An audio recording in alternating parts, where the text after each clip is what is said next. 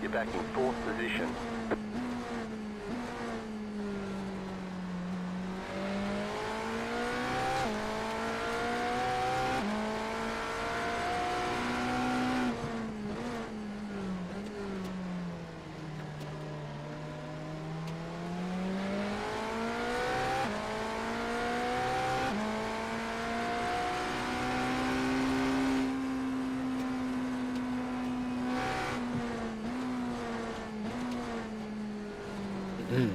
Hi chat, we're back. Make sure to like, subscribe, comment, donate your house. Clear on the left. You got a toy car on the right. Go left. Oh god. Dear. Sure, what happened there? Car on your left. Still there, hold your line. Clear on the left. E15. Oh, they're north of 25 laps back. Brother. It put me in your will. Unsubscribe from Super GT. Unsubscribe from Misha Sheridan. Subscribe to Jimmy Broadbent. Alright. I've been on the Zwift, mate. They call me Zwiftly Jones.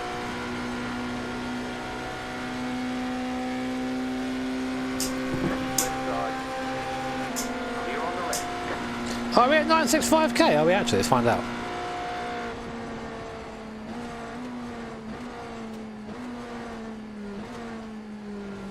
$965k, chat! Less than 35,000 to go for the big 1 million.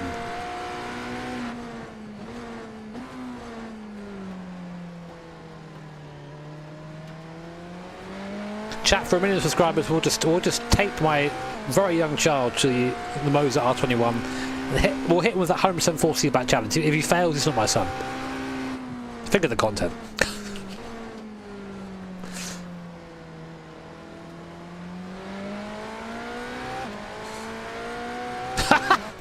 Alright, check him out, he's watching.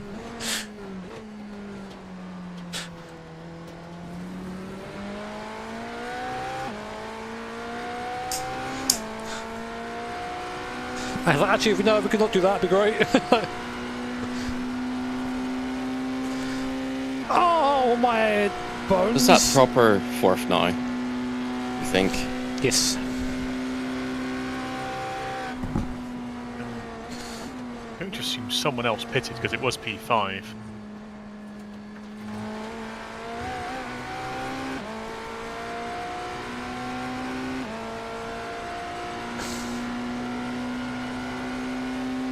Sixth and seventh and eighth. I don't think I will pass T for 1 mil. I think he has. 0, 3 and 2. I think he'll get there first, but I want to still give him a challenge, you know.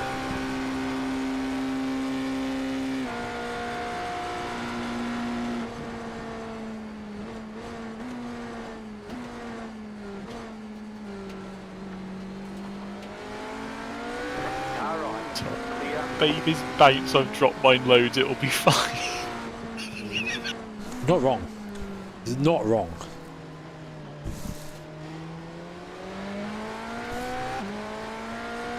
Don't actually unsub from Steve.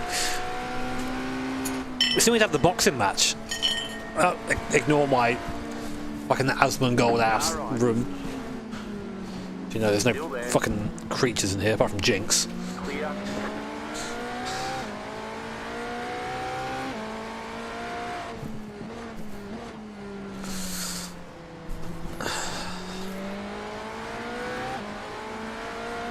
Oh yeah.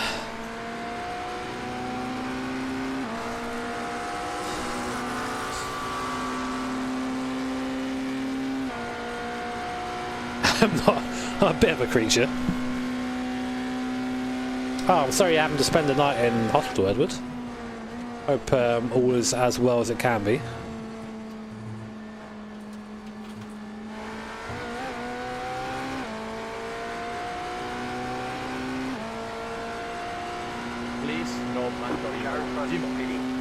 Jimmer, if you don't win, I'm voting subs for Steve. God damn it. You're on the left.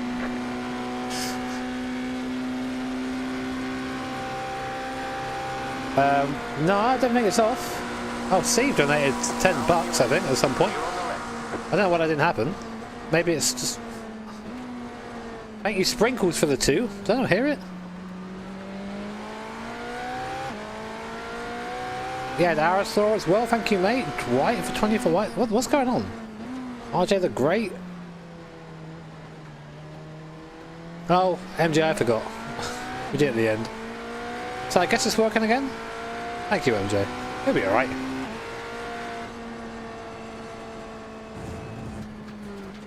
Slow car ahead. Car stopped ahead.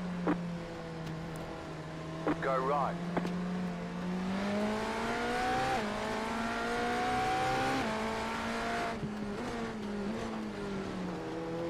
No, we don't have a... He's winning though. Just go to Social Blade. Compare. Head down, 16 hours to go. Remember what you taught us. What was that?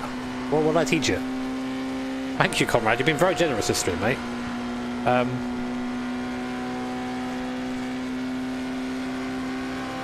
I'll never get up. Oh, yeah, of course. Ooh. Okay, fine. I didn't teach you that.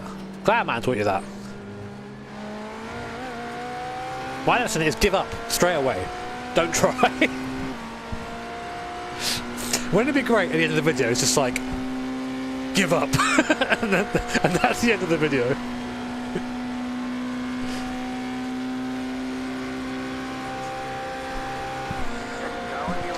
Annie, you know you mentioned like some snacks, and I was like, no, I'm not hungry, I've just had my pasta. Keep hustling. Huh? Well, that P2 started moving right as Chris started passing. He did. Right side. Clear on the right.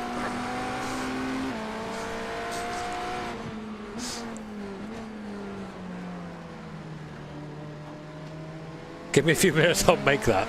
Post it in the Discord stream live chat. Please, don't come to Reno, Jimmy.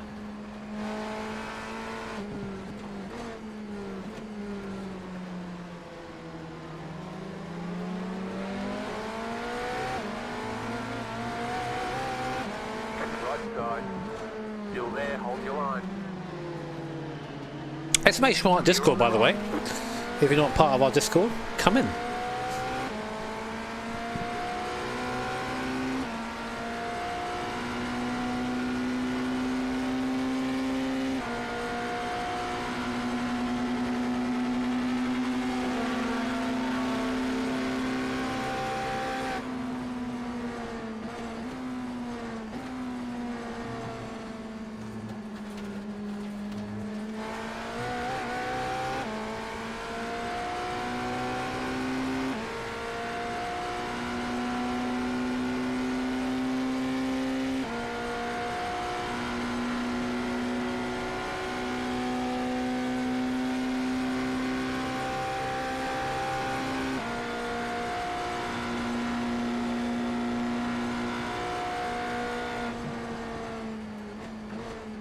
Hi.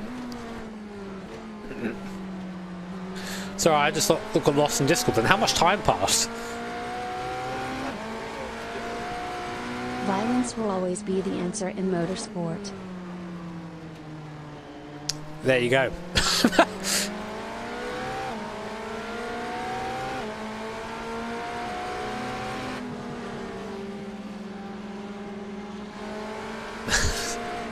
What would you say about that?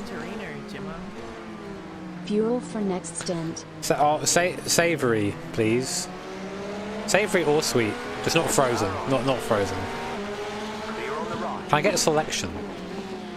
Thank you, comrade. That virtual fuel's got. It's hard, you know. What is this live chat? Here I am, a very, physically able 33-year-old man being like, oi, very pregnant girlfriend, bring me some snacks while I play my racing games with my friends, please. Thanks. Car right. Still there, hold your line. Clear.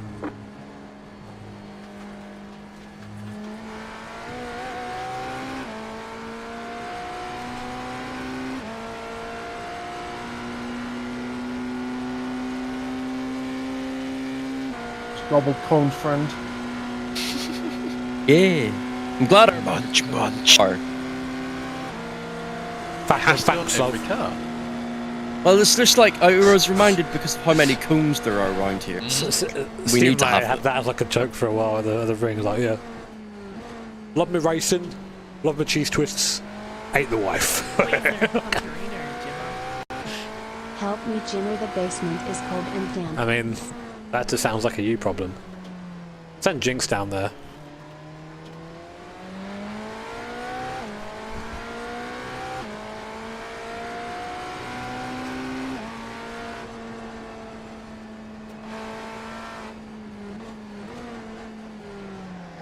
What are you talking about, Sean? Just about made it.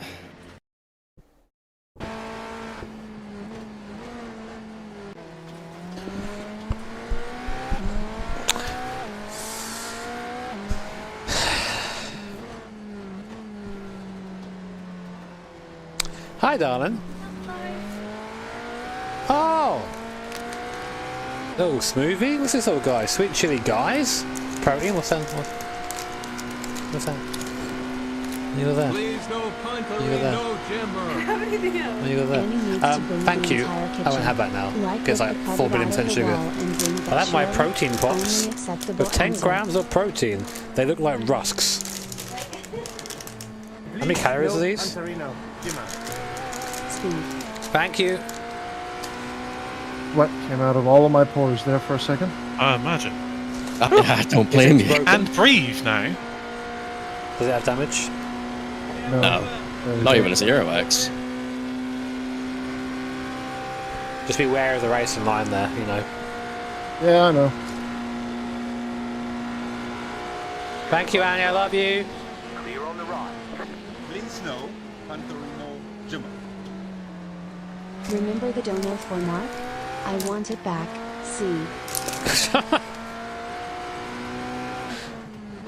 No, come on, man. Please, Hey. no Punterino, Jimmer. Do you want to hear the crunch? People talking about the Super GT versus Jimmy race for 1 million, but the real ones know. Well, not even that bad. In Bacho.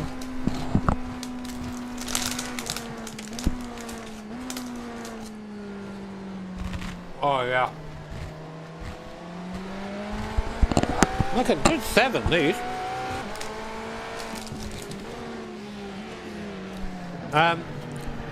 Ewan, thank you so much, mate. Yeah, stop debating Bacho, of course, always. Now on your left. Clear on the left.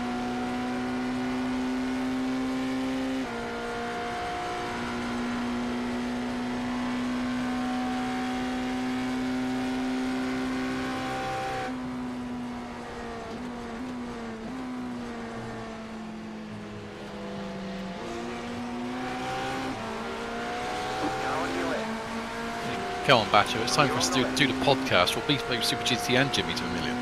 So, What wheelbase do you use? Fanatic corners. Put them in the damn bin. Don't eat your pasta.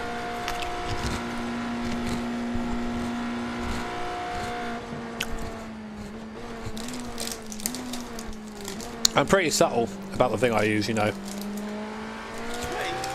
Please no Pantorino Jimmer. Hey Jimmy, trying to start a school org for sim racing. What gear do you recommend starting out? Jimmy, do you even know what subtle means? What? I would say, actually, like, if, I know this is going to sound super shilly, but the Motor R3 bundle is pretty damn decent. And I think the same sort of money as, like, the G29.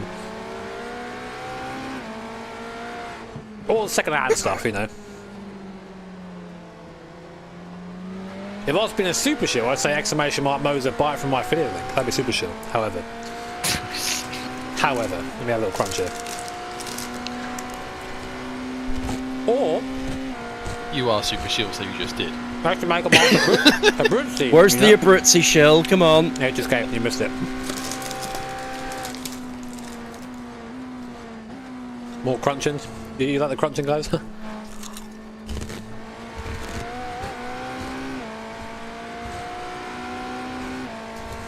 I'll work on it, Bacho, as well. I'll work on getting that big old boom arm. Two folks behind us have dry tires by the looks of it. Oh yeah. What, the caddy? Let me check. No, they're on wets.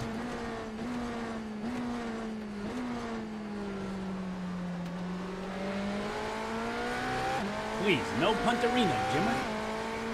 Is a 25 Really, wheel on is a it wood the frame a good peak idea? chart in P7 that, no, P6 that's showing any sort of real pace at the moment? They've found something in the wet rain, haven't they? How much do we need to donate for dyeing your hair? You got a slow car on the left. Keeping my hair the way it is. Car on your left. Clear. Thank you, though. Thank you, Brandon. I mean, probably not. You got a slow car on the right.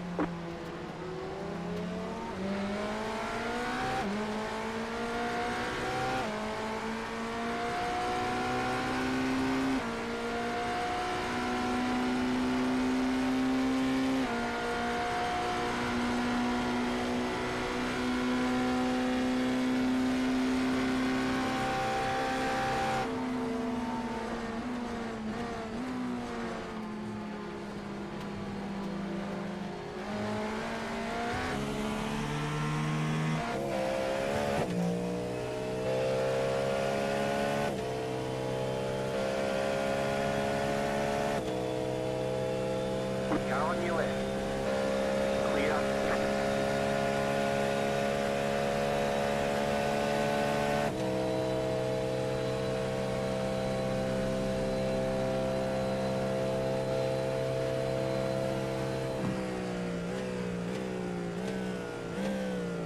Couldn't see shit. Didn't see the car on the right hand side. Oh, that was wild.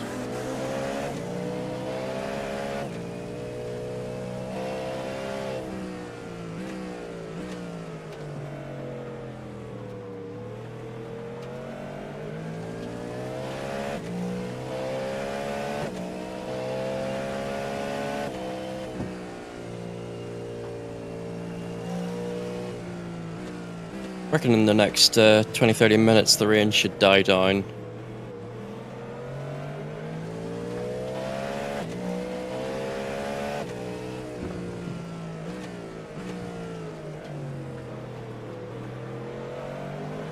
Hi.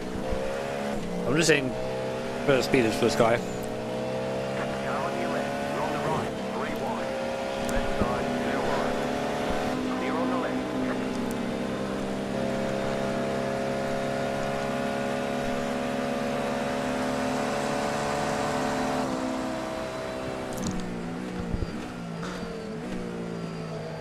No.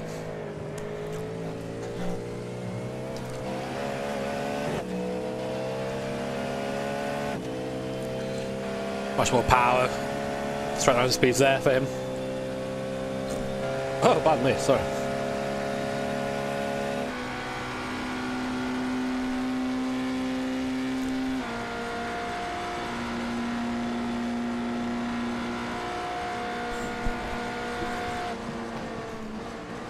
There's an incident ahead. You got a slow car on the right. Left side. Clear on the left. Kick a brain. He's one of those, isn't he? Yeah, he's Left side. show my Yellow nose flag everywhere. means Clear on the go. left.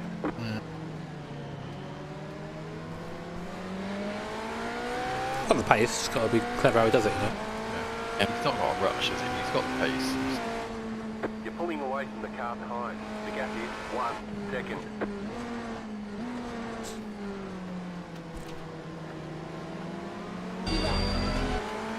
Like you look at it and think, well, look, we're 4 laps down in the leader.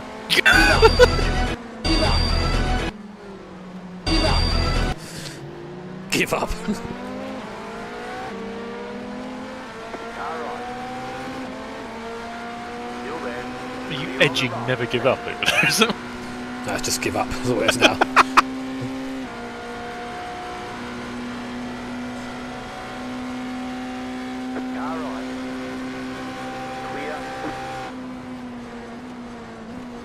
Give up.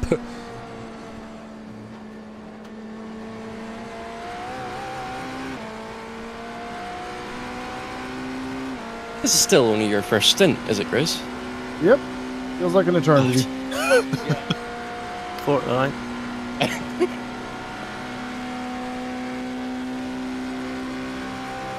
Right side. Stay on the left. Clear on the right.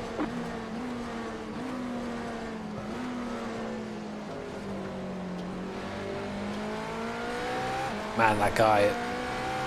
He's gonna crash us, I think.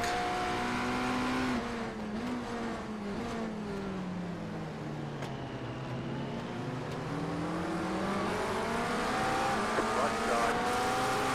Clear on the right.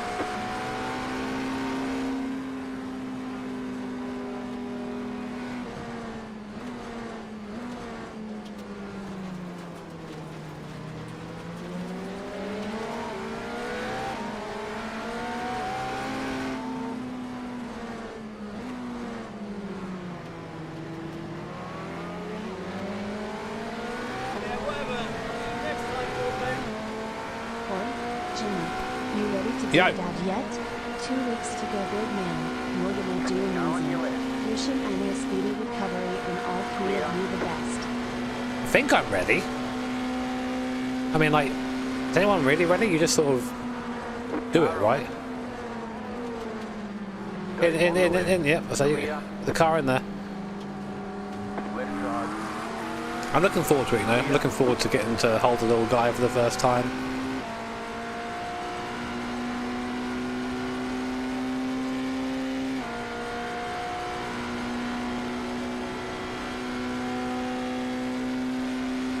Yeah, guys, I have to warn you that the Broadbent Baby will be early access when it comes out.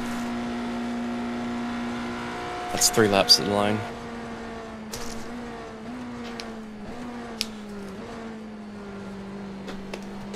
Where the hell did that guy just go? Shortcut.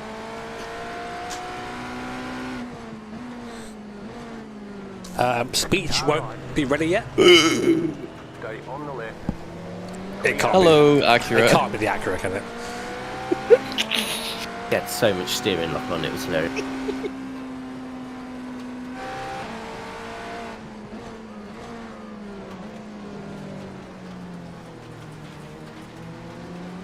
It's like if you need to ask which GT3 it is, it's probably just the Acura.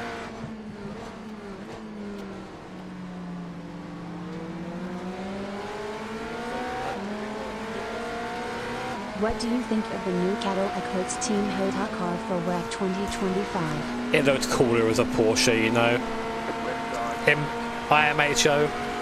Clear. Left side. Clear.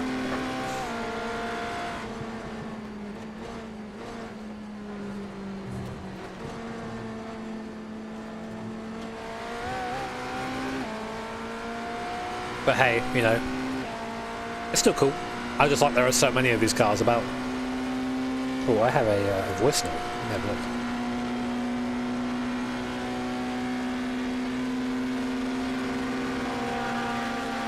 Car's coming over to the right when I want to pass him here. It's right there. It's twice, isn't it? Right there. Car behind. Picking.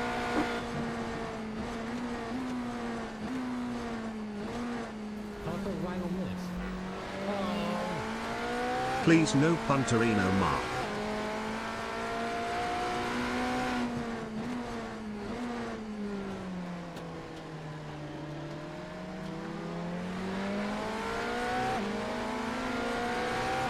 Left side. Clear. Left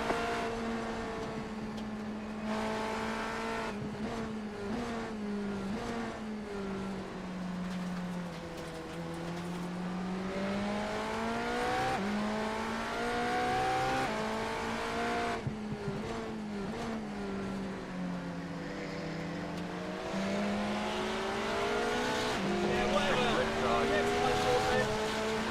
You need to get your bootsy themed baby beanie, onesie, and socks made for the What are we little doing guy. tire-wise? Keeping the wets on? Let's keep these on. Yeah, I think so. I think you're asking as in fresh tyres or keeping the old ones on. I'd probably say just keep the hot ones on. Please no When you Pantarino, keep these on, turn them Jimmer. off. Hi. have I mean, one from left. what Sam had said earlier, where they always double the tyres because they were just better to be held that way. I'd That is assume all. that. That's right. At That's Sebring, right it here, worked right really at the well start. It's actually right here. last year. Yeah, my arms, man. Thank you so much for the $5 spawn. Thank you also to Paul for the 57 months of basement dwelling. We do need to get one of those. I've turned the tires off. No punter. Thank you, my life be like. Or Forgive me, but what does Pantalino term originate from? You're in this lap. just by means the way. don't punt me, basically. Coin was the first one to do it. MJ, I don't know what's going on with Moser and console stuff. Honestly, usually by the time I know something, I can tell you, but I got no idea with that. Guys, give it up for lap 300. Give it up. Let me see some forced type in the chat. It's been a while.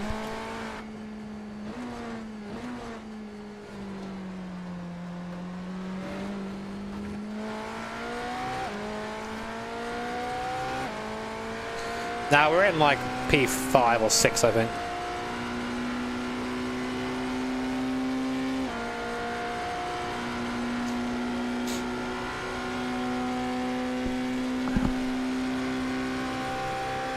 That's some good force type chat. Big fans of that one.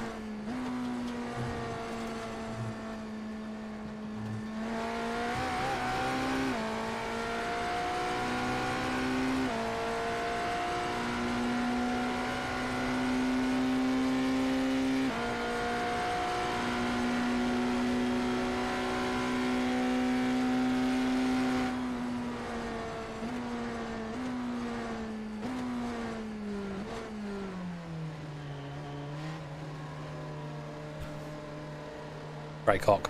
Pit box in. Red. Oh, Thanks, 3, man. 2, 1. Right here.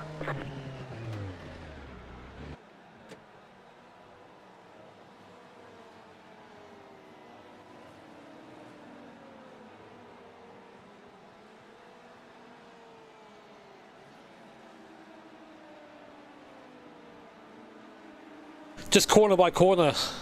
Voltic, say you got to do it. Literally take it corner by corner. This is split 9.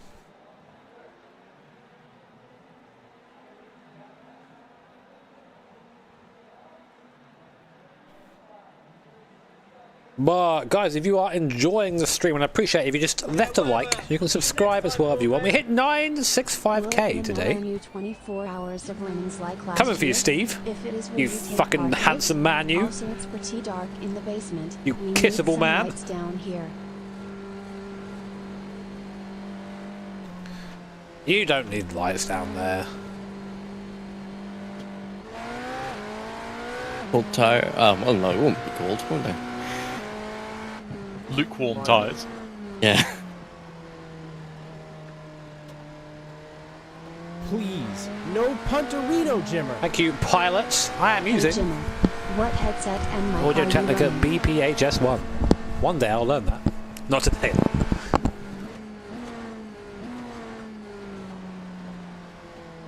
We're not in P3. We could have been. Yeah.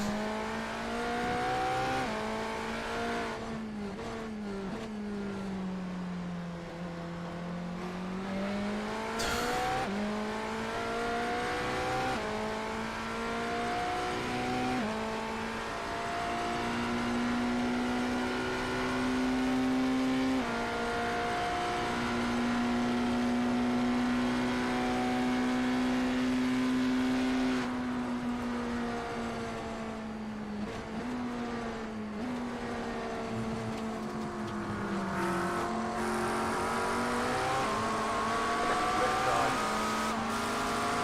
Clear. I think watching. I mean, I don't know. Maybe we shouldn't make fun of people who have a bit more trouble driving than others. But I also think it'd be just great fun to sit and watch. Start seeing a dry line bottom somehow. split. Somewhat. A bit brighter than the rest of the track, isn't it?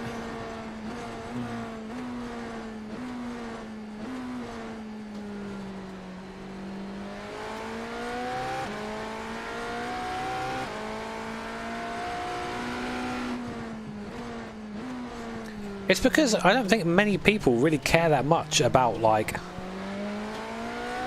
super duper esports because they're all just so similar, you know. The more like top split iRacing I watch, the more embarrassed I am because they all just launch at every corner. There's already this crazy. There's zero Still respect doing okay between with any the of the fuel saving and drivers. everything? You're doing it anyway by just driving in the rain, to be honest. And it's much more interesting, I think, to be involved in the race, in someone's race, be it mine or Malone or anyone like that, because you get to get like a proper idea of what it's like to be in the race without being in the race. You're not watching a broadcast of like very, very good people being very, very good, but because everyone's very, very good, there's no context as to how very, very good they are. Do you know what I mean?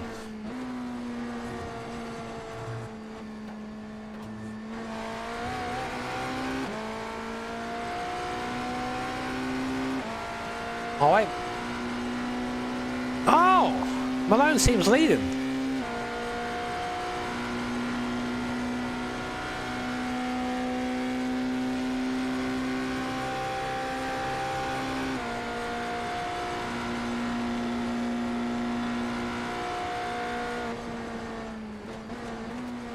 I've done 6 stints so far.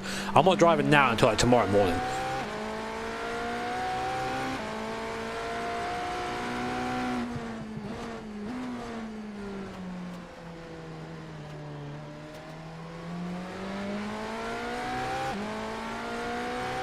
Shall we check out my my heart rate for that stint? What do you reckon? Higher or lower, chat? Higher or lower? Chat, do I see higher? Do I see lower? Higher or lower? Place your bets right now, chat. Jimmy boy. Place your bets. Higher or lower?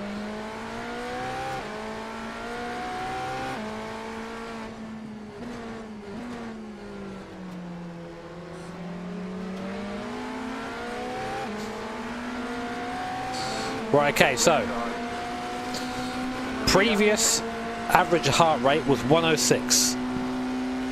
Is it higher or lower, chat? Higher or lower? Come on. You know what, fuck it. Let's make this proper gamba. Say proper gamba. The best gamba I can do.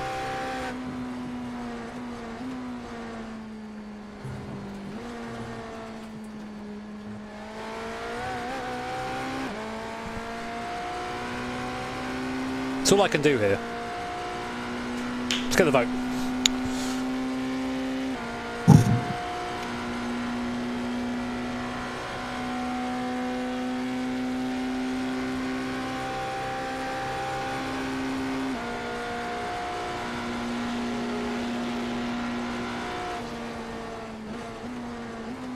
Higher.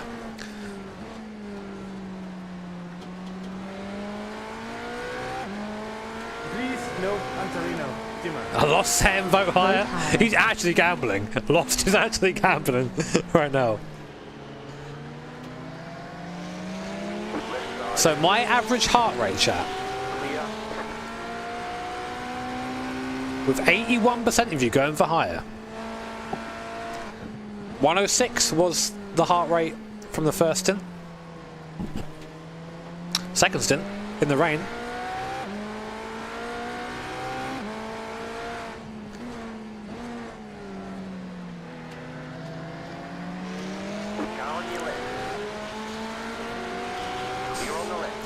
It's never been more over. I do enjoy seeing the spike with the range.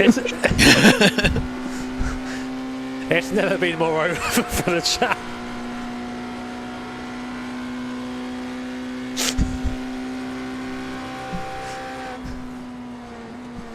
I'm pretty happy with that. I mean, usually it'd be like fucking 140 for the entire time. I think I'm just dead inside. Yeah, 104 for average for that. Bad, is it? Christ.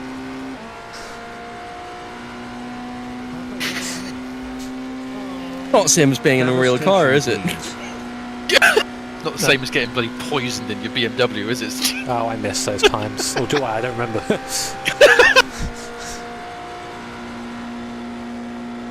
Please, no punterino, Jimmer. Jimmy, my mortgage was on the line, you bastard. That's a shame. Where are those 18%ers at? You can't. People are now voting lower. now that like I've shown them. That, Chris.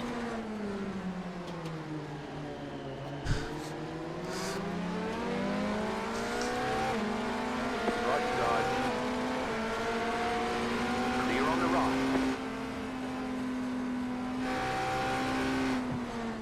Please no, Punterino Jimmer. When will you try dirt cars in iRacing, Jimmy? I tried them a while ago. Like a while ago. They're alright.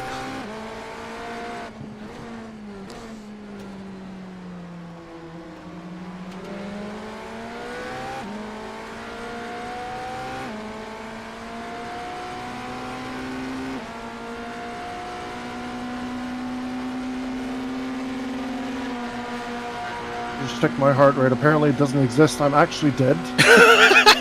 The bloody vampire! That's how cool he is. Dead.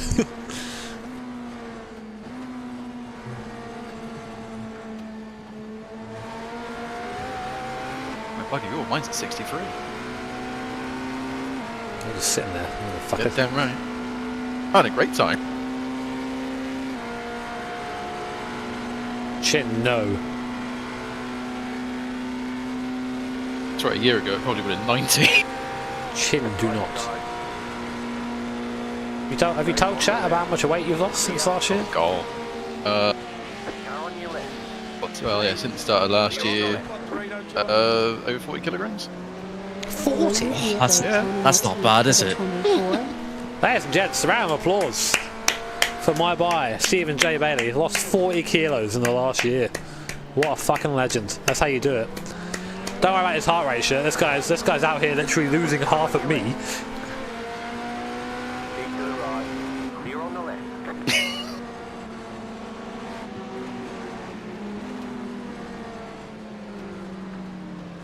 Car right. You can make me blush, damn it. As Annie said, that's why we're naming our kid Stephen J. Broadbent. Alright. Please don't. Right side. It would be fucking funny. It'd be disturbing. Even broadbent. We don't call you Stephen anyway. It's fine. Oh my god, it feels filthy. I'll come for you lot. Left side.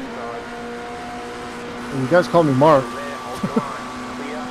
Mark Nuske.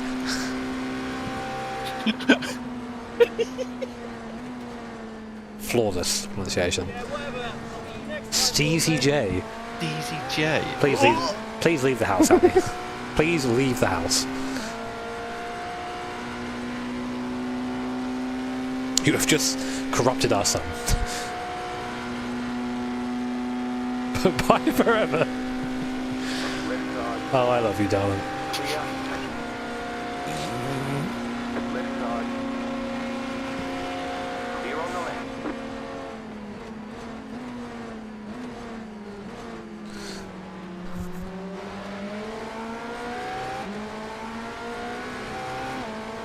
That's pretty impressive too, Fishman. Good job. As in fish, the comma man, not Fishman. Goodbye, LMP2 in the background. That was so sad. Just look, I'll look in the mirror here, like on the stream. Right side. Clear. Exit stage left. Oh.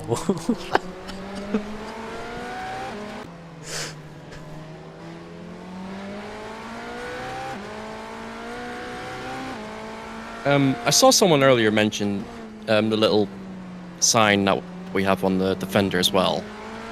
The other one, not the one that you should buy product from. Hashtag shield. Yeah.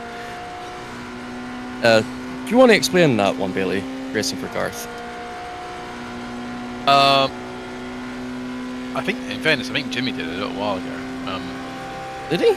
Yeah. I'm not so sure if, but no. Garth was another member of our community who unfortunately passed away a few years ago. But he cancer. So we carry him on the car as well. It's not the easiest thing to talk about. Yeah. That's alright. Car on your left. To be fair, the car, this is faster than he usually went with us, so like.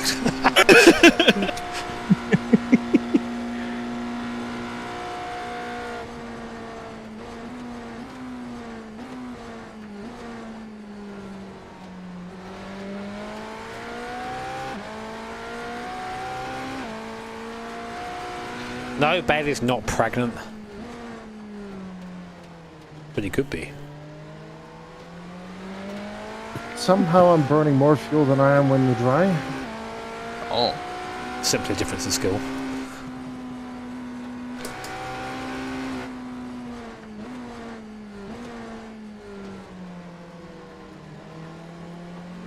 Time for a little more coasting, I guess. Left side. Clear on the left. Maybe some pedal crossing over, perhaps. That's all I can really think of.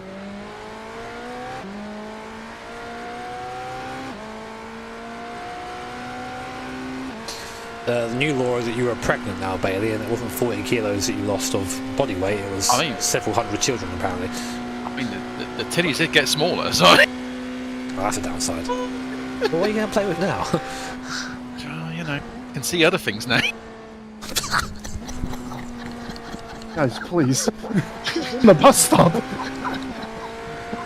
Jesus Christ.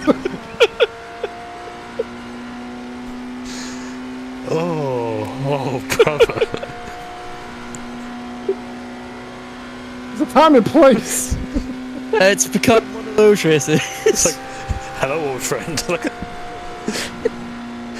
Oh.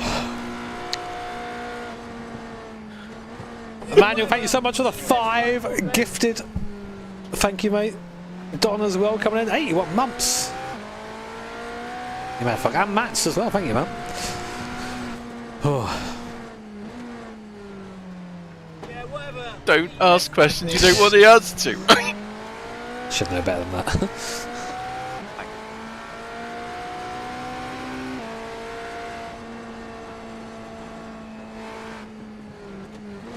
Yeah, whatever. I'll get you next time, Broadbent.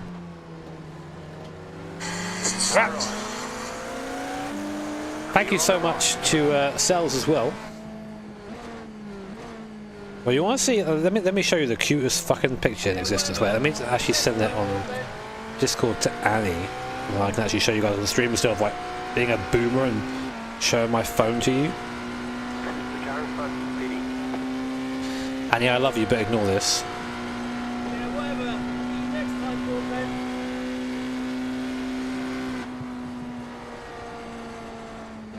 Thank you, Patrick, for being coerced into the basement against your will.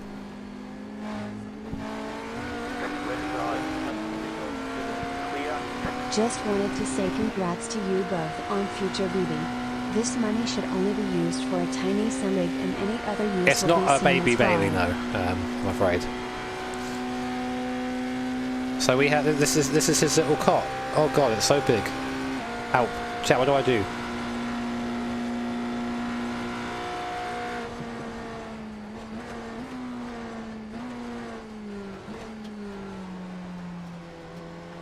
I think your fuel usage is coming from T1. I feel so bad because I forget the girl's Am I doing name, wrong in but she T1? very kindly made this Not lifting as early as for you us. the It drive. was just a random gift that was given to me in Germany, and yeah. Car on your left. Clear on the left. Yeah, it's got Broadbent on there already. There is like a UK UK flag there, but It it's doesn't sort really of matter, a bit but dead. that's where you're wondering where it's coming from. I got it back down at 307.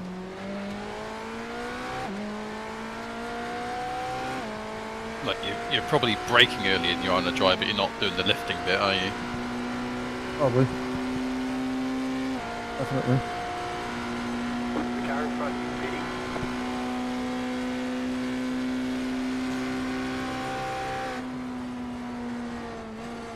The car in front is shitting.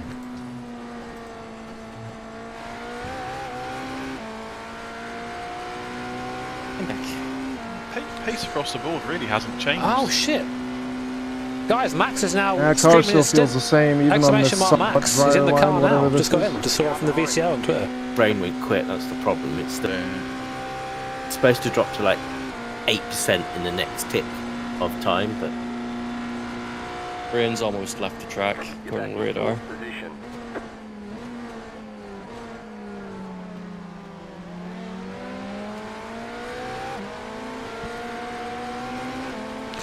Killed Nightbot. What have you done? Left side. Clear.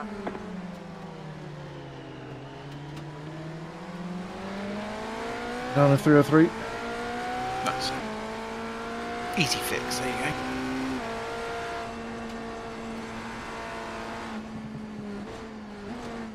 I think is also getting less scary by the lap. Now, chat, just remember, alright? Everyone in the chat at some point has gone to watch Max's stream, if you know what I'm saying. And the fun is that people who haven't watched Max's stream before, we also help them go and watch Max's stream. Because that's what a family does, you know? Bailey, this wasn't free. I paid for it. Thank you, Mopsy.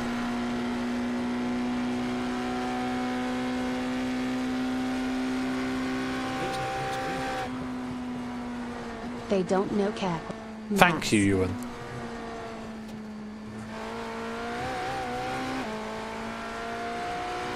What's Mopsy whinging about? I don't even know.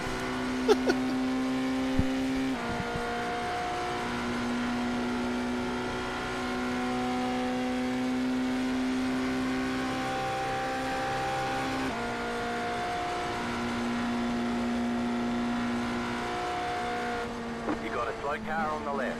You're back in third. Keep hustling. You got a slow car on the left.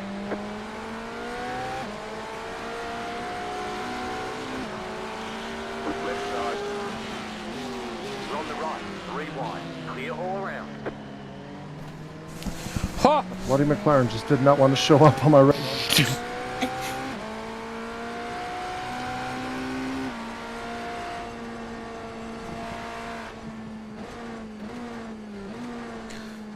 Oh, a little reminder, by the way, because it's been like a few minutes. Oh, there it is! Exclamation mark open day in the chat. We are having our grand opening of the Abruzzi showroom. You know that place I was in the truck video? Well, there'll be probably a few more bits in there, including some very cool rigs for everyone to come try out. We've got a little mini competition system in there as well for some races. I'll be there, so you can try and avoid me all day.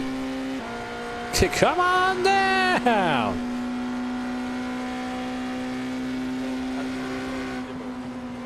Did iRacing fix the Ferrari 499p and make it more balanced? Also congrats on the future baby Stig you're bringing into this world. Oh, thank you very much, CJ. I don't know is the answer to that. No punterino, Jimmer. Clear on the right. BTW. Mark for the new merch. Yeah, Mark as well. I did,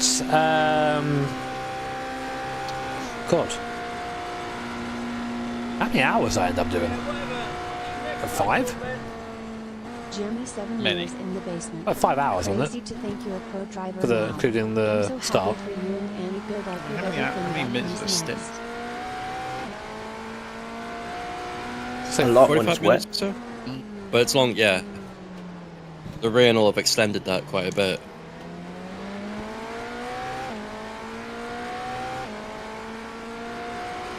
Four and a half, 5 hours. Sounds about right. Still there. Hold your line. Car on your left. Left side. Still there. Clear on the left. Oh yes, a Corvette. Terrified. I will weave. Clear. Do we have the privilege to experience some professionally cursed hours in this year's Daytona 24? Right side. Possibly. I'm not decided yet. I mean, like, it's always professionally cursed.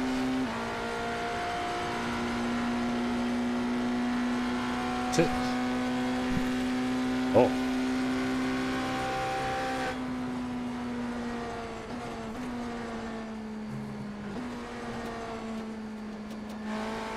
No, chat. Going wide. It's got the track temperature to 17.8. Bloody freezing.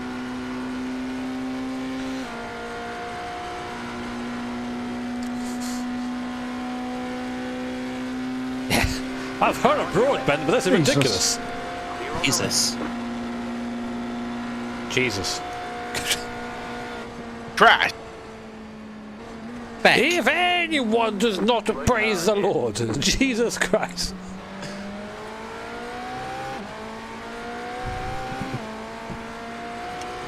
Stop wobbling. Whoa, whoa, whoa, whoa. Whoa. Poor car. How do I go back? Still doesn't have a rear bumper. Oh, how do I go back, chat? Oh no, I've. Oh. It wouldn't now. Form. Just fit to screen. That's better. Hi. It's me. Slightly bigger broadbent. Make me small. Chat, I'm too big. Ooh.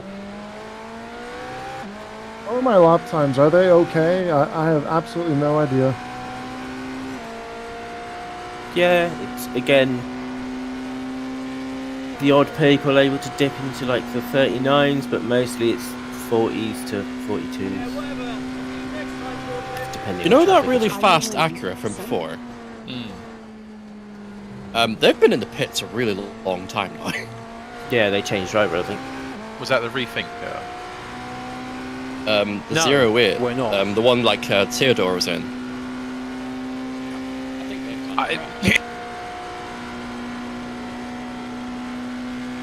Unless I've missed it. What place is it? Well, they're 11th no now. longer in the top 10. But Gotcha. Okay. we were doing in the wet, and they were like the fastest thing in the wet. Yeah. I think they were called PWR. Yeah.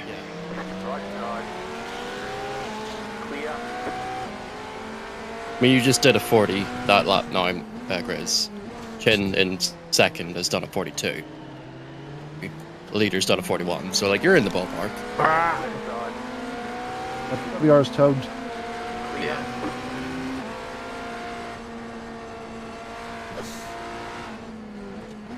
What is that? There's a couple really? of Acuras that did like a 38 Rest in peace. whenever they Rethink. last went round, but they're a lap down, and that is not common at all. It's, most of it's like I don't really know where we are. 41. I think we're like 5th or something like that. Those that did a 38, it just Level went 6 maybe. 46. Yeah, oh, yeah. It's sporadic as Well, well. they're in the pits, so yeah. Oh, I'm fucking gubbussing all over this.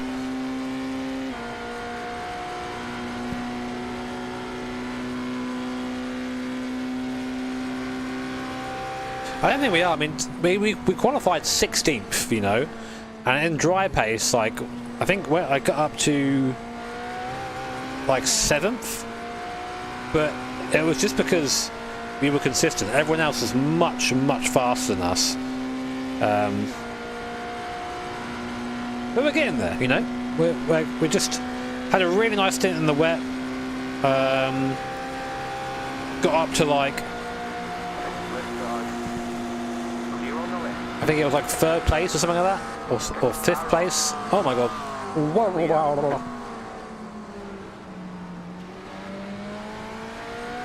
Grizz unfortunately had a off on his outlap. Cost us, I think it was 6 minutes. So we're a couple laps down now, but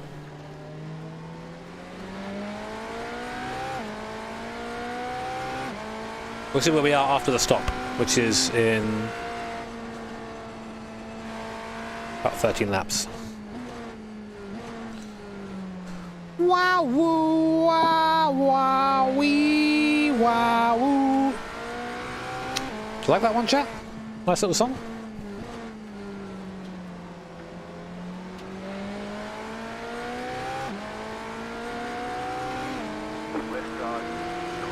W's missing a trunk.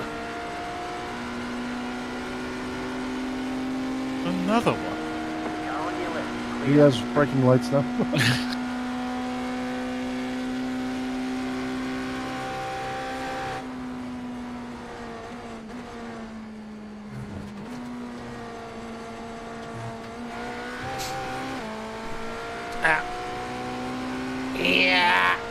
Oh, my legs.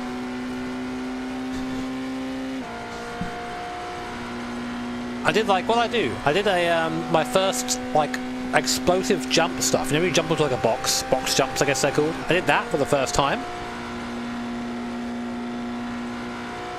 At the gym.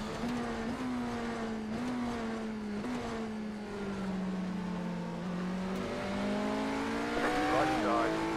Clear on the right.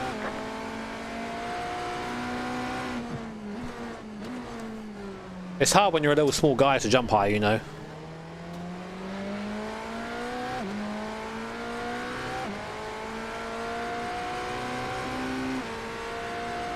No, I don't jump down from the box, I step down. I climb down the little ladder next to it because I'm just a little guy, you know.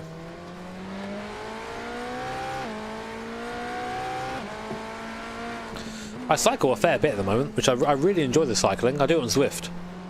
I recently got like, I'm not very good, but like I recently got like the clip-on shoes, and they make such a difference to have them.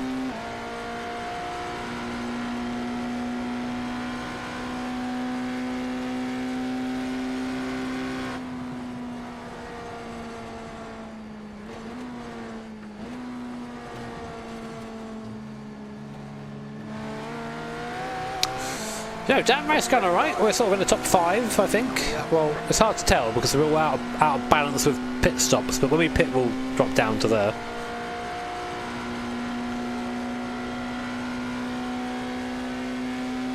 But I like cycling inside though.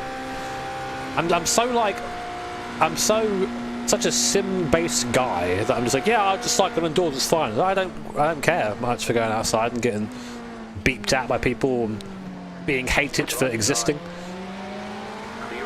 Every motorist hates cyclists for some reason.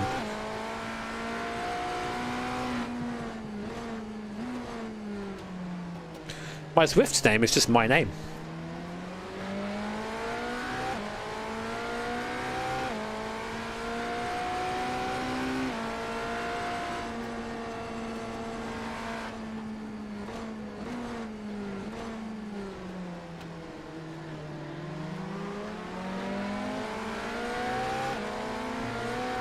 Well, I'm hated enough for being a YouTuber, you know what I mean? Clear on the right. Or for being an influencer.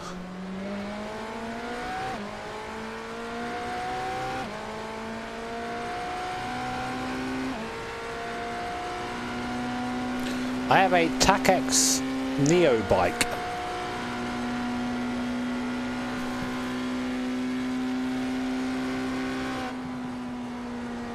Well, I was watching loads of those, like, I forget what they're called. Those, like, mountain bike races where they'll, like, fucking race down a mountain.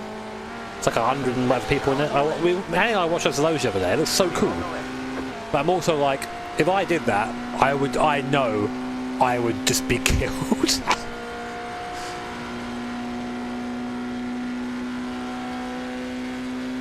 Mega Avalanche, that was it. That is so cool to watch. Those guys are insane.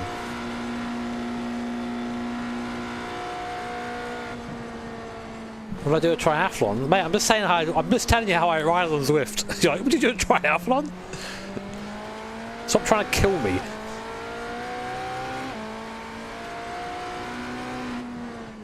Well, funny story about the trainer, Ian, that like, because I would never have bought it.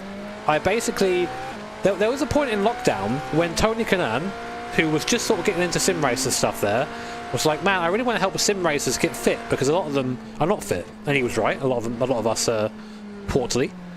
But he said that, and then he said, Jimmy, do you want to? Are you interested in getting into Zwift? I'm like, yeah, cool. I haven't really got a bike there or anything. What should I do? What do you recommend? He goes, oh, don't worry, I'll sort it out for you.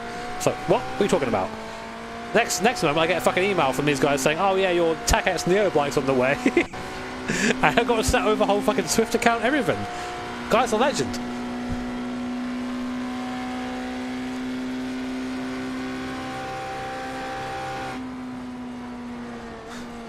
Well, okay, so I'm going to tell you how many calories my Fitbit thinks I burned in that sitting. I don't agree with this. I think it's too high. I think maybe like half of it. Maybe. But for that stint, in which it was 2 hours and 44 minutes, which was... anyway, apparently I burned 869 calories, which is... I don't believe that. I think maybe if we're very generous, it might be nearly half of that.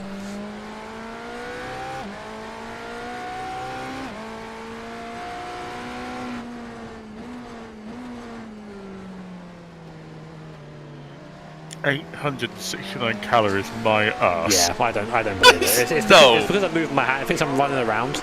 It's like, Yeah. no, I'm not.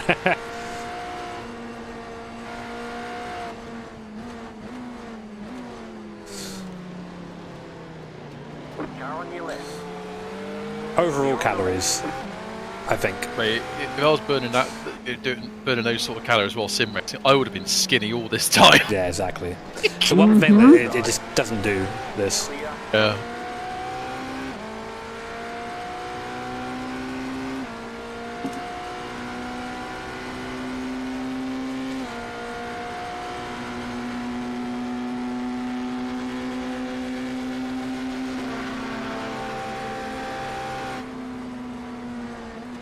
And to be honest, like I wasn't really like that. What's the word? To be honest, I wasn't really under any much stress there. I think you burned something. I don't think you burned nothing. I think you burned more than just sitting there. But like, I don't think it's as much as it thinks it is.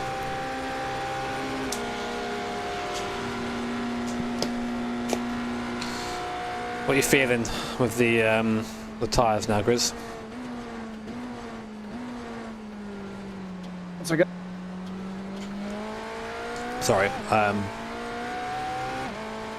Getting any closer to slicks, you think? I mean, the delta is going positive. Well, not positive, you know, green. There's a dry line forming. It is saying very lightly wet now in the weather tab. How many laps? 8. That's what 239s in a row, isn't it now? And that's sort of not really been on the cards until now. It isn't it? Who else? What other times are we seeing? 40, 41, 39s, Tip of those. towing. Everyone's in the same boat at the moment. From the top 10, I can see that are actually moving.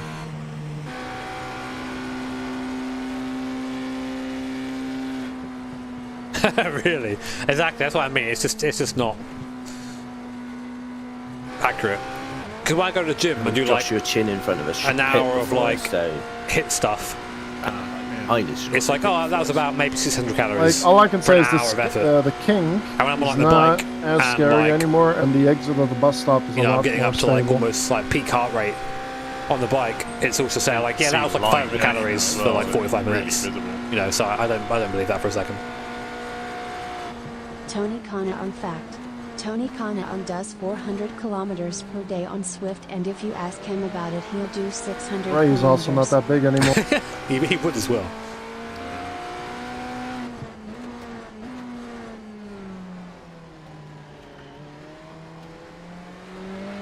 I mean, had a few laps of this, you might find another couple of seconds the way it's going. My like in my head crossover is like 36, 37. Just at the King flat out with the wets.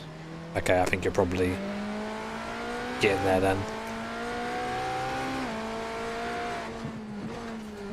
You're cool, you know. Yeah, I just don't want to, you know. Yeah, I know. It's alright, I'll do that for you.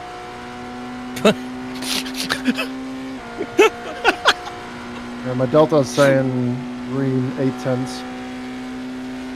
You missed T1. No, you just need a Ferrari in the middle of the kink again. Right. I mean, you're on the curbs. It isn't moving on the curbs anymore. It's not floating, is it? Like it was. It looks much more. Let me just check up here.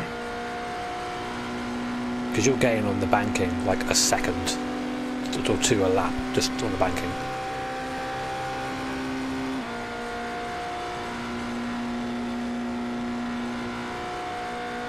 Yeah, I think that's going to be it.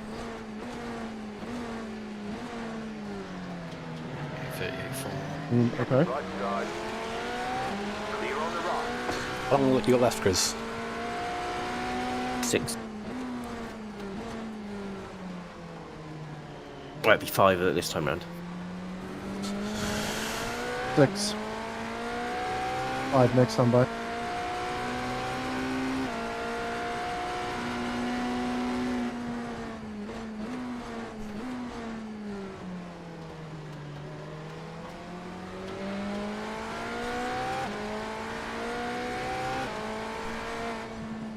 Slow car ahead. You were the fastest Go car, I left. believe, top 6 by a good chunk now. He's there, Chin. Bloody Josh, chin. The lead is pitting now. That'll wake you up. Let's see what the leader's going on to. I suspect it will be 6. The lead is What are you pitting doing, now. Gabor? I do wonder because their actual pace has not been very particularly great the last few laps. Oh, we can see the dry line. Yeah.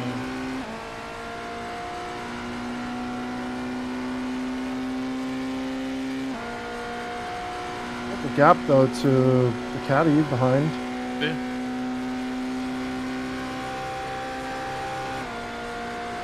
It's just dropped and I still see treads on it. I mean, I suppose for them, they're ultra safe, aren't they? 3 laps up, sort of. You don't take risks. Pussies. Sensible as well, mate. Right side.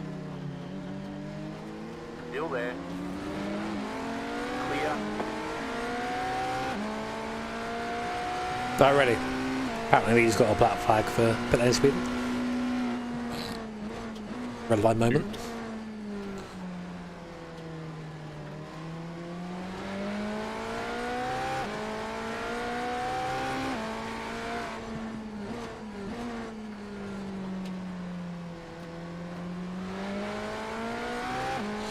Chat, how long's this stream been on for? I can't see.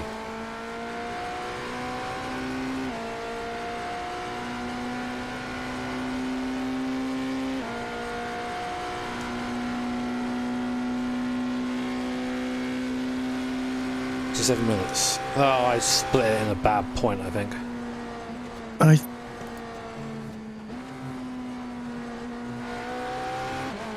Those are treads. Getting difficult to see. It's pitch black right now. They don't have any different sidewall decals. No, because that would would be smart. Yeah. Yeah. No, I'll have to split it again because I'll sleep at some point. I'll figure it out later, it's fine. I'm starting to feel that the wets are getting a bit hot. You can always come in early. I think drive them to the stop Yeah. Got 4 laps. and we'll try slicks. What do you think? That's good. Cool.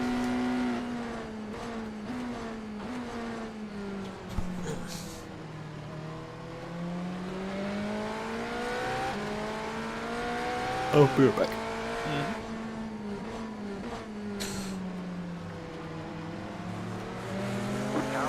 But I think it'd be really good for you to use this time just to really see where the dry bits are and where the wet bits are. What I've been doing the last 3 laps. Yeah, nice. So you're on it.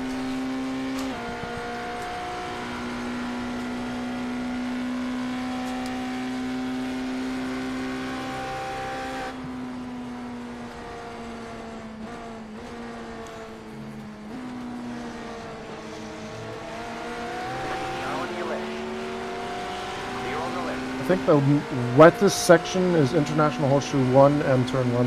but the rest seems to be alright.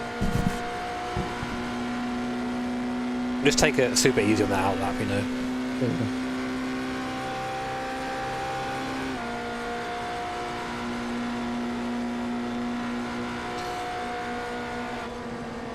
Car right. Sam, lap behind this Irwin dude. Still there, hold your line.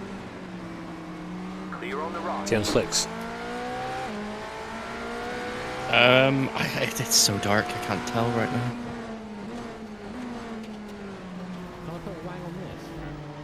Thank you, No, John. they're on slicks, I can see the After the treads tractor barely. in the They stance. look like a bit of a weapon, don't they? Wets, I meant to say. Cool. Right, yeah. So the opposite. AP9. 39 won last time around for them.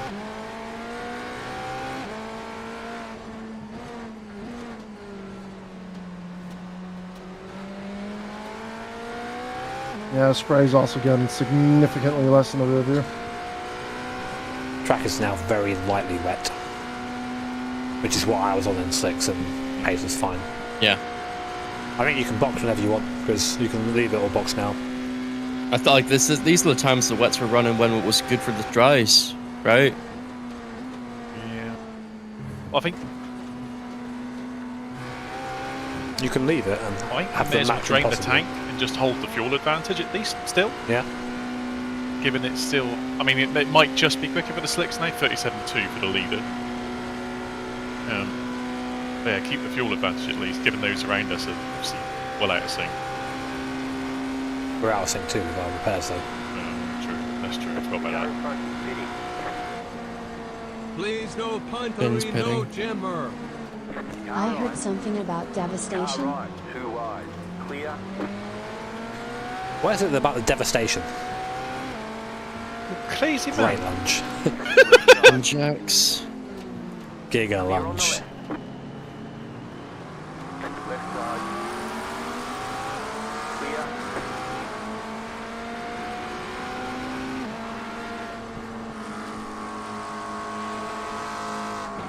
Car right. Still there, hold your line. Clear. Just some marbles you gotta watch out for out there. They've changed the slicks. Chin. Car right. Clear on the right. I think you should box this lap because Yep, I'll come in now. Clear on the right. we'll just lose like 4 or 5 seconds. It's not worth it. Car on your left. Clear on the left. You got a slow car on the left. You got a slow car on the left.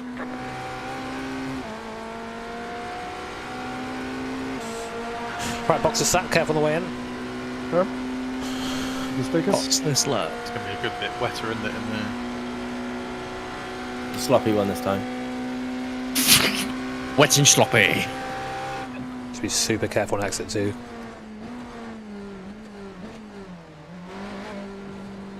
Lovely. Pit box in 5, 3, 2, 1. Right here. It is going to be difficult offline, but you have to think about it this way. Like, do you want 3 or 4 seconds a lap with the risk of maybe, like, Am I up? with a sketchy? Yeah. Okay.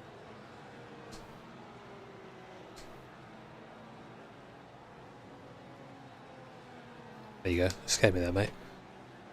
Yeah.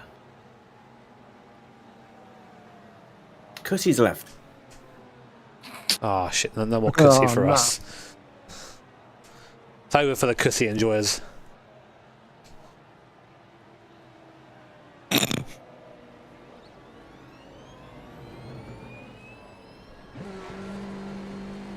So easy here. It's going to be wet here.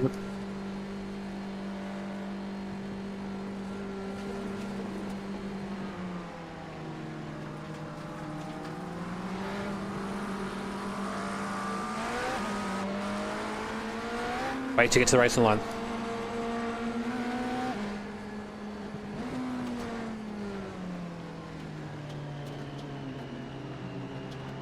going to be ice cold too.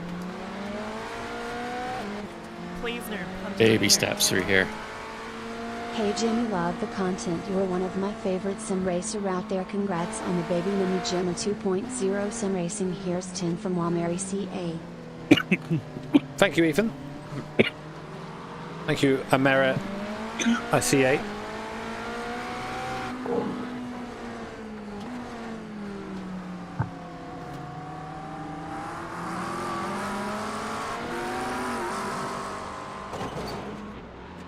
Fucking hell. Not even 30% throttle. If your wheels is out of alignment, you'll have less grip. Yeah, you're out on the wet stuff. We've got damage on the back end. Looks like your car is towed. I was not even We'll need to go 30%. back to pit lane. Press and hold the reset Slow button down. and we'll come and get you. You cut that corner and got a slow down penalty. Well, They say you cut the course. You'll have to slow down and give up the time game. They say you cut the course. You'll have to slow down and give up the time game. Why me?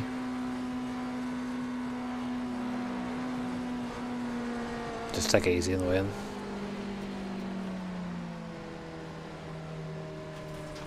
Oh, fucking hell. They say you cut the course. You'll have to slow down and give up the time game.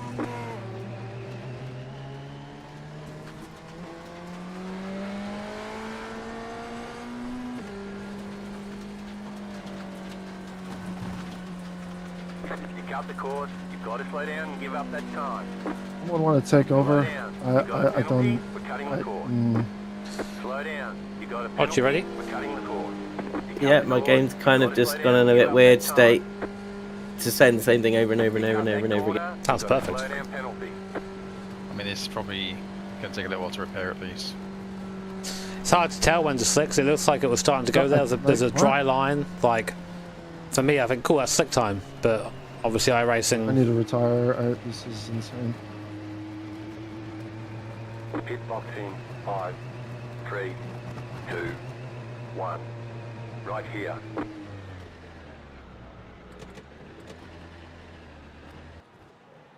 Another 6 minutes. Stuff out there. That was 30% throttle, and it just went. Is this Yeah, over? it's just on the damp bit. That was all. It's so tricky. It's such fine margins. Tires that it put on. It just went out into the rain.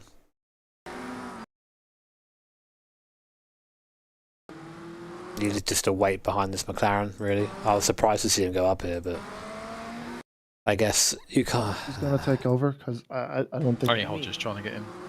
Waiting for the game to tell me I can join again. Ah.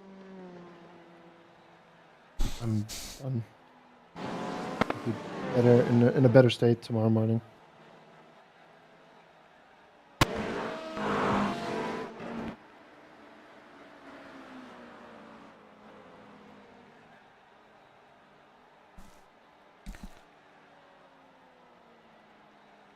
Hey, he's joining. I scared it by opening Task Manager and it's like, what?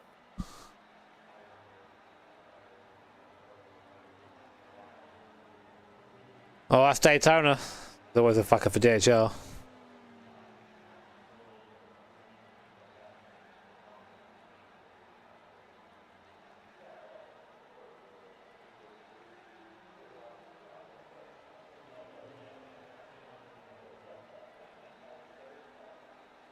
You have to adjust the ARBs and the brake bias.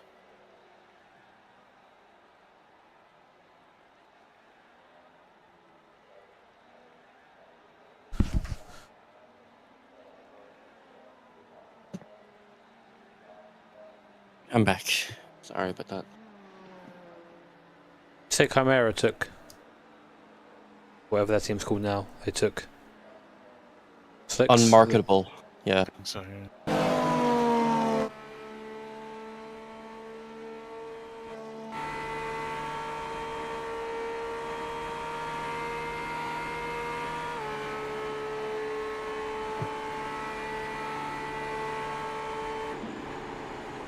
We know when you're in, Hodge.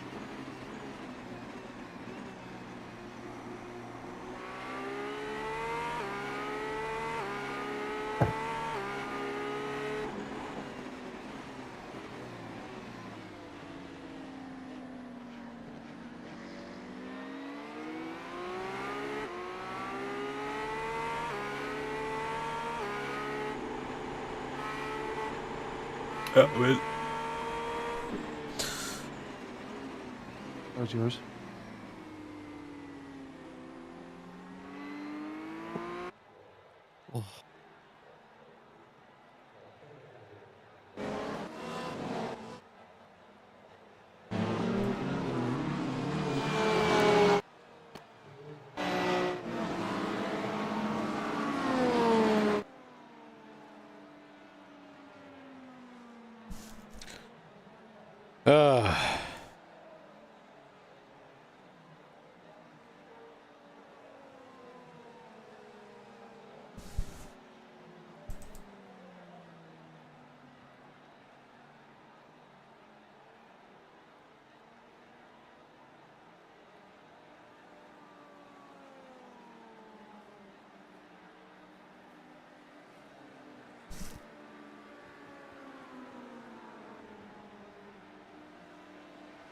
How much longer you got, Hodge?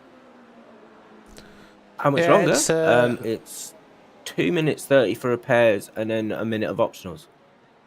It's a tough one with it's a tough one to like get right, you know. We're also trying to like push performance and try and find time in the car to like bring back the gap we've left. To me, there's a dry line out there, but I don't have enough experience in iRacing wet to understand like what that means. Oh look, track to me is like dry. There's this little bit of spray, but I don't understand what the spray means because there was spray instantly when I was doing like 32 and slicks. It's fast to overtake back markers off of the dry line and slick tires. It's not over though, keep pushing. Because like, look at this, so it doesn't look wet, but apparently there's spray. This guy's flat through there as well. Like there's a few little puddles at the side of the circuit which I think, yeah, that looks wet, but nothing else actually looks wet. There's like, I can see marbles, you know what I mean? So like, we're trying to make a guess based on this looking a bit odd. To be fair, Grizz did sort of go quite high here, which is why he crashed. But like, you can't see that very clearly, you know? You can't see where the line is or where it isn't.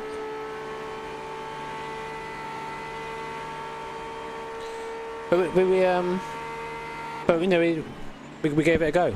We gave it a go. Here you can see it really well.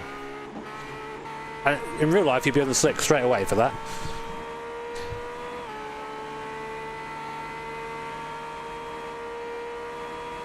The actual like rain, how it works is pretty cool. It's just like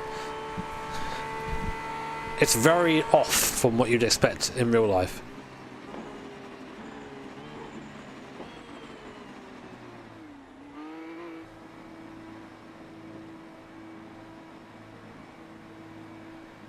I don't know, because I can see some bits, you know.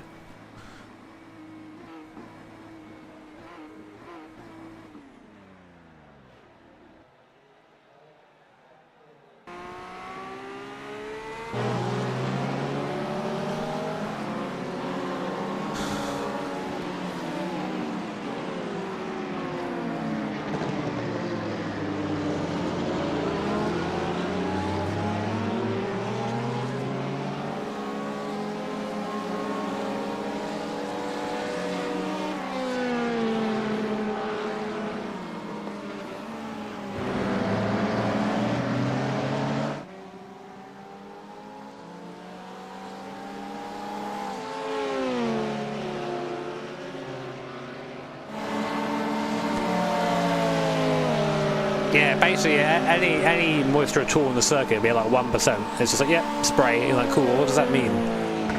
Visually it's quite hard to do it.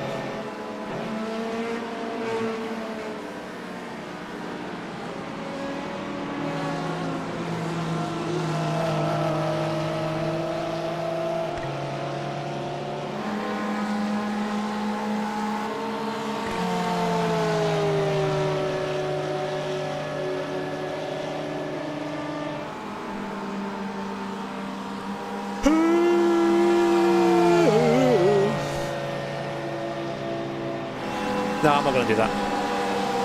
Because it's not a real broadcast, it's a stream of us. There he goes.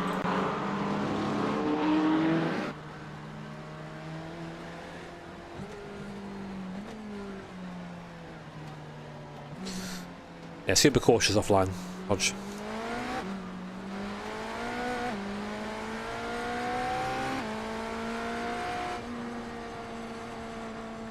Please don't put the radar, Jimmy. The fun part about enduro racing is you've still got 15 hours to go. Time is easily made up over the journey. Others will falter as well. Yeah, we'll see. I mean, like, it's always hard to come back from this sort of stuff mentally. Same McLaren, same place. Right side. Clear on the right.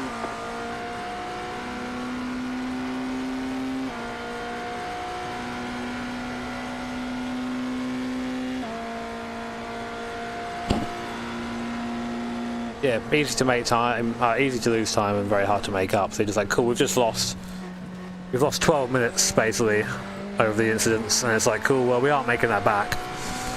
So we have to rely on other people having crashes, which is then becomes a bit like, ugh. It's always difficult, and I'm sure Chris is beating himself up a bit right now, but that's racing. That's racing.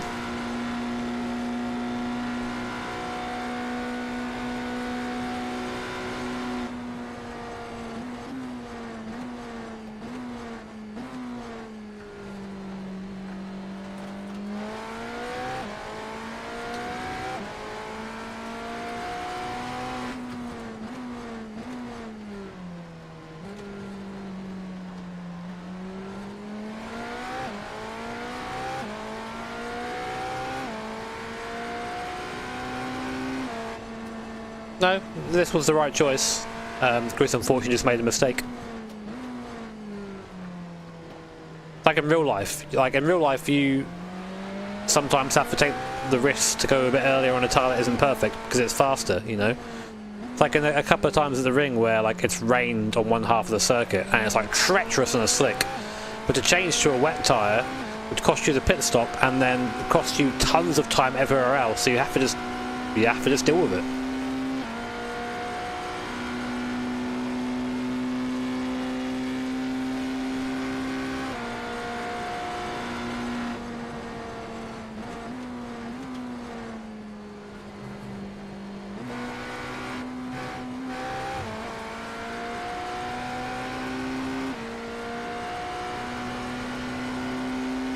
Yeah, we're still in it, and we're still up 9 places on our qualifying, so just be wary offline here.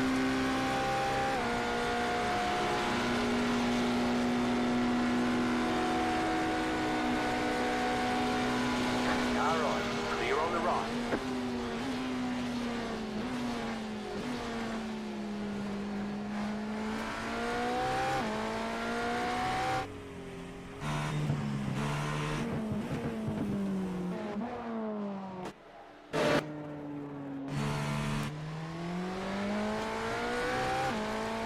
Fast, and everyone in front of you, apart from second place, was very similar.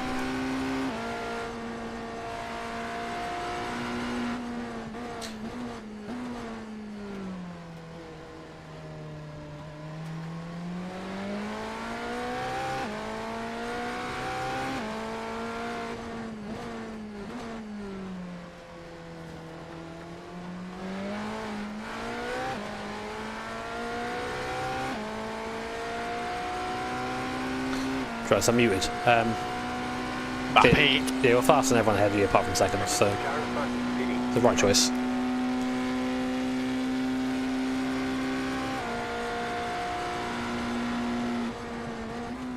Please no Panzerino, Gemma. Racing is a lot like lovemaking.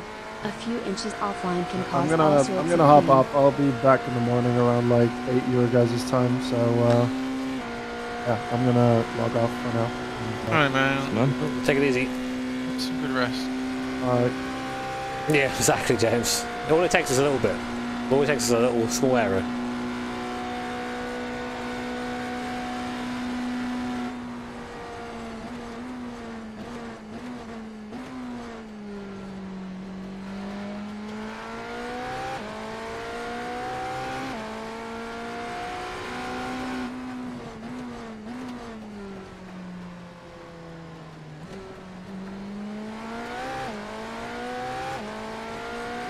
I gotta say, it was kind of comical though. Like,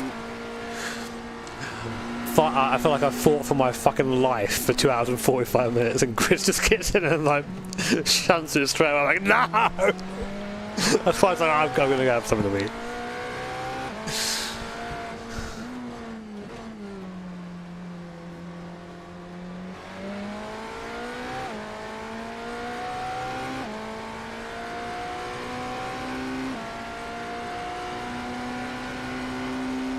It was the right choice to go to slicks. I thoroughly believe it was. And it is. It's just like I said. I think Grizz just kind of forgot for a second that he needed to stay off the wet stuff and just tried to go around the outside of the car, and that was it. Car dead. I go to bed. The leader's pitting now.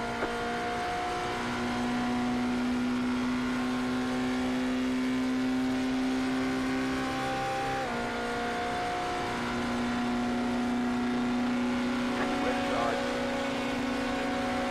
Clear on the left. You got a slow car on the right. There's an incident ahead.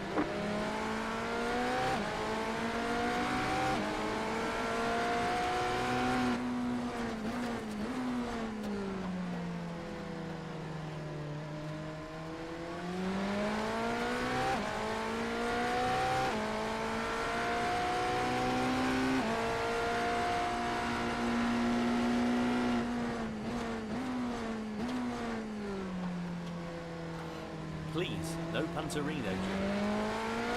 I started rim racing around 1984 W revs on BBC Micro. Life got in the way in the 2020s. Oh Christ, Drew, but my thank you, man. resolution is to get back into it this year. Have been watching your excellent content for years. You're the sim goat. Big hugs. Thank you, man. Thank you for the $50. That's very kind of you. Not sure if I'm the sim goat, but I'm just sitting here and yapping about bullshit goat. Can't beat me on that. Rim racing. that's the real one. I mean, I don't think we were unkind to Grizz or anything. I mean, I think my initial reaction was just me being like, just got out of the car, just like very like concentrating very hard, a little bit of adrenaline going on, and like all the work. This is not to say anything bad against Grizz, but it felt like all the work I just did is now over. I was like, okay, I need to go and I need to go walk. You know what I mean? Like, that's a genuine reaction. Clear on the right. It's like that in real life racing too, you know? When you care about something and you put effort into something and it goes wrong, you have a reaction to it. Car on your left. Clear on the left. Car on your left. Clear on the left.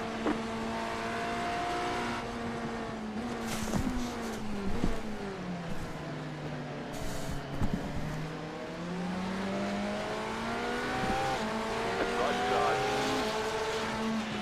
Keep to the left. Clear.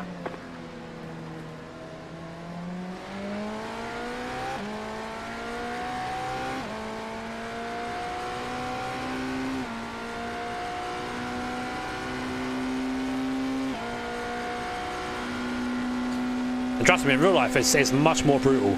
Much more brutal in real life.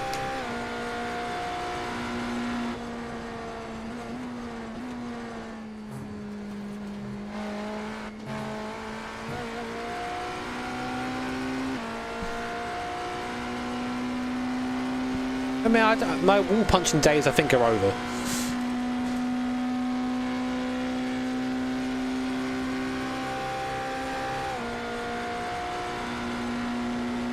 Don't bank on it. Huh? Don't bank on it. Hopefully. Some nice pace hodge.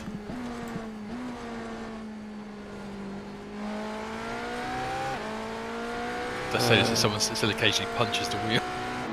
I do that a lot.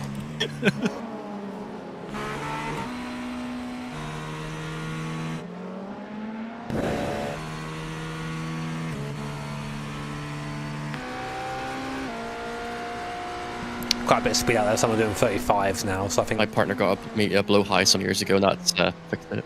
Yeah. Sorry, so I'll just start, they're doing 35s now ahead here. Yeah.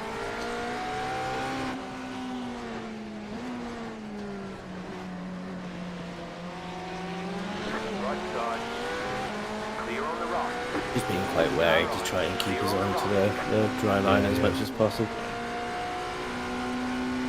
That's the thing for anyone watching. Like it is hard to describe the challenge of this sort of situation. Like you're on a narrow line, you've got cars everywhere. It's dark in places. It's bloody difficult. You saw it earlier when I was doing it. I couldn't see where I was going. At the end of the day, we are a bunch of amateurs still. Like, you know. Yeah. It's easy for like people in the chat to like say whatever, like backmouth from the keyboard, but it's like you're not here doing it, are you? Everyone else, still, look at how many people have crashed in the race because of how conditions are tricky. But there's one car still that's not had an issue. It's a nice lap hodge. Beautiful. Lovely.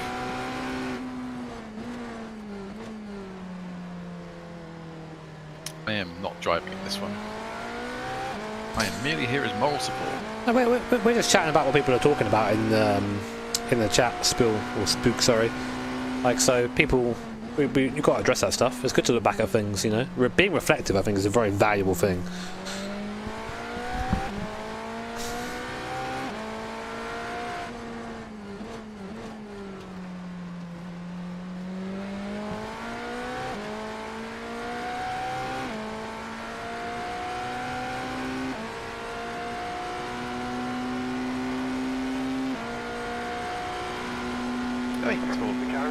Sometimes addressing some of the comments, it gives people a chance to hopefully learn what it's actually like. You know, it's very easy to make a comment, but as long as you're open to sort of listening to what people are saying, why it's so difficult, you can't ask much more. Yeah.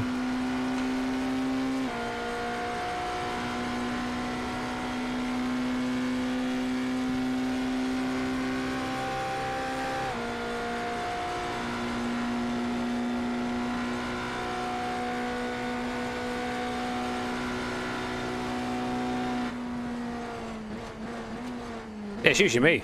It's usually me that has the crash.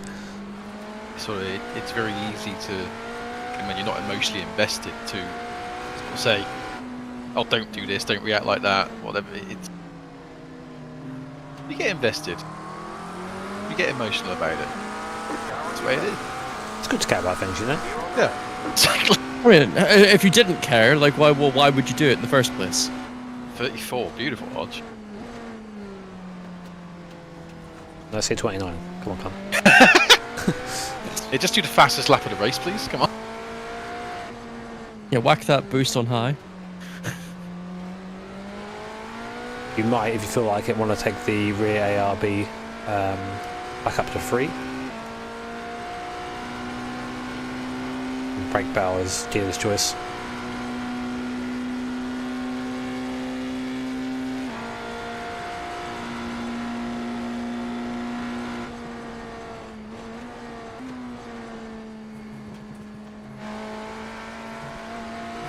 It's got some machine with that shit, man.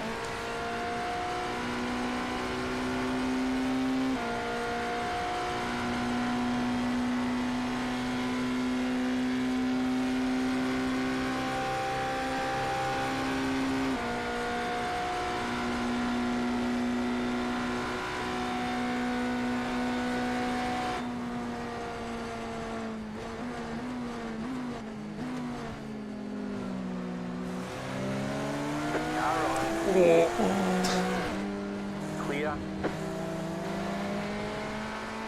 Oh, he nearly died of pointing. Yeah, it's like, well, you know. You can't never read that accurate. It's the most unpredictable car, that car. It's a different driver on it now as well. So they're all of them are. They're all the same. That car is in the race against its will, isn't it?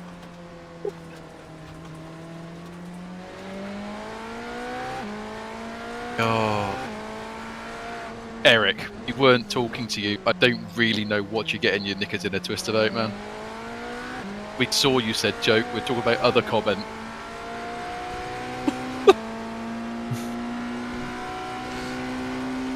Well, if I were wearing knickers, they'd be twisted. Hmm. Got a free ball there, you know? Get that ventilation in there.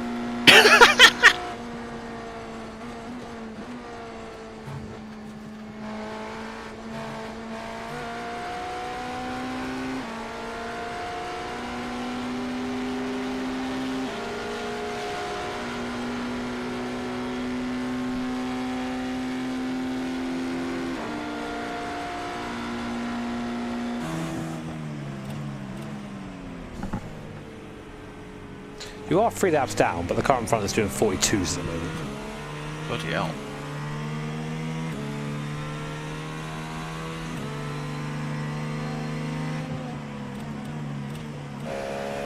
They are on slicks as well. That's curious.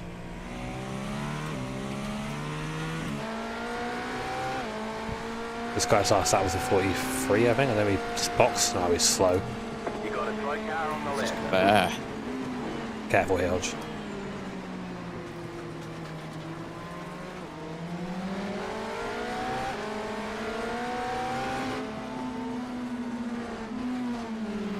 Car right. Clear on the What? right. Hello? Understandably so.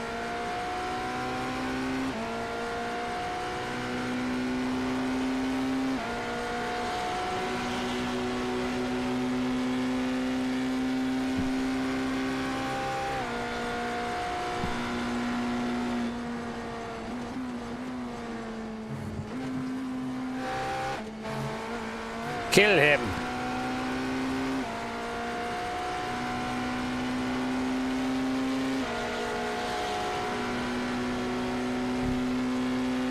Don't there. Bloody hell, no.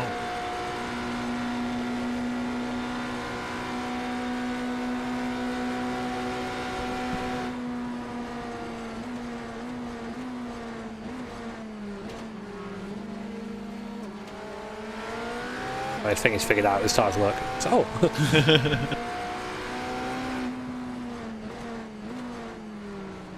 Got there in the end.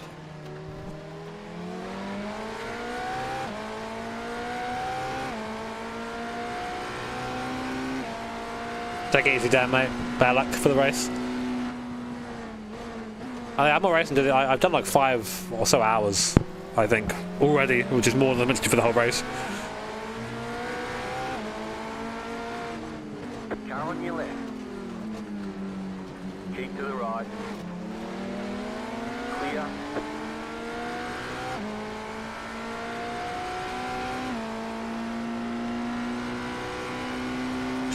Yeah, you got to be nice in the stream chat, you know. Be kind to each other. Or try to be. If you be a dingus, you get a little dingus slap, you know.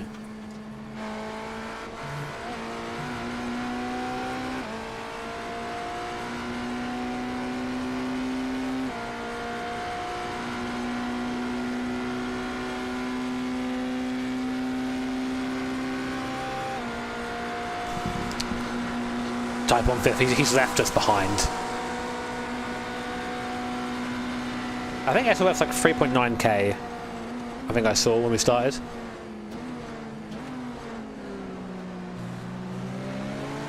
Right side. Yeah, Keep whatever. to the left. See you next time, Clear. Broadbent.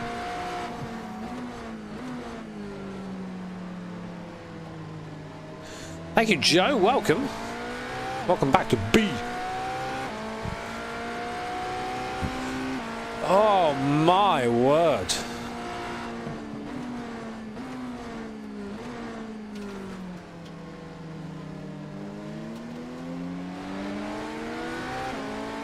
Car on your left.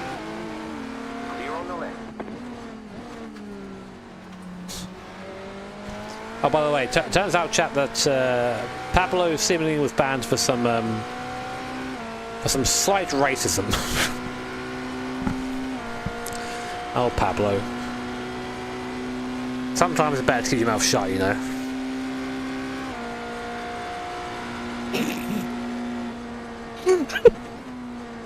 Light's one way to put that.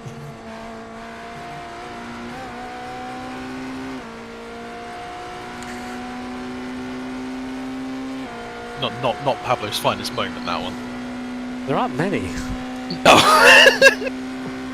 Like, I like watching the guy, but my god, does he make it hard for himself, you know?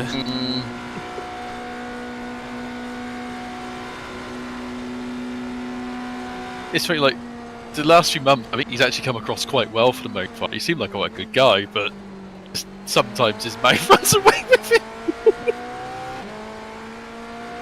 Silly boy.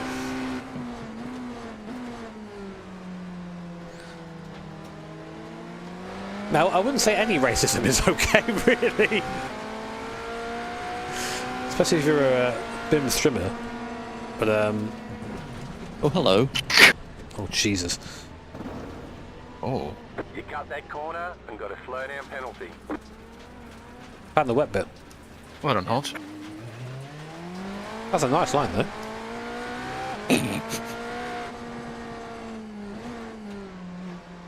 Someone... As that happened, James and chat, track's defo dry now. Like, as Hodge speared across the infield.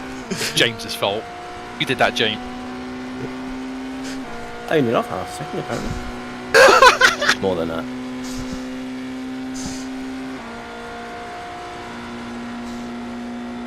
Yeah, you don't get these lines with Max Verstappen, you know.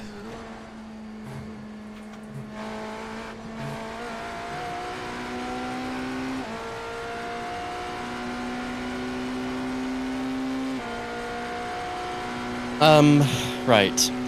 Joe is possibly going to be home late. Would you be up to do a triple, Hodge, and then that'll sort everything out with Joe? Yeah. It's time. Yeah.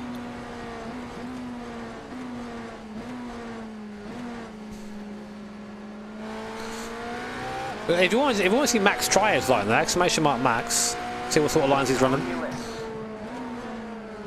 Still there, hold your line. Clear.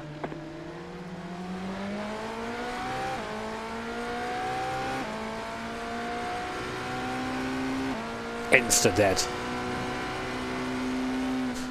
So Joe's prediction is right. He'll be home somewhere around 11.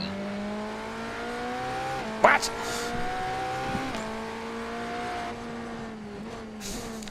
Not even a real sim racer. The greatest crime. So fucking Joe is 2.8k. Yeah. Fuck off, easy. Yeah.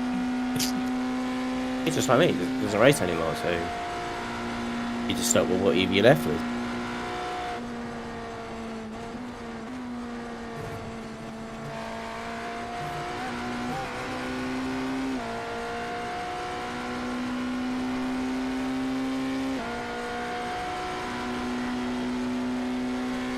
What I love is whenever we mention Max's stream on stream is that the amount of people who just are in disbelief that it's happened to them, that they've got to see Max stream. It's on the internet. I wonder how many people we've sent over to Max's stream in the years that's been there. He owes us some money, I think. Slow car ahead. Just off the head. That's not a nice surprise. No.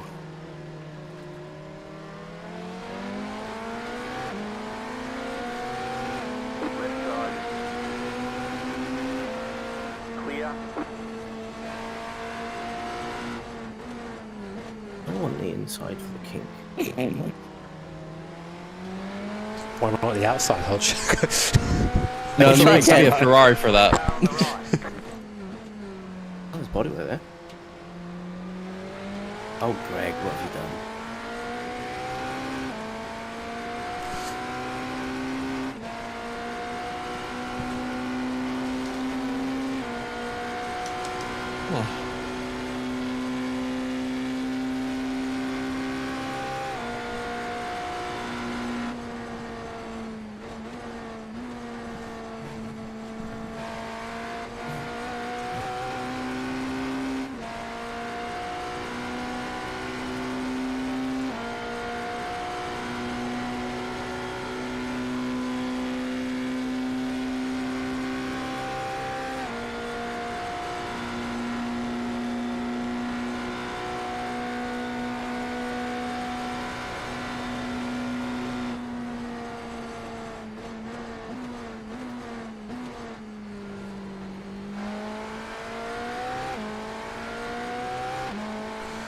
Capital P5 is 5 years.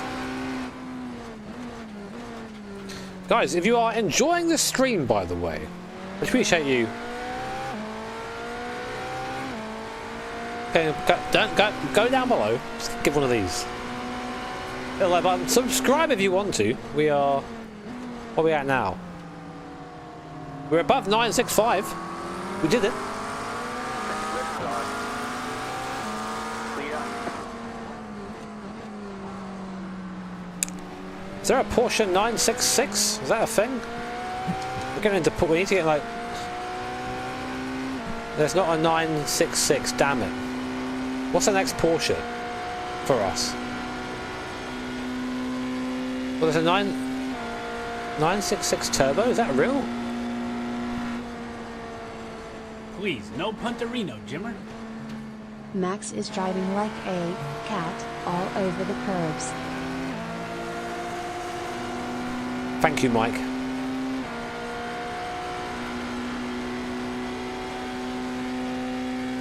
Please, no Punterino, Jimmer. Thank you, Hazard. Repeat after me, Jimmer. If you must cross a course across Cal across a crowded Cal crossing, cross the cross course Cal across the crowded Cal crossing carefully. One idiot. Clear. If you must cross a course, cross Oh, cow that across again, a crowded isn't it? cow Hey, he's busy crossing, flashing cross his the lights. cross course Oh. cow across the crowded cow crossing Just carefully. drive your bloody car, man. Get fucked. I don't know. Have I hurt him somehow? God, maybe. Oh, shame.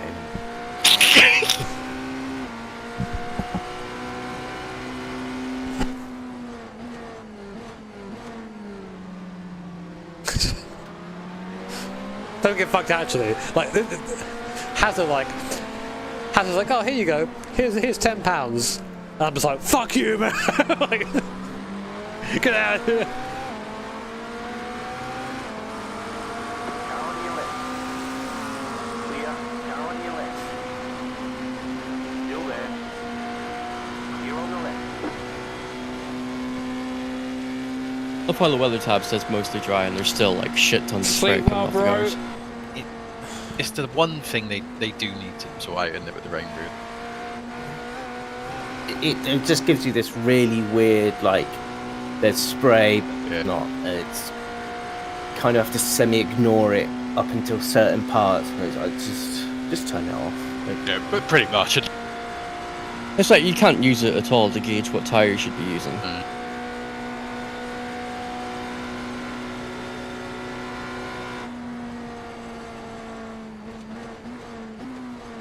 Sort of when Jimmy, when you were on the slicks earlier, there was, I think like the previous way of telling was when there was sort of spray coming out the middle of the car. But even you had the spray coming out the middle of the car, and it was still straight for slicks. Yeah, I know. What the hell? There needs to be a little bit more there, I think. Yeah. It's a shame. I think it is still the best model. Oh god, by a country mile. Well, it's when you're complaining You got about a car graphical on the left. Go right. thing being the worst thing about it. It's like, well, that seems like an easy thing to fix, Yeah. maybe, comparatively. But I said the graphical thing is massive because it makes you not understand Yeah. what is going on. Yeah, it's a big way of judging it.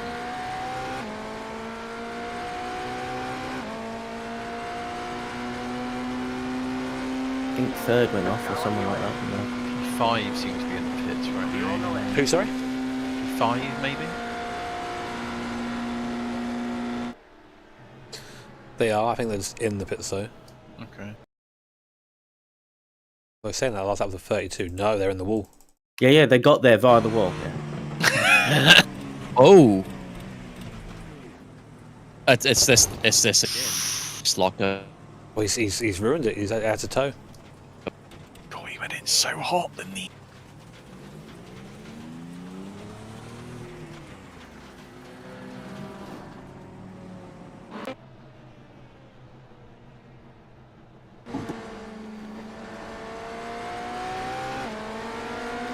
This is one of those races where you could finish 15 laps down and get a top 5 out of this. Still there.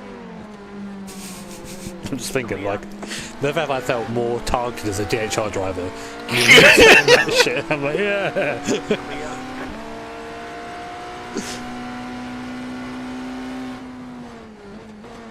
I was P5. Oh, that's a big yawn for a little guy like me.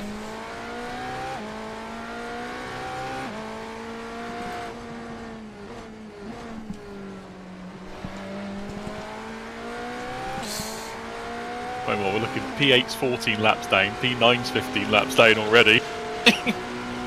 It's one of those races, man. I don't know what's going to happen. I suppose if it doesn't rain again, it should stabilise somewhat. Well, I've just looked at the weather forecast. It might rain again. Oh god. No, I know. I know before I got in, it climbs to about... It was about 18% was the last value I saw. Excellent. It's gone up to 37. Quarter to 4 is when it says it's gonna do that.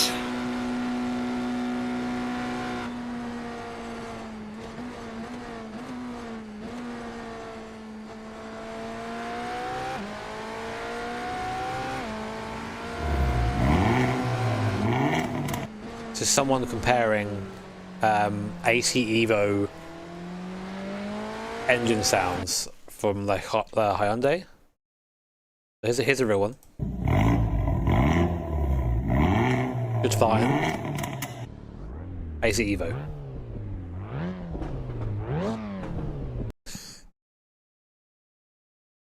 Real. Not quite there. Not quite there.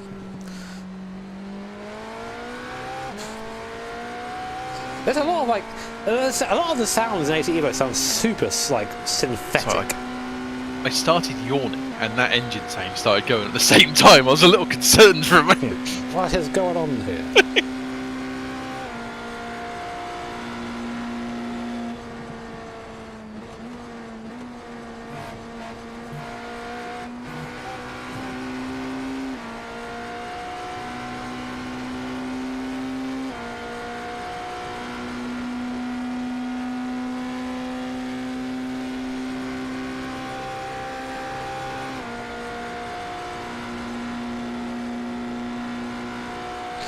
But these are all things that, like, hopefully will be fixed, you know?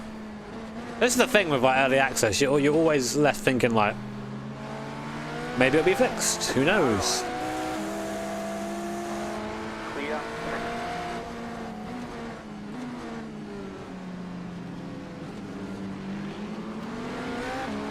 Car on your left.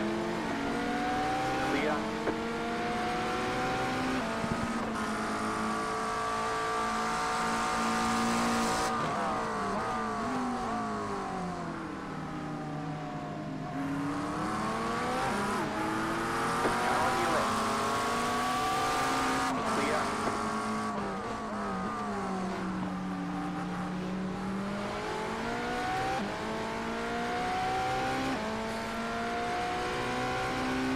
The one thing with Kunos and AC, they at least have a track record of developing through early access and doing pretty well with that. Yeah, I'd say that. What? Like, it's not that small. People don't like. It's like 30 something That's into the it. way to put it. It looks small. There's a lot of people that don't know how bad it was when ACC launched or when AC launched. From my wheel to the like my It's real rough. TV. It's about like it's about the length of my arm. Put my arm up in the air. It's about that long. I can't do it. I can't. About the length of my arm. All right. It's not that far away. Time like fisheye lens does a lot to make it look terrible. So I was just pulling away, going out for the gears, you know.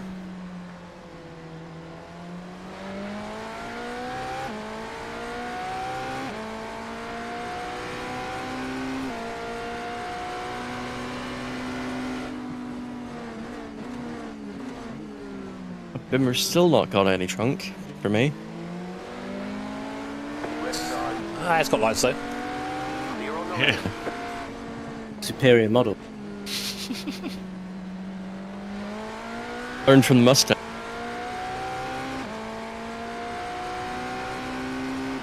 The vibes are all right. I think the thing is, Torchbearer with AC Evo, I think people sort of that are coming to it and maybe arrived to AC late have sort of got used to what AC is now, and what ACC is now. Maybe weren't there at the start of their life. I have a question, right? Yeah. What rally car did Mitsubishi run in the 90s? Two of them. There was there was a Galant, wasn't there? And then they went into a Lancer in the end. And then it could have been called a Charisma, depends Or on Charisma. But it was a what Lancer. Proton. A Lancer what? Lancer Evo of various Evos. 3, 4, 5, 6, all the way up to 7, I think. So why is AC Evo? Because that's what they call it, because they're Italians. I was in the car the other day being like, oh, what the hell? What the fucking hell? AC Evo, alright? Like... I've just been saying Evo because that's what one of their guys was calling it.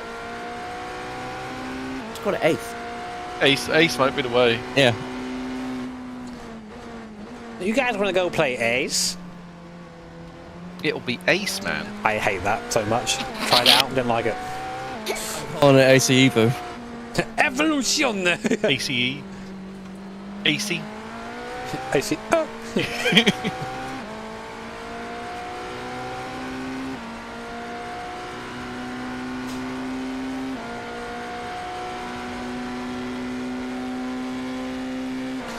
Wasn't Ace of Spades that like cool little fucking army simulator thing?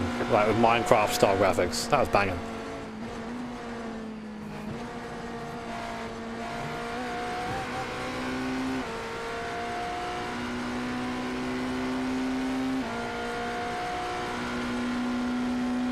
I know that's evolution. McLaren.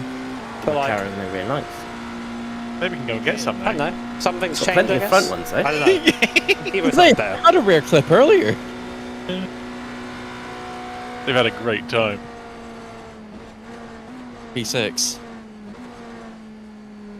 Oh, someone just fucking died. They went Oh no. E-line, and I'm like, no. Kev. Can I get a replay of that, Jimmy? Let's have a look. Oh no, he survived. But I think he panic wiped on the way in. Oh, there's the unmistakable panic wiper. Oh, he survived.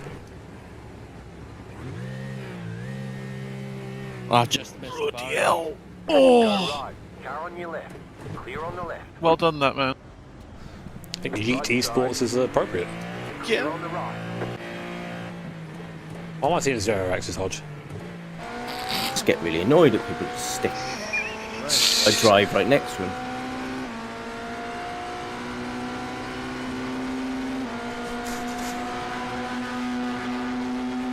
This is the man that split 2 GT cars whilst he was invisible. Remember this? That's because I wasn't.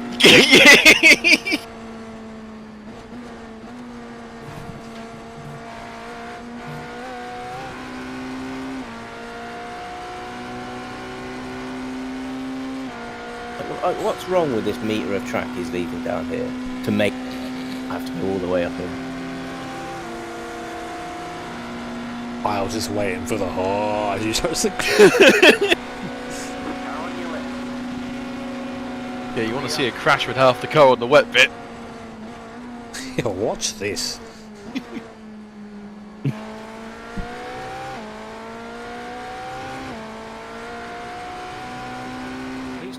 So you can't let Grizz out, do you? You got to write the car off, Hodge. If you get in a crash. Like... Oh my god! Can I do that just before you get in at the end? Also, I told myself Yeah. that I If would that be is first the in makeup, fucking see you later. time-wise is going to be interesting. Yeah, we need you to do your Sunday workout, Jimmy, after all. Yeah.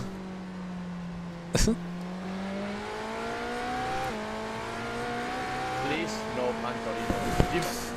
Thank you, Why does it feel Saffron. like they took Cheers, man. BMG and ACC and had off-screen? They made Ace just way more sim-based than an arcade. Let me know your opinion. No. It's my opinion. I don't think that at all. Reminds me a bit of the old test drive games, the way the interiors are very detailed. Thank you for the $5, mate. So I'm going to do a lot more sim racing. Sorry for that. I'm welcome. I'll take your vitamin D. Oh, nice, man. Enjoy the Moser! Exclamation mark Moser, by the way.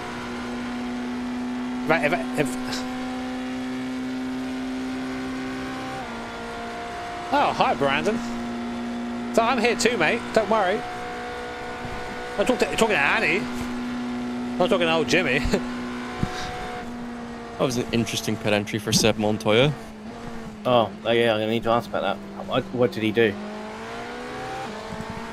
What number is he? Number 17.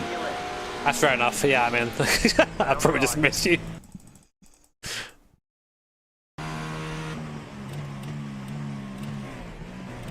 Whoa. Basically, be very careful. Oh, it's still wet. He got in the puddle, didn't he? Yeah, he just skated. But where is the puddle? In like the, if you were to do the pit entry properly, it's there. If you were to cut across the thing, I don't think there are any there, but I don't know how well dry it is. It's sort of across the where the banking meets the flat bit, isn't it? It's roughly. We 6th. What happened to 7th? Why have we gone up one? It was They the guy died. who punted the wall. Oh, that was him. Okay, cool. See, cussy. Brandon, give it to Annie. It's very kind of you though to give us some primes. Annie primers. God, my goddamn ass. So close to doing 4 laps instead of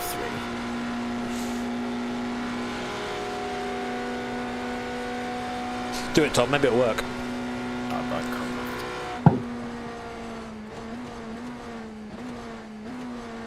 Oh, hello, Brandon Williams. Though, sorry, multiple Brandons. How you doing, Brandon Williams? How about your day, man?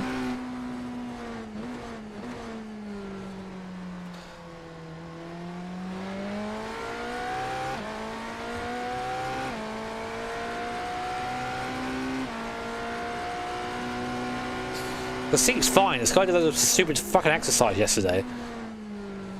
Like, my lower back's a bit achy and basically, why exercise for losers? Don't do it.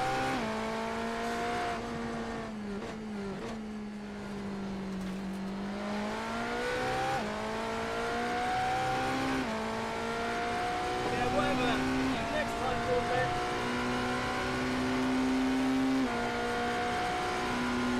Thank you, James. Appreciate you, mate. Brand new member.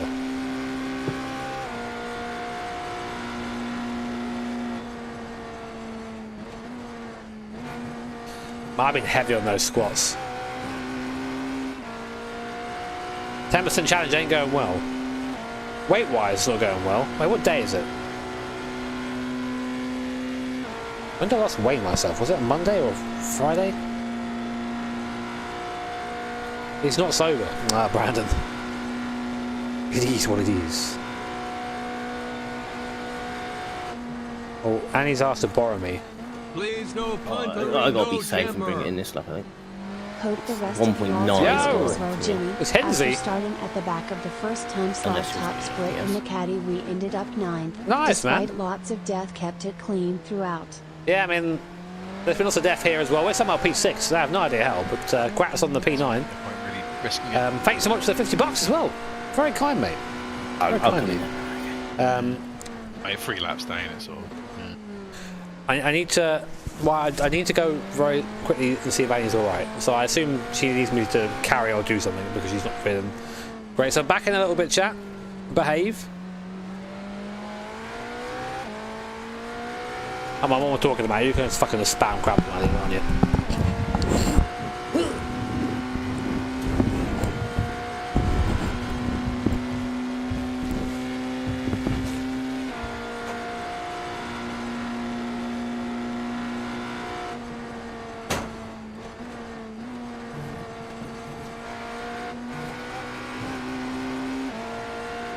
Chat. Jimmy's about to demonstrate how strong he is by carrying Annie up the stairs. Get back. Hell yeah. I don't know. That would. Right, Jimmy, that I'll would be just smash quite it up, feat. it's fine. Whoa! I can't pit. Oh my word. bad. It just went straight into It did, didn't it? That was it. Just I have to save some. You have to probably brake on the banking, didn't you? Like,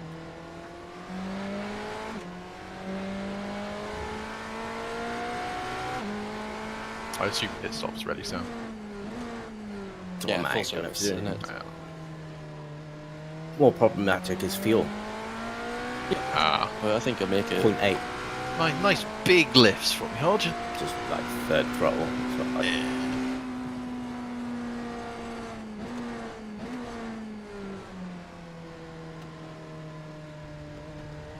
That's still wet there.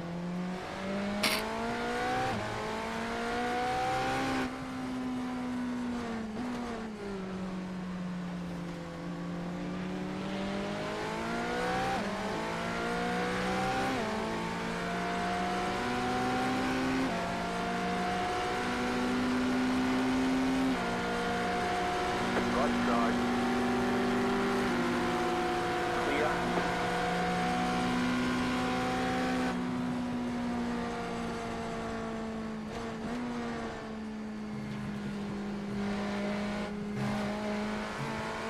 Oh, no, this needs to work.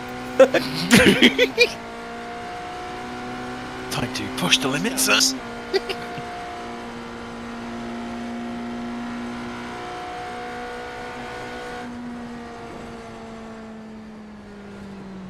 Yeah, you have to come over it. Bloody hell.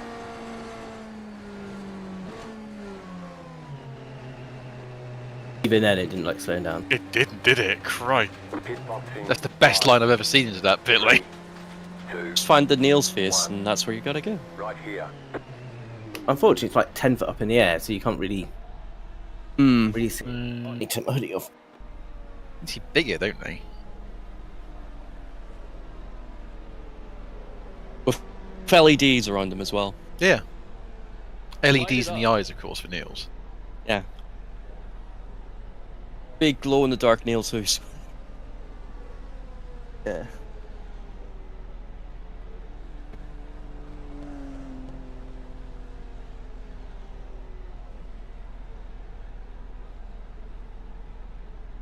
And yes, Jimmy is done for the night. He's done driving. I think he'll be back on the stream in a few, but Yeah. Due to finish the race for us. surely not. Streamer man finishing the race. Never seen that one before.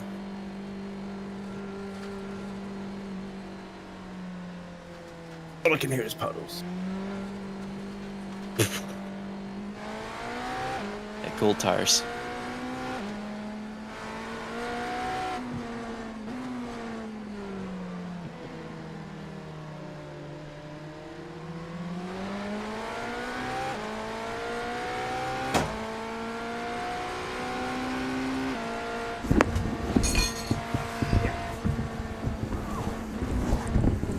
I'll be right back.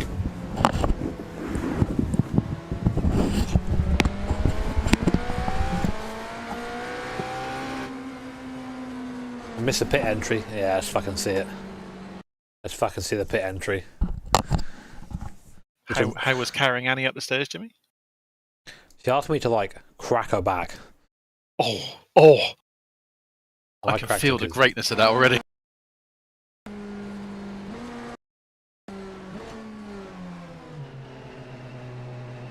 Did you speed? No? Well, I might have done. That was I lucky I made it the second time. Just. You weren't here for the first attempt, Jimmy. Oh. Oh. It's a good job I had like 0.8 of a lap of fuel left. Fuck off. Oh, I've done this.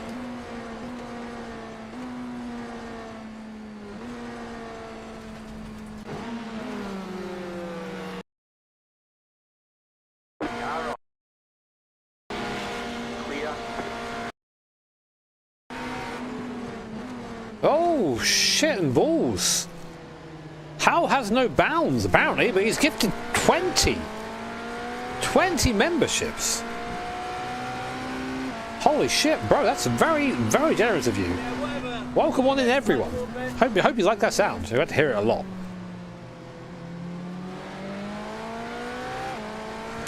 Thank you. Does that put us like over 1,000? Yeah, whatever. I'll see you next time, broadbent. That's very kind, man. Thank you. No, we're at 9:30, which is still pretty ridiculous. See you next time, broadbent.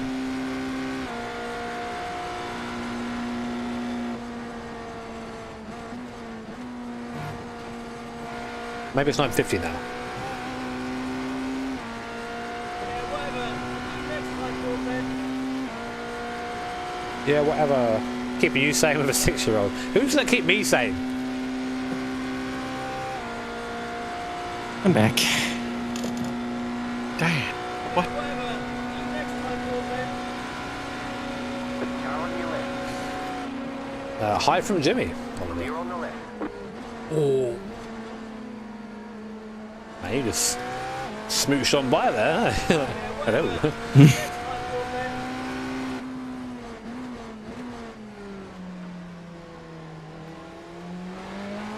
Is 5th dead? Don't know. One of them was. I don't think they are. Yeah, whatever.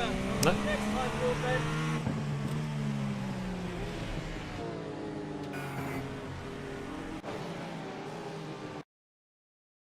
Car on your left. Clear. Outlap, I guess. Yeah, whatever. I'll get you next time, broadbent. Yeah.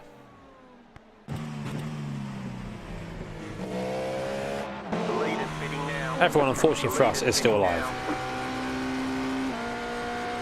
Yeah, whatever. See you next time. Yeah, whatever. Vince Cussey's such a good name. Thank you, Bruce, as well. Old Brucey boy. Thank you for your membership, dude. Yeah, whatever. Slow down. Next You time, got a broadbent. penalty. We're cutting the course. Slow down.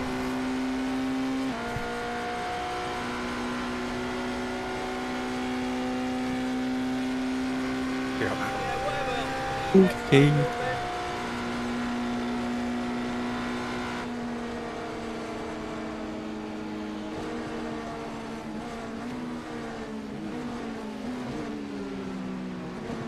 Yeah, whatever. See you next time, Right broadbent. side. Clear. Left side. Clear. Oh, is Bacho around? I do hope he's up. I forgot to ask him. I do hope he's up for some Radio Bacho. The people who require it.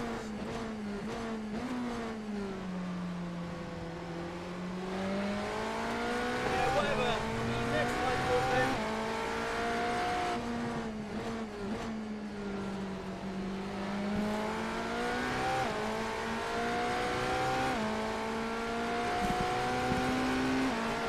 Yeah, whatever. See you next time, broadbent. Everyone's still getting corralled into the basement.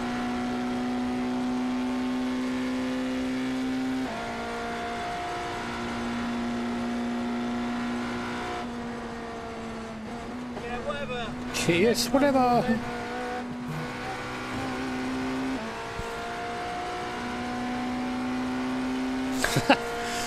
I know exactly how you said that as well, Bacho. I won't give them what they demand. Yeah, whatever. See you next time, broadbent. Yes, whatever. I will get you next time, Broadbent. Broadbent, if you will. Yeah, whatever. I'll see you next time, broadbent.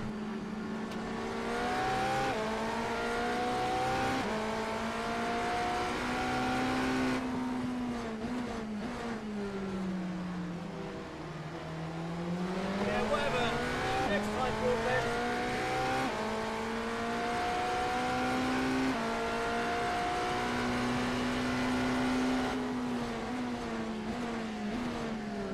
Left side. Clear on the left. Yeah, whatever. See you next time, broadbent. That's still going. Heck.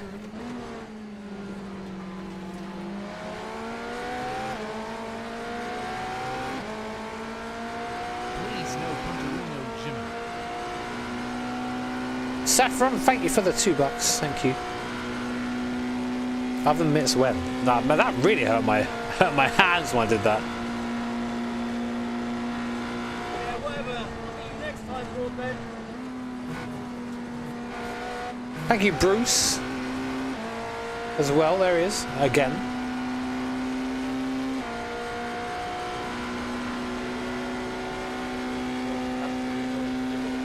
And thank you, man. Jimmy, Where's the pink hair? Pink hair dye. Yeah, brother.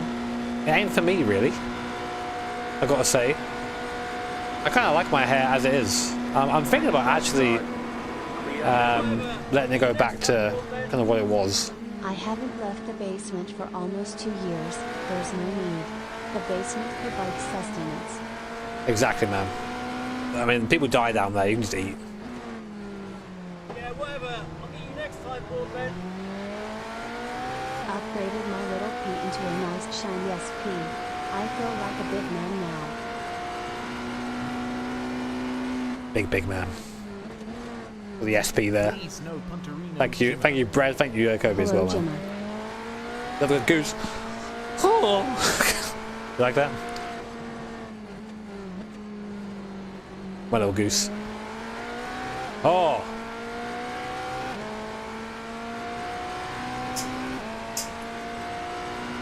Yeah, we'll do time attack this year.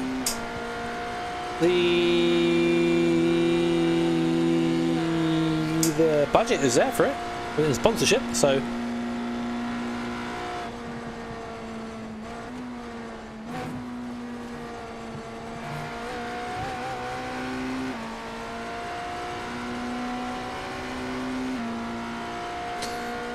thank you, Cashew. Leader is like I'm a lap down the way. I don't want to look. Oh, we're 8 laps down.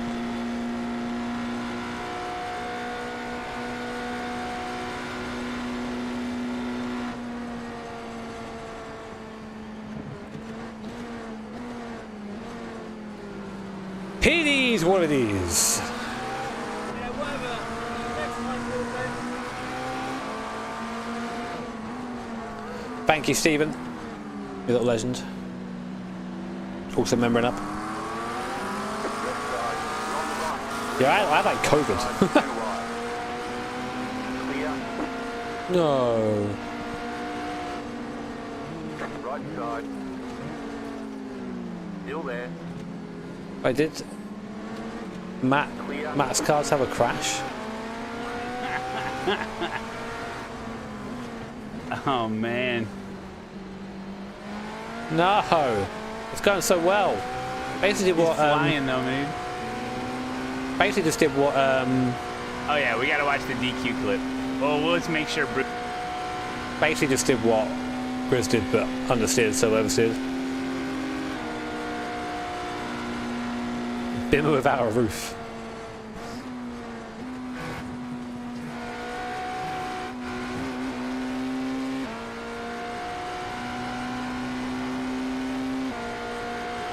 How's like the main race going? Let's say the main race, top split.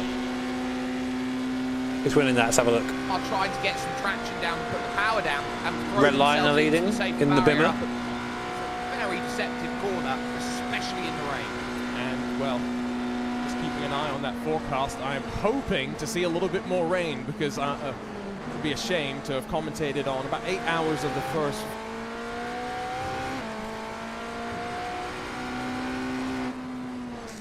Thank you, Bearing Knock. Yeah, whatever. I'll see you next time, Broadbent. Dave Gaming, how's his 24 going? He's third, nice.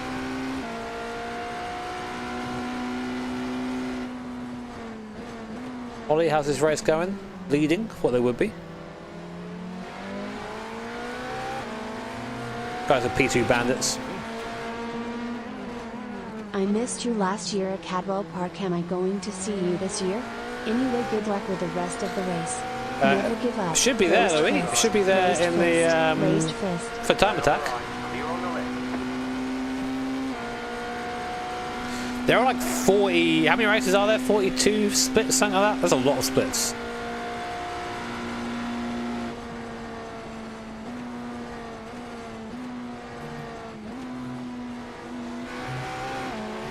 Left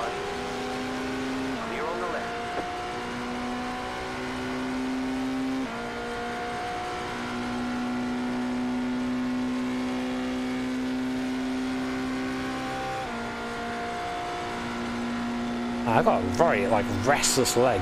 Got a. Wonder how Pablo's doing.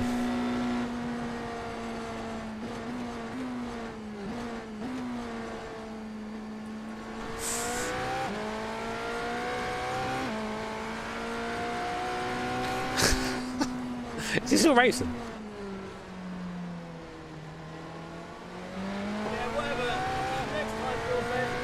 The Blow Your Load 24-hour edition, my favorite. Blow your load, that's right.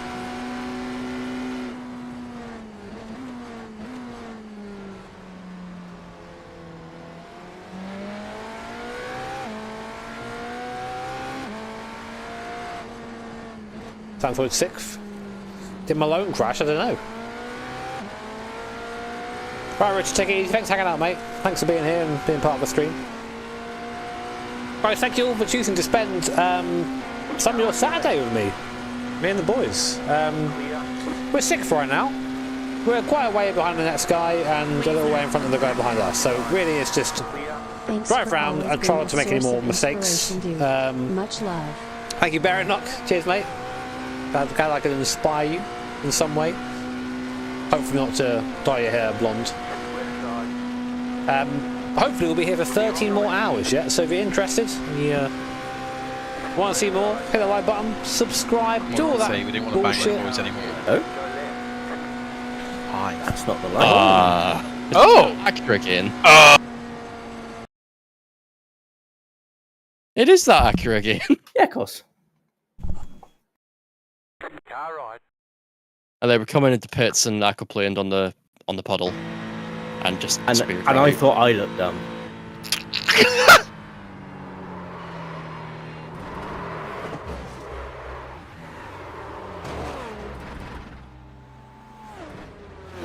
Oh dear. Oh no.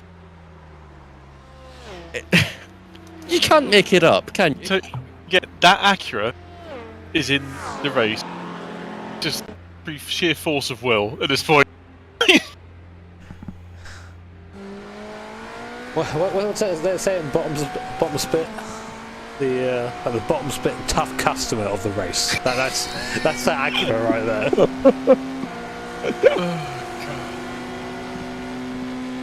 Oh, it's rough out there. They're still going. I'm going to assume they are last by a distance. Yes.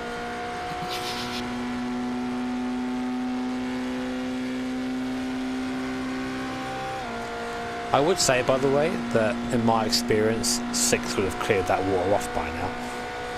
In the way into the pit lane. Go right. I think that's another. Yeah, I think that P2 is Mr. Pitts as well. Shall we have a look? I am. That's slowing in the way there. Oh, it's almost like you were. No, Hodge entered the pit safely. I don't know what you mean. Oh my god. I had a practice run, I'll take that, but I was. Somehow he didn't hit the wall.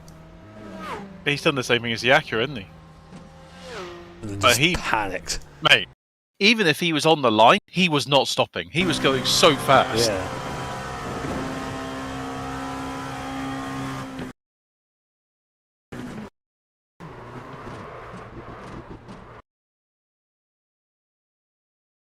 Christ, Christoph. He wouldn't have made that in the try. Yeah.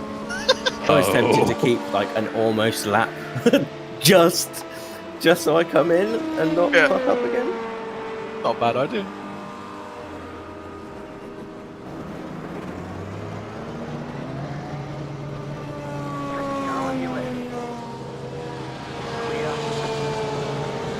Yeah, I'm half tempted just to fire up a stream that has a static camera looking at the pit lane entrance. I think that would be an idea.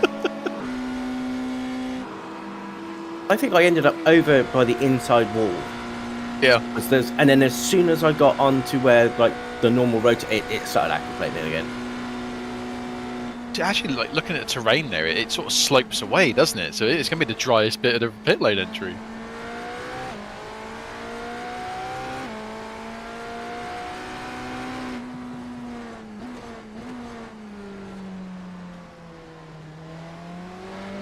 You know, I'll say, if Sebring's completely bone dry, I won't have a problem with that. Nah, mate.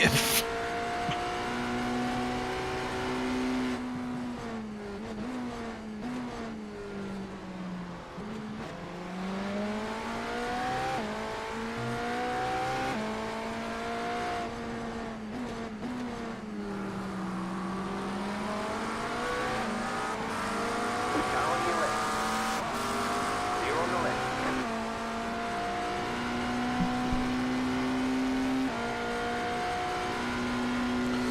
My brain keeps turning off. My brain.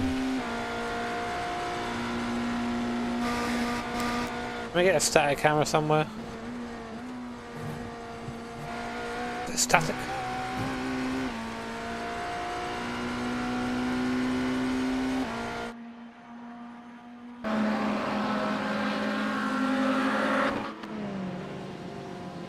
Pit lane, there you go.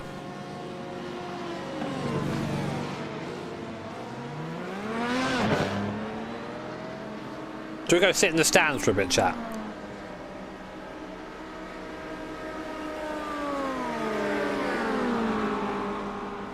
Just above pit lane entry, you know, just for no reason. We'll go sit up here. Oh, there's a chair just for us, chat.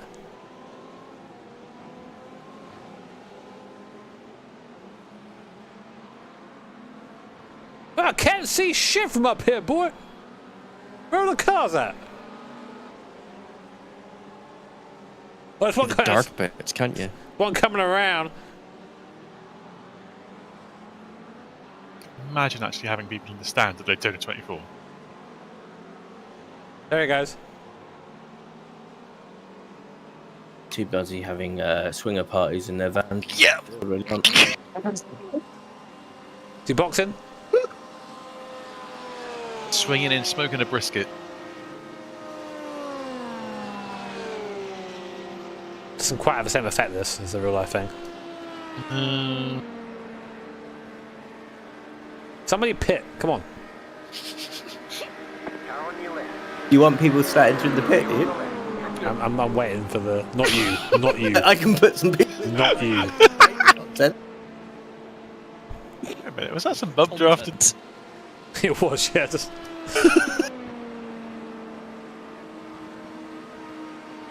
Love that car.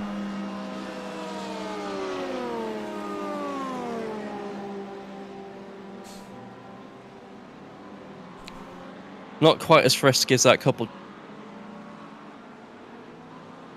Oh. Numbers here.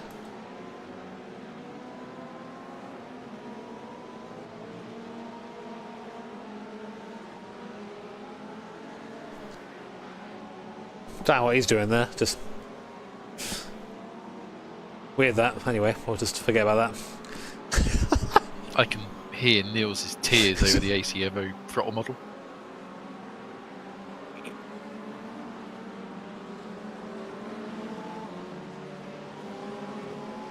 Is that pulled to rest? What happened, everyone? Hello? Car on your left. Clear on the left. Run me over, boy. Yeah.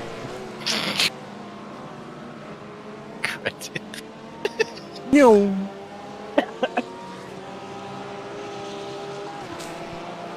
Oh, Nico's awake. Nico? Yeah.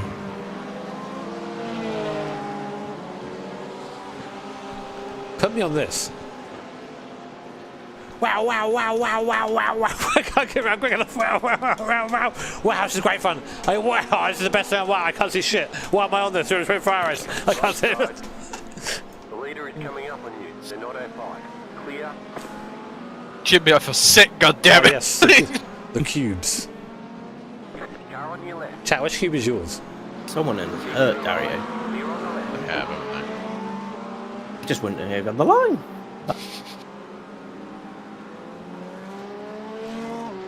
I think that missing boot lid is a symptom of his nervousness.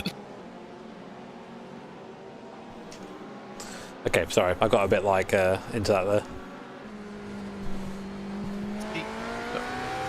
if Nico wasn't such a pussy, he could be doing these nighttime hours with us. Oh. Pronounced cussy.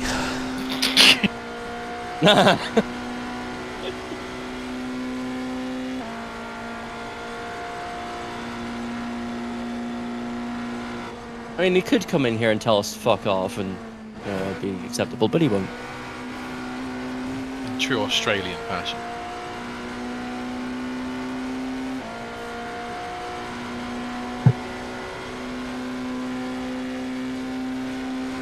Left side. Clear.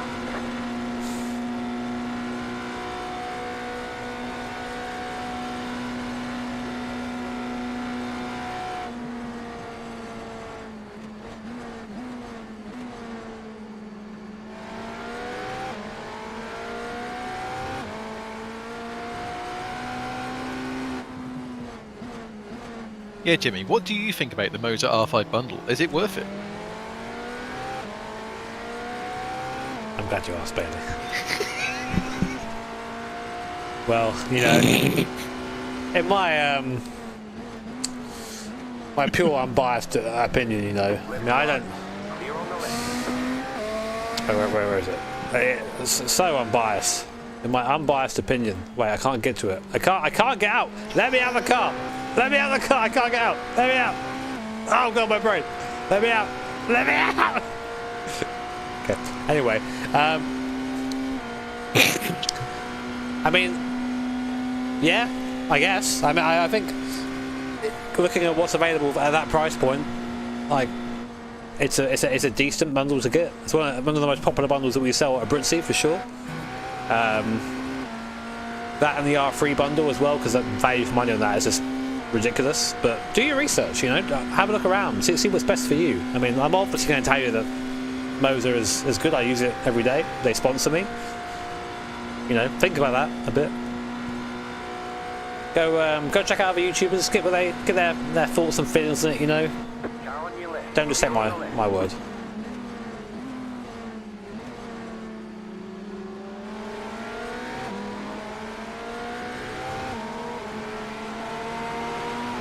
Not bad, that. Not bad. Clear. I'm trying, man. All right.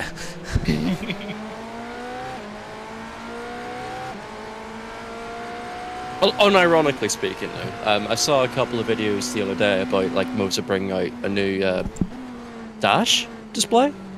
Oh yeah, cool. Which is like Not that no, actually, yeah. Listen, I have just a simply horrendous amount of Moser equipment in this house.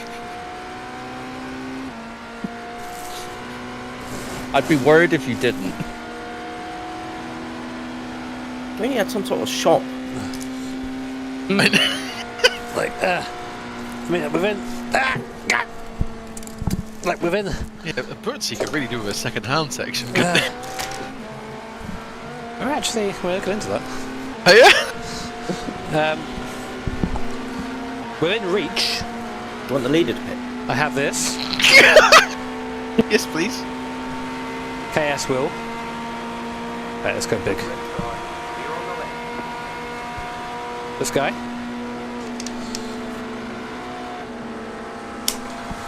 A certain new FSRM. FSR2.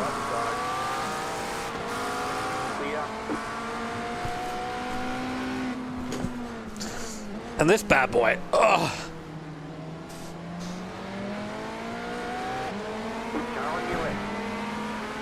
That's just within reach. Oh no, wait. No, I can reach that. And this little guy. I'm just shaking my head.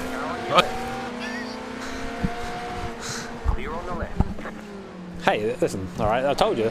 A simply horrendous amount of equipment in this house. Yeah. And that's just what's in reach. Yeah. I can see 3 wheels down there. I can see a R3 down there, I think it is. R21 on my desk over there, the old R21. Got that vision wheel. I forget what that one's called. The Bentley-esque one, not a Bentley. I can test that for you, Philip. Yeah, guys have outsourced it to Hodge. No, I sort of joked in the Discord earlier that I'm starting to realise some people might be too young for Billy Mays now, but you could be the Billy Mays of sim racing. Oh god. I don't know. On the left, clear on the right. The leader is coming up on you. They're not at 5. There's an incident ahead. You got a slow car on the left. Go right. Oh, don't cut there. Is that on pit exit? Nah, come on, who would do that?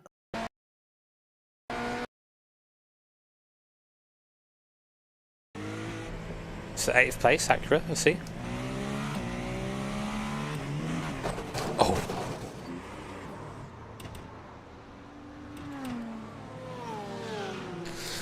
Now, have they just put him in the car? Was that literally the first thing you did? I think so.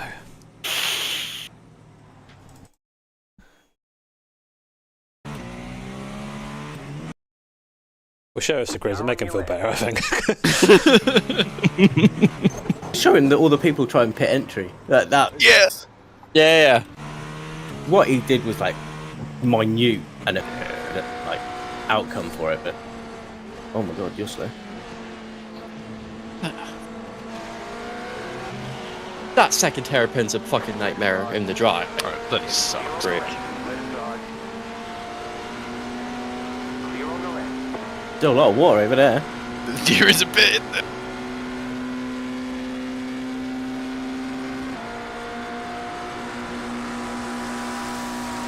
Yeah, I mean, if you like, I use the R21 because I like it. It's got a lot of like headroom if I want to do anything crazy with it, and it's super reliable. But I'd say that like you very rarely use more than like 6 to 8 newton meters in anything. So R9, R12, great shout. What do you go for in the end? Is it 12 you went for? Yeah, I got 12. What's your long-term experience of it?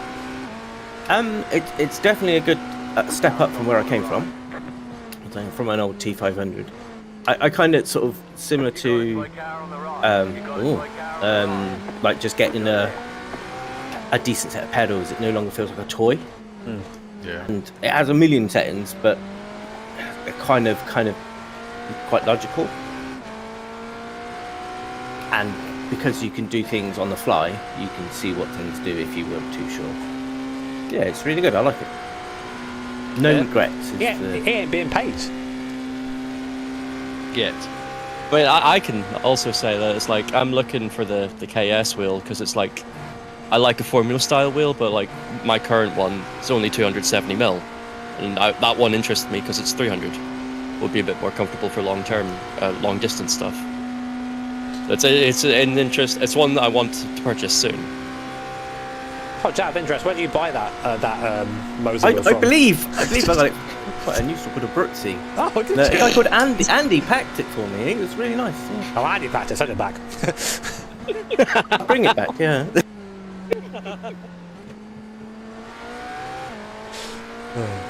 I was going to say, I think whatever my next thing will be, it probably will be Moser. When you look at the rest of the market, it doesn't. I don't know. It seems to be the one that makes sense.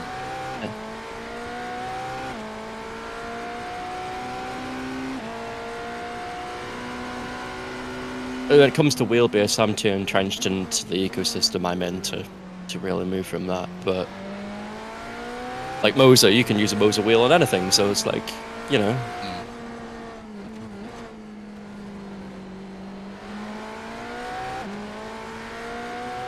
So which is the most powerful one, Jimmy? That would be good with the desk clamp. I don't know. I've never really used a desk clamp. I mean, I think that like R9 is probably going to give you like the most that thing can take. Yeah. Especially if you're still using that old desk. Yeah. But that ain't gonna... Well, because like the TSPC is about 6 newton meters.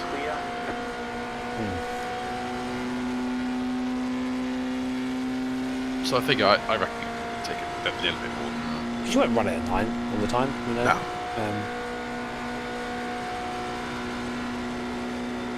Just more nice to have the headroom for the detail. Right? Yeah. So.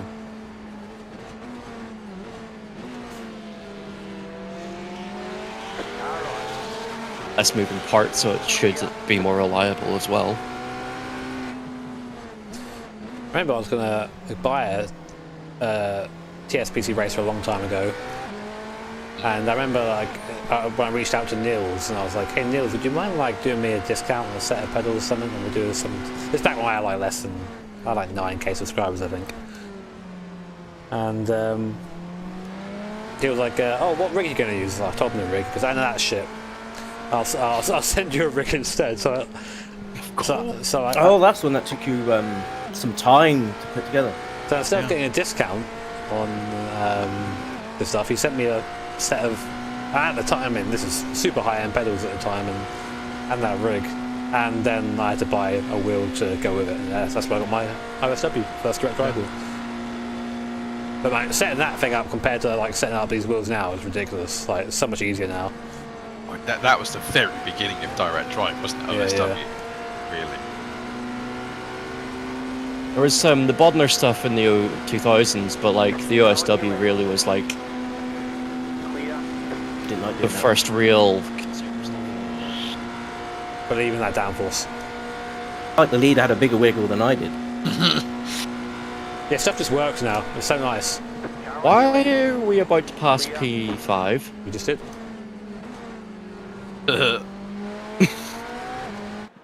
What has happened? That's a good question. Detective Broadbent, let us know. So don't ask me, I don't know. I cannot, I don't have him. Oh, it's the Porsche. Anyone got a clip or something they can send us? I shall take a... Car on your left. Clear. He's got that, Oh, it looks sad. He's got that British smile going on. That's one way to put it, isn't it?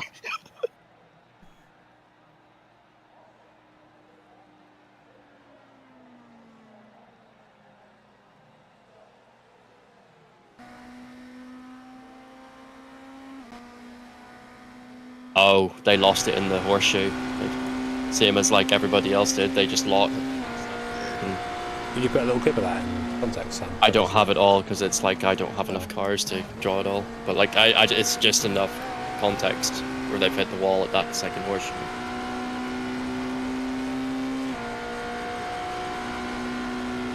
Oh dear. I mean, Neil's. I mean, I consider him a friend. Hopefully, he considers me a friend too. But we all like Niels around here. He's a good boy. He's taken part in some stuff with us. He's just like, there are some people in sim racing who are just like, sim racing is better for having them in it, and he's one of those people. Right side. Clear on the right. Like super dedicated, really loves loves racing, loves messing around, having fun with it as well.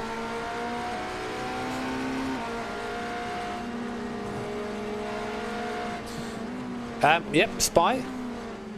You can turn down the resistance on the pedal fairly easy. Well, I'd say if you have a lot of trouble with pressure, people need to check out the 50s F1 car he's done. Have you tried? I mean, like for example, with this, I don't know if you want to go to like hand controls or anything, but with this wheel, this is the first FSR wheel. You have these like clutches on the back, or these like axes where you can use those. It's a short throw, but it's if you wanted to do a brake with that instead, you could.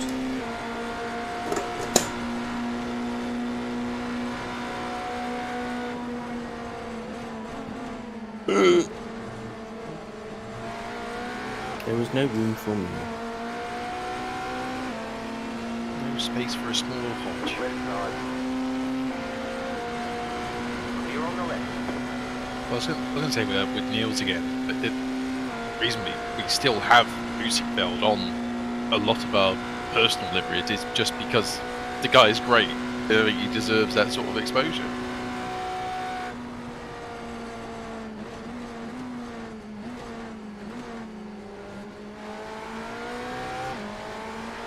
Yeah, the only reason I don't is because I went down a different path. Eventually, Dirty shill. It's how sponsorship and stuff on YouTube works. It changes around, and if I were ever to lose that sort of stuff, I'd happily run him again.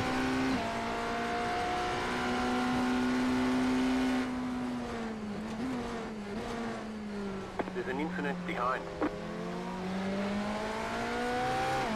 Was it a good one? Turn around. It's the Montoya car game. Oh, it's out. Oh, that's oh, a big it's one. out. For dinner.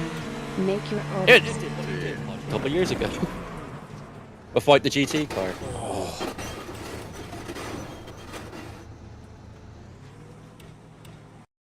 Montoya. That's expensive. That They curve have had is a horrific race, haven't they? Yeah. I forget, is he F2 or F3, Seb Montoya? He's a F4 at the moment. Ah. Christ's sake.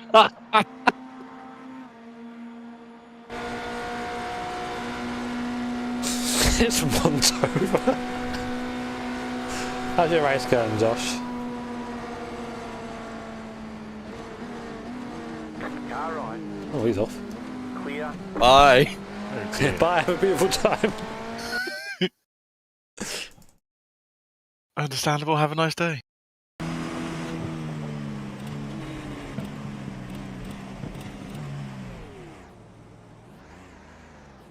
You left the Mick Hackman, so sad. Car on your left. I was waiting for him to just clonk that little bit of barrier that sticks out there. Clear on the left. Yeah, we've had a couple of those. We've had 2 of those now. Left side. Clear. Right side. Clear on the right. Car right. Clear on the right. That fucking Acura, I swear to God. Almost made me flash my lights. That's,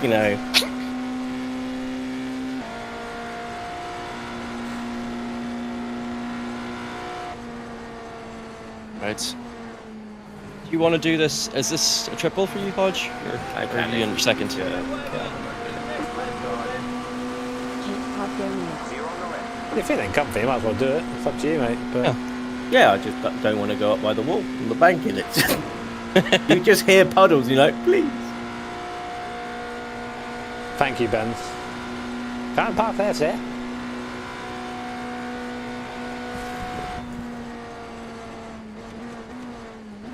Josh Chin in the chat.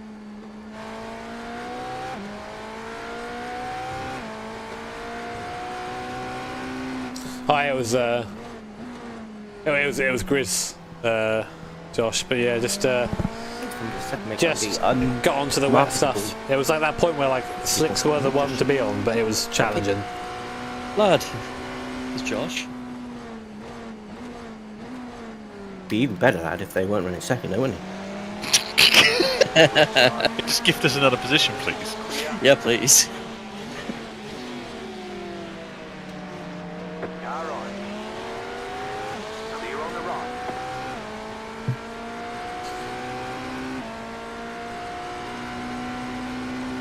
You don't think it won't be that way, but it won't do. That was low effort, man.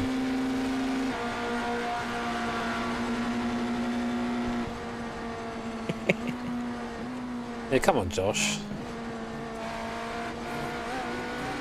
Sure wish we could be in 4th place right now, Josh. It's so selfish to be having a mostly clean race. Nah, I know. I'd love to be in 4th place right now, don't know you. I'd really like that. Well, just ignore the LFS team that's leading by 2 laps now. Wait. Remember what I said about getting a top 5 by being 15 laps down? 9 laps down. Shut up! Who knows to go?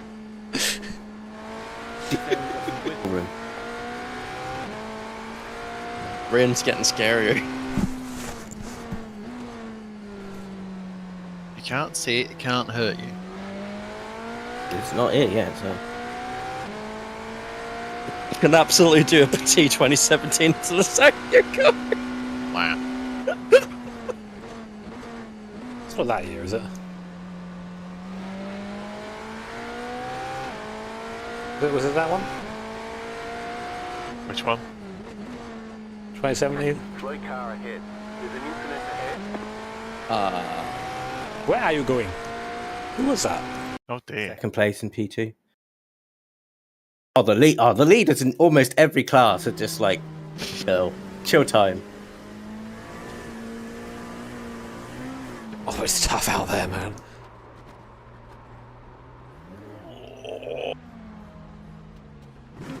He's talking about the year where I fucked it, Bailey. Oh, 18. I think he's anyway. I assume he is. I mean, you can name any year, any track, I've probably fucked up a race somewhere. Oh, when we did it together. Oh, you're right.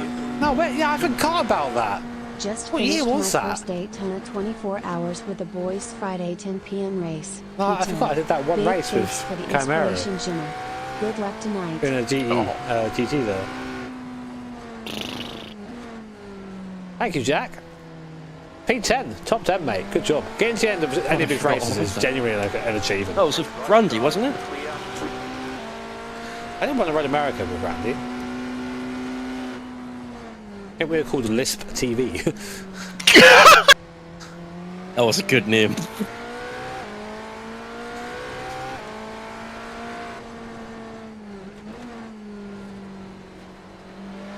Bailey knows all my fucking like downsides.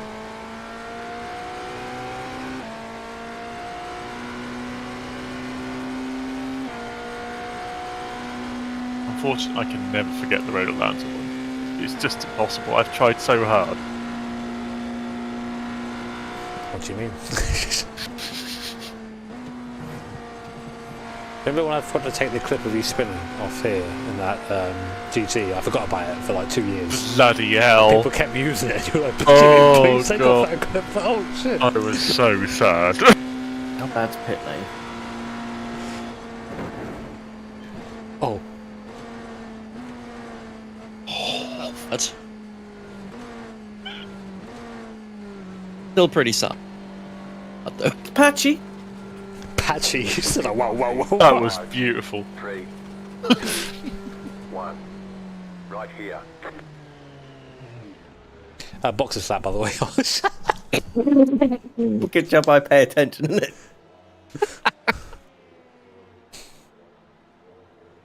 I even had like 5 just in case I could make the pit lane.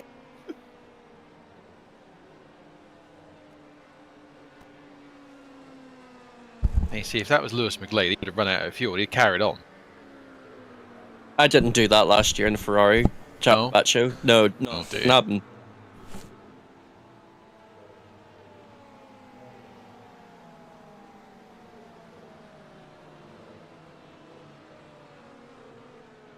I didn't deliberately press my fuel acknowledge button.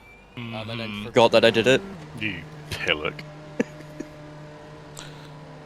Easy. You just saw a guy smash it out of the pit still on his own. No. It's a big puddle on the left hand side.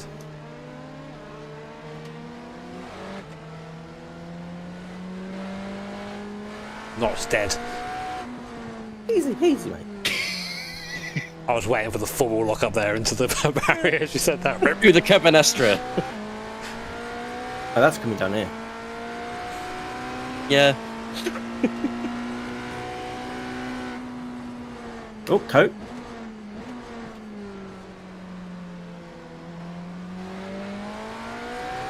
P3 might be dead. Damn, I can't get that bloody rolling Ford GT out of my head. With the Daytona USA livery, by Is P3 dead? P3 dead? Don't know, but that the P2 just BMW's murdered dead. the. It did?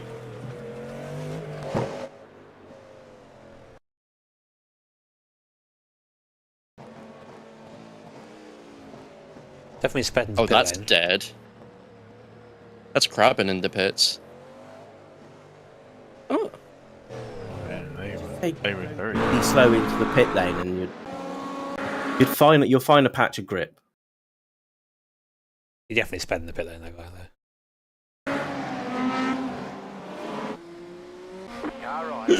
Fuck off, Oh Hodge. my god. Fuck It's off, Hodge hours.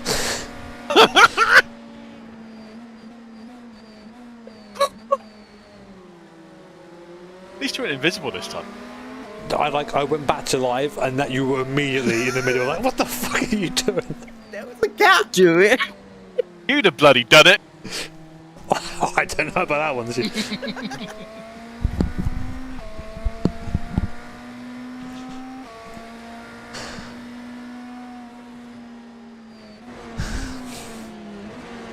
You got a slow car on the left.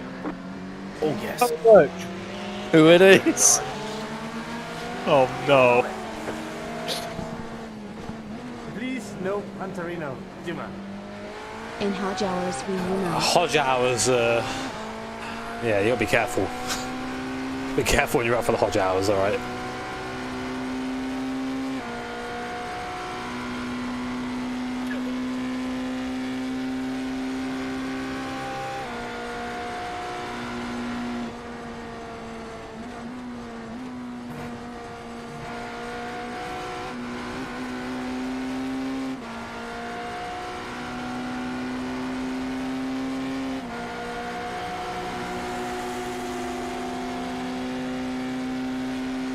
The leader's heading now.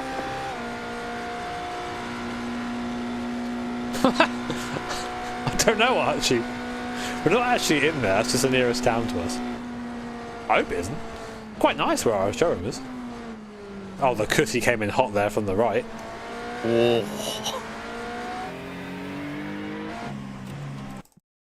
Oh. That wasn't fun. No.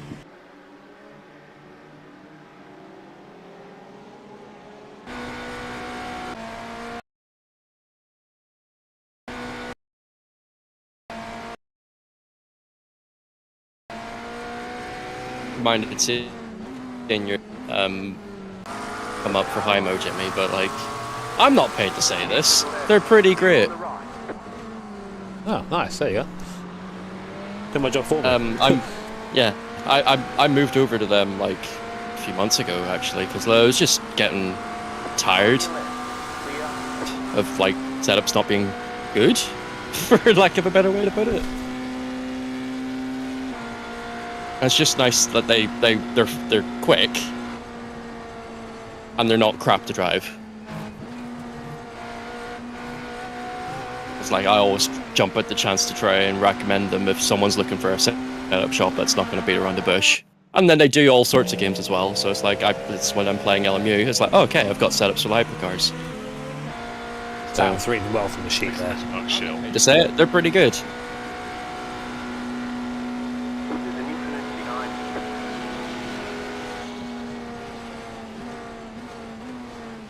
What happened behind us?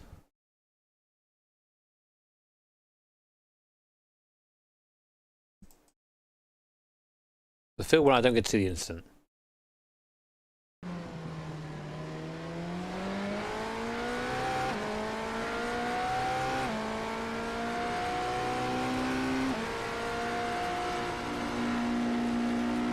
Car on your left. Clear.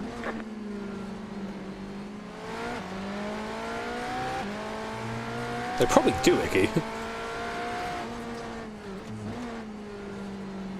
But yeah, thanks to Sam Schilling there, I'd say exclamation mark Hymo. Go check him out if you want to get some cheeky setups. Use my little code, Jimmy10, if you want, of course.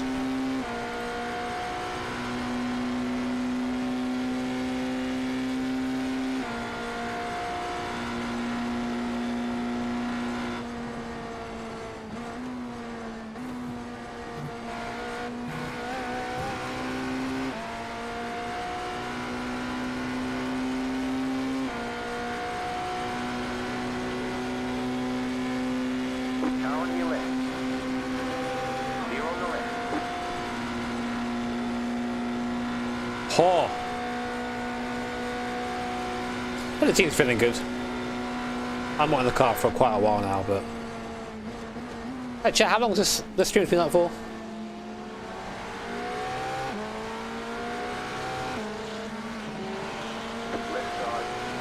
I can't see on my end. Stay on the right. Clear on the left. 3 hours.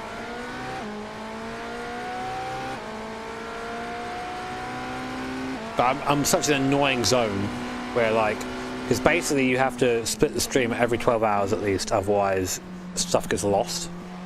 I should have waited a bit longer before I split the stream.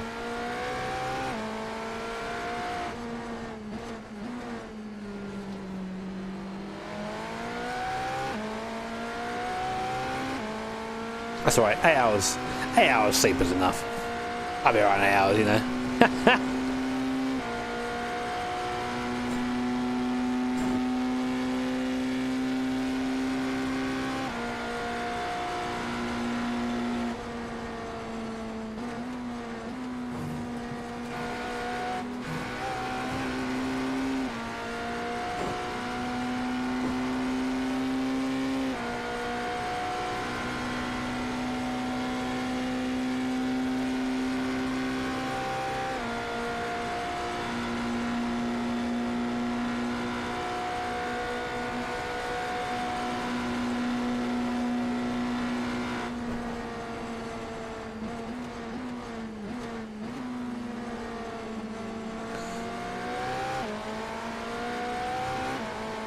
Chat, I think I'm going to go and get some shut-eye. I got up early this morning, so a bit sleepy. Or should I wait? No, I'll go now. A bit sleepy. I don't know if Bacho is here and wants to be around. Keep to the left. He's always welcome, of course. Clear. Maybe you do have some fun saving.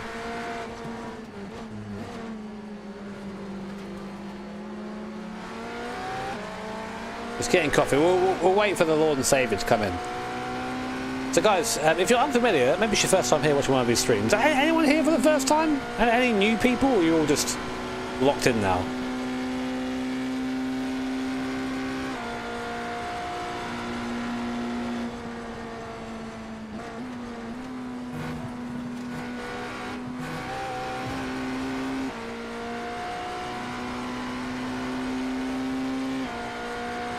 Well, some of you are new. Basically, Radio Bacho is it's my good friend John Bacho. We've been friends now for over 10 years, and he comes on during the night stints and basically takes over as our little radio host. If you're into sort of podcast, your chatty style thing, then definitely you'll enjoy Bacho. It's just better than having nothing here, you know, for the entire time, I think.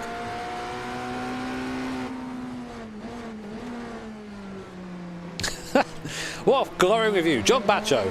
Better than nothing. Not at all. It's really nice having Bacho here to do this.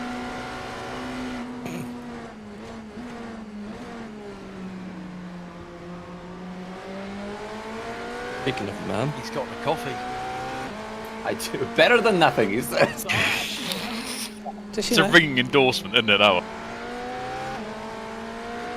It just the sound of the BMW in the background. I don't know. I suppose we don't have the old whisper function here, do we? Nope, you're gonna have to deal with me, and if you need to talk to each other, just interrupt me. Look at the time. Try to find a picture. I haven't got my Tom picture on here.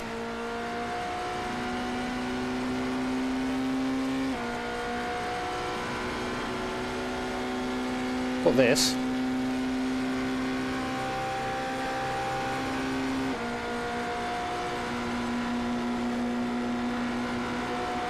I mean, that's an picture. I mean, that is a great picture. It's just a shame you haven't got the old blonde locks on, isn't it? Something in 10 days time or so. Thanks, Misha.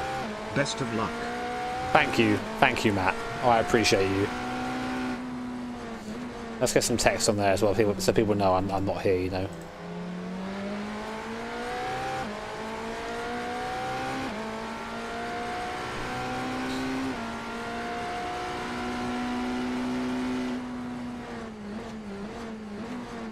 Left side. Clear.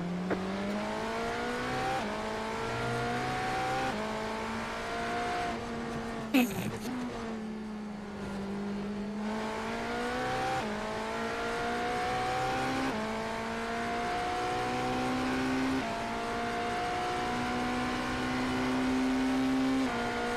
of centres, that bothers me. I can't centre it. Please no Pontarino, Tell us more about the 1998 GT500 Championship, Bacho. God damn it. Well, guys, thank you all for tuning in. I'm going to leave it there for now and hand over to my very good friends. Better than nothing. Mr. John Bacho. Gentlemen. Oh, that's not Bacho. That's a Bacho got Schumann. What's going on? We've swapped. I can leave. It's fine. Co-host.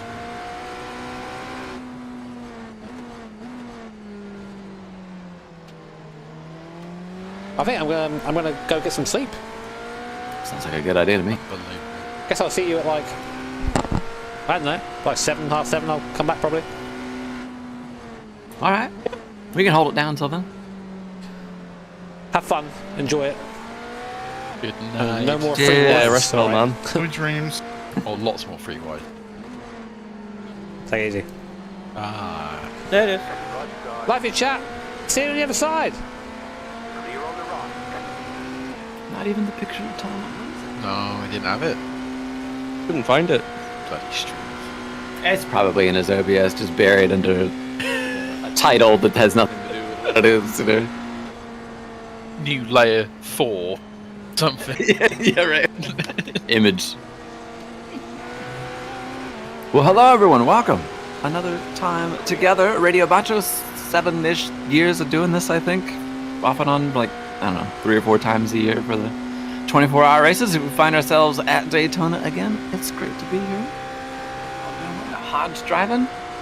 Bailey watching. Sam's in the wings. Schumann's here somewhere. Allegedly, I don't know where I am. We should explain. Explain why. Tell me. Why you didn't do Radio Bacho last year? Oh, because I drove it with you. We had a great time, didn't we? We had a great time. Great fun. Yeah, I dropped us to 13th. I'll cherish that. I dropped us to 13th, and the team pulled us back to 7th. So thank you very much for that. It was like, it's one of those races where it's like, the position didn't matter, it was the experience of doing it, for me. That makes me feel good. It reminded me of why I like doing endurance racing so much. Yeah. It was like, just hanging out with people I really liked, and we got to the end, which helps, you know. But yeah, that was great. I kind of wanted to do it this year, but I saw there weren't as many of you that were into it, and many of you wanted to do GTPs and P2s, and that's just too fast for me. And I also had computer problems the last few weeks, so I wasn't able to practice as much as I would have wanted anyway. I think, like, in the past couple of weeks, I sort of turned around in how I feel about these cars, because they're stupid, they're broken. Like, they are F1 cars with 10 fenders on them right now. But they're also kind of fun to race. Yeah, I seen that sentiment a lot. I was like, yeah, it's sure they're not as good as Helen you, but they really enjoy hanging them around.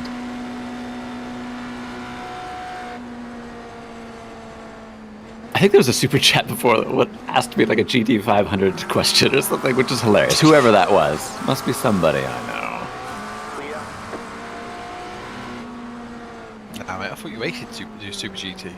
The YouTuber, of course. Of course, yeah, the famous Super GT.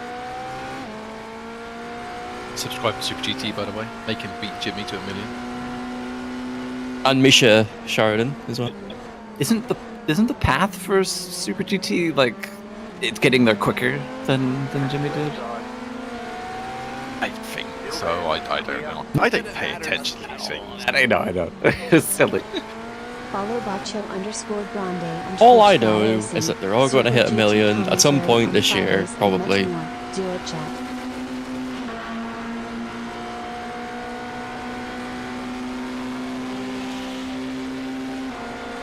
Oh, it's the 1998 JGTC facts. I don't have a lot for 1998. I've only watched every race since 2000. Not a real fan then, are you, really? I mean, pre-2000 racing info. You have to ask our friend, some guy. No, that's pre-1960. Yeah, that's you know what? That's fair. In mid-90s F1, I can do.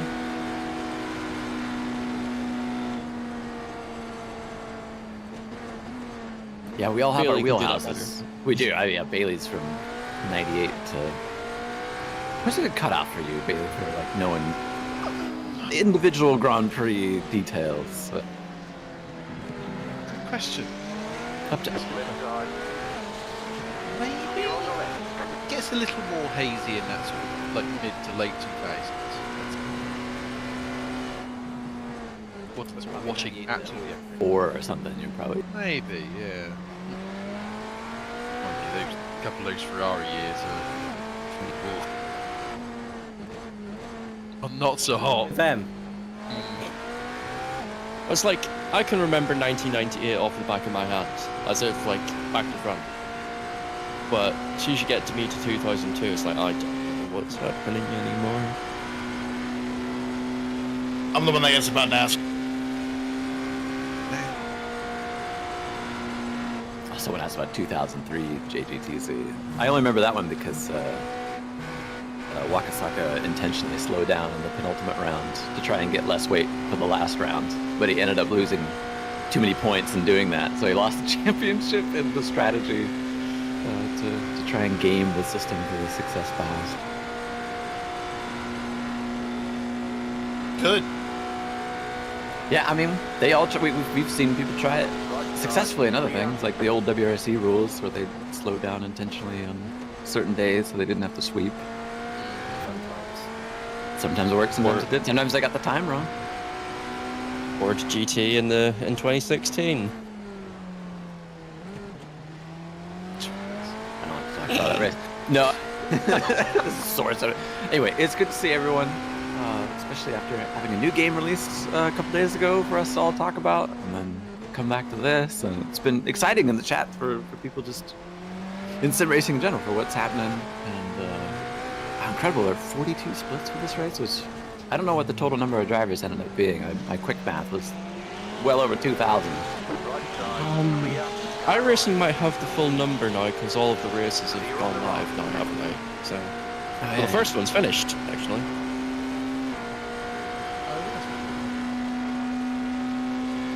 If you want a race recap, that we've, gosh, I mean, we've had rain in this race that just threw everything upside down, didn't it? And where Jimmy got to drive in it to begin with. One team survived. Yes. One team survived it without damage, right? And it's the team that all grew up meaning live for speed. Interesting. I mean, they're just sim racing. Yeah. So it's tough because we were running a different strategy to most of the others from what I could tell for total laps done in stints, and I was really looking forward to a race like this that doesn't have safety cars or anything to see where it was going to pan out after a while. But unfortunately, one of those driver changes in tricky conditions, Grace got in the car and did something that any one of us could do and slip it on somewhere going onto the track for the first time. Just if you've driven an iRacing with the rain, you know how tough it is, and in a race where you just, everything feels like it's on the line. You don't want to mess up, and he got 6 minutes of damage from that, and another 6 minutes from a further one a couple stints later, and it's just kind of put us in our own little bubble here. It's really throwing the cat amongst the pigeons. We're fifth, right, and by fifth or sixth? Fifth, on the same lap as sixth. Yeah. Cool. That's it. In our own little zone and just kind of plugging away. We've had a lot of these races. We're very used to this mode that we're in. It's wild how that 30 minutes passed by as like nobody was safe. I don't like you guys as well. I don't think it's probably not people that actually got to practice in those conditions in an actual practice session either. any practice session you join is always generally, unless it's like due to rain 100% of the time, it's always dry. I've never done anything in the wet for a long time. Yeah, you're going to be in one long enough, or will it even transition enough to dry or to wet to know where And then the have enough crossover people point is? so it actually behaves like it does in the race is another big problem. I think I was like, me and Jake were like some of the few people that looked at the weather forecast, thought it might rain at night, and then loaded up a test session to see what it would be like at night in the rain. I wouldn't be surprised if most people in this race haven't done that. Because even then, it's sort of like, whilst you'll get an idea for it being wet, it's still not really completely relevant to what's happening now, is it? You haven't got those cars going round. Clear. Makes a big difference. It's the same problem we had back with the C race. Yeah. Where, wasn't it? You pointless doing anything on a server because there'll be 3 people on it and not 50. Makes a massive difference. I mean, we even complained about this with Sebring last year when prepping for that. Like, people would join the server, like, do like 5 laps, and then the server would be more waterlogged than you'd get in actual race conditions, as it turned out. So, I mean, like, learning how to deal with the track out at worst wasn't a bad thing, but, like, when you wanted to learn how to deal with the changeable conditions, it was pointless.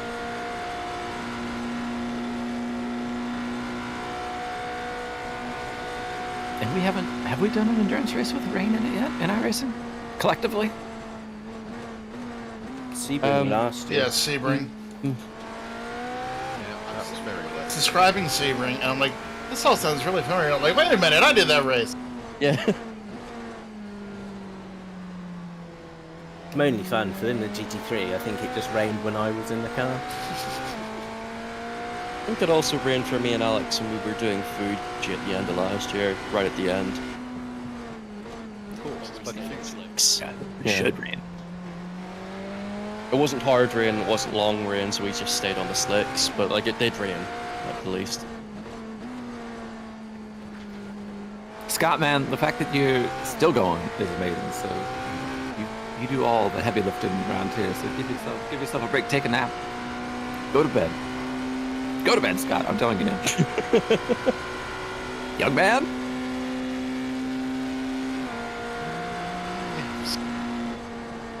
Didn't do the PCC at the end of the year either, but I heard that was quite bad.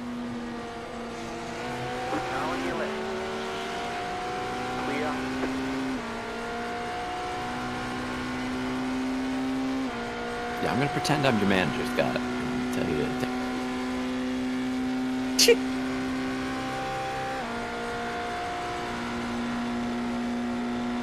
Don't make Bacho turn this car around.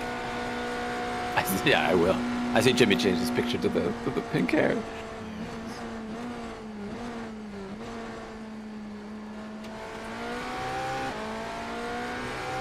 Hey there, Heliaki. Good to see you.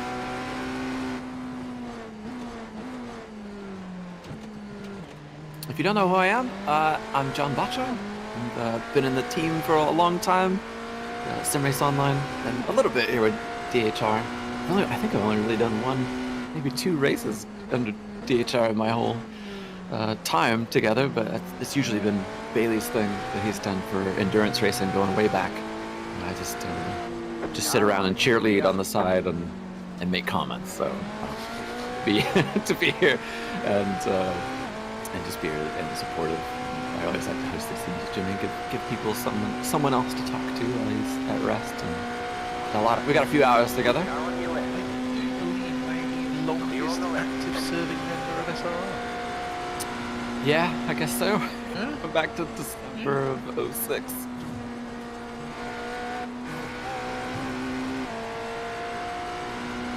That's wild, isn't it? God, how my life's changed in all that time as anybody's would, and given that span of time, but still kind of doing the same thing in terms of gaming and sim racing. You know, the feeling is similar, just different platforms, better graphics. I can relate. I've recently got back into the whole Sonic game modding thing that I used to do decades ago, and it's like still finding all the same old people chatting on the forum. It's like I used to talk to these people every day, all day. And they're still around. Yeah. That's cool. But we've had a little bit of that too. Streak neck. Jimmy was doing some of those LMU races and some old names pop up.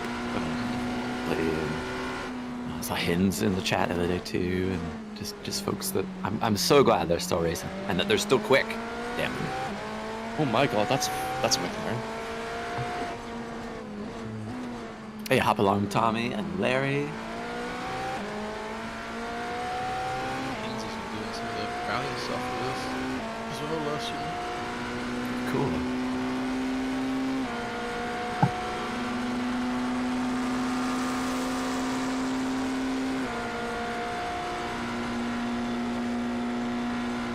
Didn't wipe anyone out, thank god. Almost did. So what are the conditions on the track now? Someone was asking, is it bone dry yet?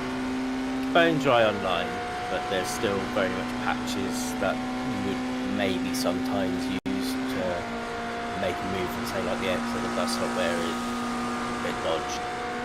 You hear a lot of water and it's a bit scary type thing. Pit entry as well. Oh yeah, pit entry's a lot. Pit entry's probably the scariest bit left of the track, isn't it? I was trying to take a nap when Jimmy was like zooming around in the pit lane trying to watch what people were doing.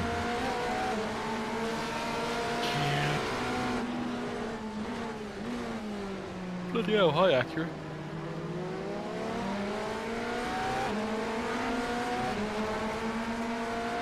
It flashed, by the way, as it was coming through. Yes, that's good. Alright, clear. I locked up, so it was easy going to be a move through.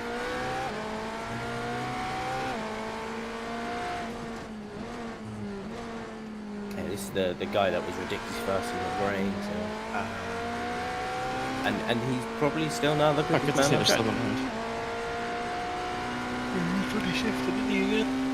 Just did a 30.5 there. Yeah, fast lap on that one. I was gonna say, isn't there an exclamation Bacho command? If not, I feel weird adding it myself. Do it. Yeah, you can add it if you want. Can we actually do that? Oh yeah, I've been adding them for weeks now. Does he know? Changing Yeah, you don't have to edit it. Okay. So what did I do? I'm off the list. Yeah, the one you want is exclamation max. I've been telling people to use it all day long because he's racing in not this race specifically, another dimension of this race, higher up in the split since we're in split 9. Another dimension. That's a good way to put it. That's how I think about it. Yeah. That's really crazy. He bloody is. Alright, clear. Running more wang.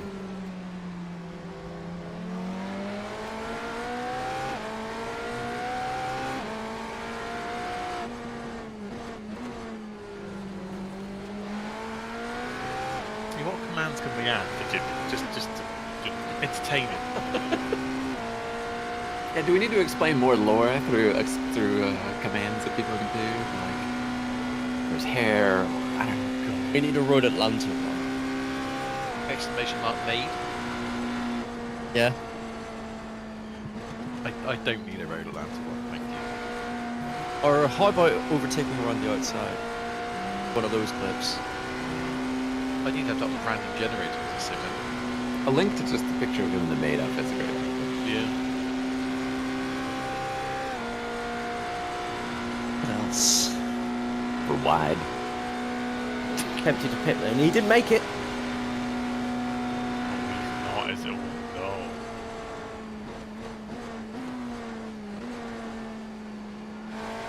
Yes.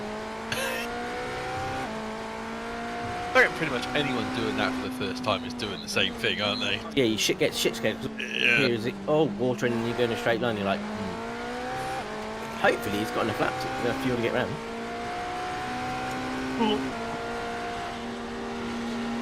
It definitely shows the advantage of watching your teammates stint for a little bit just to understand. Oh, yeah. I It's wish I doesn't- had understood, yeah. I heard it was difficult, and then I tried, and my first attempt, I got just off the oval, and I just went straight. And what you need to do is basically go all the way down by the wall on the inside. Contours of the road there, didn't they? Sort of push the water towards the road, towards the racetrack.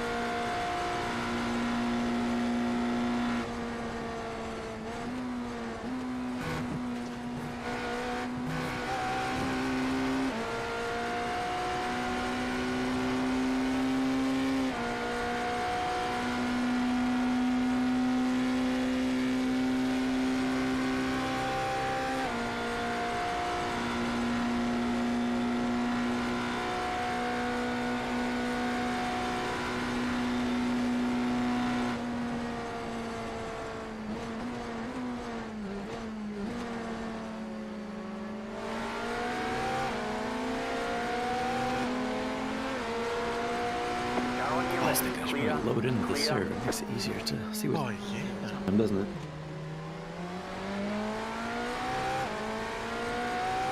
DHR stands for Doug Henson Racing. Not like those Denny Hamlin racing pretenders we had a few years ago. Yeah, we told them to fuck off. Fake DHR crap. Our lawyer, Schumann, on it, and they scared and went away. He still wears those caps on the podcast when he does it, by the way. It's like, okay.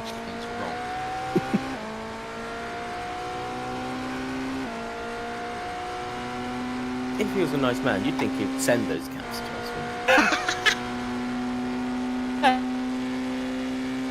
Big Denny Hamlin fans, aren't we? Yes.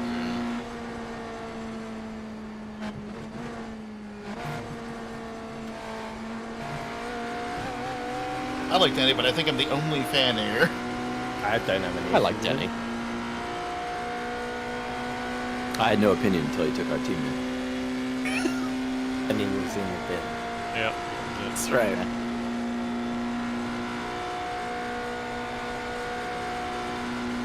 I saw Jimmy put a call out for people to give him some new Please No Puntarinos. I hope we get to hear some of that. Oh, yeah. I'm curious who submitted those. I mean, if he's willing to pay, I'll do one. I think it was fair. Well, tough luck then, isn't it?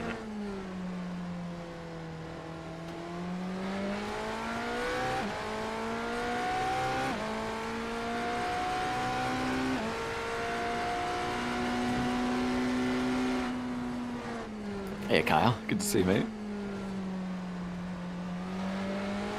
Yeah, you're gonna have to deal with me, I'm afraid. As Cheeseman says. It's such a hardship. I was starting to get my voice back a little bit. I felt like I was sick for about 3 months, and I'm starting to lose it in my throat. I wasn't able to get the same tone out of myself. I was getting a little worried about that. It's got COVID. I don't know, maybe, or some other lingering thing. I had a bunch of stress the last few months, and that was causing problems. But I don't know about some of you, chat, but like you think I'm a little bit of a hypochondriac sometimes for things, and there's something about the experience of going to the doctor that suddenly makes me feel better. I don't know if it's just being around people that are more sick than I am, or just having to wait for a long time and then re-remembering, like, oh, I really hate this experience, I gotta tell you, I'm the complete opposite. I dread going to the doctor. I definitely. Sorry, go ahead. I definitely do too. The thing was that, like, I was just kind of evaluating myself in the doctor's office better than I could when I was at home, really thinking about it and saying, okay, what else is going wrong that could possibly make these symptoms, like, I'm not dying. I don't think I'm dying. It's like, all right, I'm stressed about 10,000 things that are eating away at me, and it's making my stomach hurt, and I'm having headaches and all this, and before I go down the WebMD path of, you're about to end it, you're about to have it all end, like, I don't know, it just allowed me to pick through those bits and realize that probably causing some of these things myself. My anxiety is so bad I can go to the doctor, they can tell me that I'm doing well, and I'll go home and I'll still think I'm dying. Work's been having that effect. It's accurate, you just don't know what it's going to do, do you? No. Oh, the wild card Acura you guys have been bringing up? They're the tough customer award that's in this race. Feels like they appear like every 5 minutes. And then you always find like they don't know what line they're taking or they're in the wall.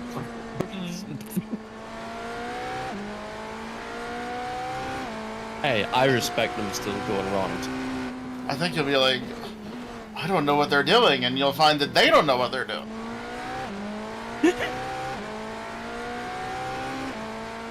I am entertained that all leaving lead by 2 laps. It's pretty good, isn't it? Henry Chatto, Bacho and Yeah, Mods. them. Hope everyone is having a great 24. Yeah. I finished P21 And paranoid for the rest of the race. Yes. And it was a blast. So long to go.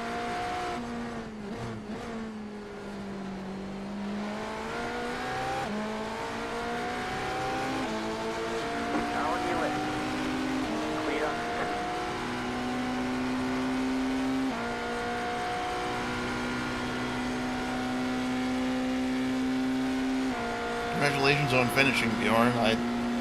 I've always felt that even finishing a 24 any endurance race is an achievement in and of itself.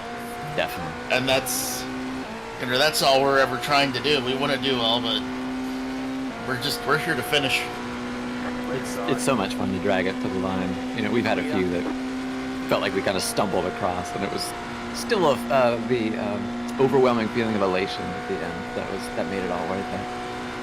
Yeah, absolutely. I always remember the VEC days where Bailey or I or somebody else would be dragging a Corvette around with one brake, getting it home. At 9 o'clock in the morning.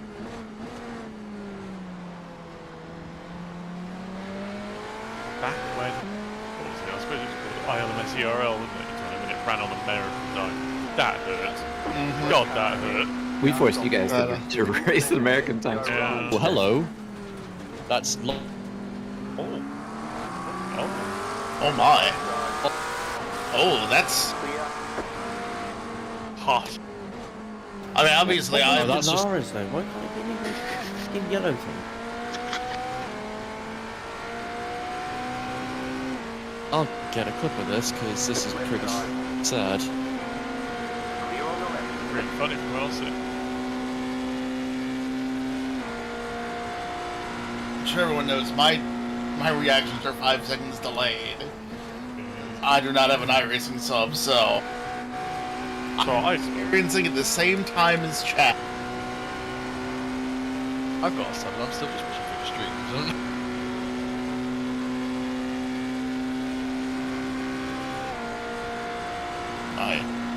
My New Year's resolution is to drive more, among other things. Just in general, or in this game? I'd like to do some endurance races again. Because I obviously tried at the start of the year. The start of last year, because Hodge and Jake and I did Sebring. And by Hodge and Jake and I mean I did the bare minimum, and then Jake and Hodge carried me. Alex was there as well. Oh yeah. Well, see, I completely forgot. No, I feel like an asshole now. I completely forgot about that. It was a year ago. I can barely remember last week. It was what was it? It was me. Was it Witcher with us? I think so. It was definitely me and Grizz in a car in the 963. I swear. Oh, yeah. No, I think Jake was with maybe you. Coin. I think maybe we had Coin as well. Hodge and I switched off because we were waiting for Alex to get home from work. I think. Yeah. Oh, Coin's saying no. Thank you, Coin.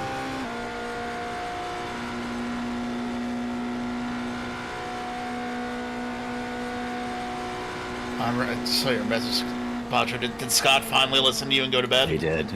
Okay, good. So we're gonna miss out on some critical information through the race, but I'll do my best to. But we don't have to turn the car around. No. Sebring last year, Coin. The first rain race. Yes, it was.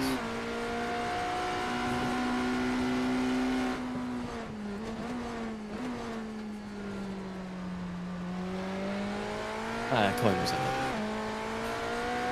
There's an incident ahead.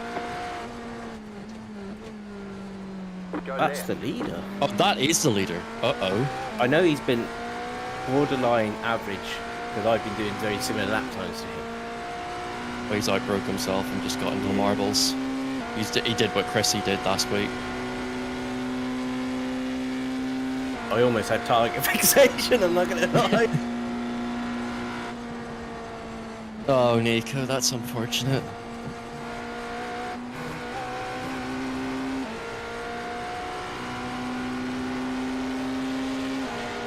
I'm gonna not use a Lou. I need to go and get into the car because Joe and Butcher aren't here. You've still got another lot, Roger? Yeah. I'll quickly run to the toilet.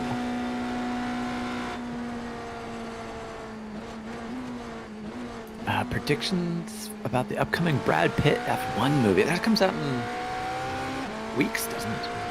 On Apple TV, whatever it is. Is it really that soon? Yeah. I'm interested to see it for the footage they took. You know, how they mold that into something. The premise is a little far-fetched for the age that Brad Pitt is. What they're trying to do with it, but I'm always curious to see. You know, in a motorsport movie where there aren't that many, they all can't be as good as Sly Stallone's Driven, obviously. No. I was so couldn't bring it I up, but you made me too. If this is going to be above or below Driven, right? And so I'm curious to watch it just as a motorsport fan. So quick bathroom run into them.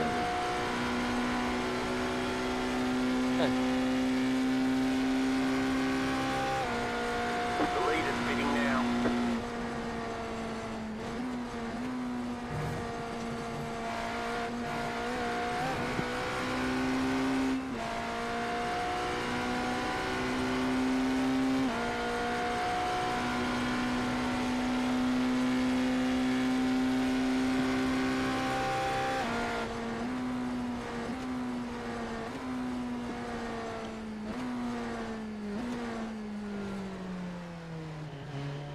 Nicely done, Hodge. Pit box in 5, 3, 2. Nice solid stints in Right weird here. conditions. Get me out! Get out of the car.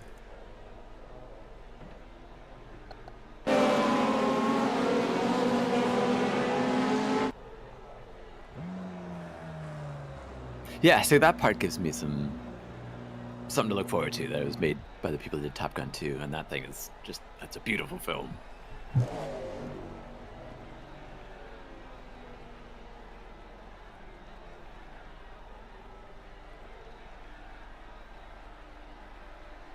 I return, at least for a few minutes. Welcome back. Welcome back. Because I am now well and truly in my sleeping window. Take it stupidly easy. Out the pit lane, but at least the racing line's really wide now into the horseshoe. But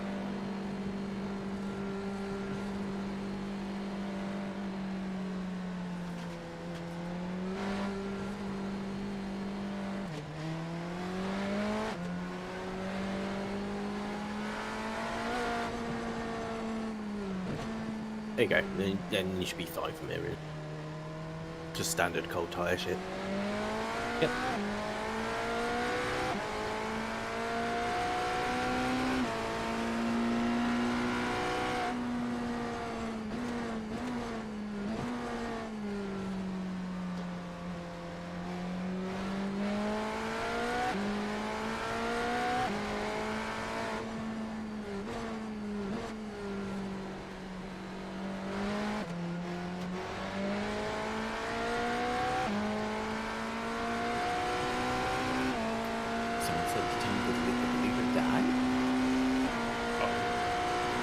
Yeah, Nico went off at the corner coming onto the oval. The lead is spinning now. We got through all the rain, Yeah. and then they done it now.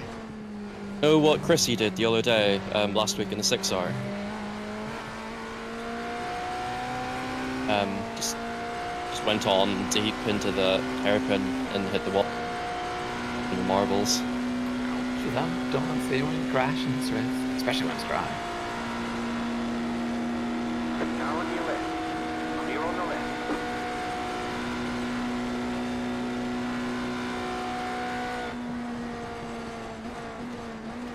Yeah, he Oh just my touched God. marbles went straight.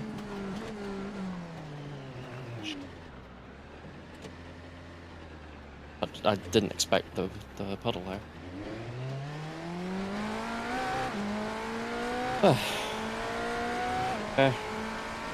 That's woke me up.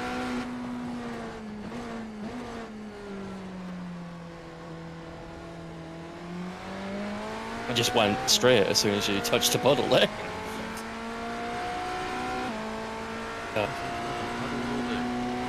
Especially on slicks. Weird that. Not do the wide line then. Would have thought I would have cleared up by now. No, it's also got to the point where there's not saying there's nothing to race for, but there's no point taking much risk to just make it nice and straightforward and build up sort of confidence in areas. The track feels fine otherwise. Yeah, it's like 95% good. It's as soon as you go to the fence, you don't go very often, and it's like, oh no, this isn't quite so nice. I suppose that's the thing, where it was wet, people were not running the sports line turn 1, so it's not going to be how you go. Yeah, you basically have to relearn turn 1, because you don't quite have the mental, like, where you need to be, because you can't do that anymore. No. Like all the practice I've done has been with the coin line, so I'll be something to learn.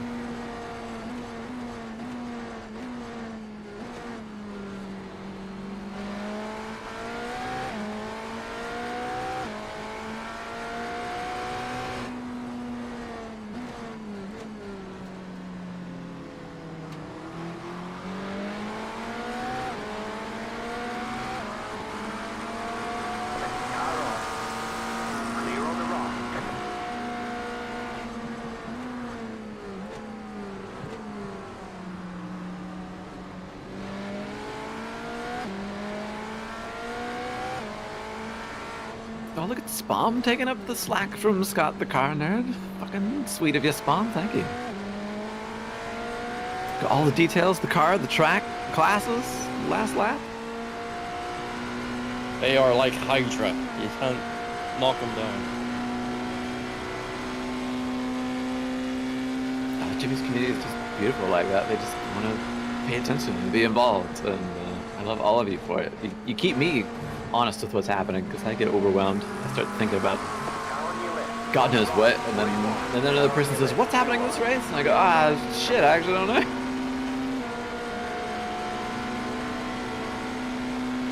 Oh, the car is going around and shit. Yeah. So Sam, that car is really far, but he keeps every now and then crashing and going 3 more laps down. But yeah, they're the only Acura that has more wing on. Which now makes sense.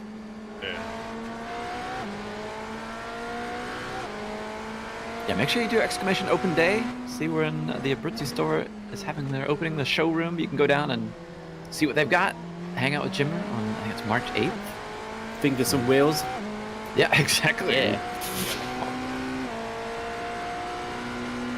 I really like the idea you had Bailey of the secondhand market he's got, because he's drowning in rims and bases. Yeah. I mean, I'll happily go to his house and take it off his hands. I looked at all those like F1 rims and I'm like, wow, that's impressive.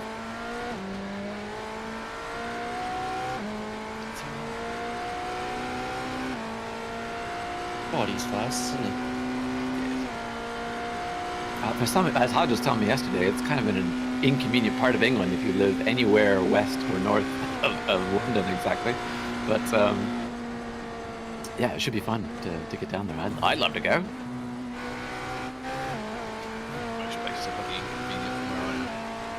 Yeah, that was a big part of what Hodge was saying. Like, anytime you have to go to London to go to somewhere else, it just extends your trip quite a bit.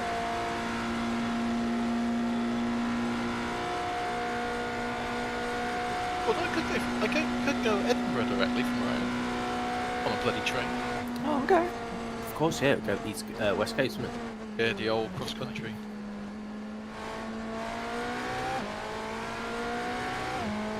Keep meaning to like make a day trip at some point soon to go to Dublin, because I keep realizing that I've never actually really been down south properly. I've been there to like go to Dublin airport and then get a flight. It's like maybe I should actually like. But the crack is see the shitty spire post office with the gunshot holes in it. Whatever else they have. Yeah, Caleb said you can see the spire.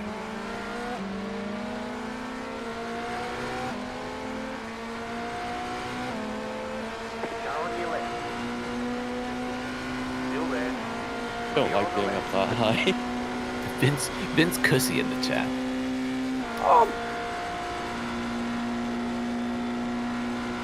Big fan. Yeah, shout out. Big fan. Great name. Brought a smile to my face. Yeah, yes, Eddie, that is Bailey. I just heard him laugh there. Hodge and Sam and Schumann. Hello, darling.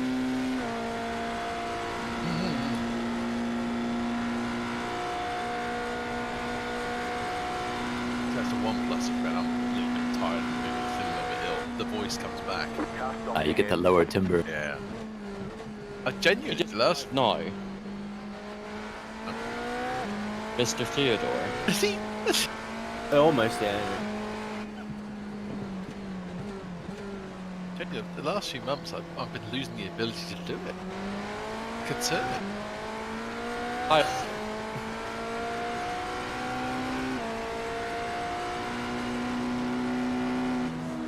That Acura's had an accident again.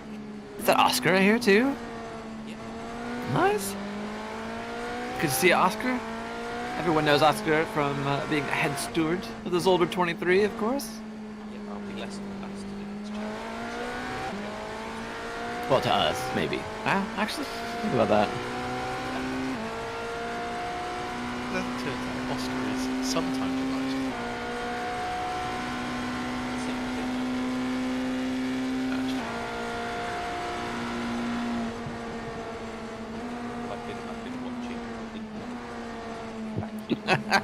I don't think that's going to play on Jimmy's stream. It's for the best. But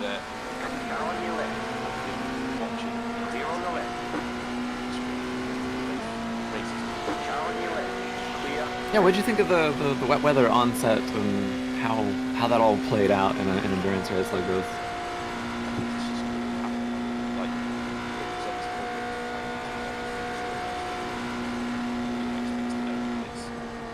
enough splits back where I think it's shall we say fairly permanently separated. But I think it's really quite one of those things where everyone's been asking for this sort of weather implementation, and then as soon as we've got it, you get the same rating, especially in the background now. So, but, yeah, excellent. Yeah, and more experiences for people to have. As we were talking about, like some of the transitional stuff, it's hard to model unless you're going to set up an offline race and the static weather to do very specific. Try and imitate what you're seeing here, but it's always different when you do it live. And I think a lot of us today probably learned a bunch about when to switch, when not, things to keep in track of. And I was thinking, like, when I see drivers when they get out of the cars and they're explaining to the next driver certain tips and things, and maybe how that'll evolve for the information we give each other to be a little bit more wise of that going around. There was no uniformity in people changing the extra drives.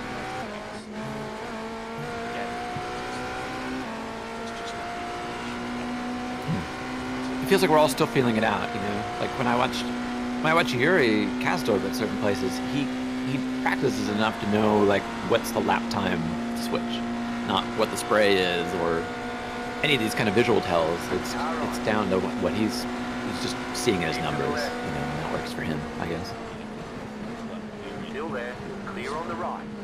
Yeah. I try to watch some of those people to glean just a tiny bit of what they're doing, like the intellectual side of it, since I don't have the other skills, you know.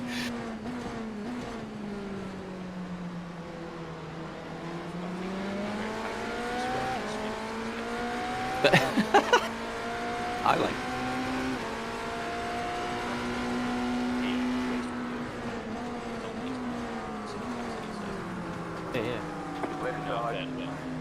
Yeah, 8 or 9 years.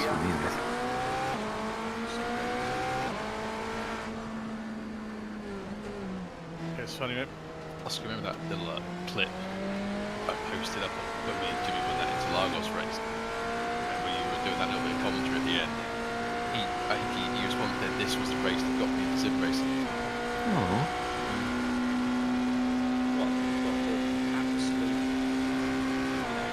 Temerity.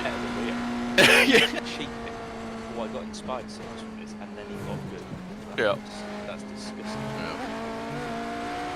Now on your left. Not just good. Clear on the left. Proper good. Totally it's a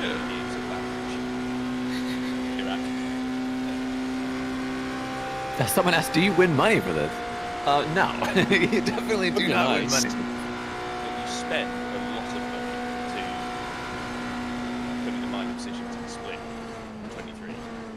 I don't think but my experience is that typically that's how it's done. Yeah, we're just trying to be very good amateurs. I'm not even trying to be a very good amateur, I'm trying to be like the Tracy Road of cities.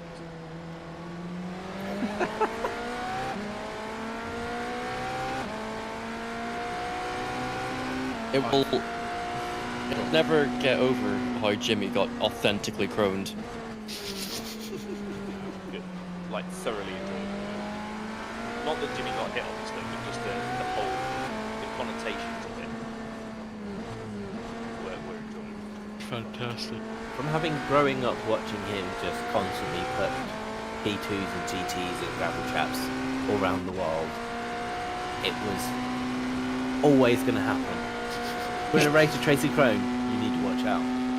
We should figure out which gravel traps he didn't get stuck in. Right. We won't be here very long. I would probably want to say every single one at the moment. Yeah. Almost guaranteed every single. Maybe I don't know if he's ever fucked up in the Porsche curves, but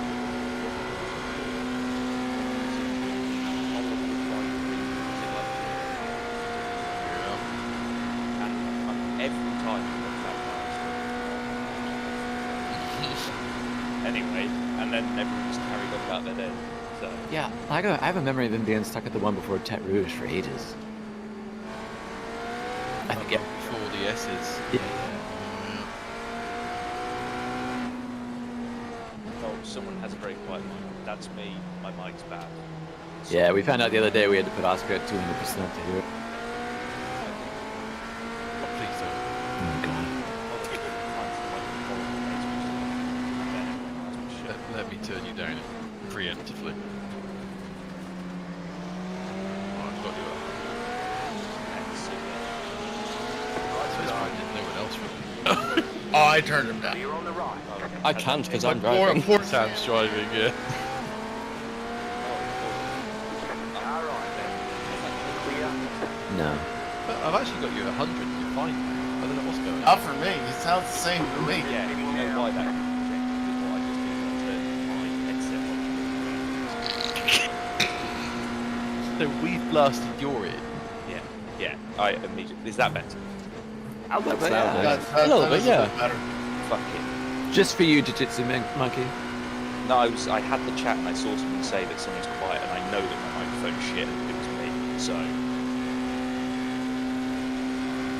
You definitely need to turn me up. There'll be a moment where I'll get a little bit loud and I'll blast everyone's eardrums out for some reason. He's in a minute and all our headsets are Right side. Clear on the right. that sort of thing.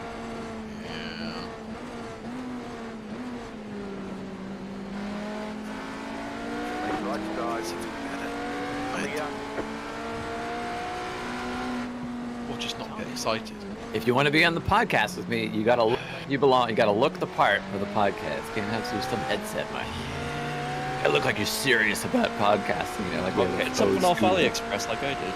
Like an unused Blue Yeti mic. So my recommendation is how about I use that actually, but not plugged in. So I'll stay on my headset, but I'll have it visually in front of me on the web. As a prop. So I'll look the part, but not be helpful in any way. Well, in my early days of streaming, we did kind of a podcast thing with Hodge and Bailey, where we talked about F1 races and stuff like the day after. I really like doing that. That sounds like what Steve and Jimmy were gonna do. Honestly, they were just gonna chat about motorsport or whatever else came up.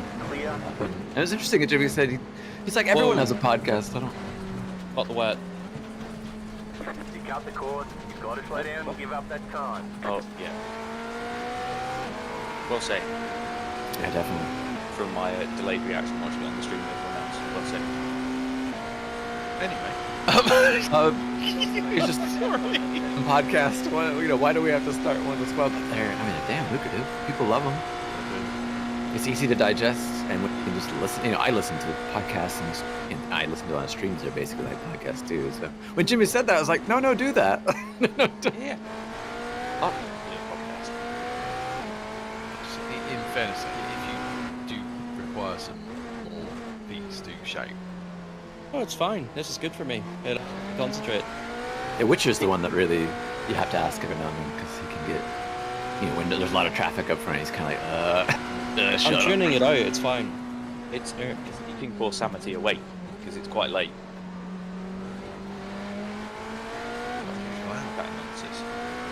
Yeah, what would you have asked about Oscar? Well, I'd like a motorsport one. I've got a lot of opinions about that, and I'm all about making people on the internet dislike me, and I reckon I can do it quickly with a motorsport podcast. That's the path to victory in the world we live in now, is pissing people off. So, all right. Yeah. Or just tabletop gaming stuff, but literally no one here gives a shit about that, so... I just come up with 5 reasons why Lance Stroll isn't a bad driver. No. There you go, there's a topic. Money, I think that he brings to the sport are important. It's nice to have a Canadian there. It reminds you of when Jack Villeneuve was relevant, unlike now. It gives us an... My best friend is Canadian and he fucking hates him. Well, he sounds silly because Lance is a wonderful chap. Very personable. He's down to earth, I find. I can relate to him well, because we've all had a similar upbringing to him. So he's relatable, more so maybe than anyone else on the grid. He sometimes looks as depressed and lost as I sometimes feel. Oh my god, hello BMW. Up on the apex, why don't you? Thanks, I don't mean to laugh at your impression, but that was quite funny. That's a good one. Yeah. Delivered to it.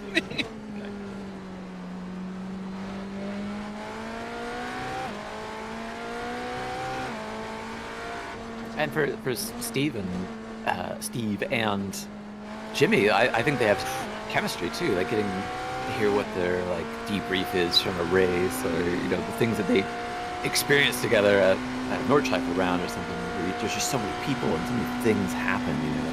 It'd be fun to hear them kind of jog each other's memory about the shit they saw and how they can relate it. Just two mates talking, which has always been my favorite thing. Not a prepared radio host kind of thing. I just like hearing people have a normal conversation.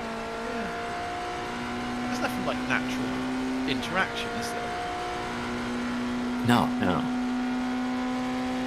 I'm really getting a sense for who people are and how they Well, that's why I like your streams so much, Bailey. You have such a conversational way of having when people come in and you talk about all the things you're really interested in, and they ask you about it and pick your brain, and it's such a great time. If you don't know, exclamation Bailey, but he's been in his race. Hey, welcome.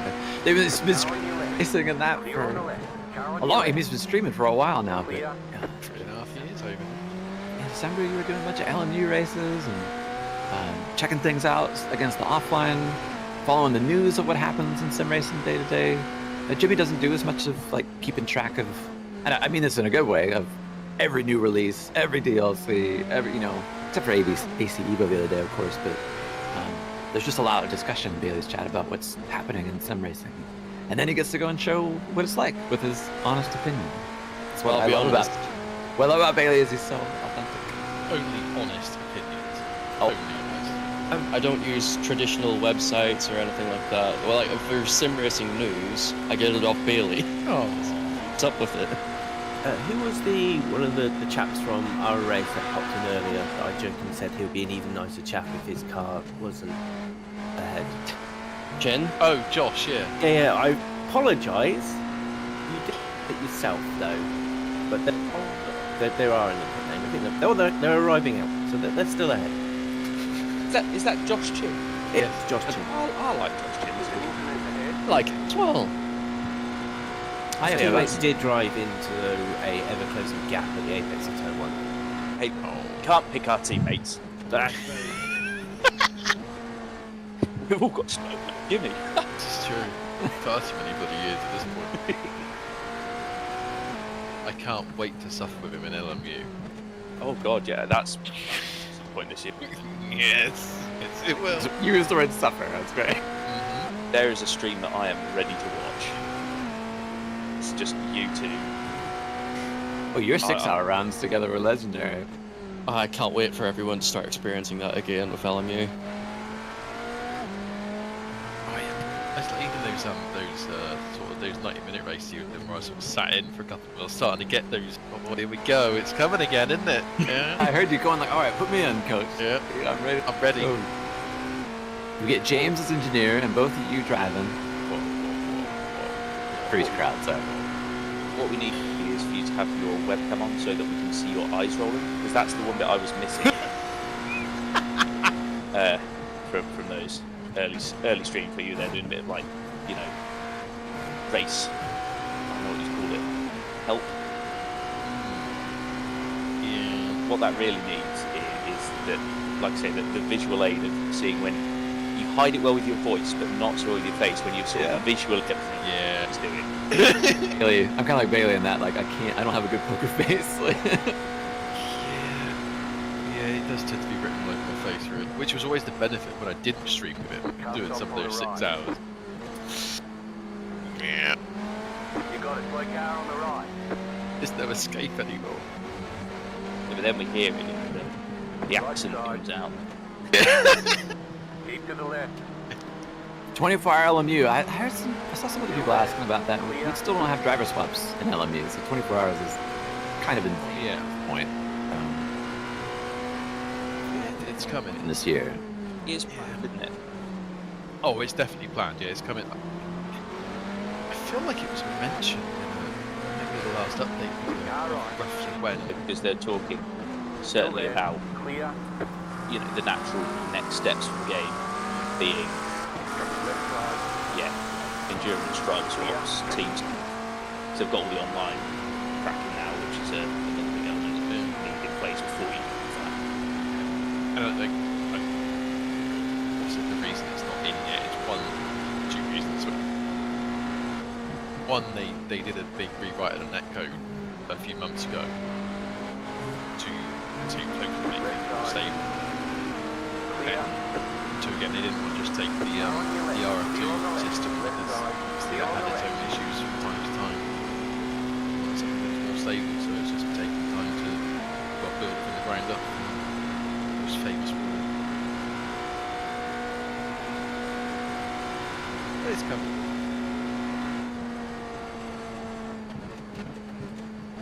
Oh, so you know me, I'm looking forward to the delivery stuff. Oh my god. Yeah. Well, you can do. No line like that, Sam. Doesn't. Stop it. No. I was gonna say you can do Le Mans solo, chat. One individual did. There's an incident behind you. Go for now, but I will be back later. Oh, Good luck, Sam. Thank you.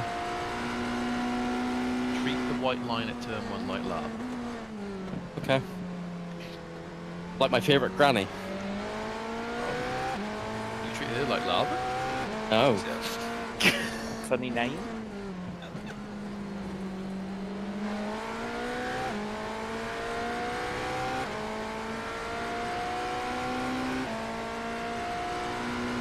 But it would be nice to get that RDHR Cadillac in LME. Just after the flat. 29.97.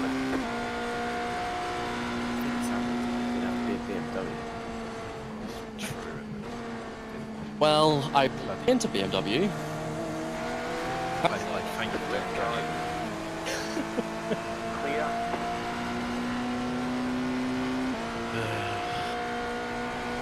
Probably have to do Porsche as well, won't I? Just don't listen to him, Sam. Just do what you want. Yeah, so I'm going to paint the Porsche because that's what I want. When Peugeot? That's the real question, isn't it? Well, when magenta Peugeot is what I want to know. When they could be templates to do it, I guess. Then you can hear me bitching about paint.net for the next,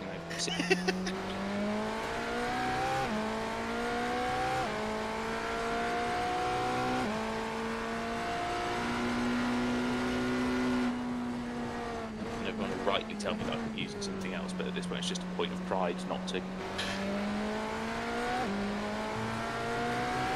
Not even GIMP. Would you call me? You would. Not wrong though, is he? Left side. Clear on the left. I respect using paint.net more than GIMP.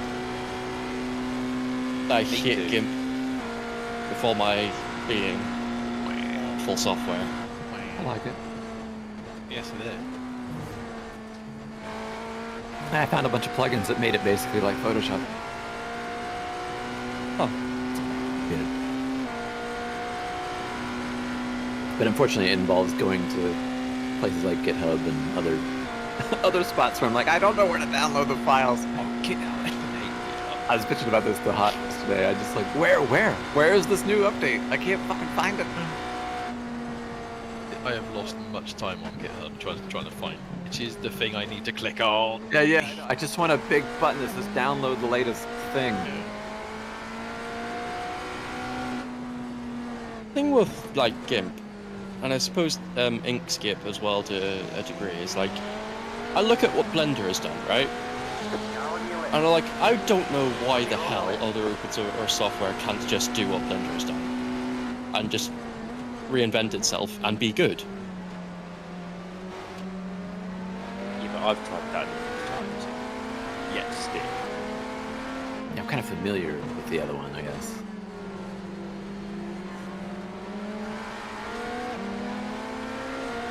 Oh, look at all these people using the HIMO, exclamation HIMO to see the sponsor Jimmy Scott for setups. Let's do exclamation open day for when the Abruzzi store is going to open. You can hang out there in the southeast of England and see the shop, the grand opening. Meet John Abruzzi himself.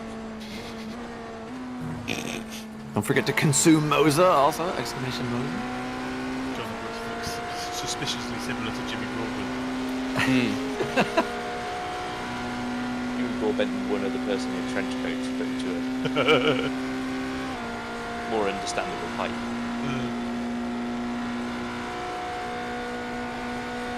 I can say that it's high too, I'm sure.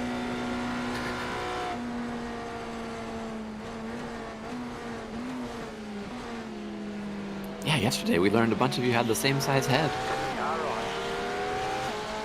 Maybe it's not ideal to have the same size head as Jimmy. Well, it is if you want to use one of his helmets, but otherwise you're in trouble. Oh, yeah, no, I'll admit, in that particular situation, it was helpful for me, because I could just use his helmet. Yeah, I think Andy said they fit her as well, so...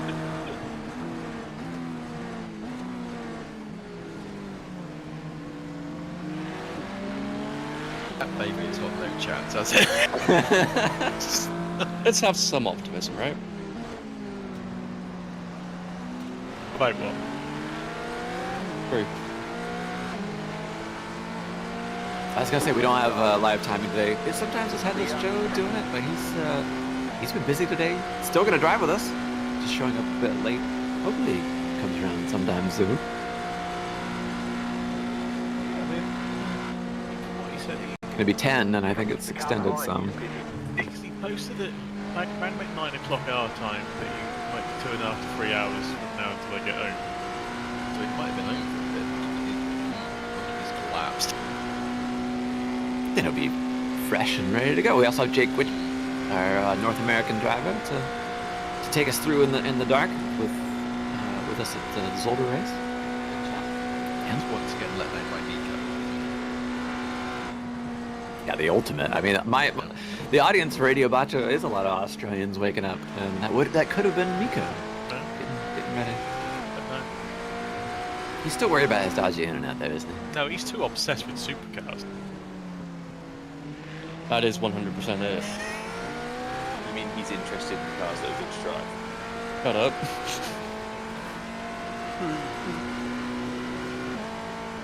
No, he's right. I'll always side with Nico.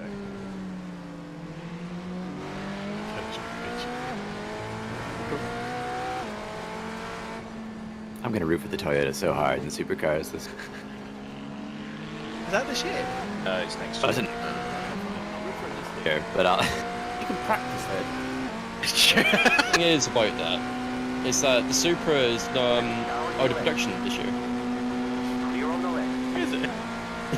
Yeah. It's just a bit 3 series with the diesel in anyway, isn't it, Supra? Admittedly, that's on the one from the 90s, so it's to move away from JD. Oh god. I can't wait to watch the Chevrolet NASCAR car race this year. Chevrolet dog car, yes.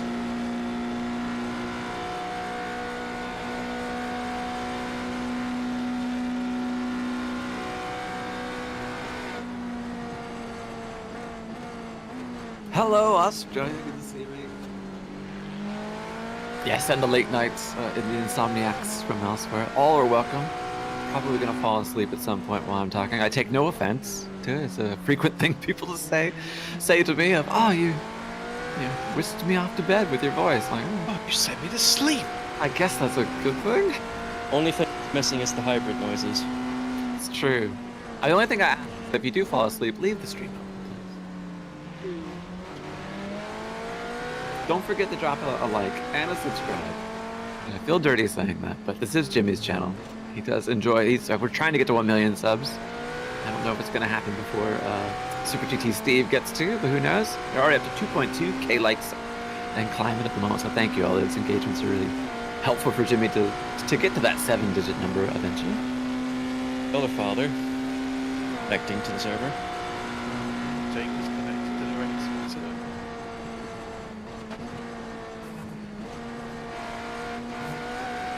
Sleep little line.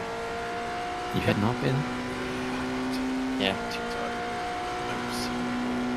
Box Bailey. Oh, Billy.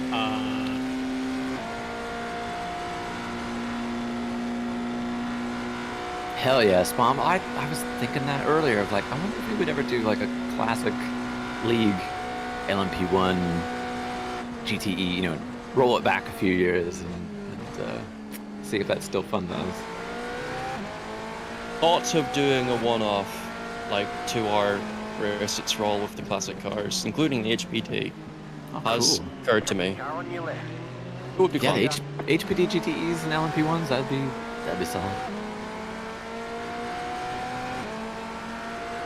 Just like setups. Circle racing.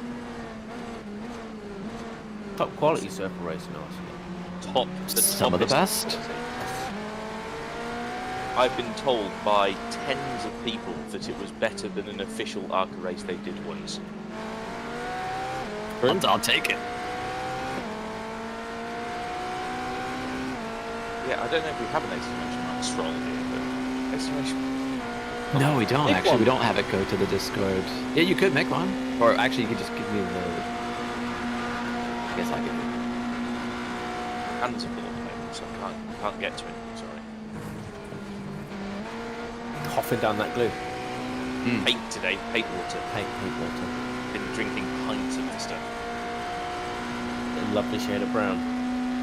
Brown. Like grey with metallic specks in it. Very safe for drinking.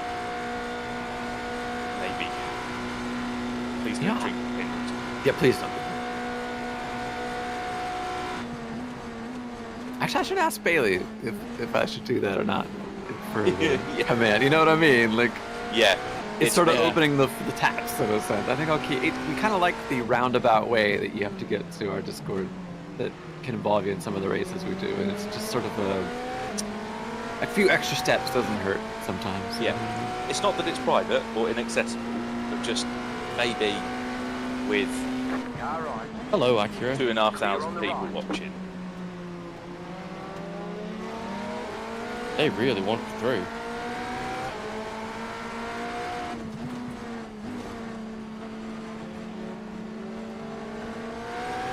I still have 2,500. That's really awesome. Well, it was 2,400 basically. So I really appreciate it for everyone's continuing to stick around. I know it's kind of tough when Jimmy's not on. You just have a bunch of disembodied voices in your ear, so it's really nice to be there, still watching.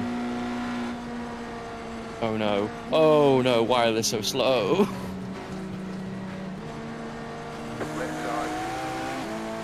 Don't want to go there. Didn't quite need to go that way, but yeah.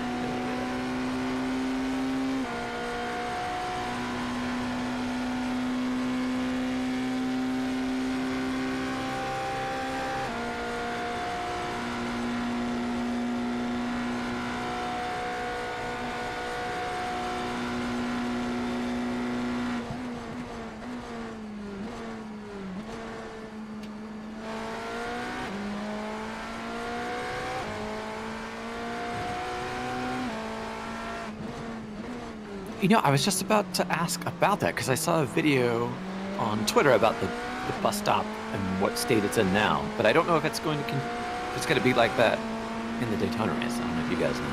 It's all tarmac. That's just the way it's going to be. It's just tarmac. Yeah, it's a safety change from after an accident in NASCAR last year. And there's been enough accidents in the Daytona stuff where people just go spearing off into the wall because they drop a wheel on the grass or whatever. That's probably a good thing. I'm sure there's some old school people that disagree with that, but...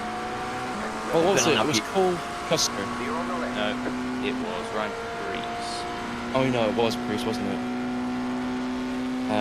In the summer 2023 Daytona race, wasn't it? Where you like... It was last year, I think. Oh. I think that, like, think... Ignore me, I've changed my mind. I think you might be wrong. Because, like, if I remember rightly, like, the grass was there for the Daytona 24 last year, but it was gone for 500. Maybe that's why it was. They changed it right after last year's 24. That rings a bell. I remember another Daytona's when it would get wet, and, you know, how the grass tends to hold on to that moisture, and when you're racing multi-class, it's obviously a fast entry. And all the way through, that if someone did get knocked offline, shoved, just made a mistake, it could be the end of their race for just dropping a wheel. And again, some folks are going to say that's just racing, don't do that, but I think I'd rather have more people in the race and complete it with a car than just get smashed out and have hours of safety cars. The thing, like, right, is like, for Daytona, the more important race is always going to be the NASCAR race, right? So, like, anything that stops, because the grass was seen as a contributing factor for the sustained rolls and flips in the 23 crash. Yeah, because it dug So, in. yeah. So they had to get rid of it. Yeah, can't dig into grass if it's not there. But I do agree they need to do something, because it's like, the drivers are all saying they can't find a reference into the chicane now. Yeah, so that post I saw was about, like, maybe they might paint parts of it to give more... Yeah, I think they give more do something about it. Just there's plenty of time to figure that out. I mean, you're a country that I get the impression quite likes your own flag. Oh, you've you noticed. You can paint that there. Or better yet, because it's the Le Mans chicane, put a French flag there. Big, just sort of like painted Miku on the track. All right, don't go crazy. Miku with a Magna hat. And then you get executed after a concert in Fortnite. Yeah. Okay. 2025. What a time to be alive. I know, right? Officially good times. I guess I was trying to think of other North American tracks that aren't Grade 1 that have had that treatment of just giving tarmac runoff, and we don't, much like the Australians, we don't rush to do it maybe as quick as some other places around the world for safety. Yeah. Well, I mean, we don't in the UK unless it's a Grade 1. Like, there's not. Look at Brands Hatch in Alton Park. Yeah, there's not really much point. Like, you may as well keep it in that style and fashion people like for the old school racing, unless you are trying to be Grade 1 and have certain racing there. Yeah, like when they revamped Motorsport, they obviously took out a bunch of grass and put them on there because otherwise they were never going to run. And it's like, well, I'd rather see cars go around Motorsport with, the tarmac turn 2 than not. Yeah. It often comes down to that: is do you want them to keep racing there with the new standard or not? And if you enjoy the way it was in the past, I just go watch the old races. To it,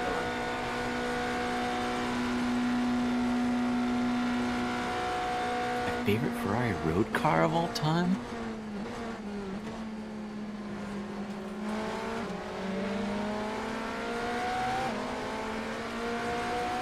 Oh, I was gonna say like the 355 or something, but I could probably pick one from the 60s.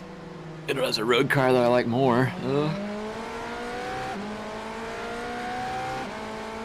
It's kind of tough because some of those 250 GTs are also race cars and road cars, like the short wheelbase. I'll say the 355 for now.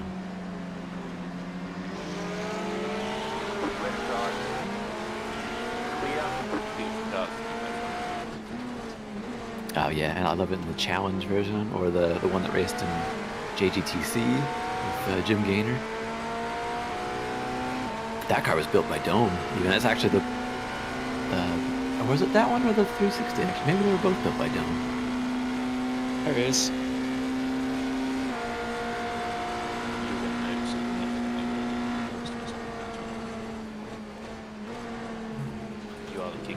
JGTC and Super GT. I'm getting there. I'm finally starting to like memorize most of their names for the ones that are in now, and that's taken me a long time.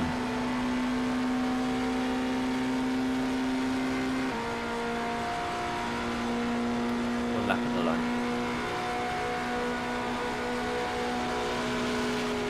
Why isn't he playing? Because he's asleep. We're filling in for Jimmer. He did 5 hours of driving already. We got Sam in the car. Oscar's helped me out in the comms, and must have Hodge waiting here and waiting for Joe Champa and Richard up here. We also had we had Grizz do his stints.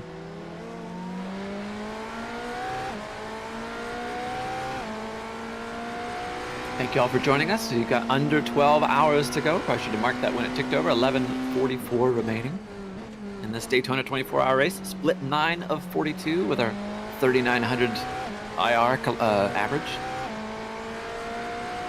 We're just rolling around in P5, trying to keep our nose clean. We've gone through a wet weather period that made almost everyone but one car, save one car crash, and then that one car crashed like an hour ago. Unfortunately, so they are the actual car in front of us. Was that the lift for speed car? It was the lift for speed car. Other than you guys, obviously, that's the car I'm rooting for. Same, actually. So go lift for speed car. The leader's bidding now. But why am I not driving the entire 24? Joe Champa connected. That's good. Yeah. Oh yeah. Both Joe and Jake have actually. Good, good. So they're around. In this lap. In.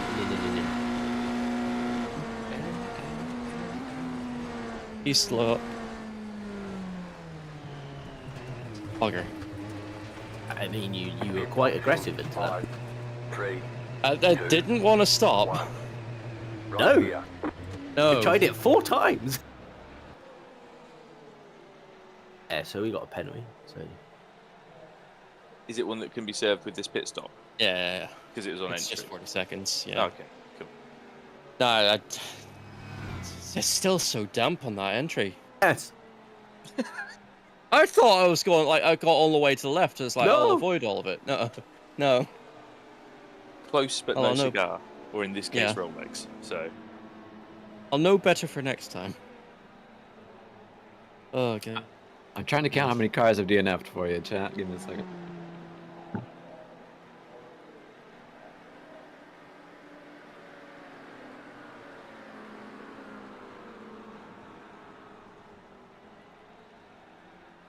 I think 22 have died out of 59.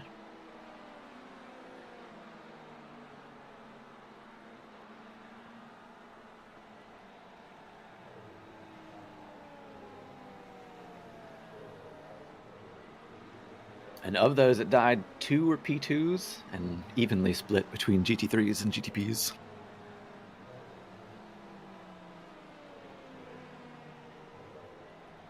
Speaks well for the P2 longevity. Always was a bit of a tank. Yeah. Front end, you could just like muller people out of the way and you'd be alright. Yeah, when we did Petit Le Mans together and I smashed the whole rear flush on a wall, it didn't give me more than a couple minutes damage. Oh, that's true. You were put there. Oh, yeah, absolutely.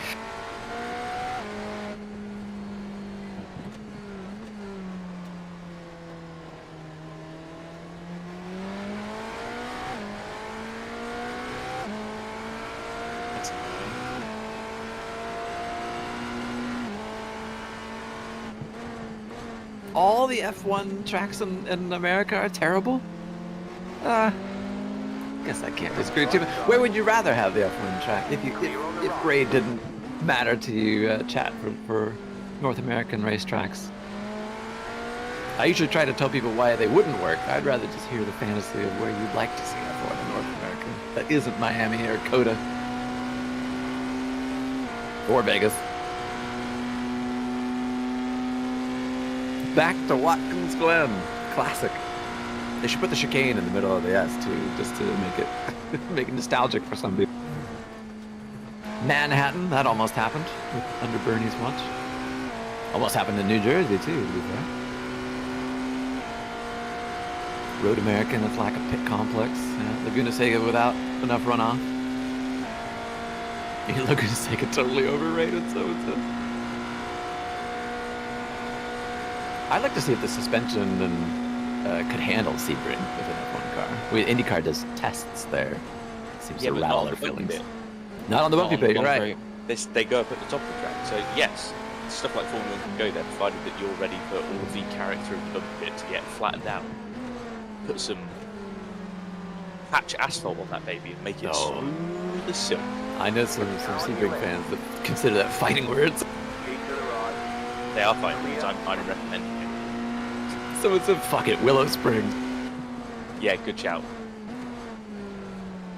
Ginger Man racetrack in Michigan. There you go. MotoGP back to North America would be good. I wouldn't even mind if they did Indianapolis backwards. They do at least. That's not the same. It's North America. My geography's bad, but... There's only 2 people in the field that can win a COTA though. They're such specialists. So. Neither of them won it at COTA this year. Alright. This year, last year, whatever year it is. 2025 doesn't exist yet. Okay, great. That's good. Hello, Joe. Hi, Joe. Hey, Joe. Sounds like transport was a pain in the ass. Yes. The whole day's been a pain in the ass. I don't know. Never mind. Here now. Who's going to give me a short recap? What's going on? What's happened? Rain. Rain, basically. Yeah, rain happened. Rain happened. Everyone sort of crashed, almost, just about everyone, and then it's just been kind of recovery for the rest of us. Oh, okay. Chris had a couple offs. The entry in the pit lane is sketch as fuck.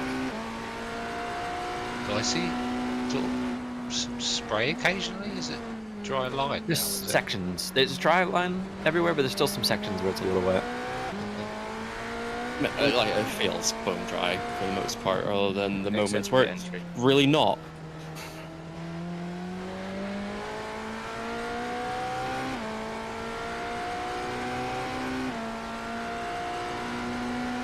And then you speed on pit lane like an idiot like me. Anyway. Yeah, but we used to be 3 or 4 laps back from the car in front of us, and we've all kind of been pushed together again. The lead 2 are on their own. And then the third is 2 laps down, and 4 laps down, and we're 5 laps down.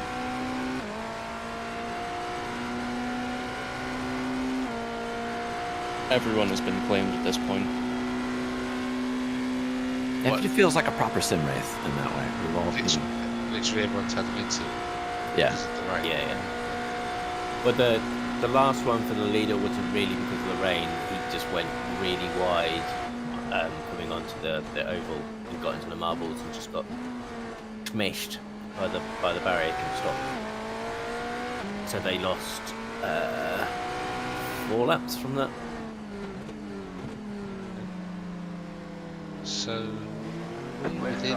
Is that right? Am I reading that right? 5 laps back. 5, yeah. It's depending on the line.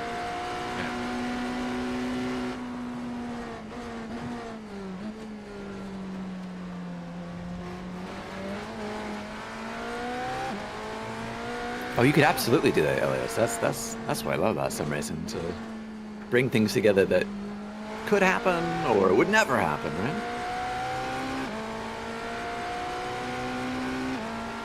Such as a Ferrari racing in the 24 Hours of Daytona in GTP. Apparently. How many are left? I think they're all dead now, yeah, in our race. Clear on the right. There was one other BMW. They died.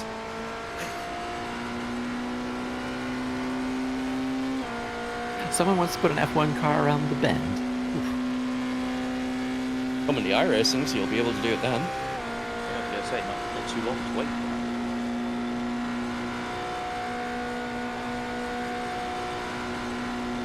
that. Yes, that's right. He did do a semi-fast lap at Bathurst Button in the McLaren. There's a couple of those what-ifs where you have to take theoreticals because they didn't do it at full speed. Heidfeld's Sauber BMW at Nordschleife as well. They'll apparently Franken quite a lot, so. I wanted to say that their theoretical was around 5 minutes or something, 5 or 6 minutes, which makes sense. And that was 17 years ago. Christ, don't say that. I remember when it was happening. Yeah, right. No, you're here, Joe. I'm going to shoot. Are you going to be okay for the night? Yeah, I think so. I need to go get some sleep before I go back. Okay, sure. Good night, Hajo. Oh, bye, Hodge. Thanks, Hodge. I saw someone say that before, F1 at Bristol, with or without dirt.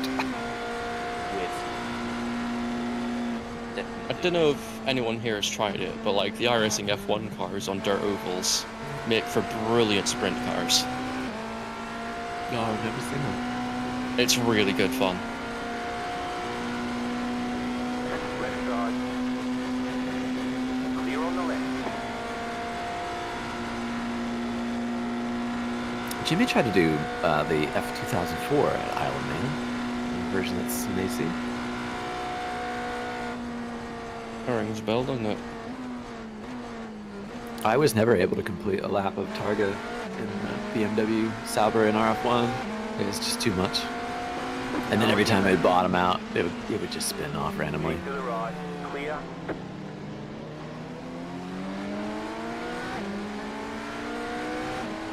Car right. Clear.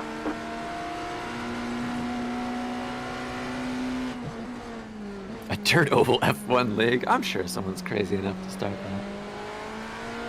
But it's one of those ideas that's kind of fun once. You know, you really need people that need to do a league. But what could you? I just think that the feeling would get old after a while. Like after a certain point, you'd be wondering, why aren't we just doing this in a sprint car, an actual sprint car? Yeah. It's made to do this. Which I would respond, that's boring because this is silly. And then no one would race it after a while, and that's fine.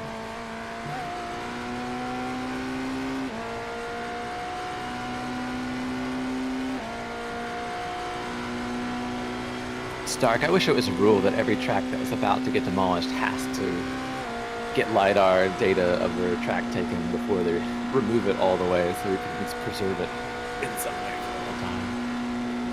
I think we would have a couple of those, like Sandown and Orland Park, Piccadilly, right? He meant, that's person mentioned Old Hockenheim. GPS data does exist. You could still you could scan it, but you'd still have to hand do a bit for all where all the road got torn up. It's how Rautza managed to make a pretty accurate version of it, because like all the old GPS data that was used to make the Kramen games is still available. It might not be like as accurate as LiDAR or laser scanning, but it's still like very accurate.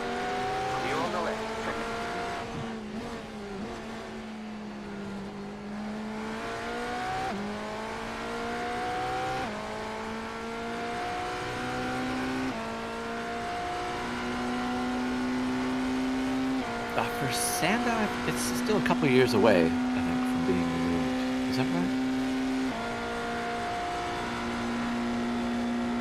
I feel like they keep sort of like finding ways to keep it going. Is more the case there.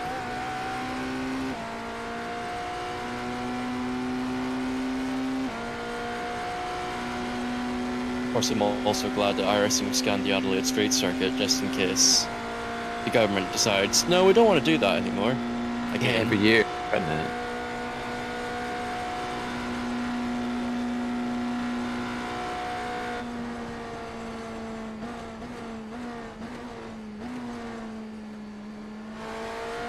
Yeah, the pandemic was did not do Sepang and Malaysia any favors for motorsport. Their 12-hour race had a lot less entrance to it, as you know, Bathurst, Kyalami, all these flyaway races that people are going to cut down on the numbers. And one hasn't been there in a while. Thankfully, MotoGP still goes to Sepang. As you said, it's a really good bike track. I think it's a really good multi-class circuit too. Super GT is returning to Sepang this year for the first time since the pandemic. Talks about Turkey trying to get Istanbul Park back on the F1 calendar properly now as well. Yeah, that's right. It was just as a fill-in before.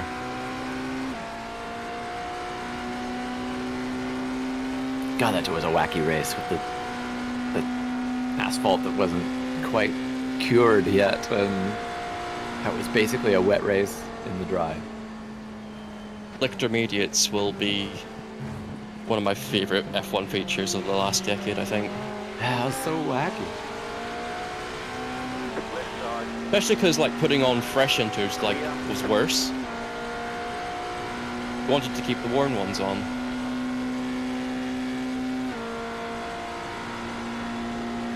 Yeah, I would assume that Vietnam's done for the foreseeable future, whatever that was going to be. Exists just in F1 2020. Bro.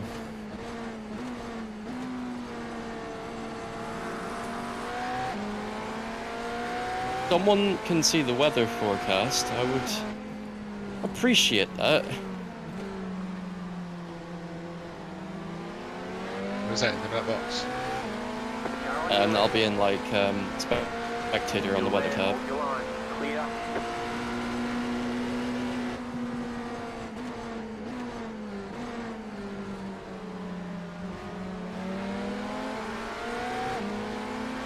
Okay. Let's see, what time is it in game at the moment? Right side, clear on the right. Don't know.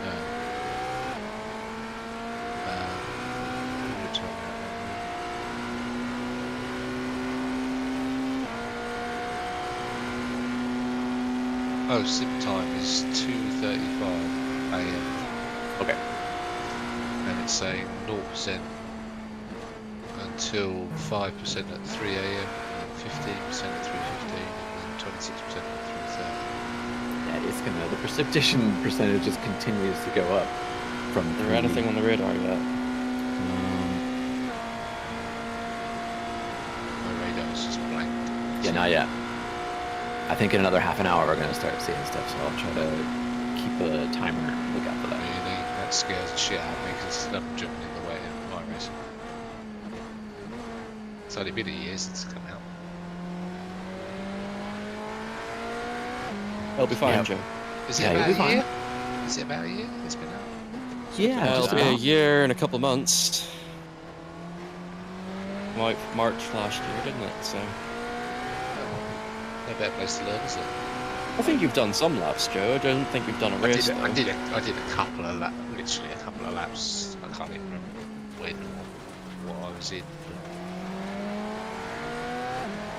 You stay over to the right. Car right. Clear on the right. Don't trust that accurate anymore at all. The only tips I can give from our experience today, Joe, is just to, especially if it starts raining while Sam's in, to see where the water is forming while he's driving, to give you just a little bit of an idea. Because when Grizz got in the car, he's caught a little unaware by some of the grip and where the water was on his outlap. But we're still half an hour away from it.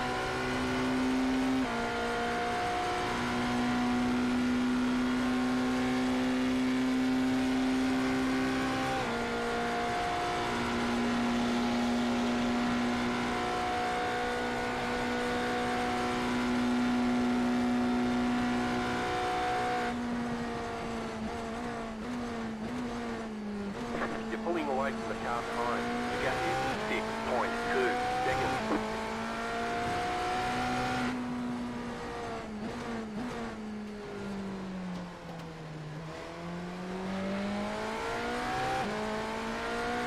P6 is just at the apex of the first portion. Love to all at Team Jimmer, driving through the night. I'm listening to you all while doing the washing up after dinner in the Caribbean. Yeah, they're coming. Y'all rock.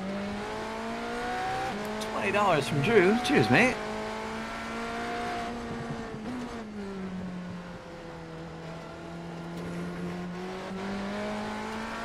I'm not overly fussed if they catch. If they catch, they catch.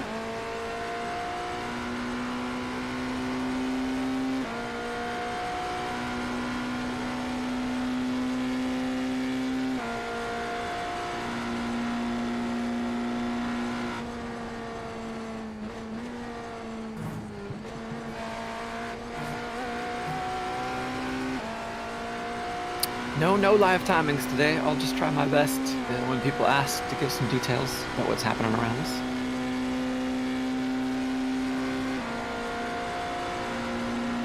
Left side. Clear on the left.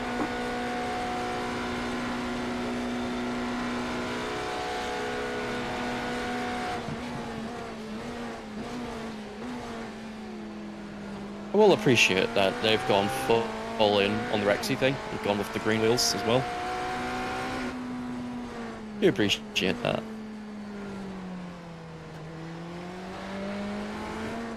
But it's...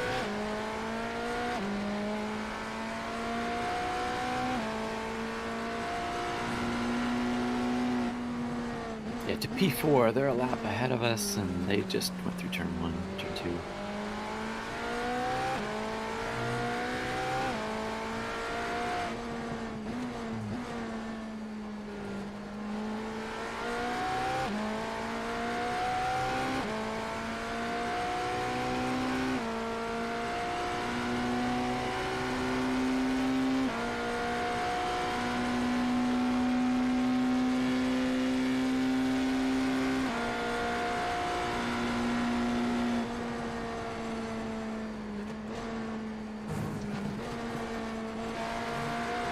P3 is 3 laps ahead of us.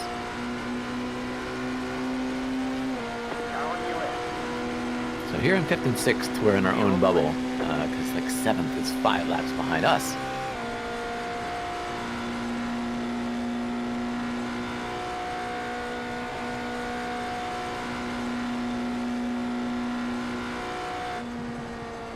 You got a toy car on the right.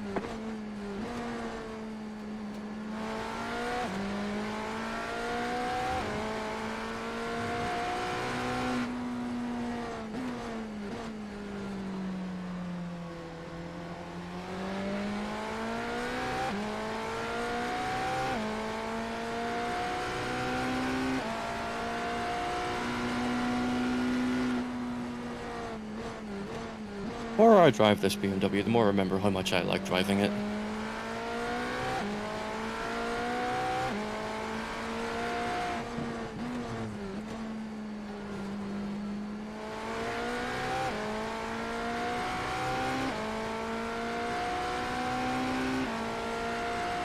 Very neutral car compared to the other GTPs.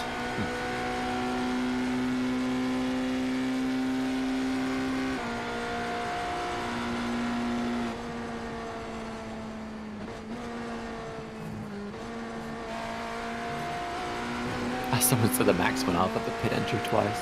I'm not surprised. It's getting the least amount of use. Has always felt very safe. What?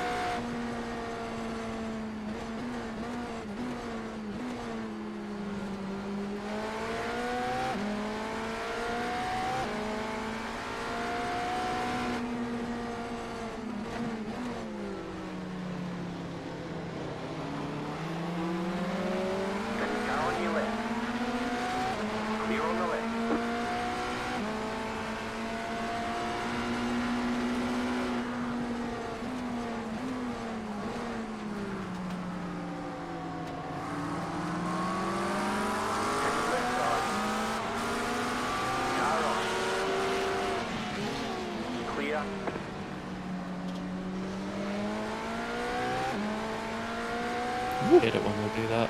Could say a last second jink. Like they know I'm coming for. You hope so, at least. Yeah. Sometimes I'm not. But so why sure. shut the door? I don't know, man.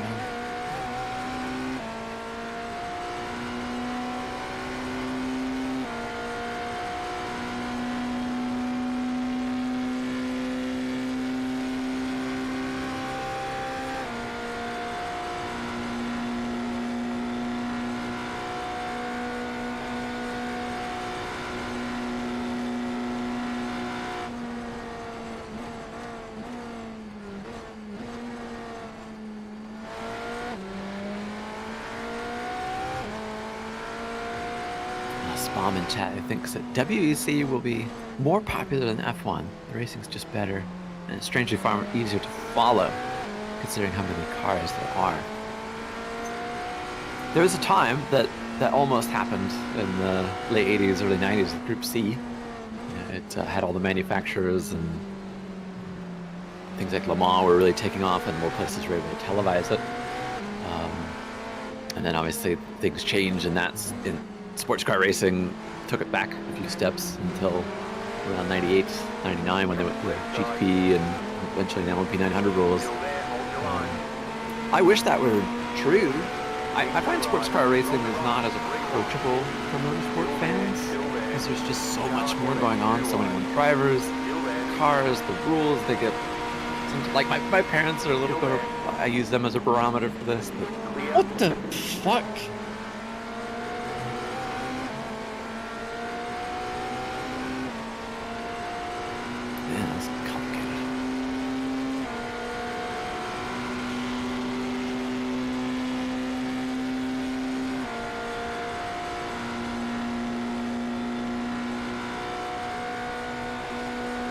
But I say that the Grand Prix format is just easier to digest.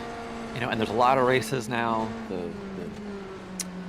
The drivers themselves become bigger than the sport almost. There's people that follow just the gossip of things more than the racing itself. And WEC still, and IMSA, they kind of feel like they always have. You know, when people come and go in that space. But I find it really hard to get people into that style of racing for whatever reason. Like I said, like there's just too much happening. How you pick a car or a team or anything like that. But it's certainly getting bigger. I can't deny that the rule set that they've chosen and how they've attracted a lot of drivers from series that people know to come and do it has helped them overall. And the racing these last couple of years has been awesome. I mean, adding Ferrari to the series speaks for itself and how that's Sure. changed perception, right? So. Yeah, instant fans from that come over for the brand alone.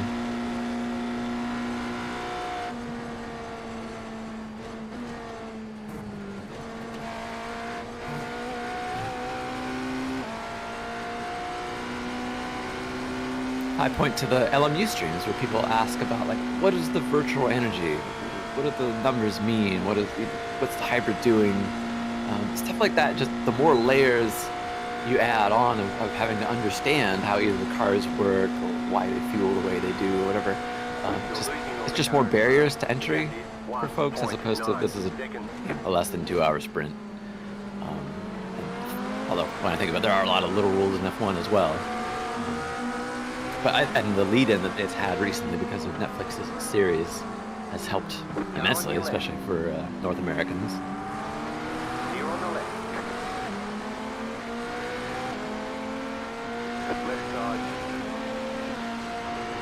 I've tried to get my oldest brother into WEC because he loves Lamborghini, and I was trying to tell him about they've got this hypercar that will race at Le Mans. You know, he knows what Le Mans is, but he doesn't have that attention span or interest to actually sit there for hours on end and just let it happen. You know, we're kind of old viewers of it, and I don't know. It doesn't gotten into his veins in the way it did for us. And it's probably true for a lot of other motor racing fans. F1 kind of is the start and end of it.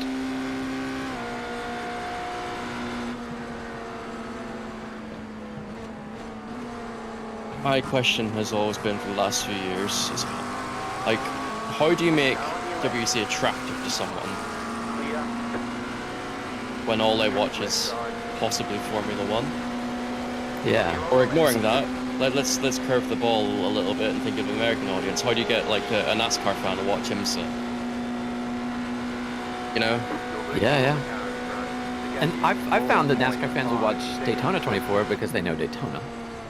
And they know there's some of the drivers that jump over to do it too, so there's interest there. And even people I watch in iRacing who mainly do ovals, the one road course they'll do is Daytona, like this race. So it often needs something familiar. A personality, like you said, a manufacturer people know and love. And think about it, like not even just like from Ferrari joining, but like before that, you had Robert Kubica driving, right? That's a name people recognize. Sure, yeah. If Max Verstappen does give it all up and he goes sports car racing, you know? Yeah, did the experimental NASCAR, the Garage 56 thing, move the needle at all for fans of that, just to see that style of car, essentially, in a very different race? Traffic is absolutely fucking incredible. Oh dear.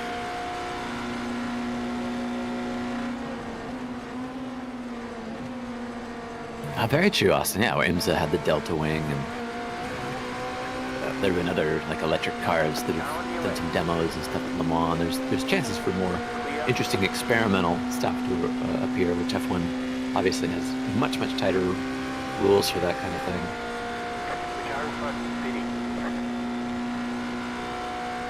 So I don't know. It's one of those.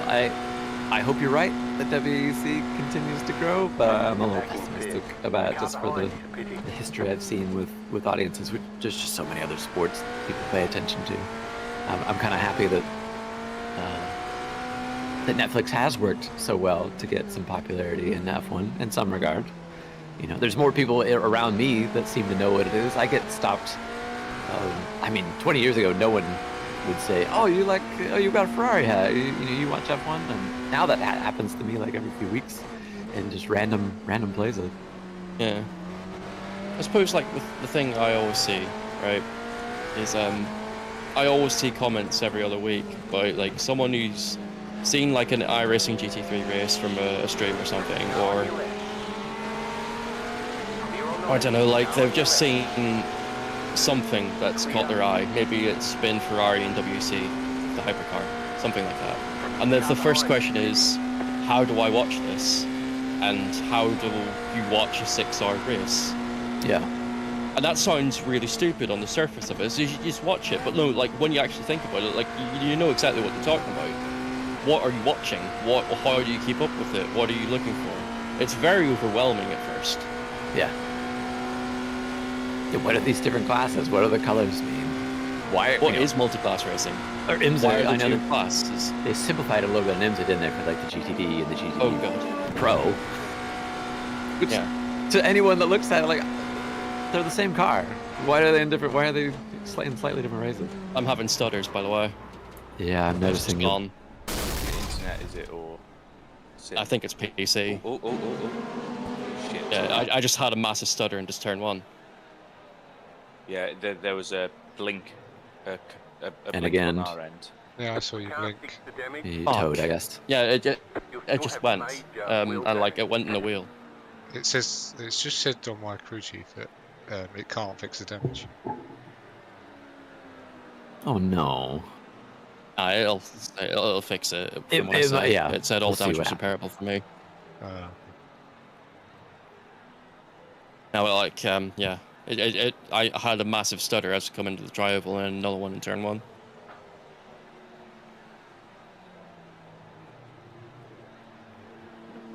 Well, hello. Hey, Jake. Hello, Jake. Hey, Jake. That's yeah. It all just happened here. Yeah, I noticed those stutters because you blinked out. I don't know. On my what I'm side. saying, man. I'm You're very bad. blinking now. In the pits. Yeah, my screen Yeah. just went black. Yeah, you're blinking on the stream as well, Sam. Not even in the car. No, but you're the last one in the car, so I think it's still good. Yeah, I suppose that's true.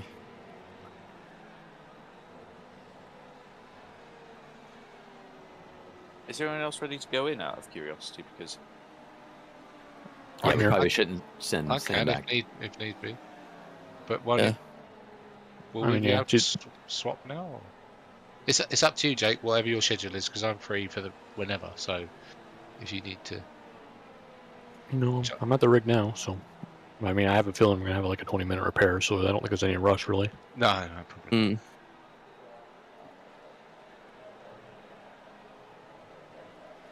Also knowing it's going to rain in the next hour, probably. Yep. I have plenty of wet weather running here, so perfectly comfortable getting in. I say put Witcher in next then. Yeah, definitely. Yeah. Oh man. Tough break, mate. I mean, I started seeing it blink and then it just randomly spin in the turn 1, so it just sucks. I noticed there were some like intermittent stutters during the middle of that as it was going, but it's something I hadn't experienced before. I'll be honest, but it wasn't anything bad. But that was a big one, followed by another big one. Yeah, and the way that Grizz explained it is that when those stutters happen, the server treats you like you don't have any brake or gas, so you kind of maintain the momentum that you have, so you completely overshoot the corner. That's the way he explained it, anyways. Because he was having a bunch of stutters on Tuesday. The weird sort of thing where it's like you feel it in the wheel and it's really unsettling. Yeah, even your like Discord comments are kind of like I think like you might have crashed. They're cutting out as well.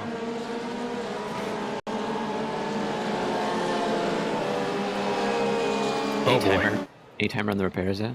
Oh boy. How big? 53 minutes. Oh. Ow. Oh. I haven't seen the number that big in iRacing in ages. Well, I heard the motor. I heard the motor pop after the contact. It was back first into the barrier, so I'm not surprised. Will they fix the motor? Yeah, in They will 53 minutes. Okay, Well, I just wanted to make tear sure. it down and rebuild it. No, they should fix it. The certainly with the sports car stuff now, provided it starts repairing, it should get you to a point where the car is basically back to 100% good. Does it definitely do that? Because, like I said, my crew chief said It said it'll be completely repairable for me. It said we would still have major wheel damage. What? Do you know we can talk about other things for a bit and then find out the hard. Yeah, we'll have to find out. Because I watched someone last year who blew up their motor and it did not come back in the caddy. So I think, who knows, until we roll it again. We'll find out in 55 minutes. All right, chat, let's bring out all your favorite food topics for the next 50 minutes to kill some time. Someone asked what their favorite dip was for fries, so... Oh, like a really good barbecue sauce. Oh, God.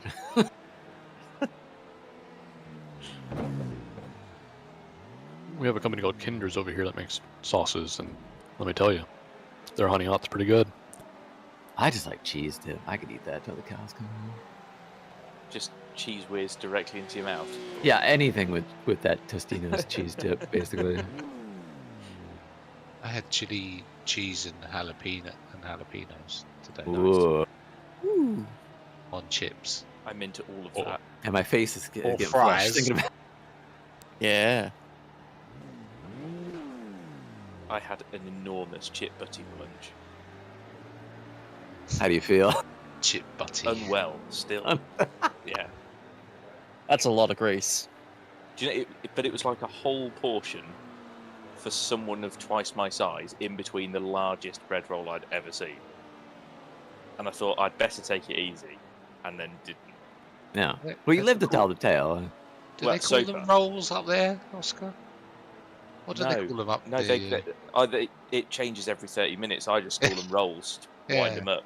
But what do the natives call it up there? I suppose that would have been a BAP in this neck of the woods.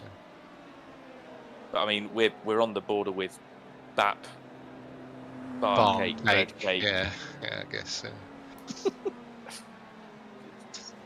That's how they should divide the lines. Just what they call them.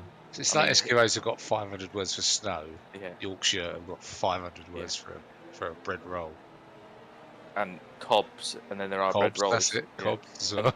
And M will perpetually remind me that they're all referring to a very specific type of bread roll. But so far as I can tell, what's meant by that is all white bread of slightly differing sizes. Yeah. But that's it. Maybe shape. No, they're just bread rolls. I know it's more of a thing in France, but do you guys do mayo for dip? Mayo as a dip? Yeah, for chips. Yeah, sometimes. I suppose people do, don't they? Maybe with like wedgie. They like garlic okay. mayo. They like garlic mayo over here. I think the bigger the chip, the better for some with mayo. Well, now we need to be careful because you've just said chip Bacho.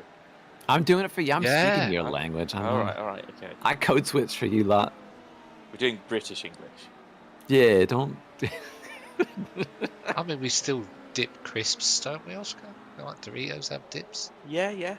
Oh, if you dip Doritos in anything, what's wrong with you? Like, it's already seriously. Like, you don't need to add anything else. I didn't say I do.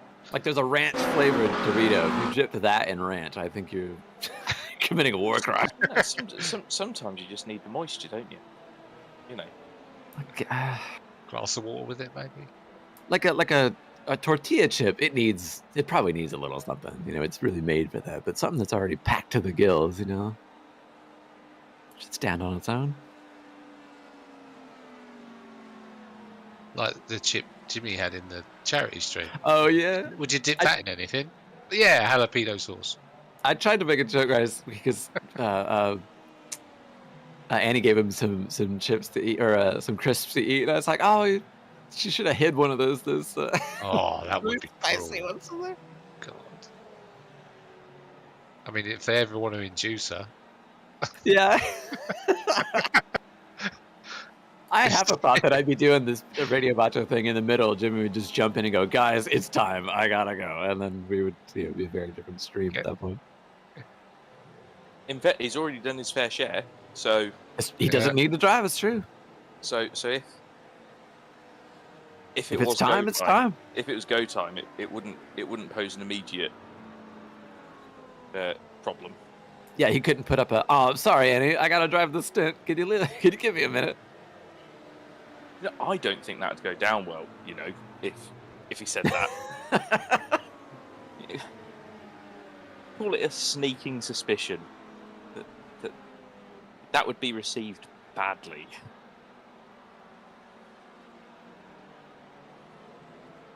Oh, Cheetos, the puffy ones, dipped in salted sour cream.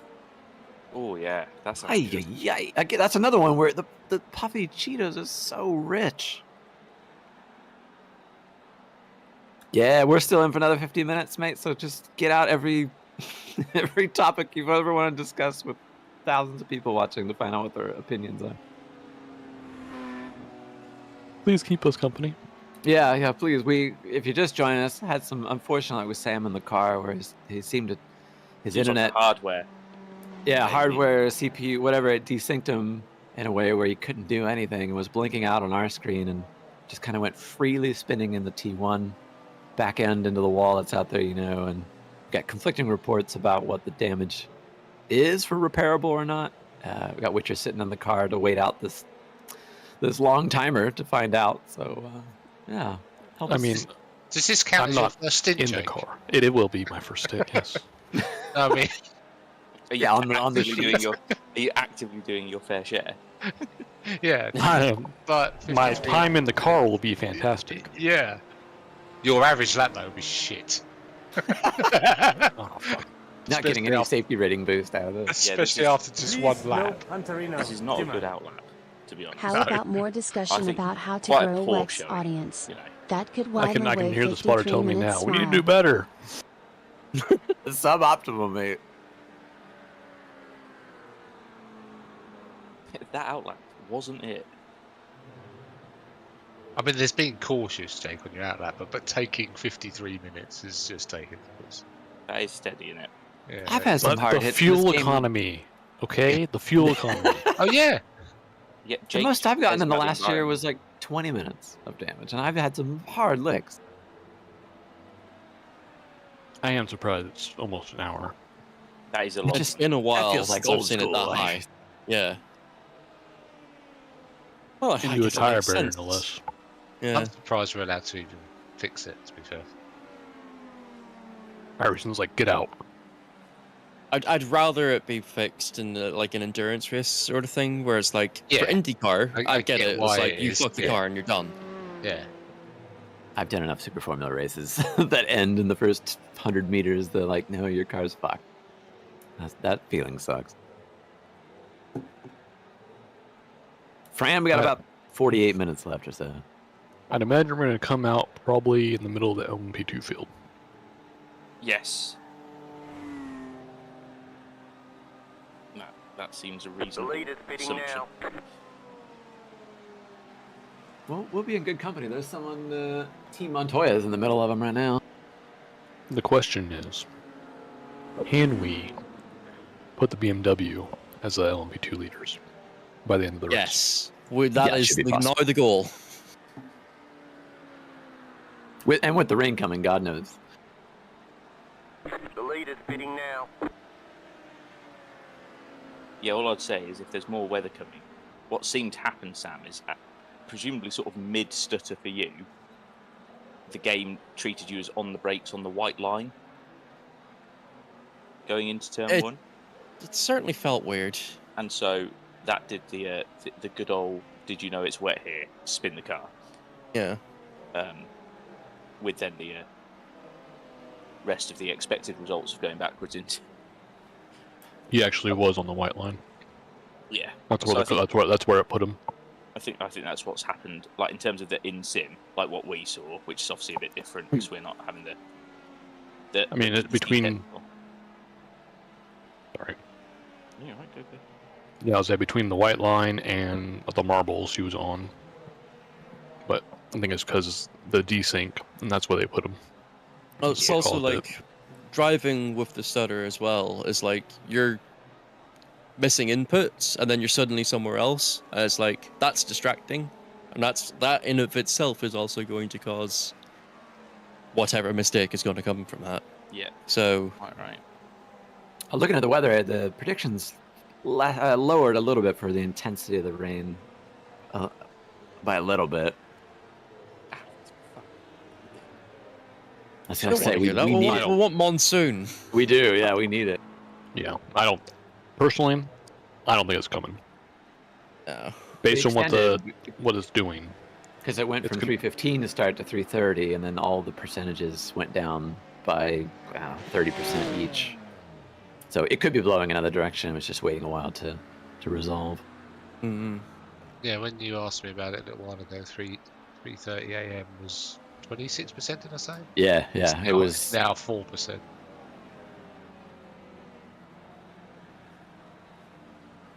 Ah, man, that's annoying. It's always worth the wait, King Eris. We have a motto around these places from we finished these Clanman. races. We fucking finished these races. God damn it!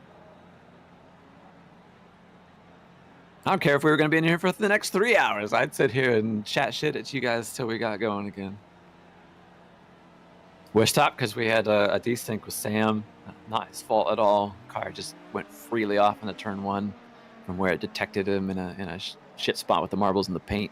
We picked up some heavy damage, and we got more damage than I thought iRacing could give a sports car. So we had 53 total. We've probably eaten 7 or 8 of that now. So we're in it to hang out for a bit. We'll probably be 11th.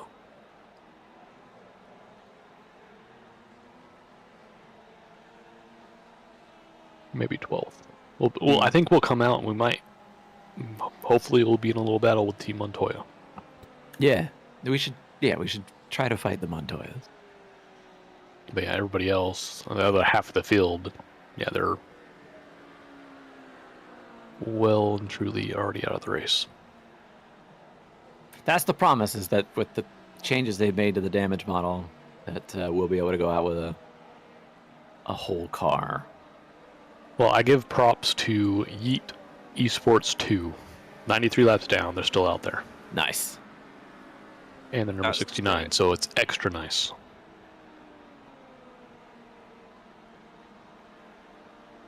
Also, that Acura that's still going.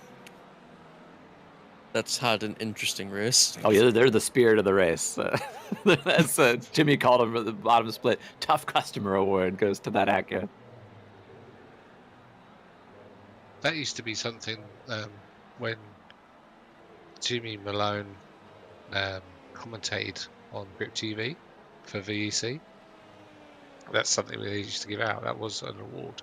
Oh, cool. Award. I remember it went to a green car that they called the Hulk. That got the Spirit of the Race award. Oh. That was in the season 6 VEC. I don't know if I mentioned that was the Le Mans that me and Per won.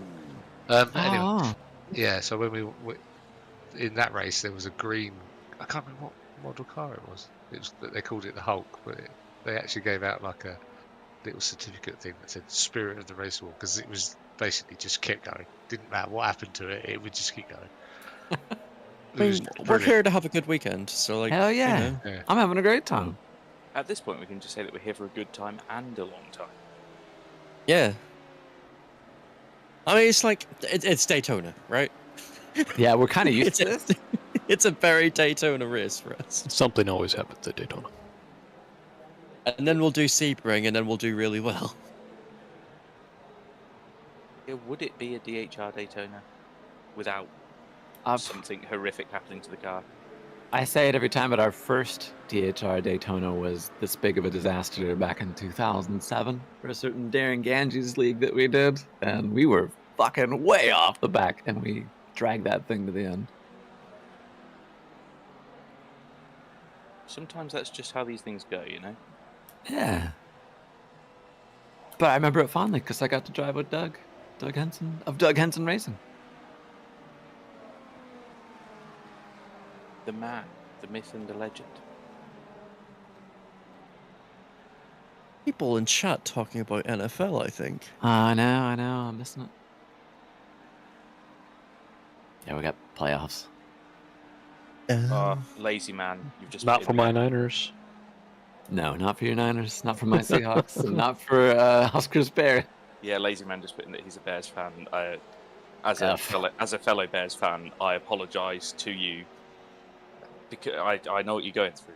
It's I mean, just don't. I mean, the baseball's even worse, but you know, being a Bears fan is tough. You take any consolation if the Lions win for being in the same division at least? No, I think I've gone into the postseason, and I'm very much on the train of provided it's not the Chiefs, I couldn't give a shit. Like at this point, I will just actively support anyone that can beat the Chiefs in the postseason. That's all that matters to me. And it's not because they're like a horrible team or they're full of nasty people or anything. They've just won a lot recently, and it's annoying. I respect that. Especially, living through a lot of years of the Patriots. I got really bored of that for a while.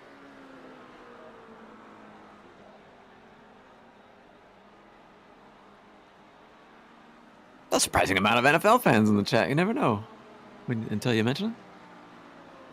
No, well, very nice. Nice to see you all. The Chicago slogan is "There's always next year." Yeah, there is. Unfortunately, always another year. Oddly enough, I am looking forward to watching the Super Bowl this year. It's the only American football that I do watch, but I'm looking forward to watching it. Kendrick Lamar is going to do the halftime show. Oh, that'll be good. I look forward to my dad saying, "What is this? I've never heard of this guy. I don't understand what's happening." It's full on. What is that? What? I would love full lack of Not Like Us to be played, but that's not going to be played. It might. I don't know any of his songs, but it might. You'd never know. A song about calling Drake a paedophile is probably not going to be played at the halftime show. You never know what deal they made. Guy might have a lot of pull. Bring out everybody else that's made a song dunking on Drake. My mom watches for the commercials. To each their own. Well, the only thing that's good about it is you get to watch them for the first time and then hopefully tune out for the rest of the year because they'll be playing on repeat until the next Super Bowl. We spent all this money on it. That's on my bingo card too, is I usually get to hear from my mom or dad how much money it costs per 30 seconds for the Super Bowl. And then I try to give them all the crazy bets I read about that you can do in Vegas.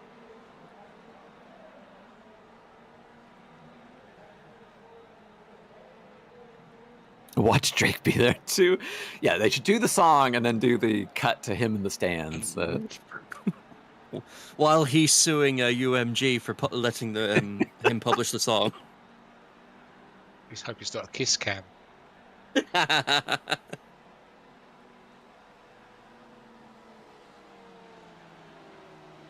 I going to camp out to get new GPUs? Is that what it's going to take to get the 5,000 cards? Stop, please. Gonna have to just buy another pre-built computer to get one of those, I think. Pop something in VC context for you, Bacho. What? Oh, that's pretty.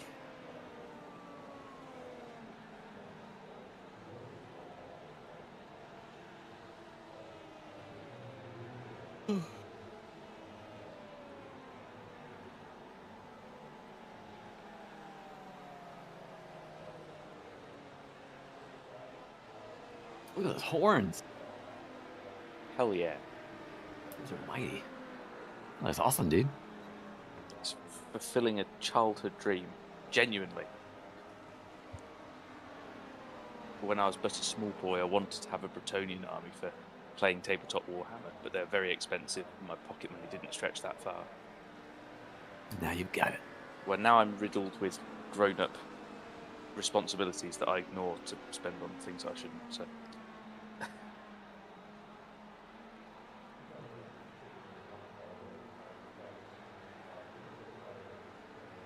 Repair was 53 in total. I think we're probably down to 40 now. Talking some shit. No, time is flying for you, Bacho. We are at 33 minutes remaining. Holy shit. Wow. We've had 20 minutes, have we? Yep. Let's keep it going. Yeah, let's it's see. not felt like 20 minutes, guys. It's been fun. Oh. Thanks, Sam, for having an issue. It's been a nice chat. Yeah. Break. Yeah, just crash so we can have a little chat. Yeah.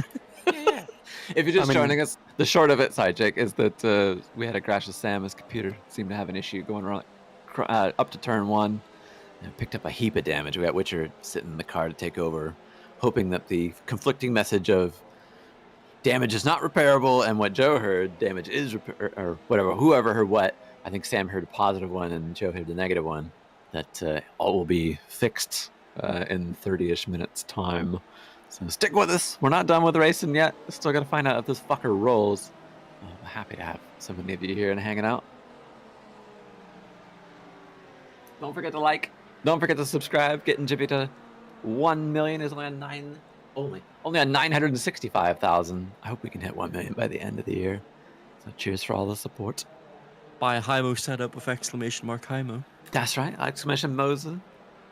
Exclamation Open Day to go to the store opening for Abruzzi down in the southeast of England. You can go see what they've got. Hang out with Jimmy. There's going to be a competition with some rigs that are set up too for some sim racing. Do you think Jimmy will fly me over? I was going to say, you two coming over? I need my passport. I got a passport. Get it sorted. All right, get on over. A couple of months. It'll take more than that to get a passport.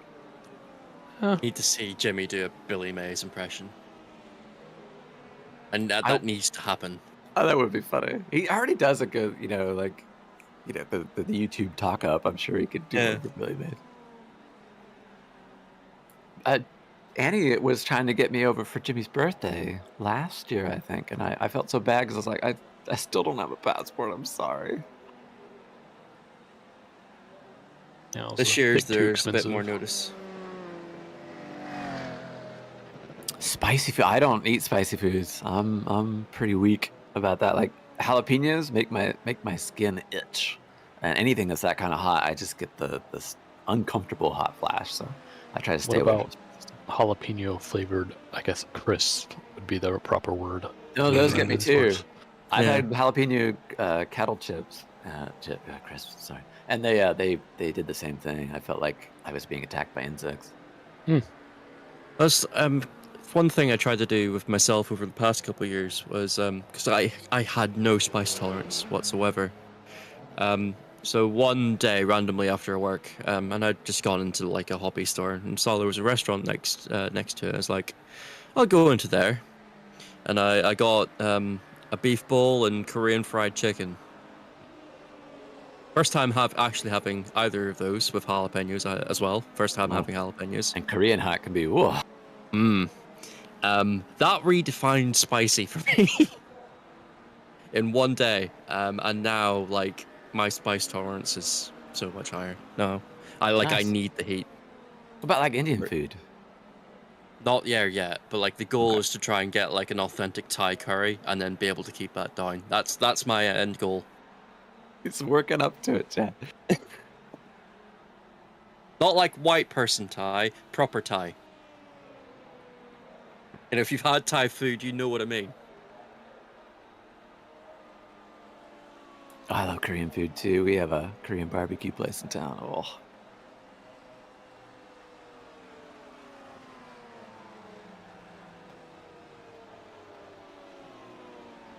Nice burrito fan. You go for the medium with the jalapenos. Nando's medium. Our local little Chinese restaurant that we have around here, I always have to tell them to make the General Tso extra spicy. Extra spicy, nice. They use any of that like sometimes there's like a hot oil they put in that's pretty spicy, or these little peppers that you probably shouldn't eat.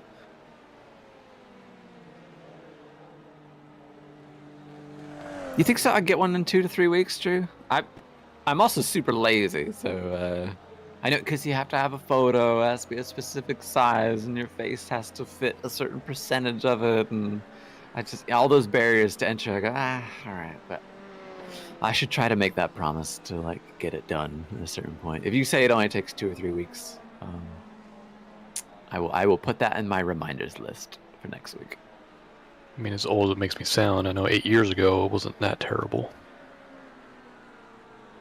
Because I do want to. I want to come visit Jimmy. And then all of them went to Jimmy's house to watch Le Mans 24, and I was just off in the corner on the PC through Discord, hanging out, and that was great. Yeah, that's right. It was like you were there. You were sat on my left shoulder. That's right. I was staring at Joe's head for hours. No one believes that. I didn't have one. No, he really does. The space where Joe's head would be. I put a holographic projection up there just for the day. They literally had me on in the room where there was like 2 couches, and I was sort of in the center, and I could hear Phil and Hodge. I could see the back of Hodge's head sometimes. I literally was there for Oscar and me were there for the most of the race, and it was really great to see everybody in one spot. Yeah, I think my issue was that I was on the day that the race started, travelling back from a holiday at the other end of the country, so I couldn't get there.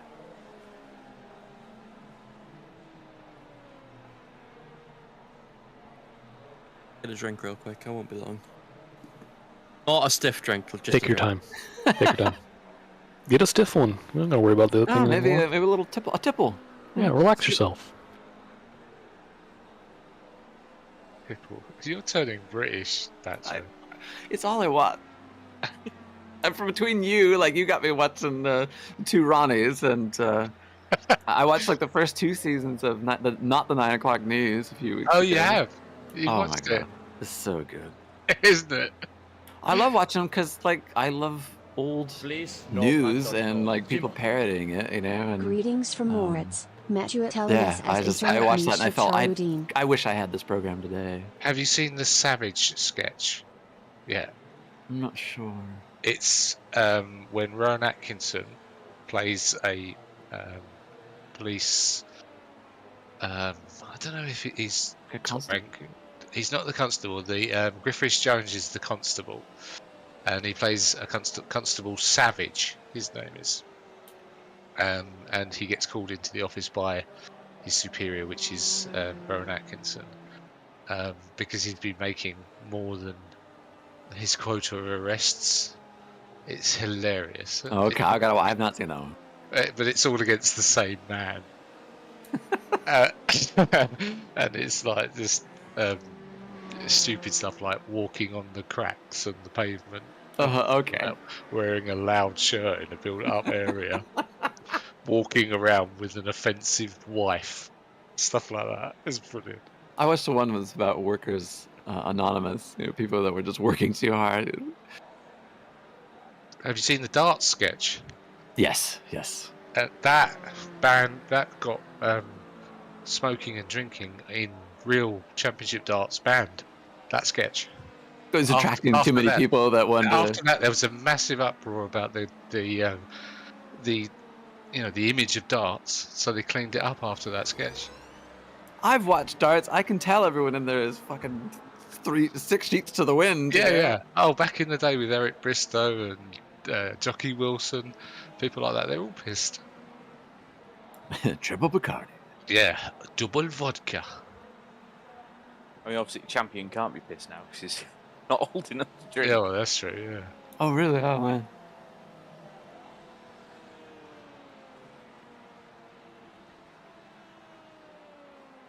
Well, I made a reference to Abruzzi taking over Debenhams soon, and someone in the chat was like, how do you even know what a Debenhams is? I said, we know how like people are weebs to Japan. I'm like that to England, basically.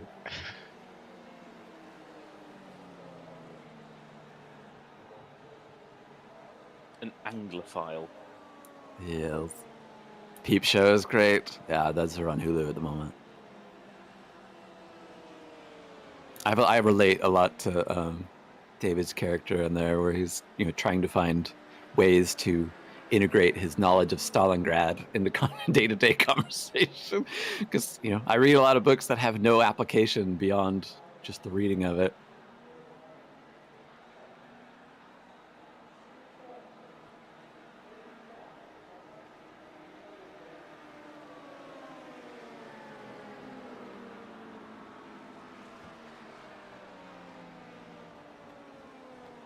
The whole point of darts is the drinking. It's a pub game. Yeah, it's a pub game, isn't it? So. Well, there's a perfect amount, right? To where your aim steadies a little, or you give a damn changes. Or... And the best darts players are the ones that are drunk. It used to be like that in a lot of sports, like snooker. When you look back at when probably late 70s, mid 80s, early 80s, maybe. Definitely late 80s, if I remember right. Yeah, they were all smoking and drinking. I am a friend of mine. I don't know if you heard of him. He died probably 10 years ago now. His name was Bill Werbenek. Does that ring any bells? Anyone? He was a Canadian professional snooker player. But he was a good friend of mine because he worked for the same snooker club as me when many years ago. But he Big Bill Werbenek, yeah. And he was close friends with Cliff Thorburn, both being Canadian, and Kirk Stevens as well. And I used to play with him all the time. But he would not play unless his whole practice routine, everything he did about snooker was all based around, the timing of it was all based around drinking. So he would not even practice until he'd been drinking for at least 2 hours. Oh my God. He would claim tax relief on the beer that he drank. And I remember one particular Saturday, because my girlfriend at the time, was later my wife, she was working at the bar at my snooker club, and she served him on a Saturday 32 pints of, I think it was Foster's we had on tap then, and he went out for 2 hours at lunchtime as well for a drink to a pub down the road. But he would just drink, and it was to stop the shake that he had when he played snooker. He had a really weird shake, and eventually a lot of people went onto these things called beta blockers. I don't know if you remember those things. My dad's into that, or knows of that because of archery and shooting. They do it like that. Yeah. But he used to control it with drink, and lots of it. Jeez. That's so funny that he wrote it off as like. Yeah, he had some sort of special tax dispensation for drinking beer. Something like that, I can't remember what. It was a similar story of Alex Higgins. The heavy drinker as well. I remember the first time I met Alex, and I played him in a place called Hitchin Snooker Club. There was 2 clubs in Hitchin. And I walked in to play this exhibition with him, and there was this guy at the bar, slumped over the bar, wearing a tartan scarf, like a sort of almost like a trilby type hat, and this jumper. And it was Alex. He was out of his nut at the end of the bar. Does not surprise me in the slightest. Before we were supposed to do this exhibition. And then when it was supposed to start, he disappeared into a room, got his tuxedo on, and he played like the best player you've ever seen in your life. You couldn't believe that was going to happen. But to go from one state to another like that. Yeah, he was absolutely slumped over the bar, drunk as a skunk, and he still got his cue out and just whipped everyone's ass. Oh my God. I raced with a certain Swede who thought he was a little bit faster after a couple of drinks. It's just too bad he never stopped at a couple of drinks. Let me tell you, he was not faster after getting wasted.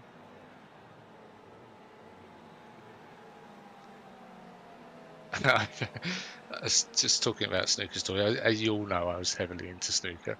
I remember before I played Jimmy White, at the one and only time I played him, he had a little white line across his top lip.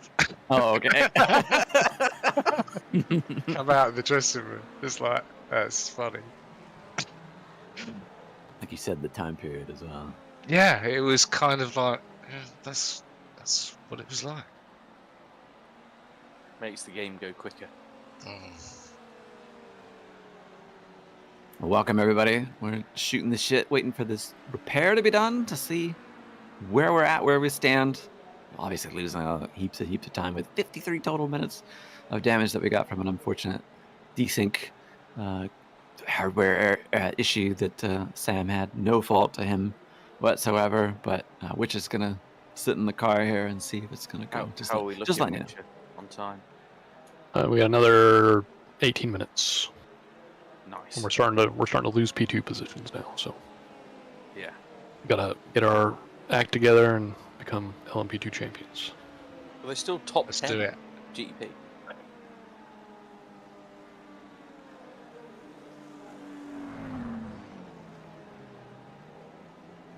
As Coin would say, we need to win LMP 1.5. I bought an R12 with Jimmer's Moza link. Does he? You think he owes you something for it, like a smooch? Someone's the saying reward is that you own a Moza R12. Enjoy I was guessing someone's saying this world of capitalism, if you spent an amount of money on an item, then the number of things that you should expect is the item. Yeah, that should be good enough. Congratulations, you have consumed the Moza. Yeah, you did the thing, mate. I'm proud of you. Wait, I've just switched to like far chase mode. Is that Neil's? Yes. Up the car. Yeah.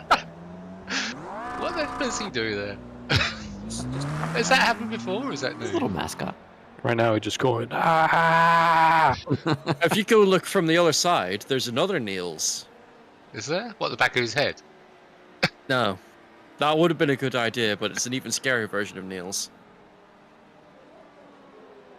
Now I gotta look. Screw playing on pool tables that are uneven. Yeah, I agree. As someone that lived in a house with a pool table and we spent way too much money, well, we spent a lot of time trying to balance it ourselves, and then we realized that it was just a terrible idea. God, we must have spent $500 or $600 at that time to get it leveled. We're like, oh, we got all these shims. Shouldn't be so hard.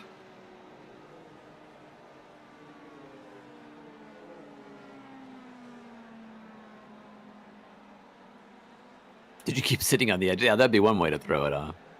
That pool table did get unbalanced after a while because my roommate decided to use it as like a place to put his clothes. Do you remember how much money? Never mind.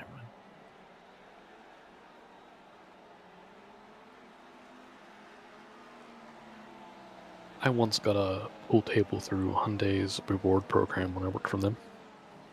Oh, wow. The fun part was, I ordered it.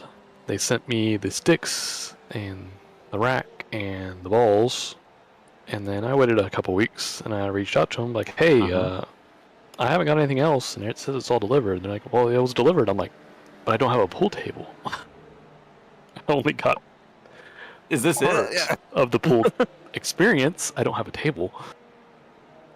And they researched it a little bit, and they got back to me like, oh, that one you ordered has been discontinued, which was the smallest one they had. It's like, we can send you the bigger one. I'm like, great. It's not going to fit in the room that I want to put it in, but send it.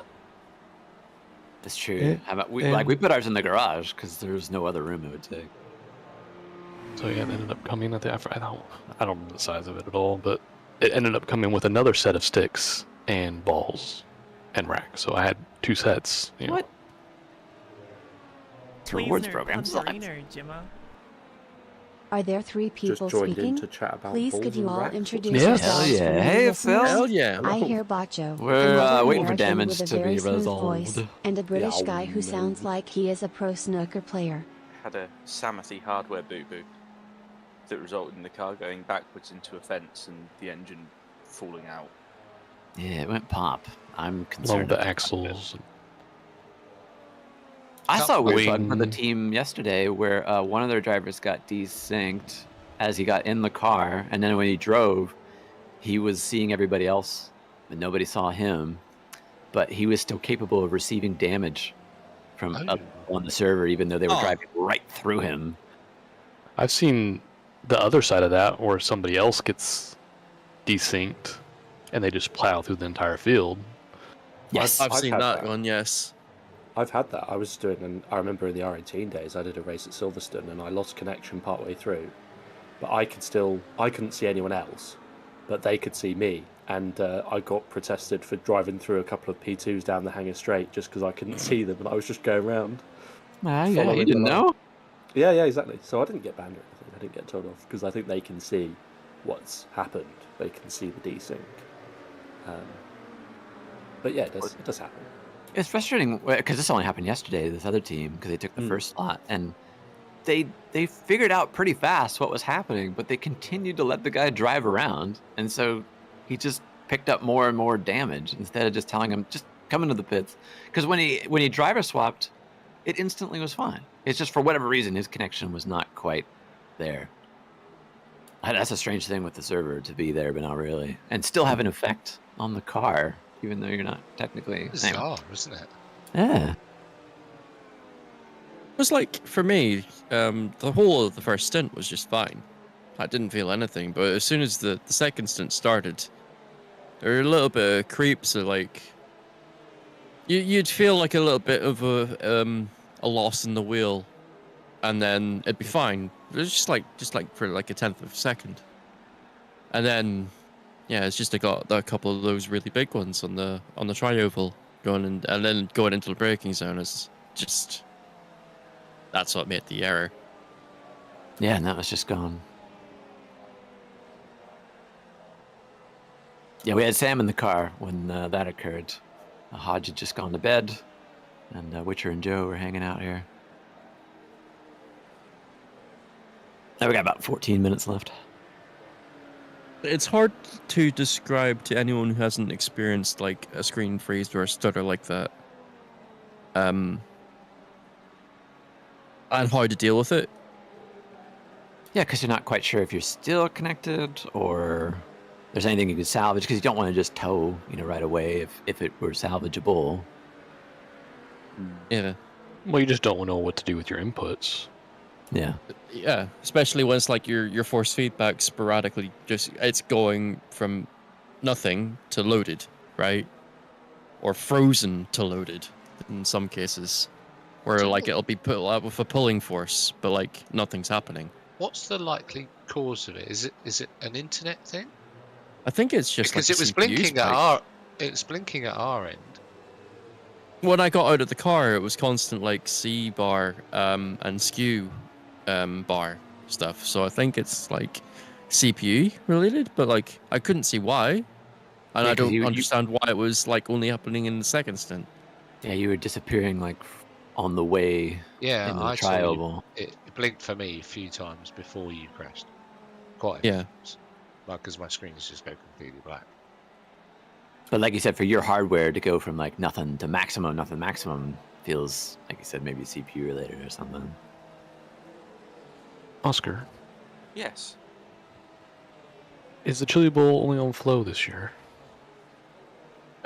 Yes, they do some free preview stuff on YouTube. I think they're having some issues with their broadcast at the moment on Flow and on Okay. YouTube. So yeah, I don't think it's showing anywhere right this minute. But Chili Bowl. But yes, it is on Flow Racing and Flow Racing alone. Well, I'll catch the YouTube highlights later, I guess. I got recommended live snowmobile racing today. Oh, yeah, that's been fun as well. Nice. It's not a pleasant noise, that snowmobile. Should have been watching it last week, Bacho, when it was the classic snowmobiles, the like pre-1990 snowmobiles. What is it about those that it's different than the modern one? They're older. Oh. I don't know. I was gonna say, yeah, do they have different motors or governors are different or? I'm not a snowmobile expert in any sense of the word.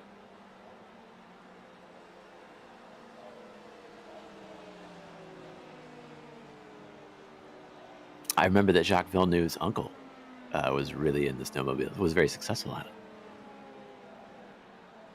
Oh. I want to say he has the same name as Jacques, actually, but it's technically Gilles' brother. I was just about to say, you just reminded me that there's two Jacques Villeneuves out there. Yeah, I think he's Jacques Villeneuve the third or something. And it got him a ride in an F1 race, I think.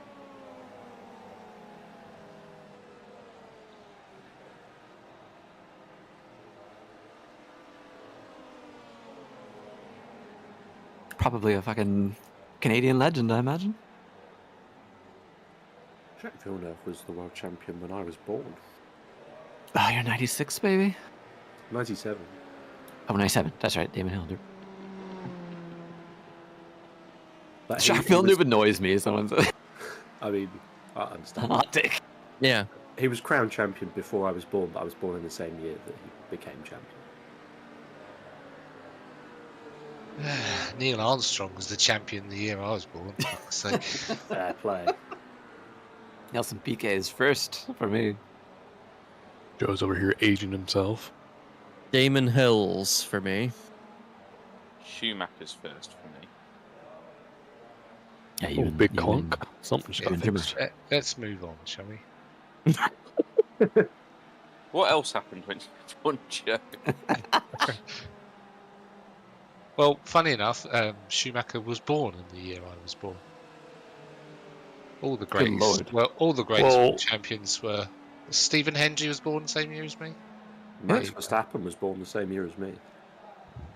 Yeah, no. Look at all the things I we said could have become. greatest champions. Trying to say that he's not a great champion? Not yet. All right. Not Stephen Hendry, is he? No, he's not Stephen Hendry. The year I was born was Nelson Piquet as well. I think I share it with somebody. I'm not sure who. 87. God, I'm the second oldest here. Fuck. Thank goodness for Joe, right? Yeah. I make you all feel young, don't I? You can never leave us, Joe. I do make you all feel young. Well, you are young.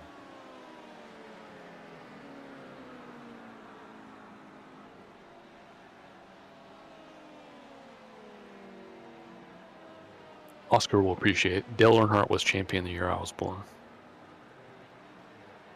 Crikey. A while ago then. His had been his second championship. Crikey. That'd be asking too much for me to know off the top of my head who is the NASCAR champion in '94.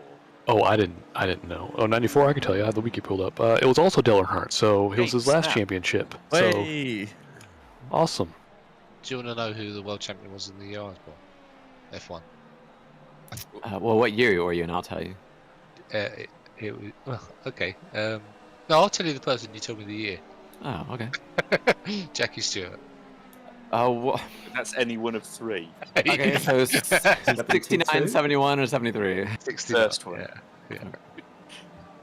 I think I can do all the years for F1 champs. NASCAR champion for 96 is what I'm trying to think of. Do you know how many world champions there have been in their rookie seasons? That have won it in their rookie seasons? Yeah, F1 world champions in their rookie seasons.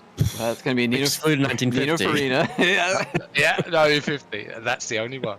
Yeah. There's a similar one for the for people who have won their first Grand Prix in their debut. There's only 3. I would. Oh. Well, we're under 5 minutes, so I'm gonna go step away and take a quick restroom break and get ready. Won their first Grand Prix. Yeah, So debut win. Their debut wins. They're all going to be relatively early on. There's only 3. So it's going to be, I think, pre-75 probably. Yes. Well, there's got to be one person in 1950, surely. Yes. So it's Fangio or Farina, probably. Which one? I'll go for Fangio in that. Fuck. Retired out of that, right?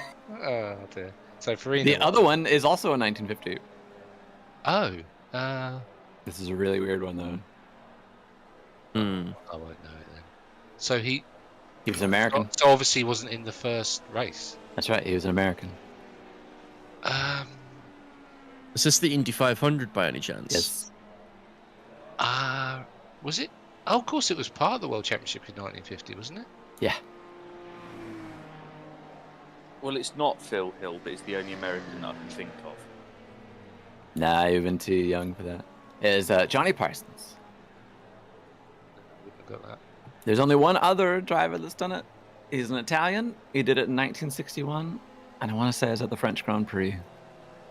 He went on to be a car reviewer in Italy for like shitty Italian cars.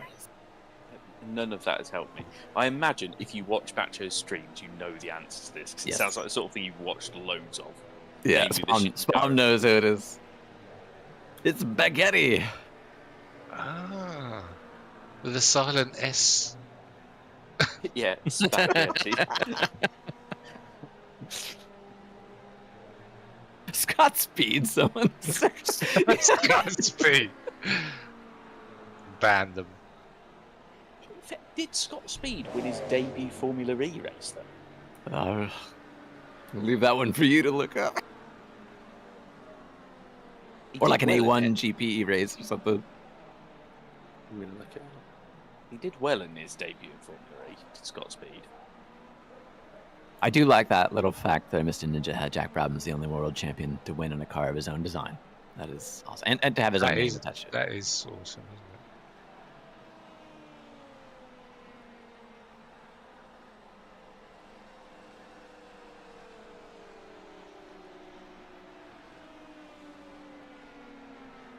Aro didn't think Scott Speed was in a Formula E race. He finished second in his first Absolutely. Formula E race, I think. Close enough. Yeah. So what, season 1 or 2 at Miami? Something like that? It was at Miami in the 14-15 season, but I don't know if that's the first one or not. Season 2, I think it might be. Okay. Yeah, he did 4 races, second, retired, 12th and 13th, so it just sort of went downhill from that second place. Who's the greatest motorsport driver of all time? I tend to say it's John Surtees because you're saying... I was going to say that, yeah. Because you just That's can't imagine... never going to get repeated, I can't imagine. Maybe someone someday. I hate to say never, maybe, every record gets broken, but I'm kind of with you. But that's kind of awesome, isn't it? What he did. Yeah. It's too broad a question. Because it's it like, really is. Because there's so many eras and types. I hate those debates. If you're talking about sort of like, diversity of vehicle that someone was successful in, Surtees is sort of the gold standard because the vehicles he was successful in were really different. Then you've got people like Loeb in the present day who have managed to win in pretty much everything they've driven, irrespective of discipline. But then if you talk about the most successful at what they did, the most dominant in their field, then it, to my mind, it would be between Ricky Carmichael and Tony Bow. But also raise Agostini in there. But I see why people say Graham Hill or Jim Clark because they raced, in different formulas across the pond, Indy 500, hill climbs. Hill would go do Targa Florio on a weekend. As you do. The 60s were wild by that. You just, I don't know, is there a race? You want to race Fiats at Monza? Okay. This is the sort of question I don't think we're anyone's moving. answer. We're moving. Oh, look at car's going. It fired up. Crew chief just told me you're leaking fluid. Oh, boy. I don't specify the car. I think it's something else happened while I was gone. Yeah, so let's keep it calm here to see where your evaluation is going on. Jackson was coming Still leaking. Careful with conditions, Jake. Send me out in a car leaking fluid. Fantastic. Well, you've got the car, so it goes for now. In full revs.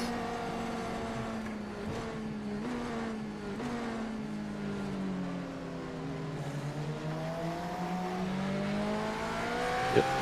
I hear no bell. What happened? Sam had a desync going into the trial. Yeah, just like stutter, like screen freeze sort of shit going into the tri-oval. Backed it into a wall. But he wasn't really aware or in control when it happened. It seemed to sort of stutter back into like that point where Sam, or the game at least, thought Sam was on the race and also on the white line in mixed conditions. So it just went immediately backwards. So unfortunate, really. It was just a hardware issue, would you say, Sam, that cooked it. Yeah, probably. So I told him to go fuck himself, basically. The engine went I hot can't and then remember. within Can bits of 50 I say that minutes. on Jimmy's stream? We have now, so. Yeah, that's a fair point. Yeah, Christian stream ended then. Just don't say I'm what Pablo sorry, said everyone. earlier, and it's fine. You know. Okay, Sam, come on. We've got. I feel like I missed something. If you scroll up in the PC context, you can see what you missed in that sense. Oh, nice. Thank you. Just do not repeat what you read. don't. So yeah, Believe it or not, Sam, I'm not quite that stupid. If you read out the thing in a minute, Philo, then you will. We are overall in 17th position now, which 11th in GTPs, if I got that right. And it looks like we're 8 laps back on P10, which is Team Montoya, which is they're steadily making their way through the P2 field. So we're kind of buried in the P2s now after that 53-minute stop.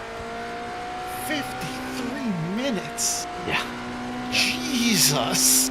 The engine was left embedded in the tyre barrier until. Again, the reforged a new one. weather prediction keeps getting a little pushed. It's 4 o'clock, 5%, 4:15, 13%, and then it just kind of gains by 5 to 6% every 15 minutes after that.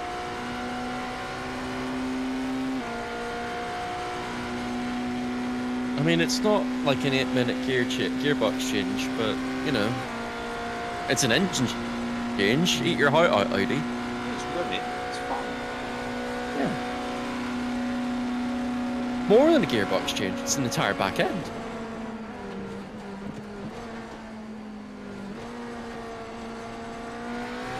I'm happy we made the 53 minutes go by quickly. I'm proud of that.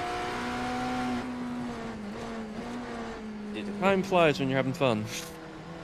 On that note, seeing as I finished painting, it's very late. I'm making a bit of bed.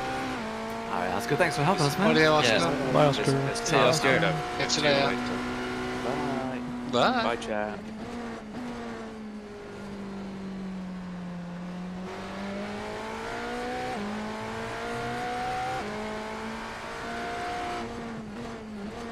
Well, look, you joined us with a car that's moving. I mean, that's something. I wasn't sure if that was gonna move, so thank you everyone that stuck through all of that with us. I'm glad it's still rolling. We can keep the spirit alive of DHR. So, cheers. We are at Daytona. 10 hours, 10 minutes left. Rolling around in 11th. Many laps down. Many. We're only 7 laps down of the top 10. But we're still going, goddammit. Got Witcher in the car, Sam, Joe in the wings, should be hanging out with us. Oscar just departing. Thank you. However, 1,711 people chilling with us. We got Jimmy waking up in several hours now. Even though all of his driving is technically done, I'm sure he'll want to drag us to the end whenever he gets up. So stay tuned and keep us all company. Questions are always welcome. Doesn't matter how random they are. I'm one of those. I know a little about a lot, so it can be fun to see where it goes, just with the kernel of a question. Do you want me to sit up for a while with you, Bacho, in the chat? What's that, sorry? So do you want me to sit up for a while with you and natter away? Or? You can. Oh yeah, Phil's here too. Sorry about that, Phil. Yeah, Phil's also hanging out with us. Absolutely, having fun with everyone. I'm just having a bit of a post-work decompression time. Oh, cool, yeah. And we're all hanging out in Discord now since we grew up past our boomer TeamSpeak roots to just use Discord now. So we're all using the same comms. Of course, if Witcher or anyone has questions, just fucking talk over me. Don't let my dumb discussion take away from your strategy, your strategy. You. I don't know if it was a troll or not, actually, but I did actually see TeamSpeak posted to Twitter earlier today that they were maybe going to add a screen sharing and update the UI, but I don't know if that's a troll. I mean, but they've been promising it's like too late. Discord like UI, but like it's too evolve late or now. die. Yeah. TeamSpeak 3 has been the same since it came out, practically, in terms of functionality. We've already They tried releasing TeamSpeak 5, and then we all installed TeamSpeak 3 again. It's like it's crap. The rain's not moving. The rain's not moving off, Elias. It's just gonna hit a little later, I think. I mean, even 4 hours from now, it says it's gonna be 45% chance of rain. I just think for functionality, you can't beat Discord. Screen sharing, voice, and then instead of the forums you used to have, you just have servers, channels, and shit. Yeah, it works as a good hybrid. It's all in one place. A great hybrid between a forum and a chat. What would be said about like the loss of the internet forum? One thing I'd like to see in these chat groups that we have, like more than now, when we bang it with the walls, is what Discord do, what TeamSpeak do, and be able to type, post something, and link to You here. can do that. You can, but it's hard to find. Oh. So let's go ahead, Phil. Sorry, I was just to say. We could pour out the nostrils on the bummer enough to create a ramjet effect So if and you hover slingshot over down the back the straight. channel, Joe, Yeah. you see a little speech bubble just to the right hand side. If you click that, it opens like a text channel within the voice channel. But like, I don't use it, so it's kind of lost. That's why the BC context is a little nowadays. Yeah. Does Ventrilo still exist? Probably. I assume Sony still has it. Like Vent and Mumble are still going, as far as I know. Just Yeah. Trello. Did you say Trello? Ventrilo. Oh, right.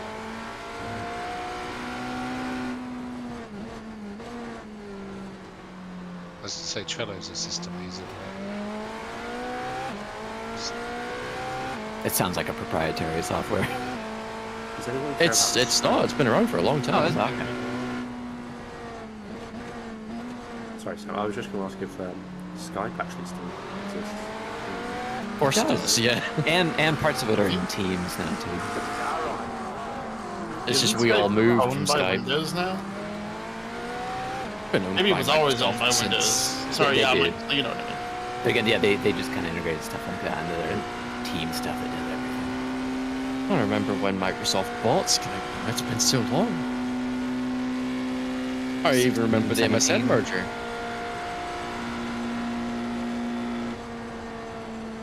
I hadn't used Skype or anything like it for years, but now a lot of the work I do, we use Teams. God help your soul. I use it as little as possible. I believe we were down about 5 to 10 kilometers an hour. Let's have a look. About 7. Left side. Let me just make room. Honestly, I'm amazed the car's still going. Oh. I guess I can put any of my doubts on the old, what the model was from iRacing and what was fixable in that in a new light. Seeing what we just went through. 'Cause I still hold old doubts from what the model was and what's possible. I just think it's silly that all that time and our floor is still damaged, so we're down on top speed. It's annoying. Can change the entire engine, but no new floor. A little bit of floor on the bottom. Can't do anything with that. Hashtag can't be better.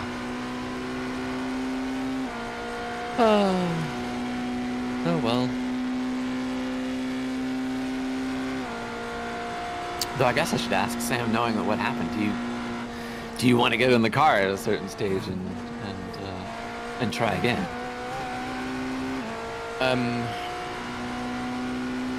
That's the difficult one to answer. And not for the reason you might think. Because there's still a fair share, right? I've done it now. Okay. That's what not is it, a quarter problem. or something, is it? Yeah. It's more, I've been up since 8 in the morning yesterday.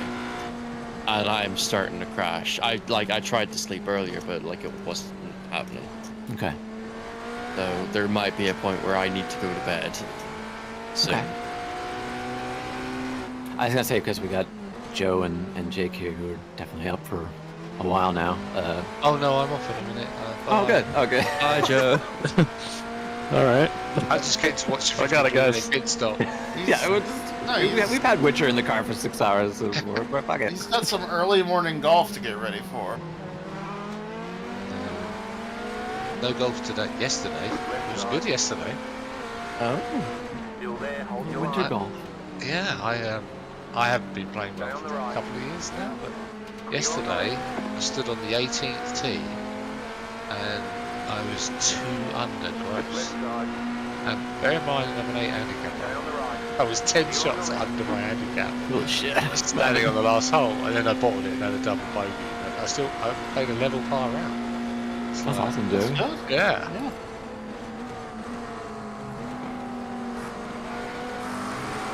Earned me a couple of quid as well. Oh, that car behind us. Good thing they're behind us. Team Montoya having another Team Montoya moment. So you're saying there's a chance for top 10? Well, if they wreck themselves, yeah. The car in front is pitting. I thought about trying to get into golf, even with my vision issues, but like, at least being able to drive. Like, I've always wanted to be able to hit it well, find that sweet spot. There's no real reason why you couldn't be able to. It wasn't necessarily. Well, they have places like, sorry, Joe. You'd be able to hit a ball. I'm sure you would. Yeah. I know I can hit a ball with my eyesight, so. That's good enough. Fucking cool. Well, no, it's just like I wasn't trying to be like fucking cocky or anything. I mean, shit, I haven't even got a head for Christ's sake, and I can Like, who am I gonna sideline to track where I hit the ball? You know, unless they got. I know they got some with tech in them to find them or something, but how much time do I want to dedicate to track it down? They have Top Golf where they just tell you where you hit the ball, basically. Okay. Well, you know, I obviously like to do certain sports that just take repetition to get better at them. And, I was gonna say, I'd imagine that the goal would be to be able to hit the golf ball with your eyes closed, because your mechanics are so important to the swing and stuff. Right. Like I did bowling a few months ago, and that was surprisingly not bad. What about darts? I would imagine you'd be totally focused on the area that you're looking. Point me in the right direction. You wouldn't see anything other than the 60, would you? It's about your field of view, isn't it? Yeah, absolutely. John Van Gerwen. Bacho, the greatest bullseye artist there's ever been.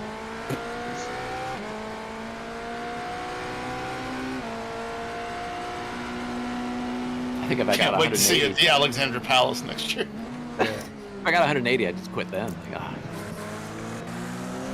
Car on your left. Clear on the left. I saw a video for a golf darts crossover. Like you have golf. You have like a putting green, and then it like overlays a dartboard on top of it. Ah, right, okay, yeah. There was an experiment. I saw a video a few weeks ago about they got darts players, a snooker player, and a golfer, and they gave them, I can't remember if it was an hour or 2 hours, it might be 4, I don't know, but who would, out of the three of the sports, would the golfer get a hole-in-one first, would the darts get a 9-darter first, or would the snooker get a 147 first? And they started the time at the same time they're all playing. Obviously the golfer was outside, but it was the snooker. They made the 147 before the hole-in-one and the 9 darts. Now I'd have thought a 9-darter would be easier than a 147. And I would definitely put the whole one at the bottom. Yeah. Oh yeah, for sure. I would have thought the 9 darter would be certainly less time consuming. Yeah, exactly. The 147 you could get to 140 and still not do it, and you've wasted 5, well, depending who's playing, not 5 minutes at least, but it would only take you a very short amount of time to let alone having to set the balls up. Does 9 dart? How often does that happen in professional? A lot more now than it ever used to. I think did Luke. I think he had to. Was it in the World Championship he had 2? I don't know. Or am I getting that wrong? Or some tournament. But it's a lot more common than it used to be. Which is funny when you compare that against snooker, because they've been making the tables harder for players to have big, extended long breaks. So 147s are actually less common now. Yeah, I think if you, I think on a regular darts tournament now you'll see more likely to see a 9 dart than you are. So. But I remember the first 9 dart was John Lowe. Do you remember John Lowe? It was the first televised 9 dart. Not off the top of my head. Is there like a financial prize for doing a 9 darter like there is a 147? I don't know, that's a good question. I mean, the prize money for 147s has gone down massively because it is way more common than it ever used to be. That's why they've made the tables harder.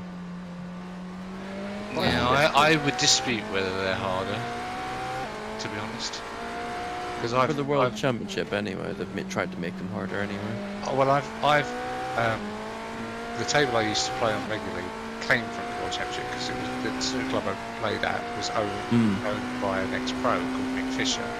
Yeah. And they, when they give away tables and stuff like that, or get rid of them after tournaments, he bought one for the club. But he also had a previous one that he got from there, which was they call it a billiard table as opposed to a snooker table. And they are way tighter, but they're way older. So the pockets were, I think, not necessarily bigger, but the way they're cut, the way the pockets are cut, and the cloths were so much finer now than they ever were that they slide off the cloths rather than bounce. So it's easy. It almost makes the pocket bigger. Yeah. But the first televised snooker 147 was Caloric. I believe you're correct. And he started that. His first shot was a fluke. It wobbled in one jaw, it went across the table and went in the other. That was the first red. That break is worth a watch on YouTube. Yeah. But he wasn't the first to make it in the World Championship though. John Spencer made a 147 about 5 or 6 years earlier, but it was the only frame that wasn't televised. The TV crewmen went for a break or something, and that was the frame that made us maximum. I believe there's an artwork in the Crucible about that one in particular, that 147. What, the Thorburn one? Yeah, I think it was 1981 maybe.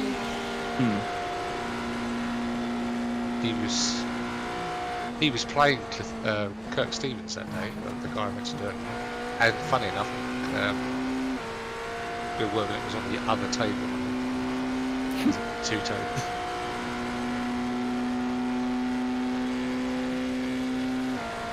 But I think they're a lot more common now.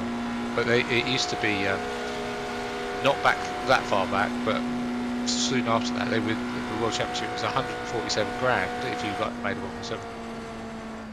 And now it's like, there's a famous bit about when Ronnie deliberately didn't make a 147 because the prize money wasn't big enough. He was on a 147 and asked the ref how much is the prize, and he said 15, 20 grand, whatever it was. So he took a pink, just not to make the break. He said it's not worth it. This is typical Ronnie. Yeah. 9 hours 53 left.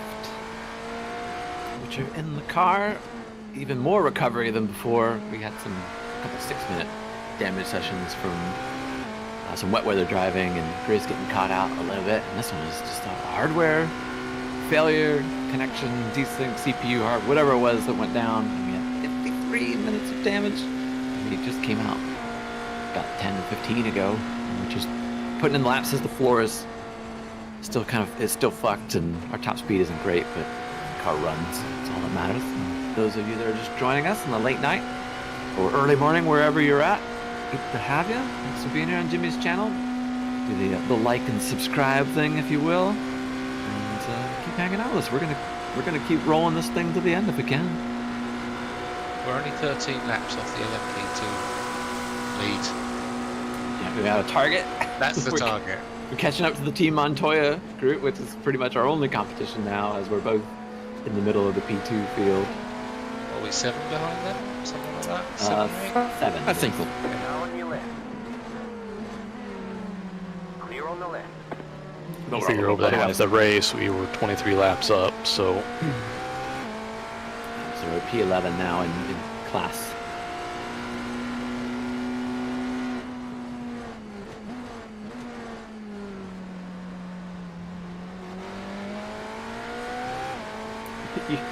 Us peeps are in the mid-afternoon. And to the mid-afternoon, people. Don't want to forget you. Sorry about that. Didn't cover all my bases, I guess. You got me there. People were telling me that folks in the southern hemisphere about where it's just hot as hell, and then where I'm at, we're having ridiculous cold snap. You know, Arctic winds and shit flowing over us 2 weeks in a row for a lot of North America. It's all happening around the world. But thank you to have all that aside to sit here. All right. Right side, clear. And join us. Oh, why are you flashing me? I'm not the P2 that made it awkward. I'm not even a P2. Alright guys, I'm gonna get sick if I try and stay up any longer, so I'm gonna try and get some sleep. Cheers, Sam. Thanks for hanging out, man. See you later, mate. Russ. I'll chat to you later. Bye, Sam. Night.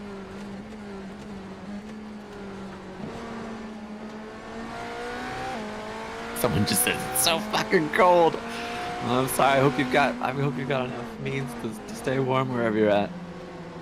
Oh, we're about to get hit with the polar vortex.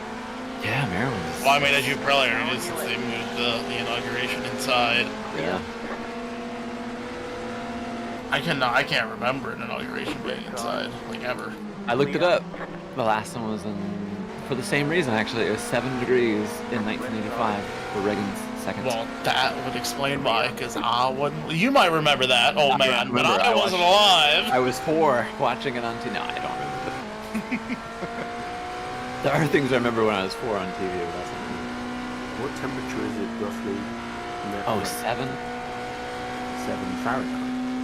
Yeah, that's like negative 14.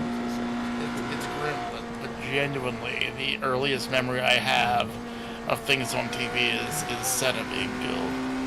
And I was 6. May 94. May the 1st? I think so, yeah. Rogan was the day before.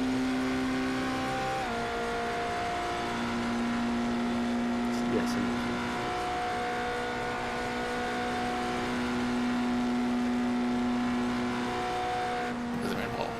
People here know, but Chad would know. My father was a huge petrol head. He got me into it, so we watched everything together.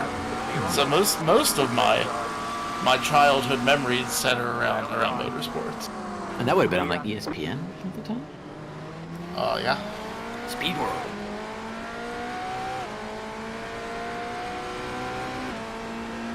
Who hit me exactly? Oh, did that? I saw that. I saw the guy deflect off you, but you were nowhere near on my screen. That must have been that code.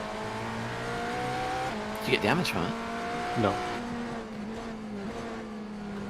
Jimmy Found has it odd. Jimmy had a bunch of Phantom 4Xs today. Banana, I would like to thank you for making me feel ancient. Positively prehistoric.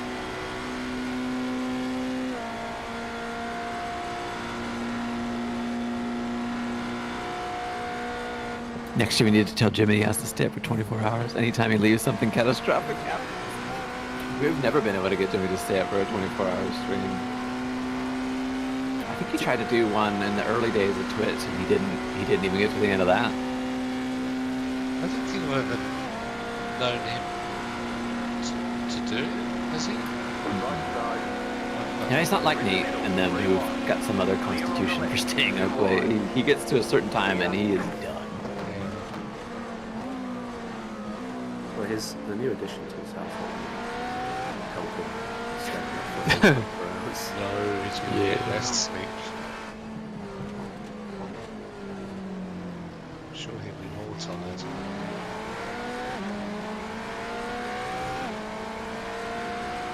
Well, yeah, I mean, he'll be more tired, but he won't have a choice. He will stay up. Yeah, I guess. A baby shrieking noise just cuts right through you.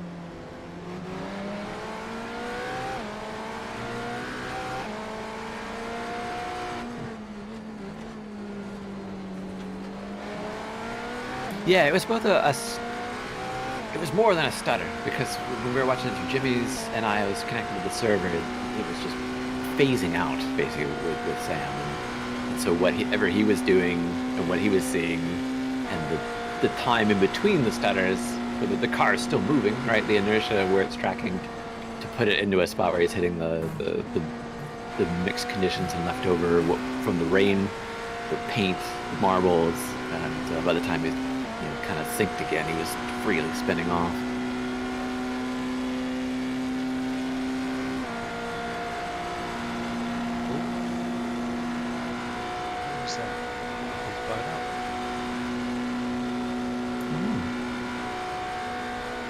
The high attrition in this race, for those that are joining late, because we had a 3-hour period of rain, maybe 4.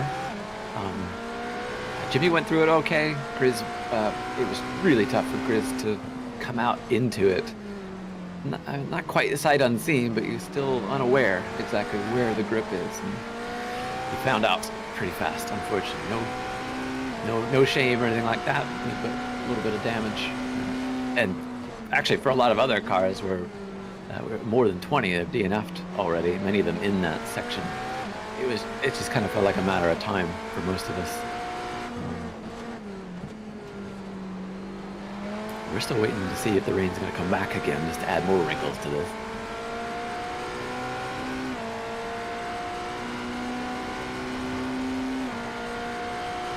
Yeah, not all of us have driven a lot in the rain. This now says at 4:30 in game, it just says 30%. Like there's no 5 or 15, it just goes from 0% at 4:15 to 30% chance at 4:30.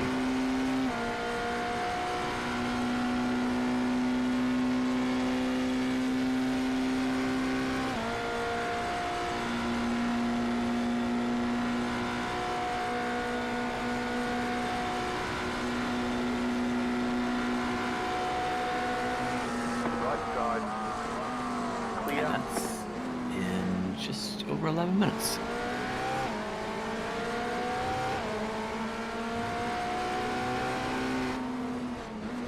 Yeah, I see the cloud on the upper left now appearing on the radar there.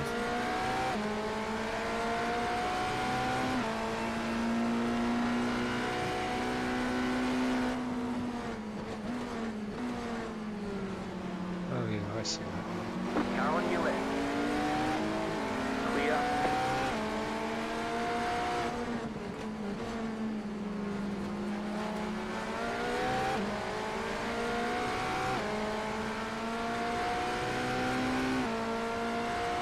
You're right, 10th place. Team Montoya is in the pits.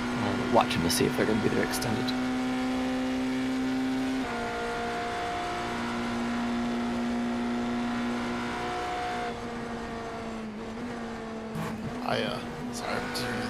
I consider the real Rolex like barely a night race because of how lit the facility is.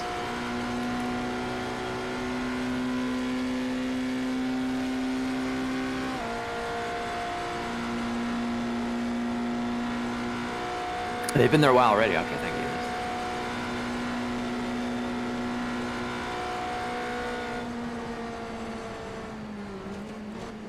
Yeah, we're now only 5 laps behind them. Clear on the left.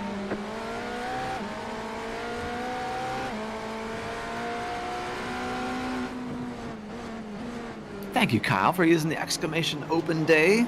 As Nightbot saying, the showroom is opening up in England. You can go visit them, have a chat with Jimmy, get to meet him, do some sim racing there with rigs that are set up, look at things that they're selling and gear, and just be a part of a new happening, another chapter in Jimmy's expansive life of all things sim racing and motorsport.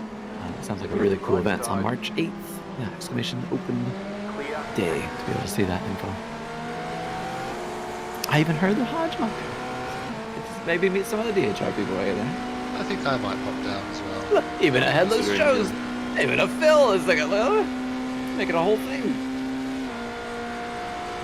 I was waiting to cherry pick this question from chat until Jake negotiated his gaggle. What about everyone here? What are dream events you'd like to go to motorsport-wise? Isle of Man TT. Oh, do you know, I think that's mine too. Oh, it's real high on my list. Le Mans is probably the top. I would agree, Le Mans. I've been very How cliche everybody is. For me, it's Indy 500 in the Bathurst 1000. And see, it was Bathurst 12 hour for me. I'd quite like to go to Daytona.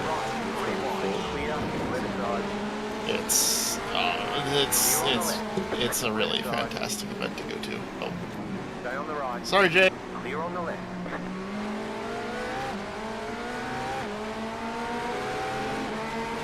Yeah, so 24 hours indoors from people, 24 hours in Spa. Always a good place to visit no matter what's happening at Spa.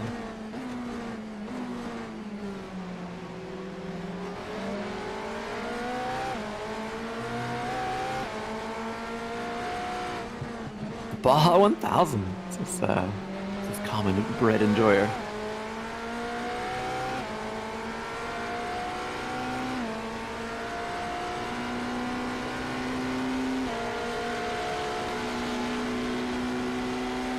You saying Baja 1000 reminds me of Hunter S. Thompson covering like endurance motorcycle races in the desert of Nevada and Arizona. And it's just it sounded like just being blasted by sand constantly and kind of hard to follow what's going on. But I'm sure that's its own fun experience.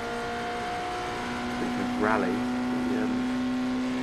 the Finland rally, the Monaco rally. Probably a good shout. Yeah, those two, prestigious events for rally, absolutely. Yeah. So, not as prestigious, but the Canadian Grand Prix. My parents went in '95, and they said it was a really special atmosphere. Yeah, my mate went there in '05, and he said how easy it was to walk to it over the bridge, just to get around, and it seemed very spectator friendly.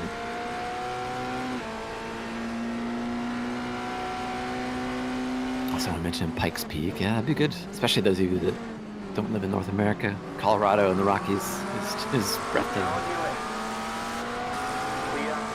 Quite a lot of people, I think, would say Monaco Grand Prix would be up there for them.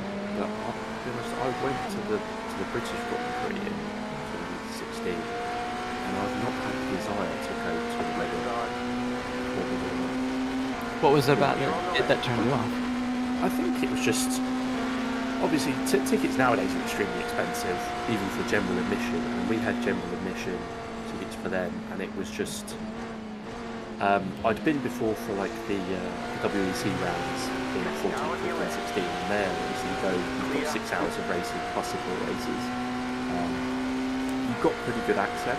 For the F1, we were just sort of stood on a hillside by that last couple of corners, and it crammed in with lots of people. So you can't move once you settle down. You can only see so much, and you end up watching most of the race on a big screen because you just watch the cars come past. Yeah. So many times, and it wasn't much of an overtaking spot. It's Great Britain as well, so you get hit by the weather. I would just say, in terms of bang for your buck, it really wasn't genuinely worth it compared to like endurance racing, which obviously we're all massively into here. But that's you get so much for your money. Yeah. And the experience is. It's a different beast too, where your access is different. And when you said Daytona, like, well, most of the races in North America, but like, you get like a pit pass or something, which isn't hugely expensive, right? And like, you can kind of go anywhere, it seems. I'd say like with the F1, I'd say I enjoy the experience of doing sort of what we do, which is get together and sort of chatting through a race and enjoying it together and discussing like the strategies, and I feel like that's quite a good way to enjoy it. It's sort of more about who you're watching it with than what you're watching for the most part with Grand Prix. I had a similar experience when I went to Silverstone. I had a pass I could go in the pit lane and actually walked on the start-finish straight and stuff like that. And that's all good. I would recommend anyone to do it, but from a nerding out point of view while you're watching Formula 1, knowing what's going on, whose pit stop is coming up and what tyre state something's in and all that sort of stuff, you get a little bit lost when you're on the track.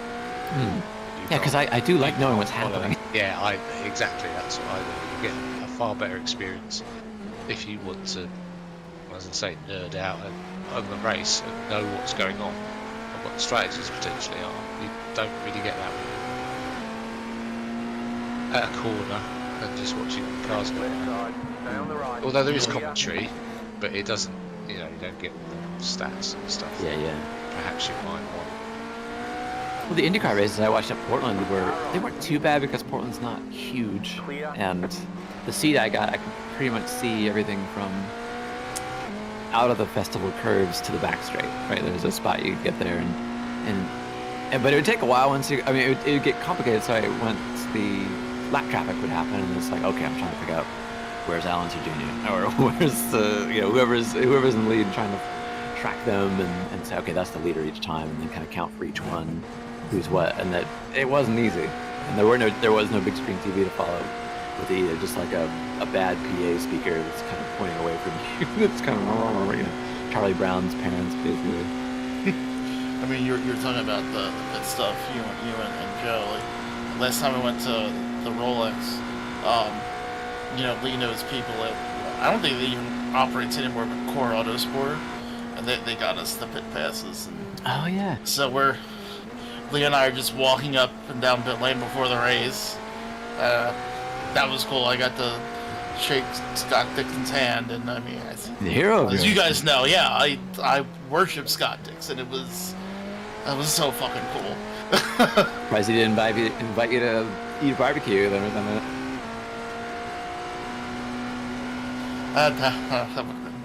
Don't be silly, Bacho. Well, I remember Grizz, Mark, talking about how, like, after the Indy 500, he saw that Scott Dixon had gotten out of his overalls almost immediately, was in shorts and flip-flops, and was, like, cooking stuff.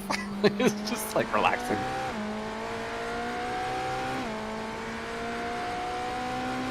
An event I'd say from last year that I highly recommend to any people with fellow Brits was I took my brother to watch British Superbikes at Thruxton, and that got pretty crazy. And I'd say in terms of like following the race, it didn't really matter who was in what position. There's the spectacle.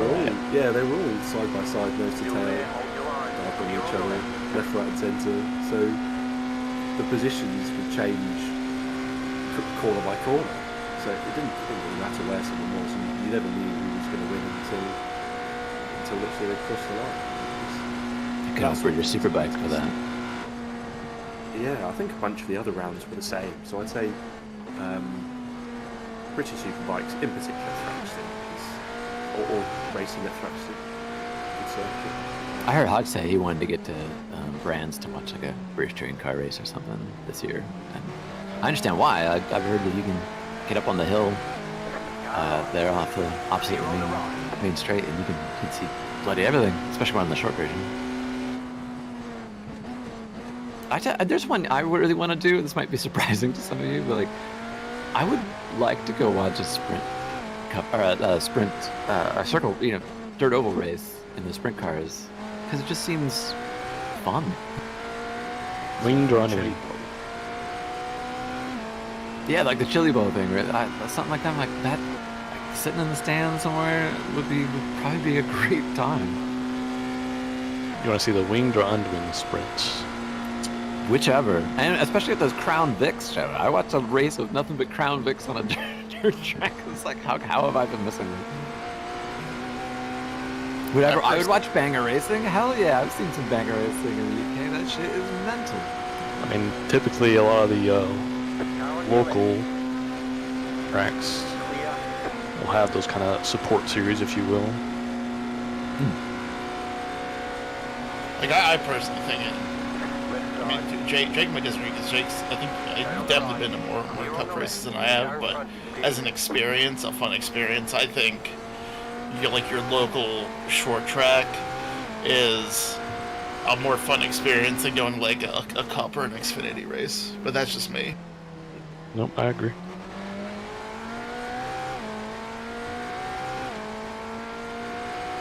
I used to enjoy British Rallycross,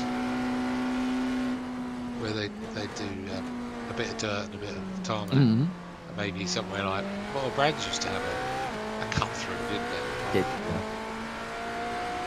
That kind of stuff used to be fun to watch. I wouldn't mind going to see something. I went to a rallycross race at the Charlotte Dirt Oval that they have. Was that good? I enjoyed it. I honestly didn't remember about it until right now, but yeah. I mean, they made some serious modifications. They went like outside the dirt track and then came back in. I'm not sure why I ran up a street like an idiot. It wasn't just dirt. There was some tarmac involved as well. I was thinking like Spa has a rallycross course to it. It's pretty wild. Also mixed conditions. Oh, does it? Yeah, you go all over the place from around Eau Rouge and into like this little network in between that and behind the pits, and it's a pretty wacky course. Boxes slap. Yep.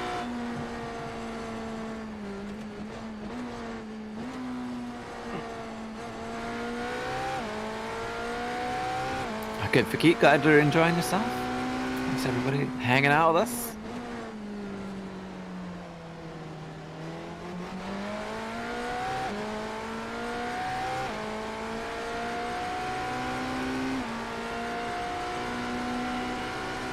Now P10's rolling again. Just gotta give him time.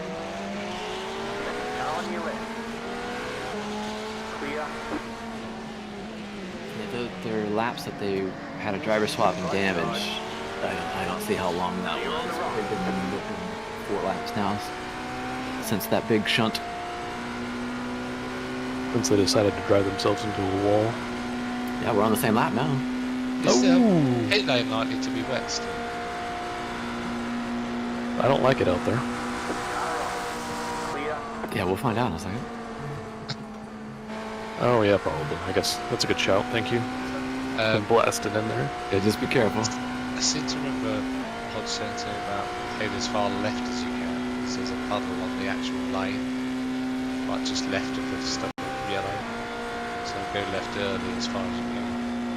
Not here because there's water there. That's it. Yeah, it's still a little wet. Yeah. Okay. Manageable though. Not Manageable. squeaking Yeah. up. Pit box in 5, Not really looking 2, to. 1. Right here. Lovely stint, Jake. Thank you. Not being super aggressive or in a hurry. The rain looks intense that's coming. It now says 445, 62% chance, and like the top left, I'd say about 30% of the radar picture is just rain. So it is coming. It's coming. Okay. It's very light blue, so the lightest okay. by the looks of things. Probably like earlier then. It's gonna just dampen the track, but not enough for wets maybe, depending on the duration of it. Yeah, it doesn't really say intensity. Well, Jake, do you mind just staying in while it rains until it stops? And dries up again? I mean, I have no idea what the in-game time is right now, so sure, I guess. In-game time is 4:35 a.m. Yeah, it's 10 minutes. But 10 minutes out?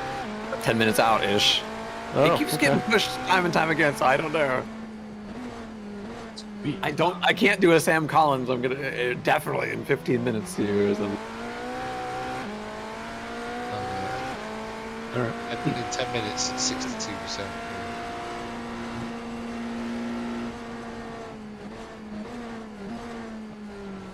I'm not a meteorologist.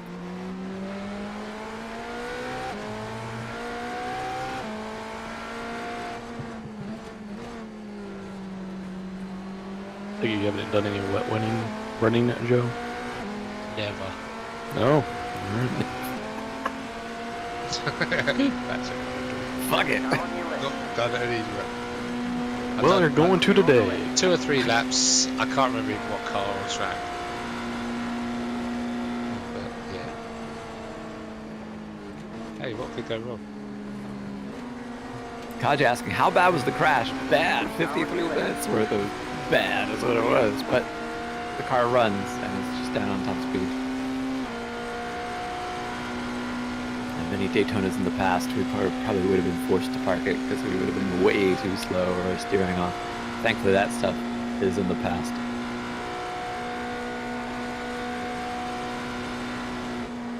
And now we have to live with the pain. Someone asked how much time's left. It's in the top left. It's 9 hours, 26 minutes, 30-ish.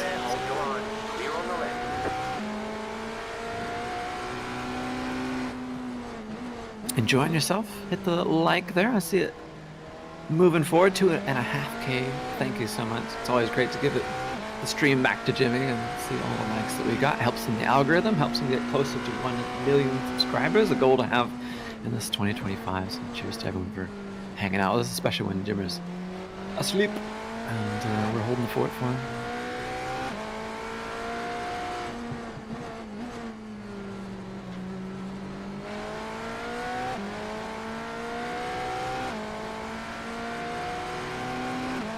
I'll say the one thing I don't have a ton of experience in is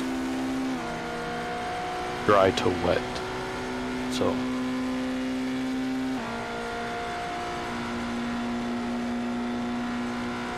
well, good news.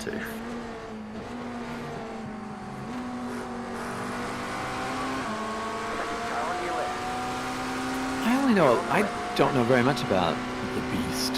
Is it the Penske IndyCar? So no, I don't know too much about it.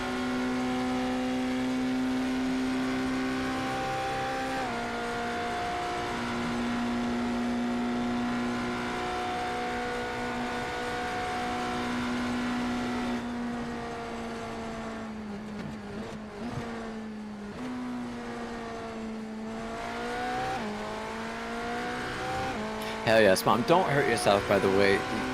You know, Scott the Car Nerd is pro at this, for both staying up and relaying information. So if you start, getting woozy, dizzy, hallucinating, tired, I'm gonna remember all the good work that you did. Don't worry. Don't hurt yourself. Just trying to give everybody info, but it sure is appreciated.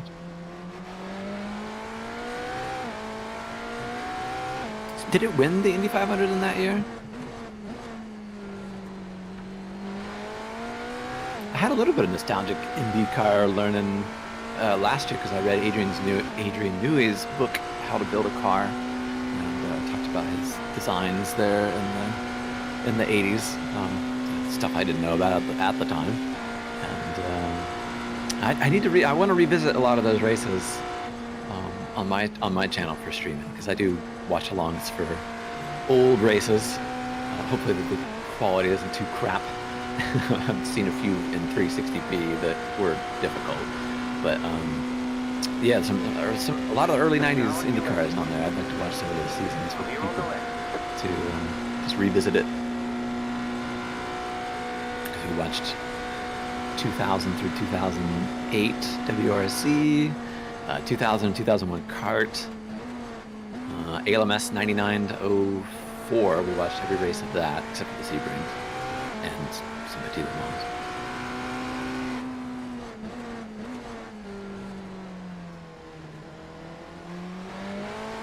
It's a very niche thing, though. You know, I really enjoy having a small community of folks, many of you in the chat now, honestly. I see a lot of familiar names that to watch that, because it's, you know, such a... How many people want to watch old Motorsport? But thankfully, there's 20 to 40 of you that hang out with me and relive those moments and have an experience very much like this. So always great to have more people that want to hang out and do that. If only I could get GP laps on my channel. He'd probably be the biggest boon to it of all if I'm going to watch 90s Motorsport or something. I'm still kind of getting to know GP laps in your community. He's a top lad. Makes some incredible videos.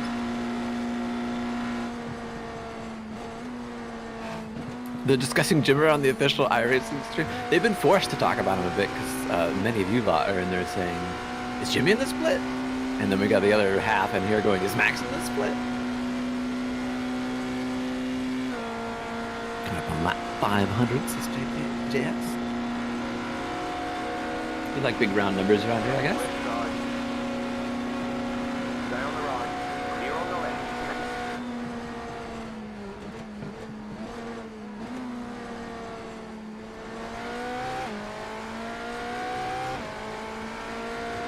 Grilled cheese or PB&J? I flip a coin. That's a PB&J.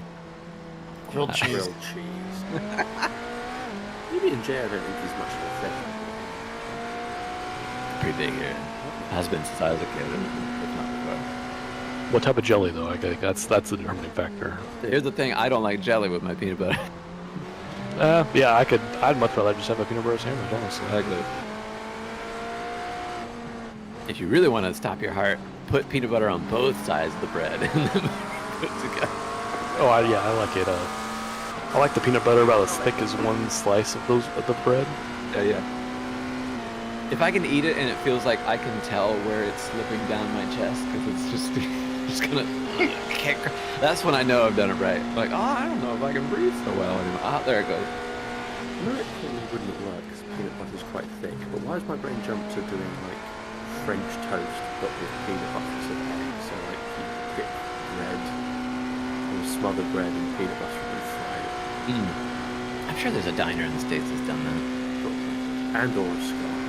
Yeah, there'll be a Scottish place that deep fried peanut butter sandwich. Yeah, absolutely. Banana or something. And a Mars bar. There was that guy. I saw a deep fried grilled cheese sandwich. If they can deep fry Mars bars in Scotland, they can deep fry it. I was going to say, Joe, there was a YouTuber, I don't know if he's still going, but there was a guy in Scotland for a while who just did this little YouTube show called Does It Fry, where he like cook random food items and then just dip it in like that. That's a great idea, and then just drop it into a fry full of oil, and he'd be like, "Yeah, this is good," or "Nah, this really isn't. This doesn't go well. Birthday cake deep fried does not work." Oh Christ! Stuff like that. May I speculate on what happened to him? Heart attack. Thank you. Wonder what happened. Why did he stop making contact? Chad, if you want to know the Yanks, Witcher, who was just talking, who's in the car, Schumann, who's over there, they're both on the East Coast. I'm here on the West Coast.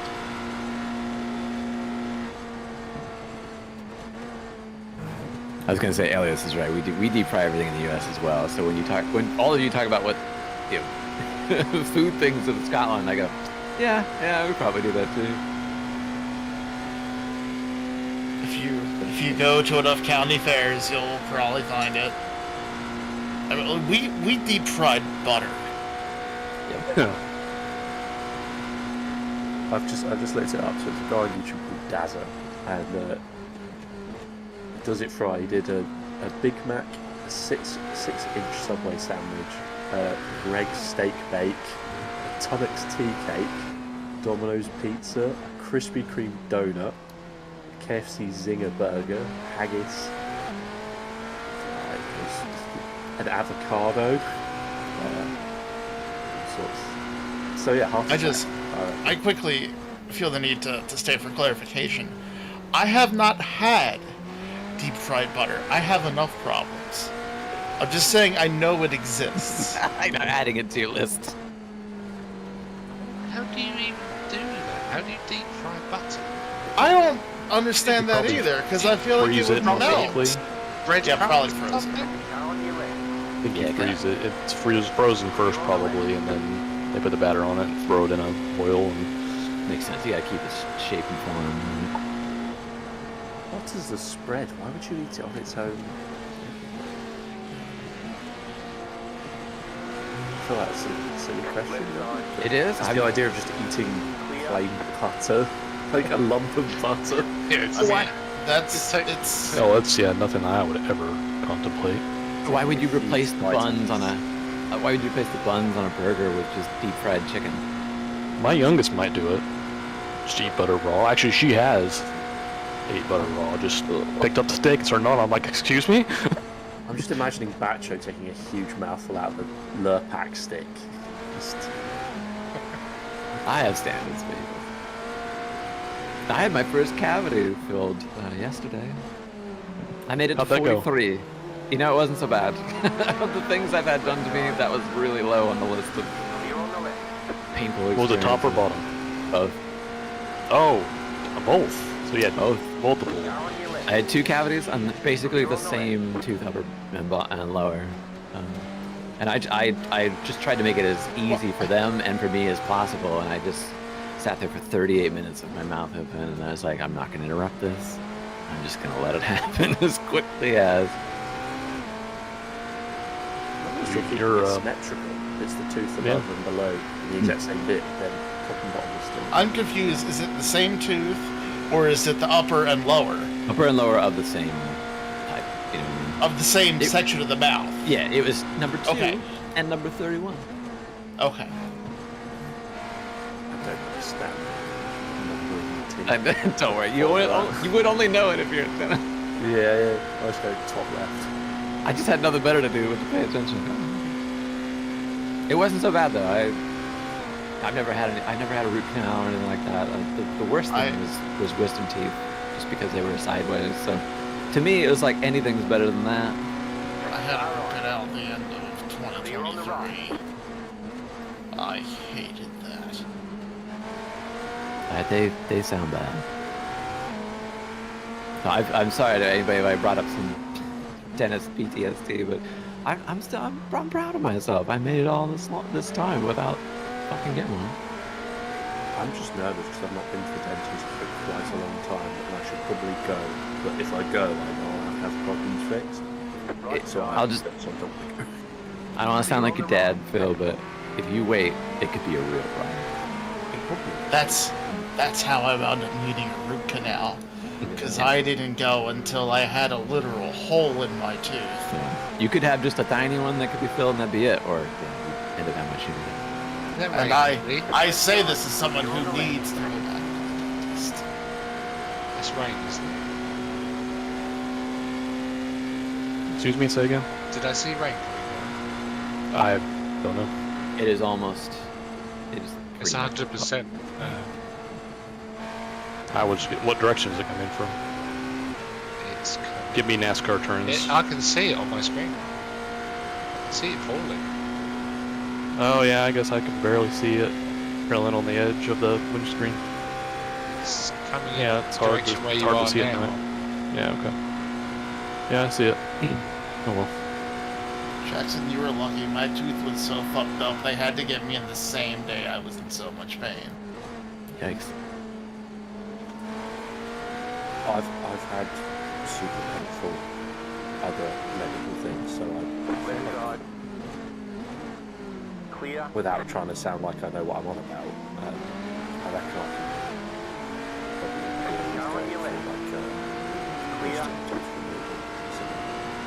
That's another one too that's better to get done when you're younger. Yeah, I don't know why I haven't had that done, because I've got a couple of wisdom teeth that I believe are sideways. I'm sat here just like, Well, sometimes they just wait, because when they're impacted, it's like, are they pushing on anything? And it just kind of depends. They only remove them if they have to. Yeah, and sometimes, like, I had them done because I was on my parents' insurance. Another topic I don't want to talk about. And so it was like, well, I was going to be off of it. It was better just to get it done. And it was like 23 years. Yeah, I'm guessing I haven't had mine done just because my wisdom teeth can't like hurting or doing anything, so they're just sort of there. I don't know. I mean, my wife You will should be just ask. 33 in March, and she still has hers. Just because they I just had mine Did it have removed a problem? 2-3 years ago. Yeah, it's just something you gotta ask Phil to find out what they think. Yeah, I'll have to look at the appointment or something. I got put under for my removal, and apparently I was pretty funny when I woke up. Oh yeah, I remember it. Your partner told me that. I got to meet Jake Witcher. I don't get to talk about that very much. I met Witcher here in September. He was visiting with his family, visiting other family. It was real fun. Well, it was fun for me.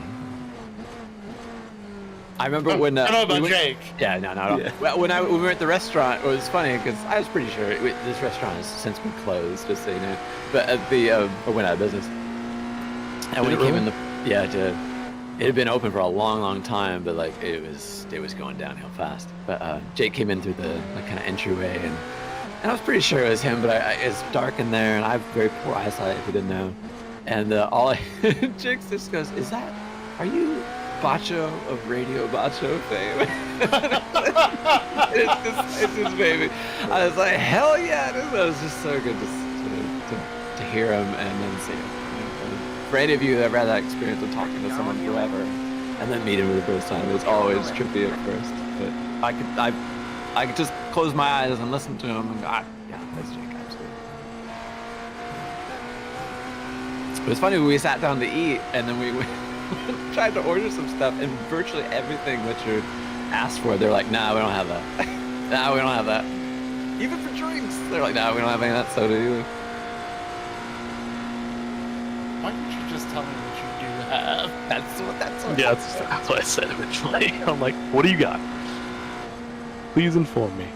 For anyone that lives in the Pacific Northwest, you might know a restaurant chain called Sherry's from Portland to Eugene. And again, they've been here forever. They used to be a 24-hour restaurant, and I guess the employees or management or somebody started like stealing from the company essentially because they knew it was on the way out. They were embezzling, and it just kind of put the final nail in the coffin for them. So we have less diners now because they're gone. Well, I'm glad I had the pleasure of having pie there. Yeah. I love a good diner. Me too. I gotta find a new one now. Somewhere that has endless coffee and pie. Denny's. Just kidding. Nice. Down here we have the Double T diner, and I went there first, and then my mom had like a colonoscopy or something. She's like, I'm just hungry. I'm like, the Double T's right there. She's like, I've never been to the Double T. And I took her, and we got breakfast because it was an early colonoscopy. She goes, wow, that's really good. I had no idea.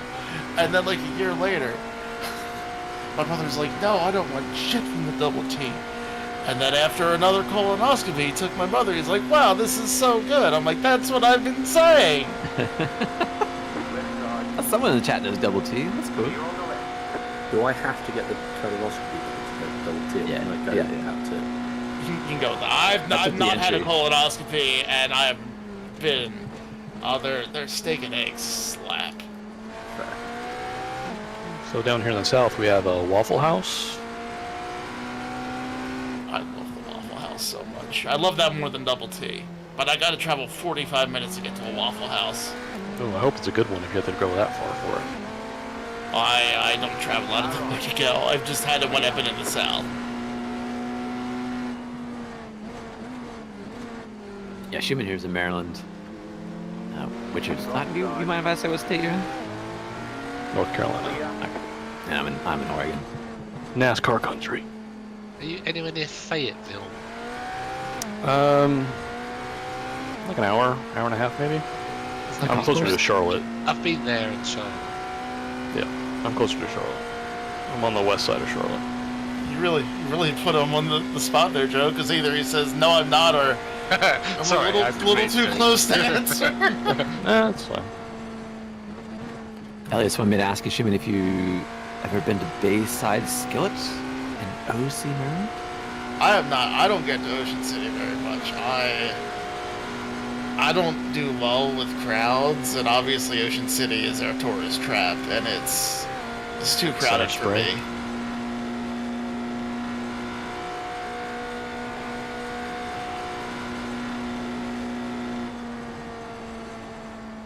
I've been to Ocean City though, obviously. You got dumpsters and thrashers. Dumpsters for ice cream, thrashers for fries. Is Marty's Playland still there? We're talking about Ocean City, Maryland. I was gonna say there's probably a few Ocean Cities.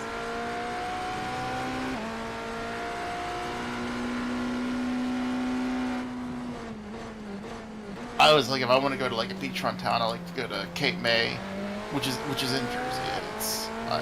It's quieter. I really like it there. I feel like at some point I'm gonna have to like come out to the US and do a road trip and come see. Yeah. Get to experience all our bad drivers.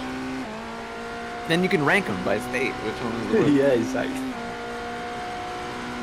When I was driving home from Nova Scotia, the closer I got to home, the worse the drivers get. Is that how you can tell you nearly hurt? Yeah. No, it's my chances of snapping with my road rage are directly proportional to how close I am to home. Statistically, you're most likely to have an accident within a mile of your own house. I did know that. That's not many people know that. I love throwing that stat around. Yeah, I've heard that as well.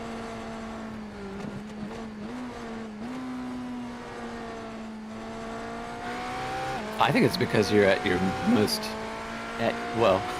relaxed, basically. Relaxed, right? You're not paying the same amount of attention because you're very familiar. You might go into that state where you're not really sure what you're doing. Really, you're thinking about something else, and it's all automatic. Also, I just think it's because it's statistically the place you're at the most. So of course you're most likely to get in an accident there. My second place was off. Health? No, I don't think so because he's in front of me, but he was off.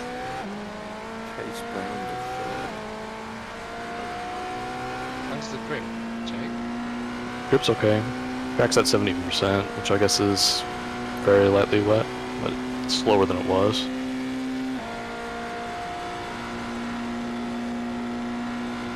It's still quite a big pattern. There's like a hole in the middle of it that's going to approach. So I think it's going to like lighten slightly, but it's going to come right back.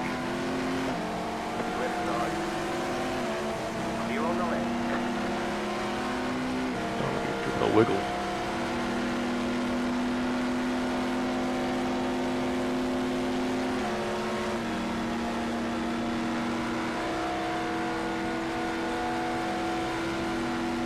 See, I find Nova Scotia and New Brunswick drivers to be fine.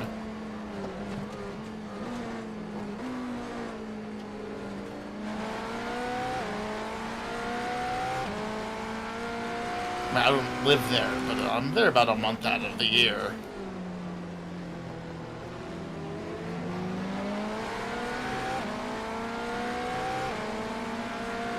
I can't remember, Shimon, and if you don't want to say it, it's fine, but was the plan to move to Canada or for your wife to move here? Well, I want to move to Canada, because Nova Scotia is beautiful, and all I'm gonna say is that it has the virtue of having someone else in the highest office in the land. Waiting for it. But I love it there. It's beautiful. It's so chilled out.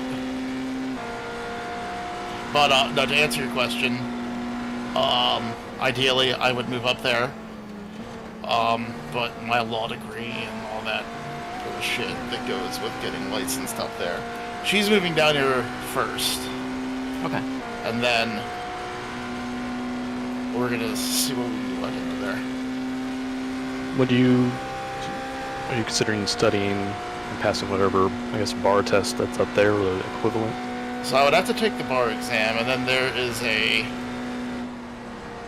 there's a board that you submit your credentials to and stuff, and they will determine if you need to do any more schooling and stuff like that as well, if you can just take the test. Interesting. The other issue is my wife's a pre-primary educator, and because of where she lives. She lives in the city, but they pay their teachers based on the entire province. So, if she lived in bumfuck nowhere, she'd be fine. But because she lives in the city, yeah, she is on income assistance. And you can't sponsor someone to move to Canada until you've been off income assistance for a year. Oh, okay.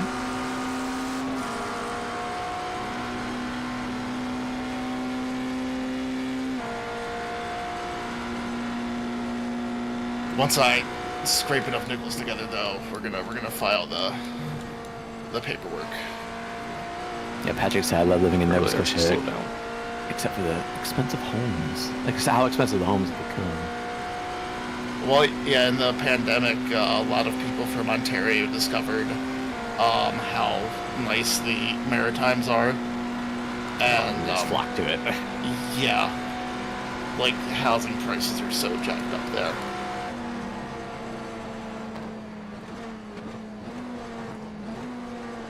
I agree, ECL. It's nice to have the rain. You know, just some equalize things a bit. You know, affects us all, and especially when we're a bit buried in it after the damage we incurred before.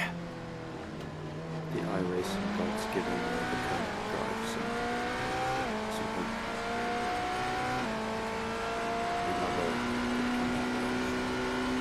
Yeah, you think make it just a little more challenging. I just love the wet weather graphics in this. There's still some little issues I have with the gameplay elements of it to real life. Especially when Jimmy was talking about the spray and what his evaluation, what the level of track water, or whatever you want to call it, would be based on the spray is different to what he's seeing, to what we've seen in the game. But otherwise, the effect and where the grip is and how it moves and how the water dissipates, it's so good. We've stepped up another level of wetness, by the way. Okay. Does it tell you that level of wetness in the black box anymore? Well, I know what it is when I drive. Right now it's 33 on.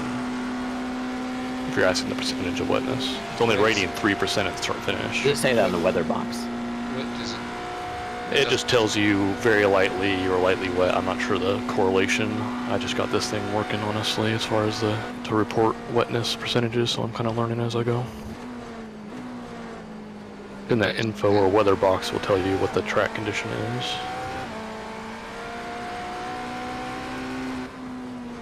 Yeah, maybe something to look at now while we're sitting around. Yeah, I mean the weather box for me just tells me what time, temperature, and what precipitation percentage will be. It doesn't say how current. It doesn't say how wet the track is. It should, like where the track usage would be on the info screen. It'll give you the wetness level now that it's wet.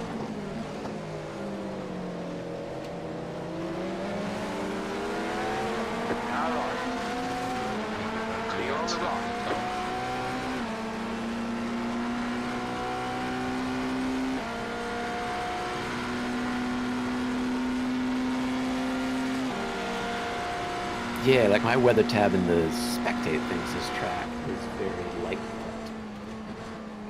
That's in the text up above of current conditions right of the radar.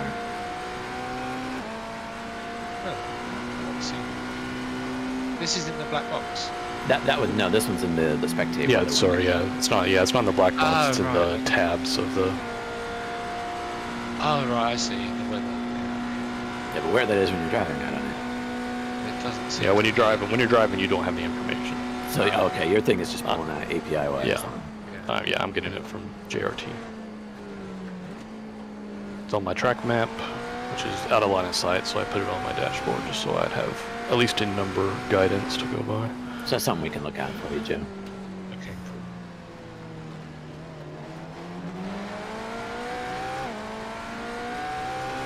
Yes, the rain has returned, Juan. Get 2 bouts of it at least. The first one was wild enough. I don't know what to expect from this.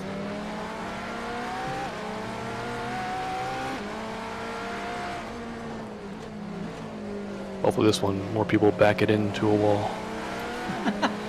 Gonna say, all I know is for the next 4 hours, it's gonna be raining. Is it really 4 hours long? Oh yeah, at least. Is it increasing intensity, or is it just kind of this light rain throughout with spots in the middle? That I can't Percentages for the next hour are decreasing from 79 to 66. And then it goes That's back just up a to chance of it 77. happening. Well, it's really funny because it was at 60 something until we got into it, and then it was like 100. Yeah. And that little gap that was in that radar is getting smaller. Yeah, so we're still picking our way through how exactly it works in real time. Just under 9 hours now, 8 hours 57 remaining in this Daytona 24-hour race. Thank you. Hanging out with us here in Jimmy Broadbent's live stream of the Daytona. I think we're on part 2, and got Witcher in the car. Schumann helped me out on the comms with Phil, and Joe waiting to get in the car at some point as the rain falls. I'm dreading this, I'll be honest. We're in 11th, knocking on the door to 10th because Team Montoya in front of us has been having issues as well. We had one major one at the sideline is for 53 minutes. Previous to that, we only had 2 incidents of 6 minutes each in the pits from some banana peels we found out there in the wet. Yeah, just doing our thing, going rounds. Jimmy will be up in a few hours. I don't know what else I was going to say there, but looking forward to the rest of the race. Always have a good time doing these. I look forward to every 24-hour race. Hopefully more to come in this year. I never know with Jimmy's schedule, of course, when he's going to be able to do sim racing stuff because of all the other obligations. But he tends to come back for the ones he really likes, of course, like Nürburgring 24 and Le Mans. And of course, Zolder. The much famed Zolder race. Known worldwide at this point. My brother's kind of a newer fan to F1, and he knows all the drivers and what's happening with that. But he doesn't really pay too much attention to other forms of motorsport and what I do exactly. And like I sent him an article from a website that was talking about Max Verstappen being in the Zolder 23, and I don't even know if he clicked on it and read it, but it was I thought it'd be kind of fun for him to see, like, I don't know, here's a thing I do that has someone in it you definitely know. But such is the thing with older brothers and younger brothers for what they give a damn is for certain stuff. So I don't fault him for it at all, but it's kind of fun. I'm not the kind of person that toots their own. All right, we're good. Didn't kill anybody. Good. Yeah, I'm not a braggart or a one-upper, and I don't talk myself up very much, so I just tend to kind of put out a branch of an idea to someone. Like, I kind of do this, and then it's up to them to ask my questions. And if they don't, then they just never know.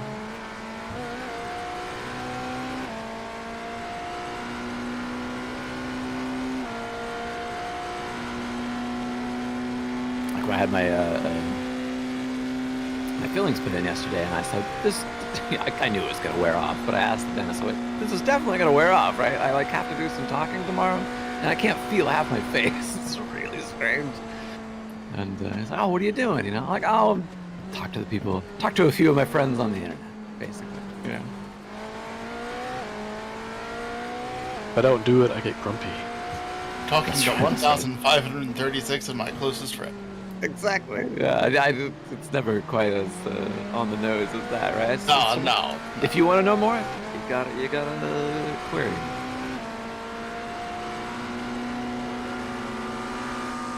I've never been one of those like, I'm just gonna tell you everything about my life right now when I meet you in person. It's like when people ask how I met my wife. I always just start with on the internet, and then, like you said, we can go from there. If they want more information, they can ask. Yeah. So, question.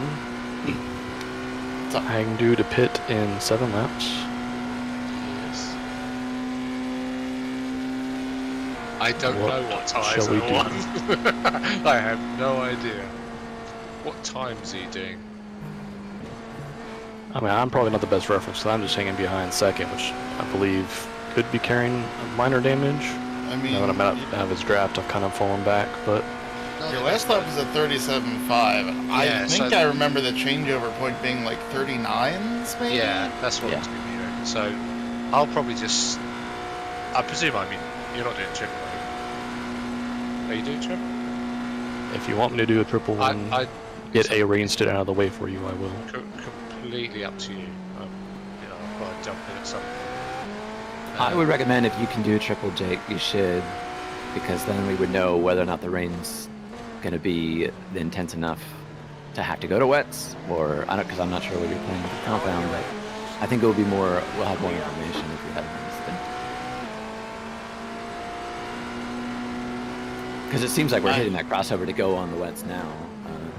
You're a little more used to it. 34, so. We had bad traffic in the one again. Yeah, so that seems to me still dry. That's dry, I think. I guess my second question is, should we just stick these slicks, keep them on, keep heating them? So not change tires? Nah, I don't know. We had this conundrum earlier, and Jimmy put fresh tires on it, and he said that was the right call. So I mean, these tires don't wear much as it is. I imagine these tires are probably like 85% at the worst. But I was a proponent for keeping them on because they're warm. Yeah, just avoid the warm-up stage for the first couple of laps, I guess. But I guess that's your call. Like I say, I can't imagine they're particularly warm. I've done dry stints as fast as I can. I've done been down to like 84%. So yeah, it's bad. curious what this car we just passed on is doing. Actual overtake. Just let me know and I'll set it up on the...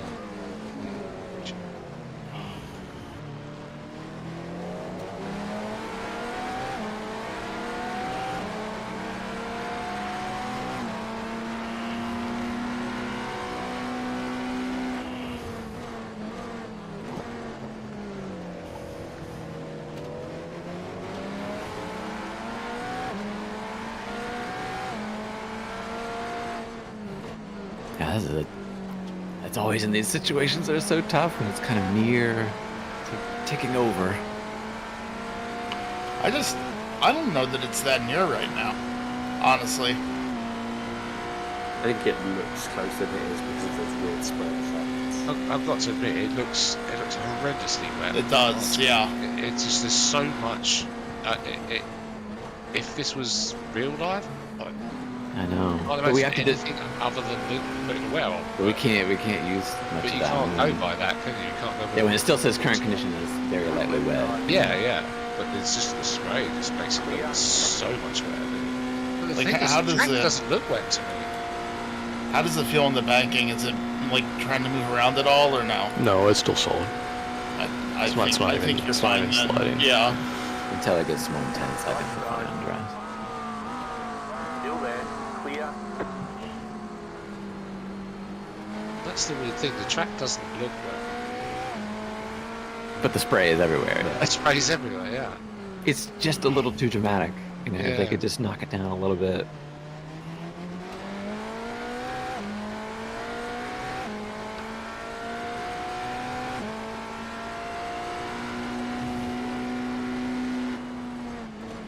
Car on your left. Clear on the left. Looks like it's going to be this sort of for hours. Clear. Till Mhm. 9 AM. That's why I wanted to have a little bit more, just to see, is this just going to be this level? Because if we're all driving around and it's dissipating everything, pumping it out.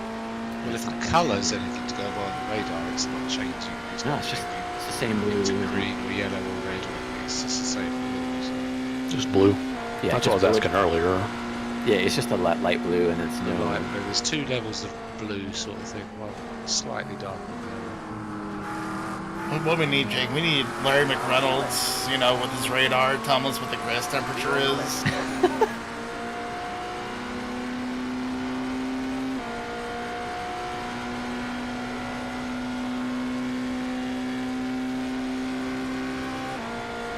Max at 17 degrees, I've never seen it that low.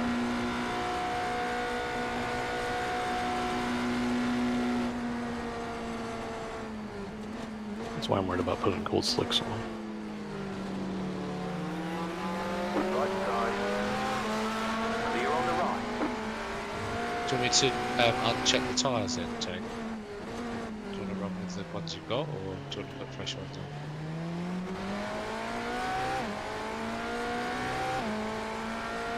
I say we stick with what we got for science. Yeah, I You agree. happy with that, Jake? Yep. Okay, so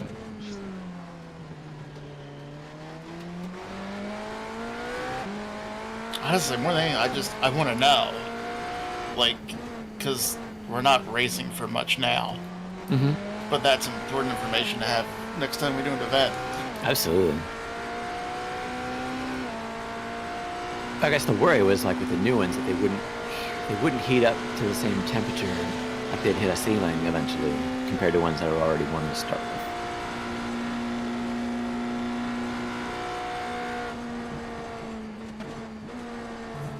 Ooh, those curbs are feeling nasty now.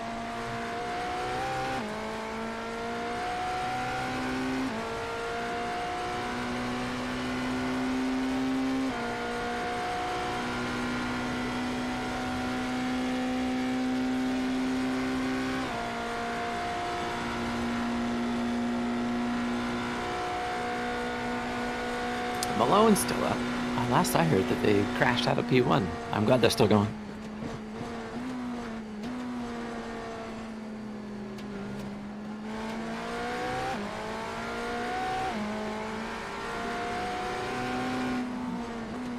What are people coming out of the pits doing, out of curiosity? Like, fourth place just came out of the pits. Yeah, can you see what tires are on if you can, Joe? I cannot spot tires in these. I could tell you from my timing app, but that is not... It's not always accurate either. We learned that the telemetry doesn't always update. There was a point where it said half the people were on dries and they absolutely weren't, which is weird.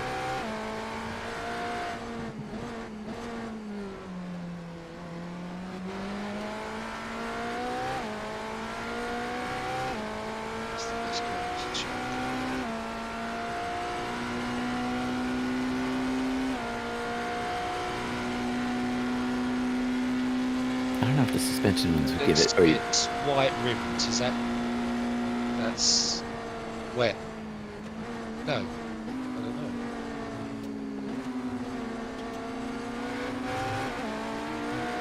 I don't even know what colour is what. I don't know if it's a color difference, Or tread. honestly, but I think you just look for tread. Can you pause it and see the tread on them, Joe? If you watch his pit stop, as soon as the tires go on, you should be able to see if there's tread or not, but it being night and all that fun stuff, it makes it probably pretty difficult.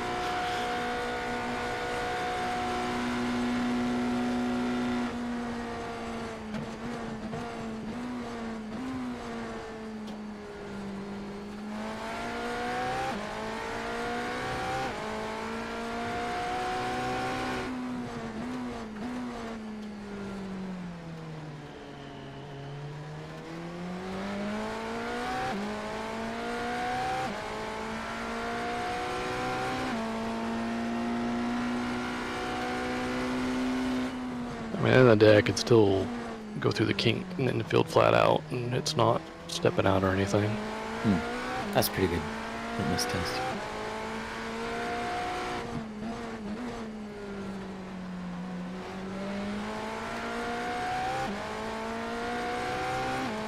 Just gonna box this lap. I'm only roughly 2.5 seconds off my delta at the current moment. It's gonna freeze going through the bus stop, but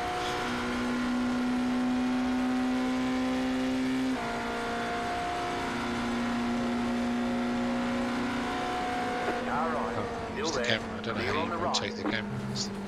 Oh, you gotta do it with the control of 12 thing. Rotate the axis around. It's not very intuitive, like a swingman in our back. I mean, during my stop, I can look and see what people are doing. If it's accurate. Boxing.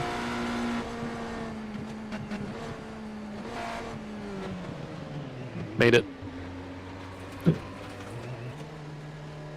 Pit box in 5, 3, 2. The leader's pitting now. 1.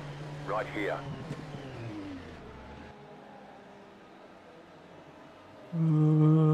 Everybody looks to still be on dries. There's some Yeah, GTs that are on wets. As far as I can tell, that guy that's in fourth is on dries. At least according to my The JRT. leader's pitting now.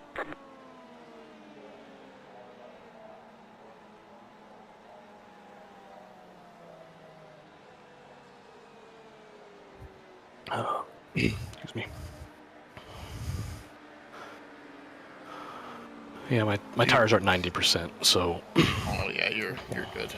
That's fine then. It should be alright. Do you have this game on Bacho on another screen? No, I've been tracking the time, the scores. It sounded like the Commanders just kicked into overdrive in the fourth quarter. Yeah, they look really good. I don't trust pit exit. Still very likely that it's Bacho.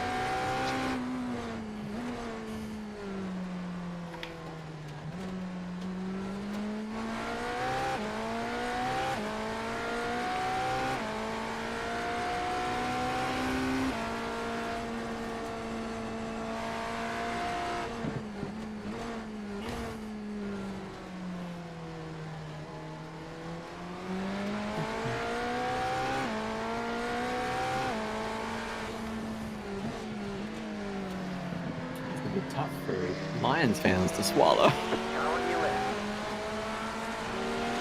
I was kind of banking on the Chiefs and Lions playing in the Super Bowl. Now I gotta... No, that's all upside down.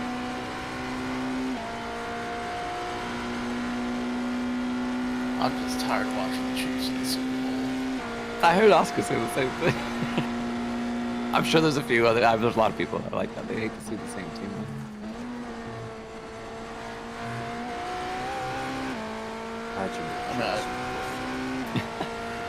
Hey, we got Ravens Bills tomorrow. That's gonna be exciting.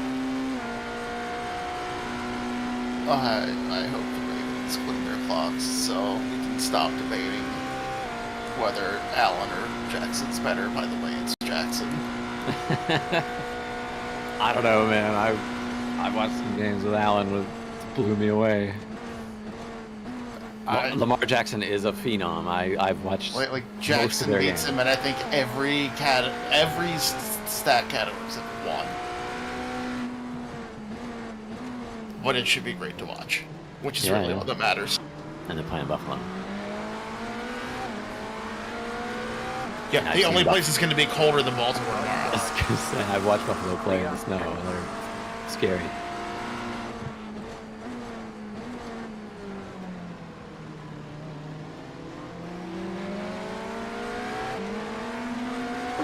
I read a stat after someone threw it up after the Chiefs game. Either Tom Brady or Mahomes have been in the last 14 AFC Championship games. It's worse than European soccer.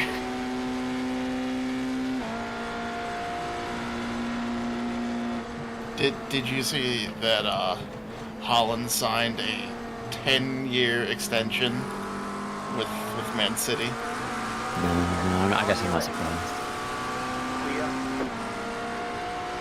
I have not been watching much football in the last couple of years, English Premier or anything like that. Like, I still track how AC Milan are doing, but otherwise I've kind of fallen off of it. It wasn't a good contract though. It was only 500,000 a week.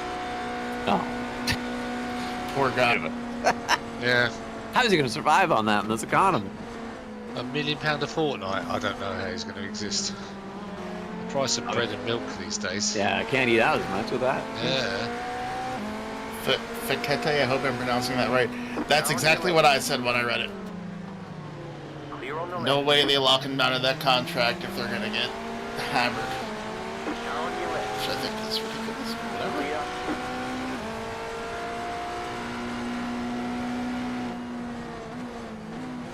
Car on your left.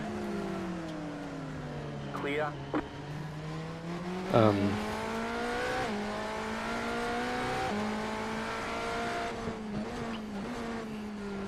Sorry. I didn't hit him. I didn't get a 0x. What, that, GT? NSX. Yeah, I think it was. I'm not sure what position it was. I didn't think you were even close to it. I didn't touch him, but he just went straight off the track. Oh, I think this is the guy that's just done that a lot anyway. Regardless. Pick out the cord. Got to slow down and give up that time. Just that line.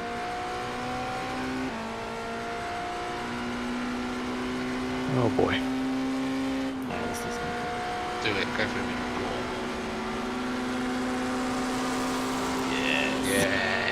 Yes. I figured this was going to be the time that wash up the track and take him out.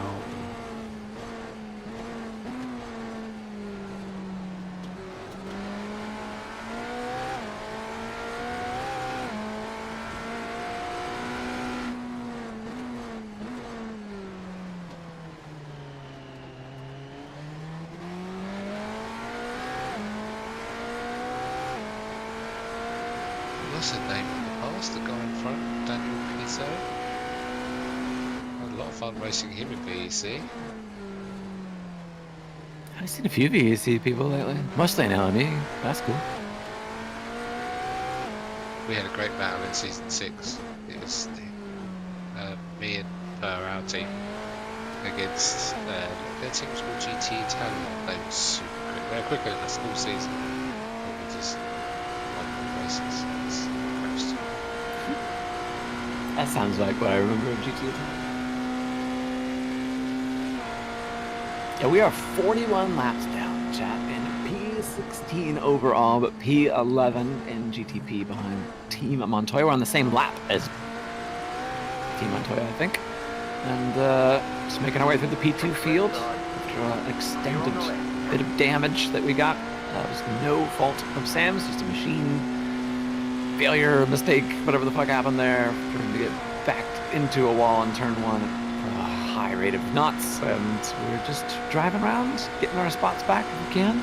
Weather is here, so there's always something to pay attention to. Nothing straightforward in these, and adding some of this rain that's just seems kind of steady and light at the moment, not necessitating wet tires at the moment. If anybody have gone wet tires, it's interesting. But yeah, here we are, just doing our laps. We're having a DHR race, that's for sure.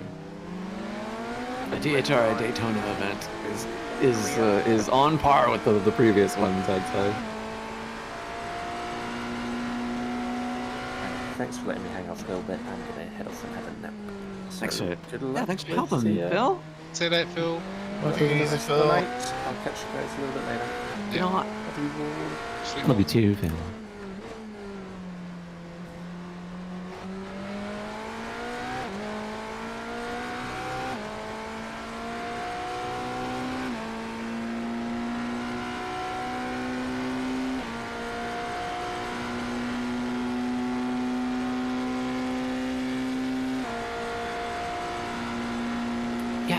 This rain is not as intense as what we had before. Also, the field is thinned out a bit, and so possibilities for chaos are always there, but maybe a little bit lessened just because of those factors.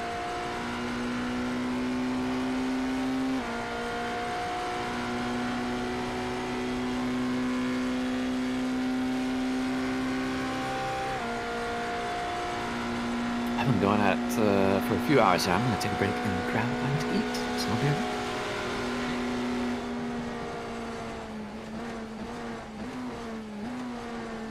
You're stuck with me, chat. Sorry.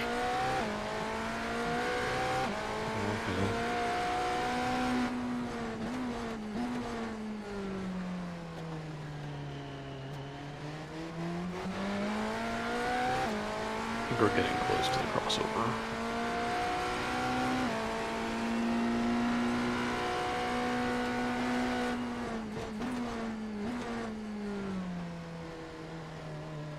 How did it feel in the first couple laps in terms of heating the tires and stuff? Was it helpful or eh? I think so. I mean, I took it a little tentative, but grip was there. And just helping myself to the fuel load again, not spear it off somewhere.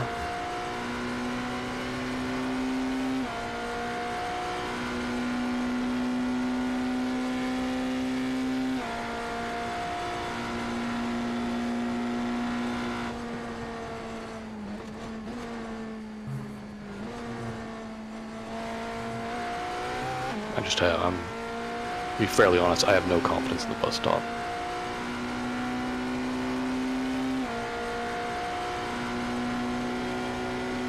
Yeah, it doesn't look very comfortable.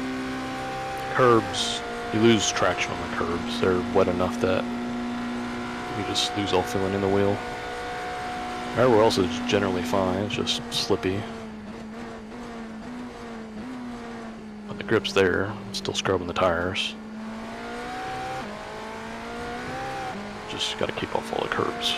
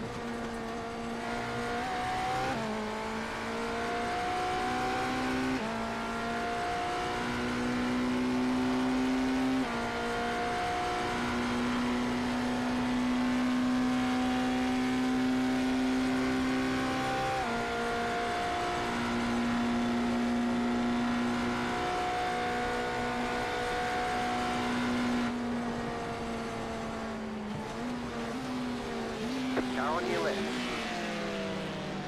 Still there. Clear.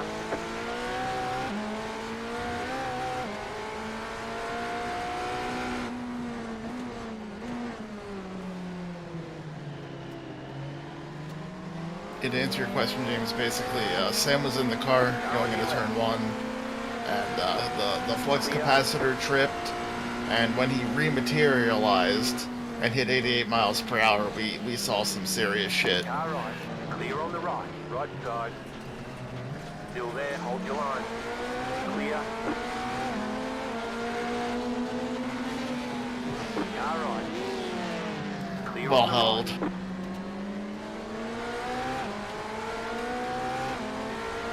That was fun. Car on your left. I can't go to the outside there, noted. And offline into the next corner is a little slippy.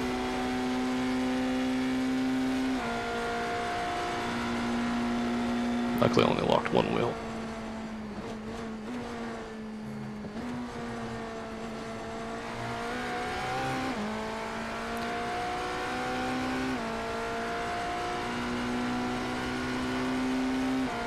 I mean, judging by the pace of second pace behind us, they really haven't closed any, so I like we're all just status quo.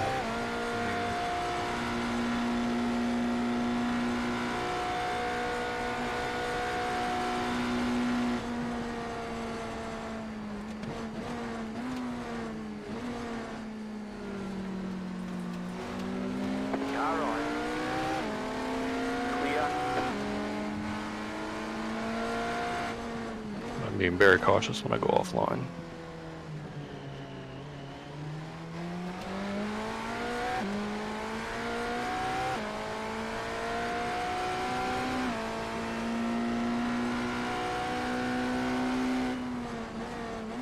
They're asking in chat, and I obviously can't see. Are we still in the same lap as 10th? We are one lap behind. One lap behind. Okay, thank you.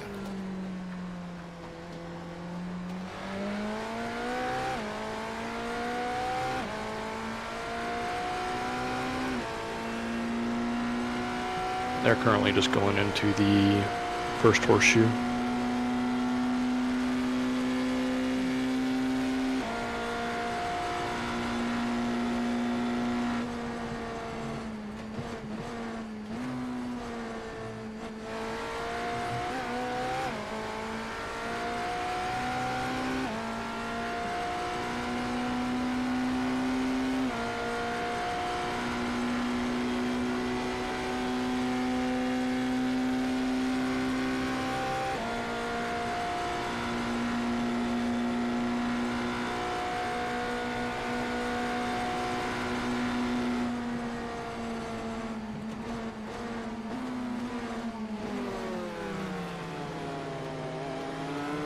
Right side. Clear.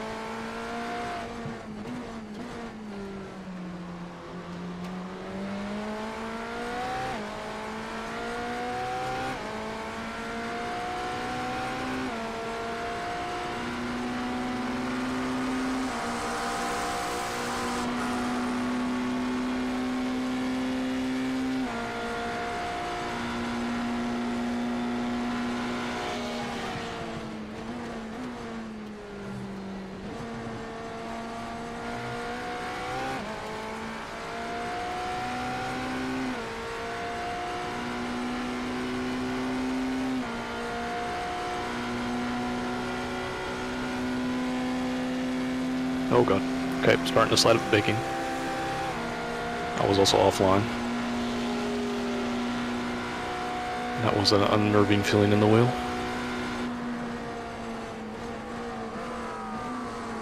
I do not want to go around the outside here. Left side.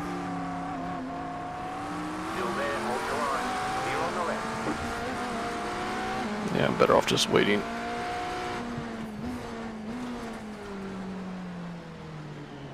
I mean, it's still late 37s, but I mean, obviously you're driving. You know what's best for the car. If you feel like you need to come in, just come in.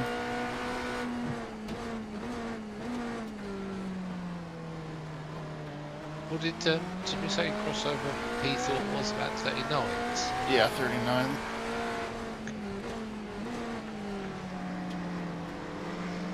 Right side. Clear on the right.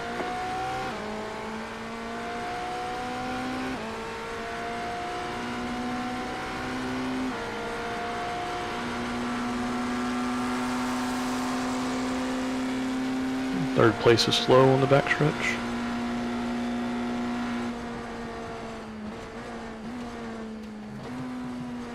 I think they're just conservative. We've already done 29 laps. I think we might have run out.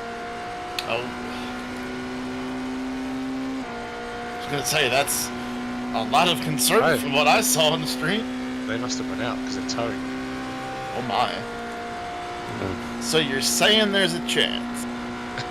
Did they blow their motor? How about that?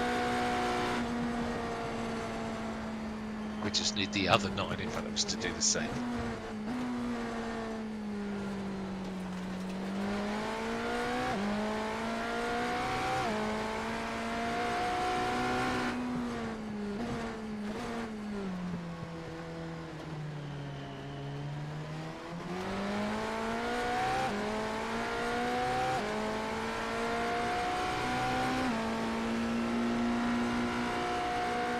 Guys in 8th are towing as well. Dropping like flies. The guy in 7th has gone on to wets. Still there. if that's any help to Jake. I mean, just keep an eye on them, I guess. I'm not sure if 9.7's a hypercar or whatever these fucking GTP or not.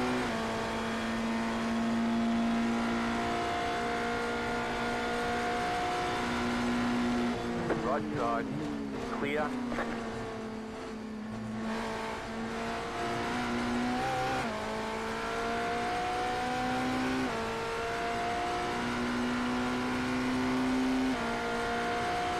I mean, I would say a lot of my recent laps have been just traffic ridden, so they're not true indicators. Grip level still seems okay. Yeah, there's still like people ahead doing 37s. This one did a 35.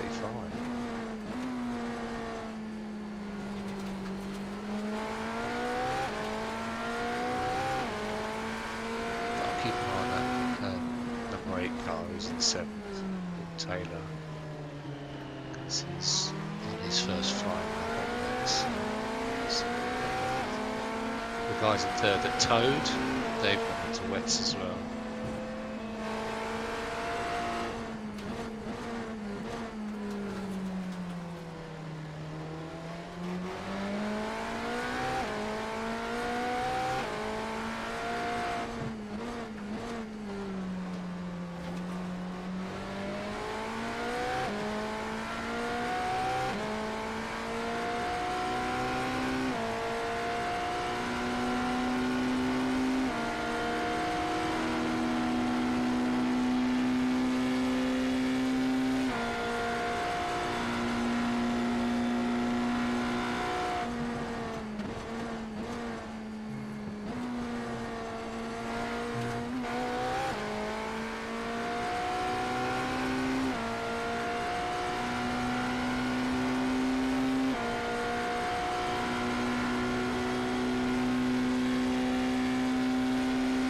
Honestly, that was the best thing to the bus stop in a few laps.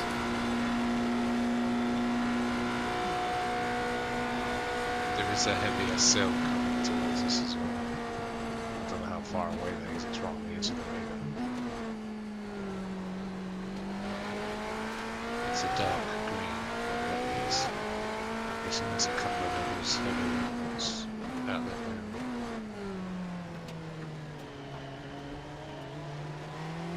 Just did a 36.5. I just don't think it's time.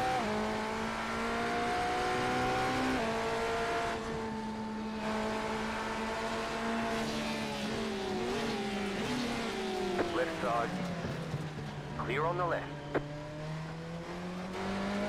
Yeah, there is one dry line. If you step off of it, it's gonna go. So GTs are not gonna let anybody by. Especially since that was a leader. But it looks like he left the lane open, so I was gonna take it. The leader's sitting now. Alright, just rambling. Yeah, good. And there is Radio Bacho. Bacho is getting some food. And then, you know, I'm his stand-in, but I'm just not very good at this. So there's a lot of, you know, we're just exploring the dead air. Clear on the left.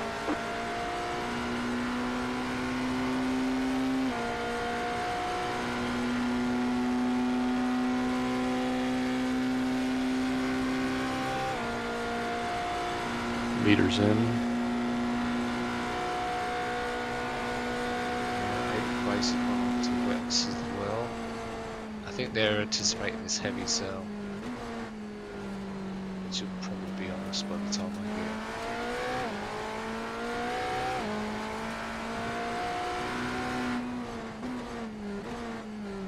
get. Is the rain forecast still looking bleak? Yeah, there's nothing less than 74%. That's like I say, there's a dark green patch that's heading straight for the circuit. And just a rough guess. Right side, clear. 20, 21 minutes more. Maybe less than that, I don't know. Particularly good, it's been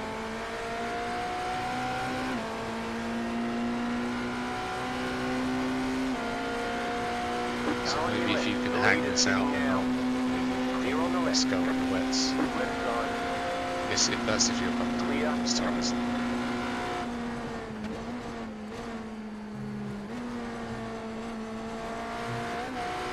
It still says very lightly wet.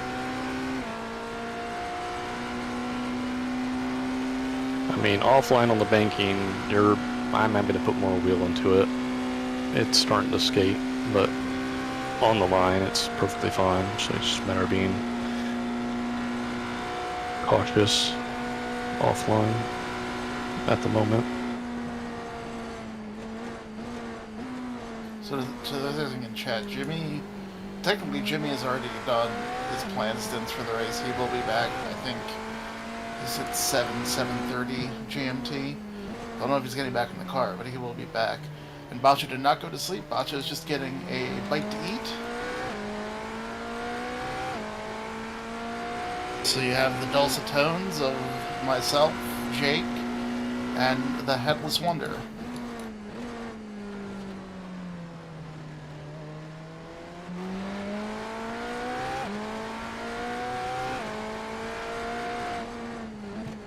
And I don't know if the stint sheet is floating around. The stint sheet is, yeah, just ignore the stint sheet. We've had some dramas, so we're just kind of making it up as we go along now. This is probably going to be Jake's last stint for now. We'll hand over to Joe.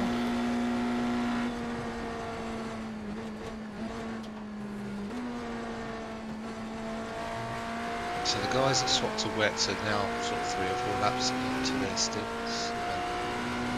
They're doing 38s. 38's copy. I mean, I still have 13 laps left in this stint, so we got time. For either the track to get worse, or their tires to come in, or whatever the case may be. Yeah. So you're still, well, you just started 36, so you're still quicker than the guys on wets. Maybe that crossover is about 30.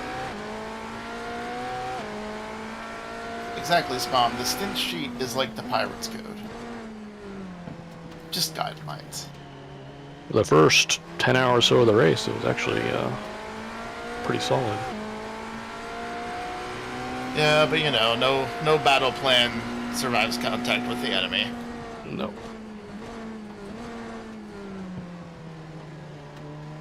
Second's Toad as well. Is 8th place on wets? 8th place is, yes, on wets. Bobby, I'm behind him. I'm doing 140s. He's had two laps, 1 laps.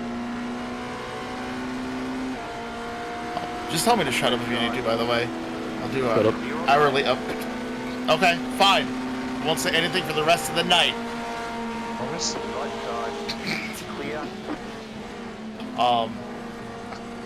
So that, in terms of our race, oh my god, I am gonna wait till you're through this. Don't. What are you doing? Keep to the right. You're on the right. 3 wide. Left side. 2 wide. Clear on the left. And left side. Can't accept being boxed in. No, he's moving. Clear on the left.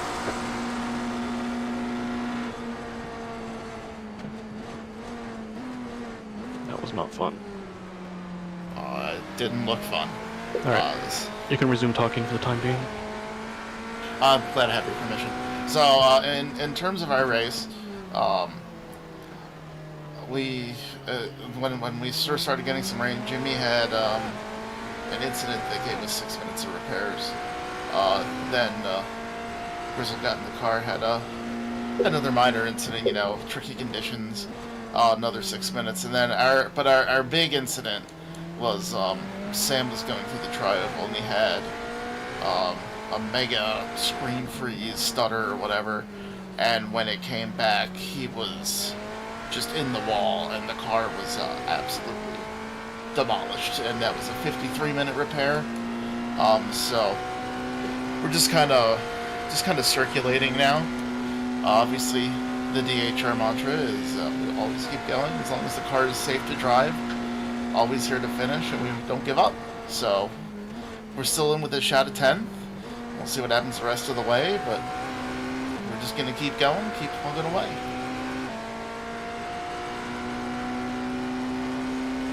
There is still some floor damage, so we basically got a new engine, got a completely new car except for the floor. We only got one of those, that's all that was in the budget, so we're about 7 kilometers an hour down. Not that it matters right now in these conditions. True.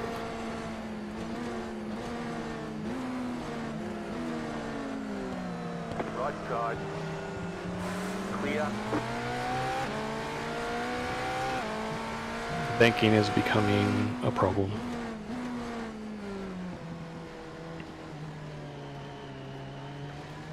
How much fuel do you have? 11 laps. Let me specify, banking offline is becoming a problem. Oh. Off the bottom is becoming a problem.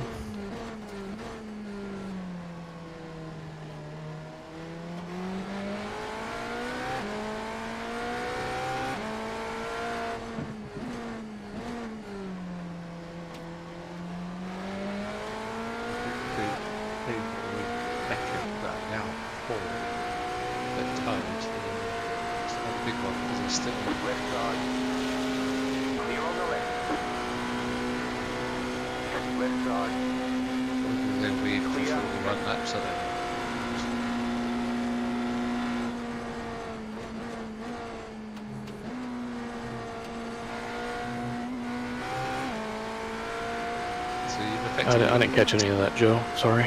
I was just saying, the guys that were in second now dropped to fourth and still in the pit, the ones that towed. Copy. But I don't this affect us that much. They still drop, right?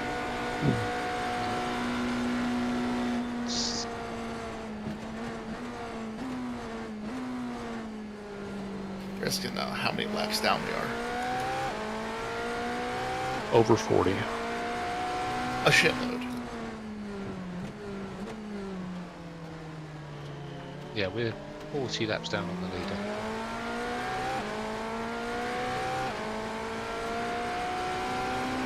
Seven places on wets too, yeah? Yes. 6 laps into this stint.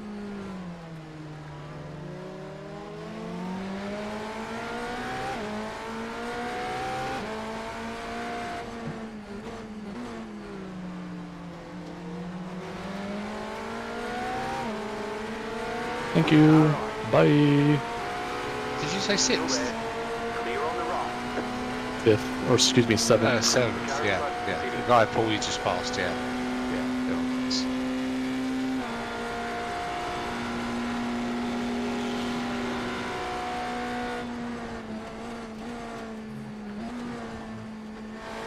It seems like the slicks are still the time.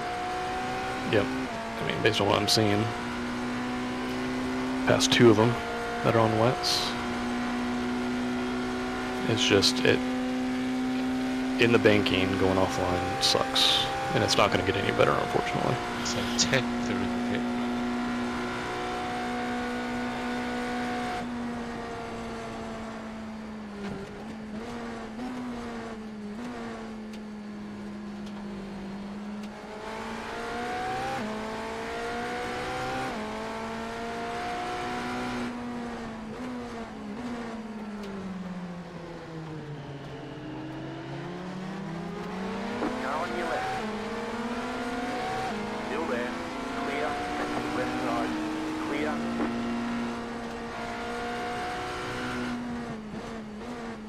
Is that still flat, that kink? Yep. I did a small security lift just because of the traffic, but it is flat. It's more of... I'm just doing it for security. I'm not out here trying to set lap time, I'm just trying to keep it on the gray stuff. Yeah, dry line. Trying to gauge where I might be at or something, because I've got 0 experience in bearings. So the weather situation is that the track is not drying. We're going to have 4 hours of precipitation, I think Joe said. Yeah, light precipitation. light precipitation, but I think it could get slightly heavier. I think it's going to get heavier in about half an hour or so. So right now, so I was just going to say there's a dark green cell, which is the next colour up from blue. So I presume it's a couple of stages heavier than what it is now. That's been in the top left-hand corner of the radar for the last 20 minutes, and it's moving towards us, but slowly. So it might take another hour. I don't know. I don't know how quickly this radar is, what time scale is. But it's not going to get better. Yeah, not for another 4 hours. oh wow, that was aggressive getting out of the way. So right now the slick is probably still the tire to have, but it could tip the other way when it's chosen the car. And yeah, so we had 2 small incidents. Jimmy had one, Riz had one, and then we had the. I don't believe Jimmy had one, by the way. No, Grizz had two. Oh, Grizz had 2. Yeah. Apologies, I thought someone said Jimmy had one. But Sam was in the car when we had the hardware issue.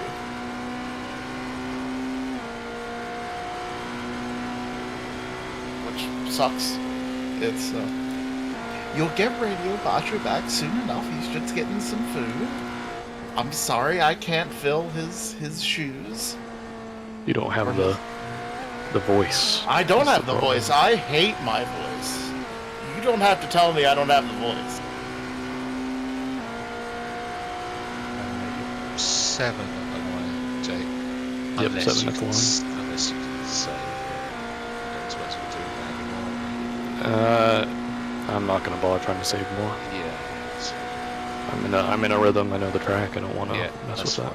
Yeah. Yeah, I know I'm pretty close to the edge of making another lap, but Yeah. It's not really essential to do that anymore, really, is it? No. Just concentrate and stay on the track.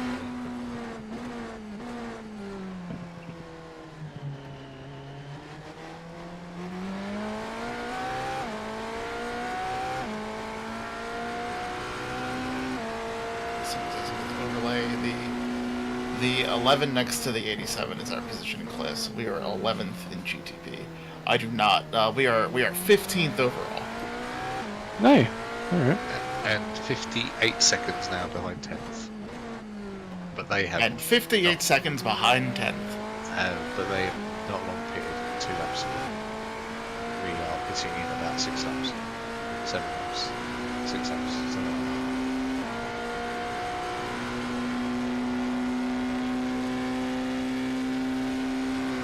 How many laps behind the P2 leader are we?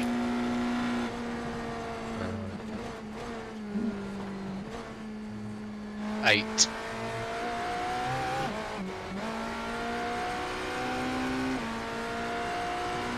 No need to panic anymore. Bacho is almost done dinner, and you will have his dulcet tones back soon enough.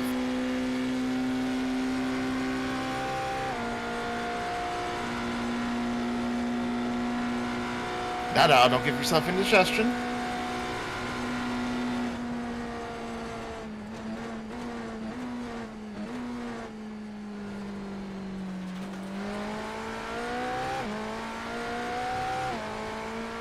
Right, just going to take a break before I jump in. Back in a sec. Copy that. I'm still here to provide no assistance but moral support. Thanks for being the voice in my ear, Schumann. I don't hear that one very often.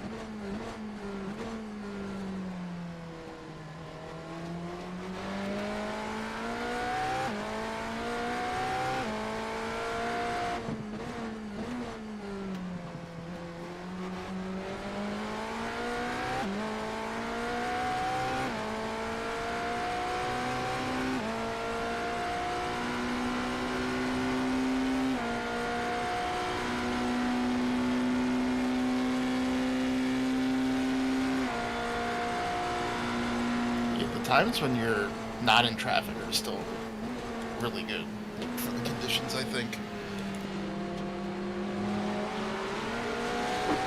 Earn, bitch.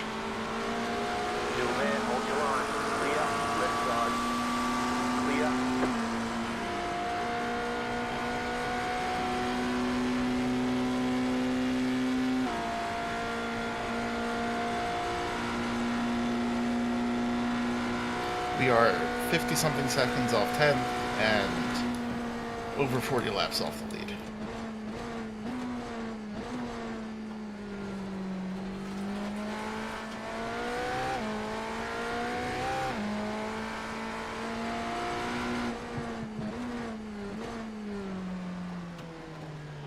Jimmy will be back around half 7, which I can't remember if that's 6:30 or 7:30.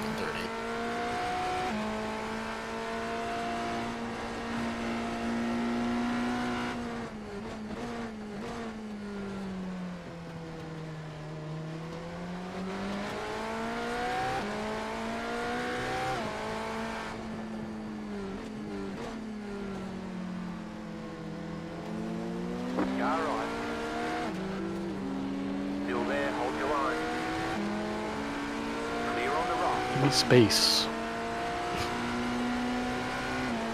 It's not friendly down there.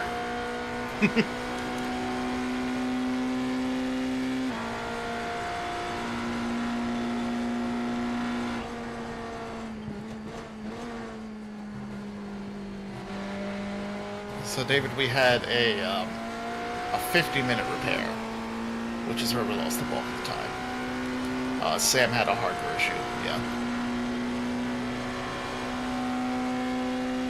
I'm back.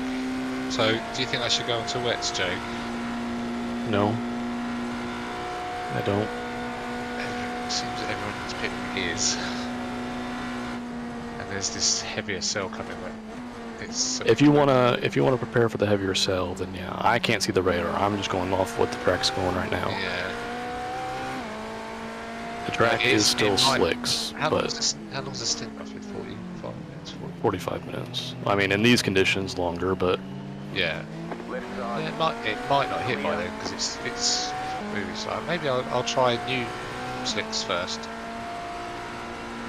yeah, basically, I mean, And then change to wets if we need to. if you act like the track is 50 degrees and slick, like super hot, it's pretty much what it is. It's what it feels like. Just offline is awful. If you go out on cold slicks, do not go off the line. Because like even right now when I'm passing this GT, it's gonna, I don't know, I hate it. I'm skating right now, I'm just hydroplaning. Well, on the line it's perfectly dry and serviceable.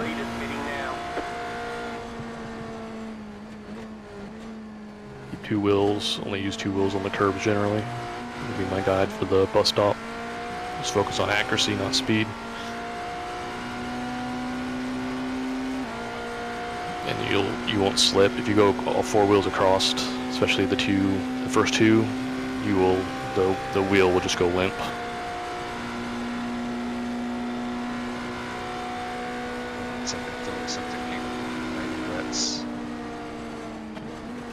Turn 1 is fairly okay. I mean, I'm definitely braking at that first dash or the last dash before the yellow line. Just out of security, just in case the front locks or something. Hopefully I don't just lean straight to a wall. I can at least try to steer out of it. But I have not had any issues with it yet.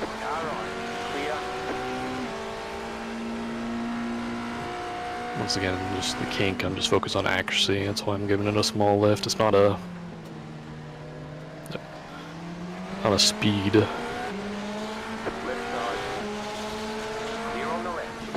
Turn 6 here is honestly just about normal for the most part, as long as you're online.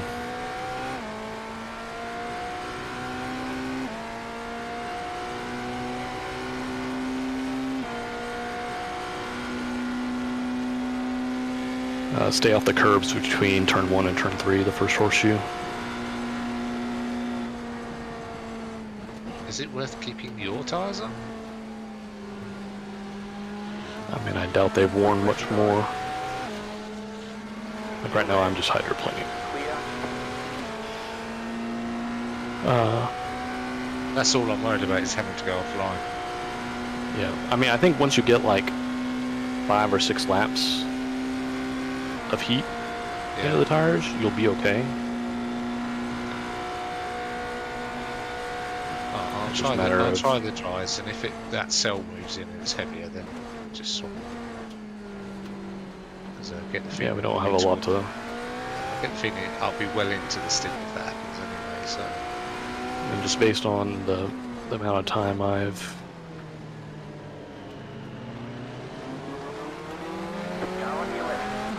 Good news, we're in the last third of the race.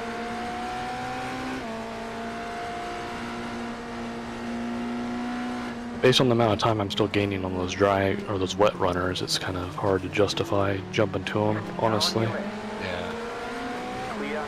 Okay, that's right. But like I say, I've had no experience in the wet, so. I mean, it seems silly trying to talk like that in 11th place, but yeah, it's kind of what's best for the car. I feel like the wets are harder most of the time. Let's do that. Yeah, it was Jimmy's thing as well. He wanted to stay on those slicks as long as possible.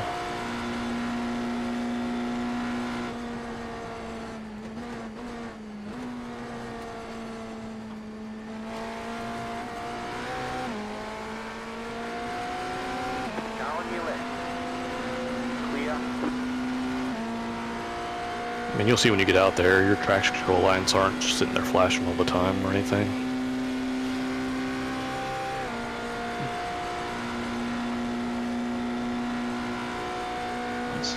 I'm gonna box the slap, it looks like, yeah. Right side. Clear on the right. I didn't hit him, did I? I don't think so. I don't know what. Okay.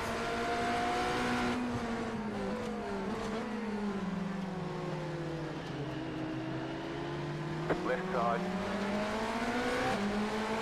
Clear.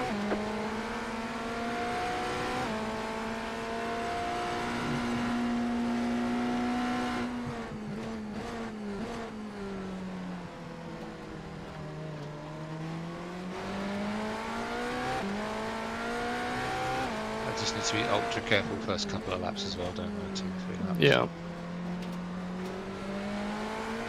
Super easy on pit exit. Yeah, pit exit's probably gonna be a lot worse than when I went through it, so. Okay, you be careful on your pit in as well. Yep, thank you.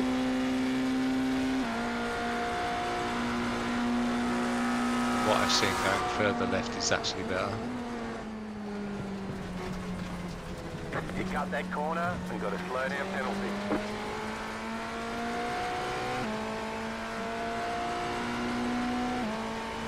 So don't try that, Joe. Okay. Check.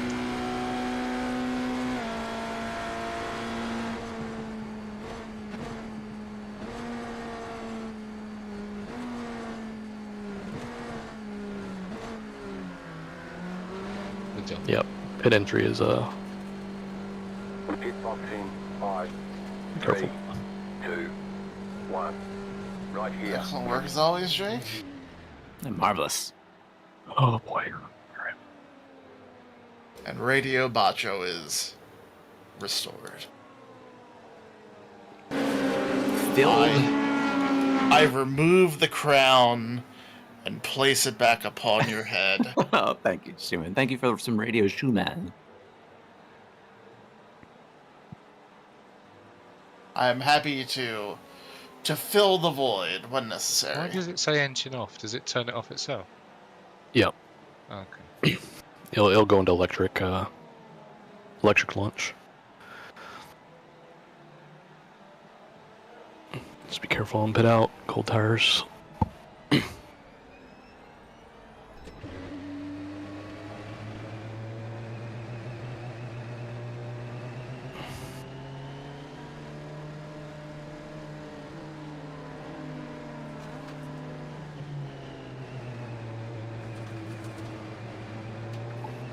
You have a GT on your left, your right, excuse me. P2 coming. Got another GT coming.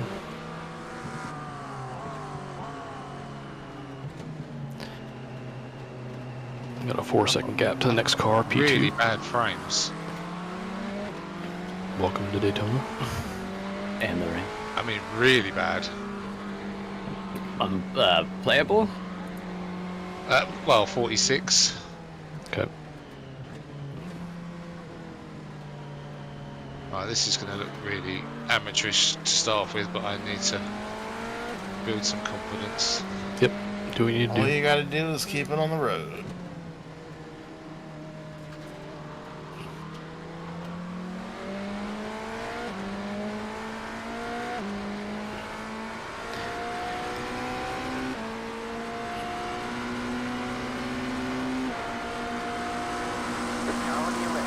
Oh my! I see what you mean. That just skated straight up there. Yep.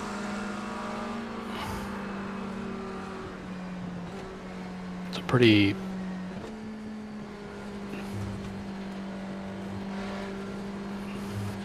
Yeah, Jack said Jimmer's stream is on 50 frames. Yeah, just as much as it pains you, just you're gonna have to sit behind the GT, Sit I think. behind him, yeah. Or even just duck left, hopefully. Yeah, like go now. It's still gonna skate a little bit, but you need to get through before the trioval. And then get back down on the line. Yep, good.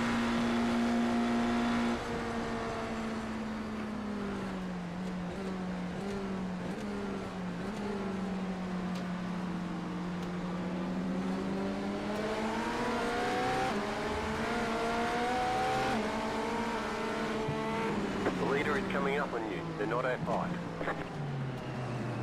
Car on your left.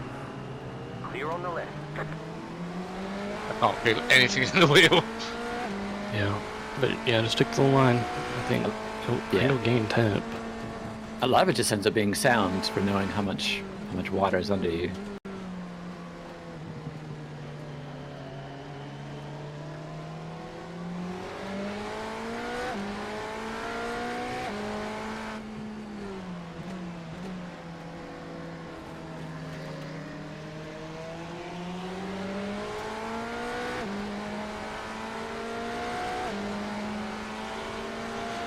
I don't want to go up there now. You're okay for now, I would. Yeah, there you go. He's healing up for you. What a Chad, that guy. Yeah, that was nice.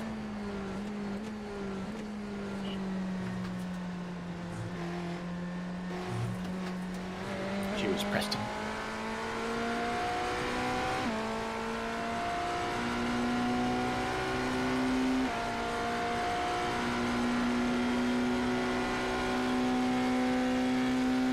Getting some full speed running through the banking will help build that heat a little bit more.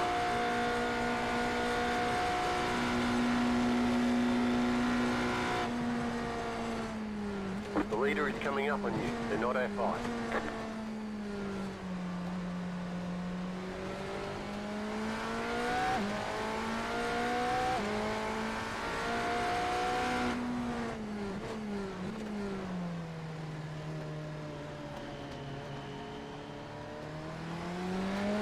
Nicely done, Joe.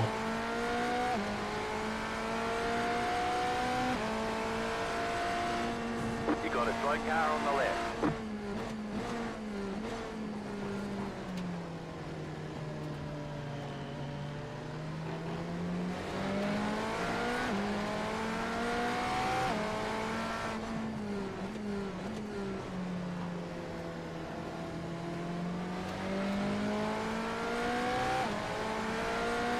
I know you're probably eggshell on that gas, but it looks pretty stable.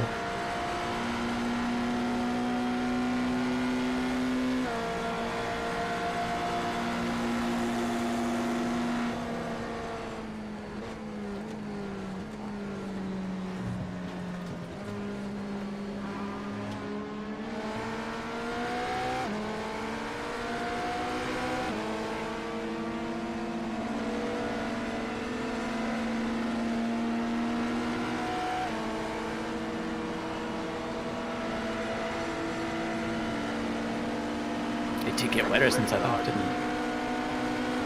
Yeah, the banking is pretty well.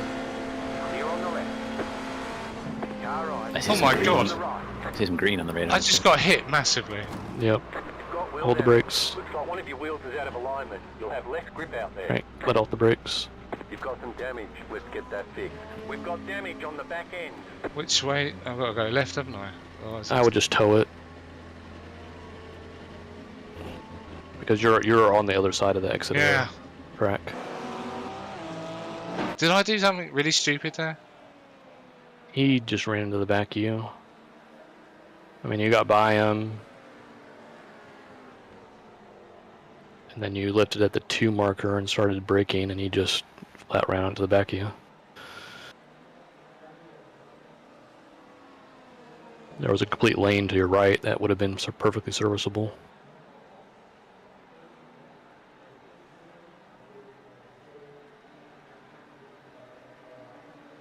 I don't think you would have been able to get back to turn 1 without getting DQ'd, in all honesty. I have no idea how that works in iRacing. Oh, he's just apologised. I presume that's it. Yeah, it must have been said directly to you. I got nothing to the team. I mean, it's not going to really matter. Wets. Yeah, that's probably a good idea, is it? I think by the time we get back out, that it's going to be real close. So you might as well just get wets on. All right, Joe. Head boys. Sorry. You've already done that. See you, man. See you, Shim. Have Bye, you already Shim. done that, Jake? Thanks for the company. Yeah, I put wets on them already. Okay.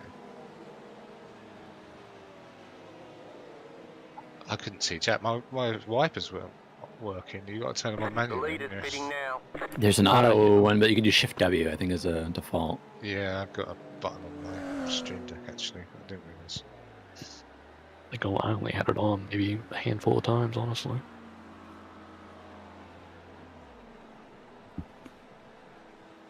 Well, that's a bummer way to go, Jim. It was like the leaders in pits. They only been out 8 laps. So who knows what's going on there? Man, it's probably 6-minute repairs. I gotta think. Well, Joe may be able to tell you. I'm not sure if he's got back in the car yet or not. Still towing. Yeah. Okay. I don't need to click towing, do I?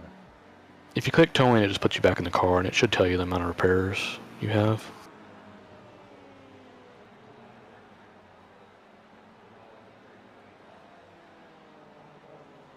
Yeah, it'll tell me once it's stopped towing, won't it? I'm just glad we didn't pinball anybody.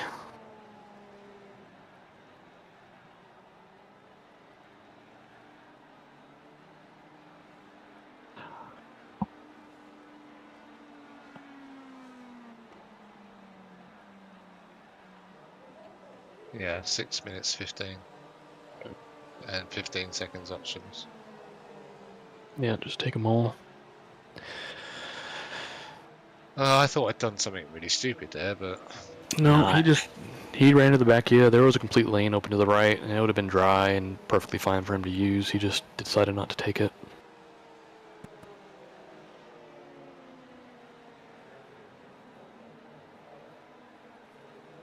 Was that the leader? Yeah, P2, yeah.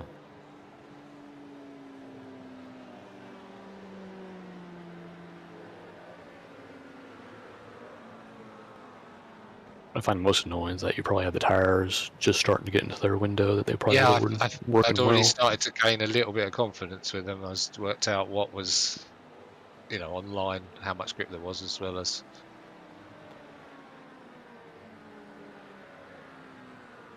as being a couple of laps in and be able to go up a little bit. Because that first lap, I went up, and that was probably a stupid thing to do, but luckily didn't get any damage. Nice. Yeah, I didn't.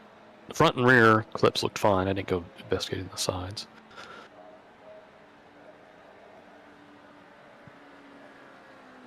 And honestly, you can take damage with a wet track and it really doesn't hurt you. Yeah.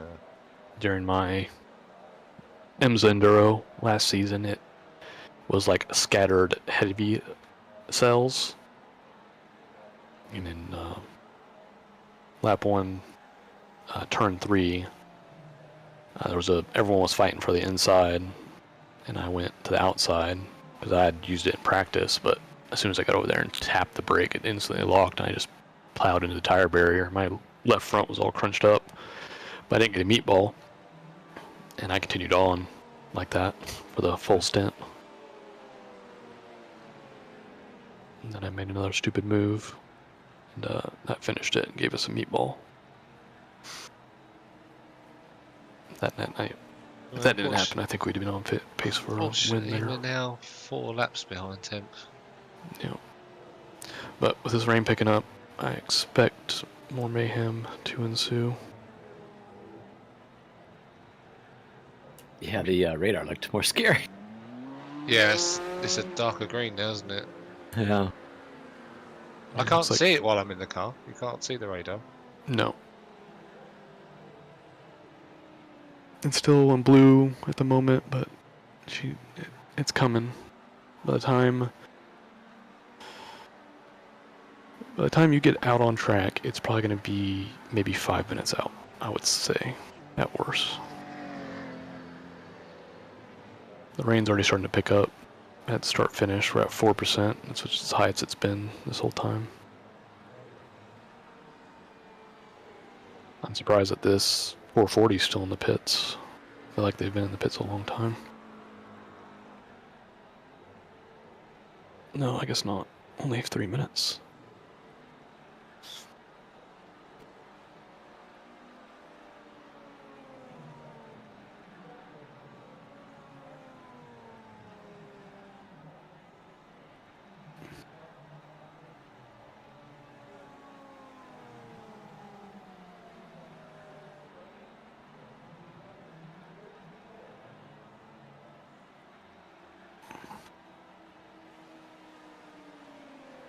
How long left on the repairs, Joe? Just under 3 minutes. Okay, I'm gonna go take a wee. Get something to snack on. Yeah, I'll do a recap for everyone while we're waiting.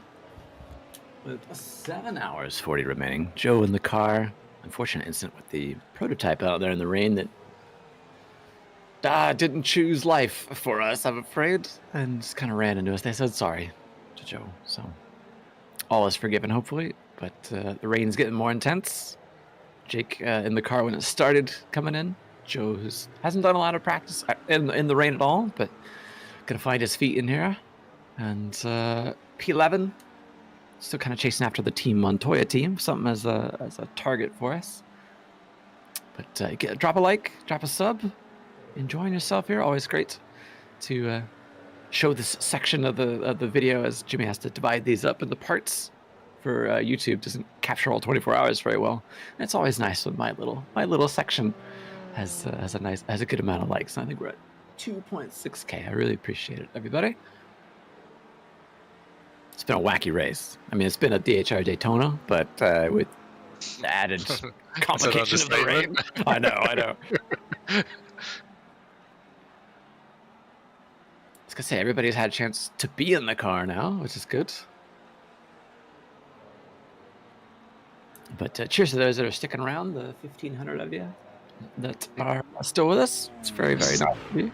This is the latest I've ever got in the car. It's like 5 a.m. Oh, yeah. It's true, you're usually a late night person, not this late. And normally I don't get in much before midnight, if at all before midnight, but that's Joe just speaking. I'm Bacho of Radio Bacho. Been Jimmy's friend for over 10 years now, and happy to host, answer any questions. Although I'm being a little quiet here as Joe's getting his sea legs down, so I don't want to interrupt too much. As him and Jake are going through some things through the corners and what to expect.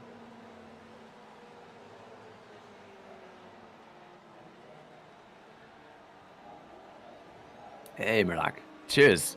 West Foggy, Florida. I thought about making another coffee, but that's a bad idea past 9 p.m. now.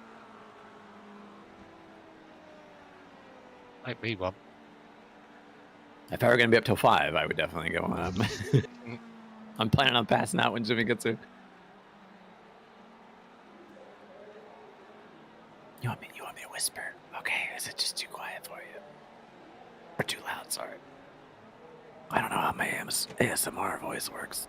Whispering is worse. Oh shit. I'm also getting real close. Another beer. I haven't had a beer in ages.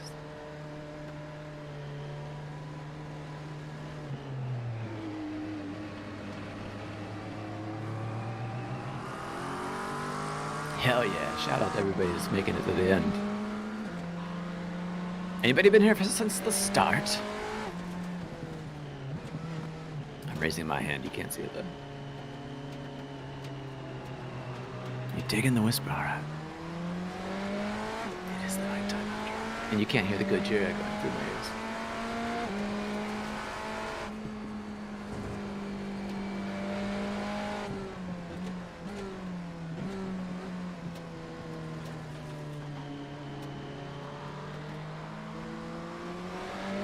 With brakes, you've been here? I'll count it. I'll count it. Yeah, shout out to Spam, taking over from Scott the Car Nerd, all on their own volition.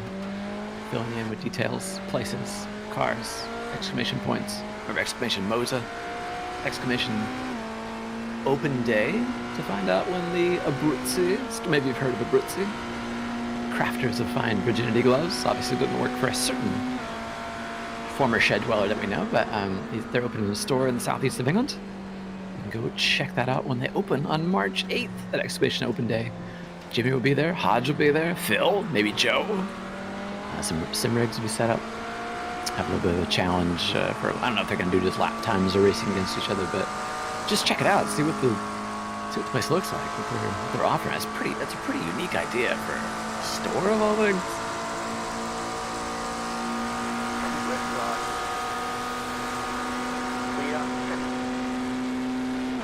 Dream car? I do. I mean, I got many dream cars. I'm not much of a, like a road car civilian guy. I like race cars, but you know, like an Alpha GTA from '65, top of the list.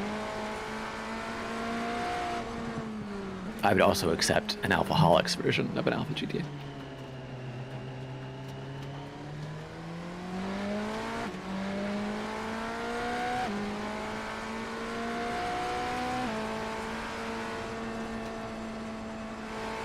I saw the Julia they added to AC Evo. I'm not going to call it Evo, like Bailey. It's Evo, definitely. Yeah, it's definitely Evo. I see let's call it Evo, but we're wrong. Yeah, we're not shortening it to Evolution. But the Julia in that game looks fucking great. I have not had the chance to see a modern Julia in the flesh, but damn, is it nice. And that's rare for me to say that for a modern road car. I think it's the GTA M Modifico.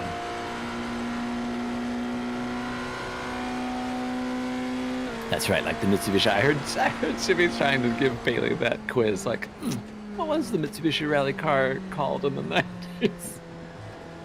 Evo? Evo?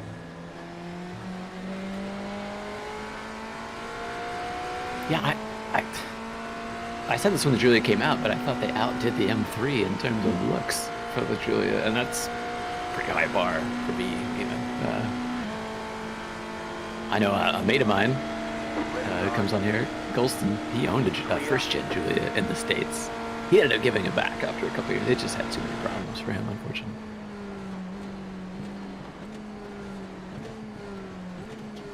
Did he really? Never knew that. I need to ask him about it.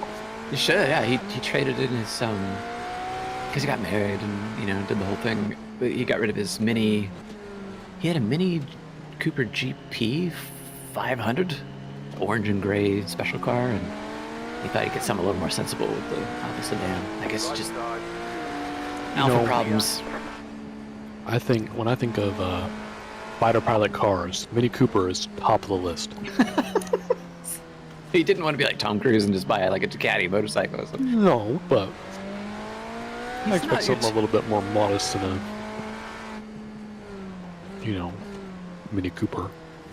I don't know, when you can have a bumper sticker that says "My other ride's a Super Hornet." I don't know. Him and cars, he likes them, and he's driven with like ages ago, but he doesn't. As far as I can tell, cars don't bite him in the same way they do for us. How you getting on, Joe? Feeling tense.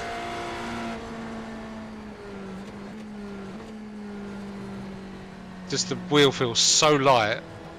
Yes, I'm that's not normal. trusting the grip that I have got because it's so light.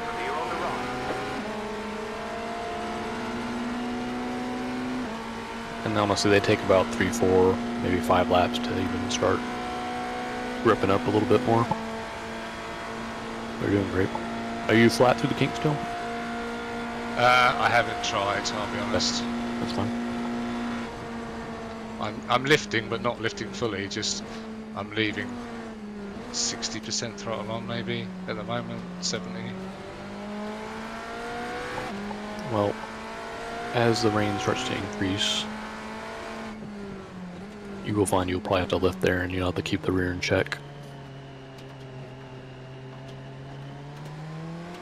The one thing I didn't try is maybe rail braking through there to see if that helps stability, but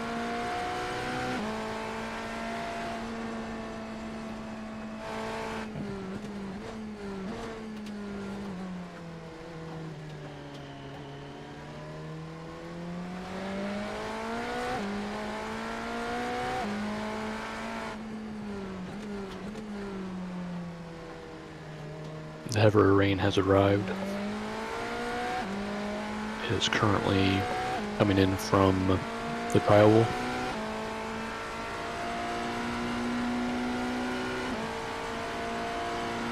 So you'll be driving into it after you exit the bus stop.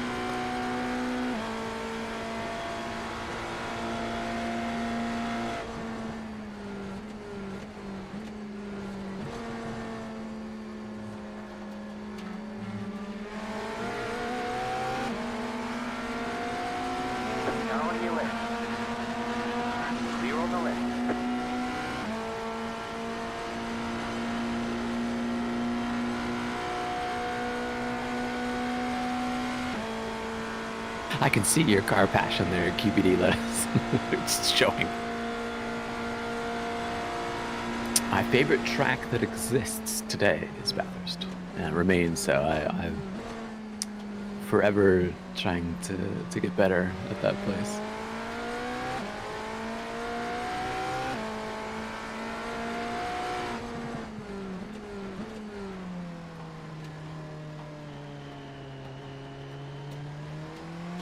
Any track that has a lot of subtle mid to high speed corners that like you just kind of have to lift or breathe off the throttle to get through is my idea of a good time. Obviously, Bathurst has a lot of those, especially at the top of the mountain.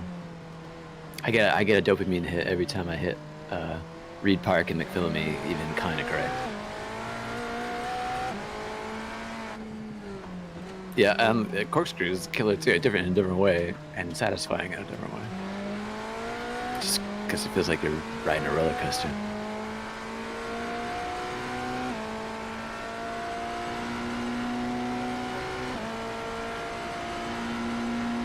I know I tried to learn Isle of Man years ago, but with a kind of off version, and the bike games that scanned it really well. I just wasn't jiving with the graphics. With my very special eyes, I have to make the lighting and the shadows and everything look just so, and there's just, what is it, 19 minutes on a good lap of Isle of Man. That's a lot of road, and I think I just came to it a little bit too late in terms of the where I was at with my eyesight. Joe, track is lightly wet now.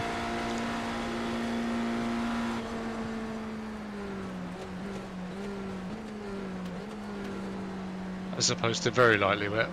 Correct. In terms of percentages, it's 33, what it was at very lightly, and 50% at lightly wet.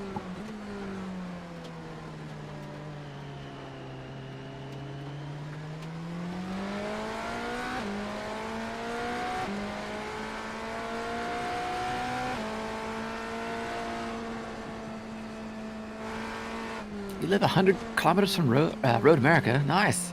I know a handful of people that are also kind of in that vicinity.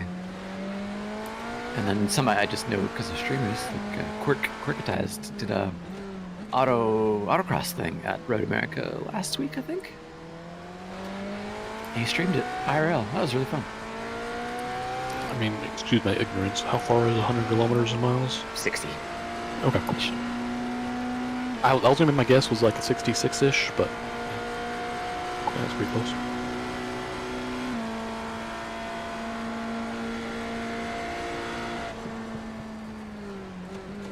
Close enough I'd spend way too much time there, probably. Oh god, yeah. Like Road Atlanta is like on the borderline. It's 3.5 hours away. You can do it in a day. If it was like an hour and a half away, I'd probably be there a lot more. Do they do like club events and other things at like Charlotte? No. I mean, they have their little. Well, no. Asterisk. Hendrick just opened up the legacy or the luxury. I don't know what's the name of it. Basically, a country club, a motorsport country club, right outside the speedway. And I mean, what I can see and seen, the track itself looks fun to drive. It would be just a haul lap track. Has some pretty wild elevation changes. Yeah. Oh, cool. Deception Yates. I used to work a quarter mile from Road Atlanta. Someone else 3 hours from Road America. Clear on the left. I'm about 40 miles from Portland International. I think they have quite a few events there. But yeah, Jesus Christ. Best to join a club though. So a quarter mile from Atlanta. So you basically, yeah. I have a handful of places I know you maybe work or I've worked in the past. I mean, there's businesses right outside Road Atlanta, right out loud.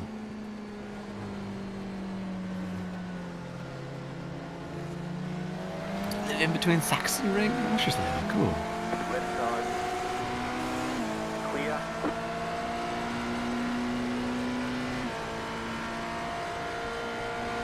Saxon Ring's in iRacing, isn't it?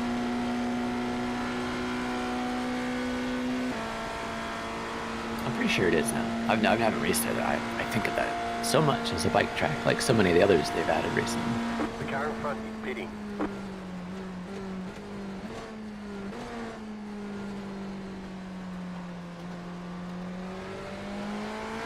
Oh yeah, sorry, I saw your question on that before. My opinions on Indianapolis Motor Speedway? I mean, it's it's like a mecca for some people. Maybe not so much for me, but I'd like to see the museum that's there. I've heard lots of good things about kinds of cars. Yeah, obviously, like I know the Gurney's Eagle is there, and the Spa-winning Eagle, I think. And I mean, I'd love to visit.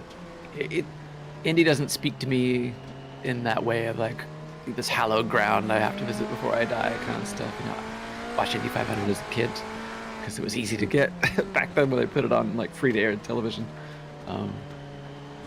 And I like it's good that they're still keeping it going. They brought back IGTC with the 8-hour race at Indianapolis, so GT3s. And, it's too bad MotoGP doesn't go there anymore. They only go to COTA. So I don't know. It's just one of those great tracks. But when I think of ones that I truly, truly love, like I said, Bathurst or Le Mans, stuff like that. Yeah, I don't know.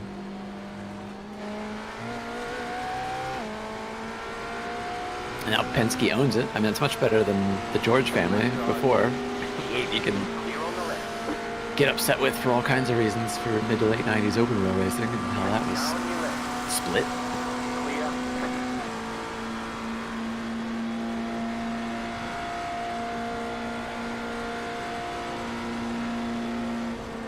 I've never seen anyone race motorcycles at Bathurst, but I want to say that they used to do it until a certain time, and then they stopped for obvious reasons. But then they do the 200-mile race on motorbikes at Daytona.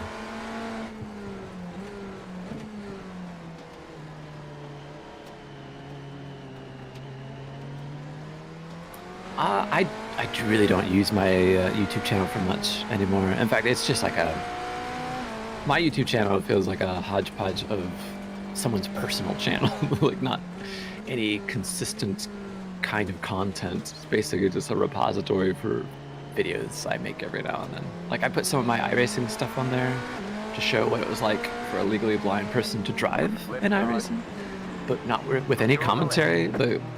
What it's trying to say is subtle, I think, in that. And now we're looking left.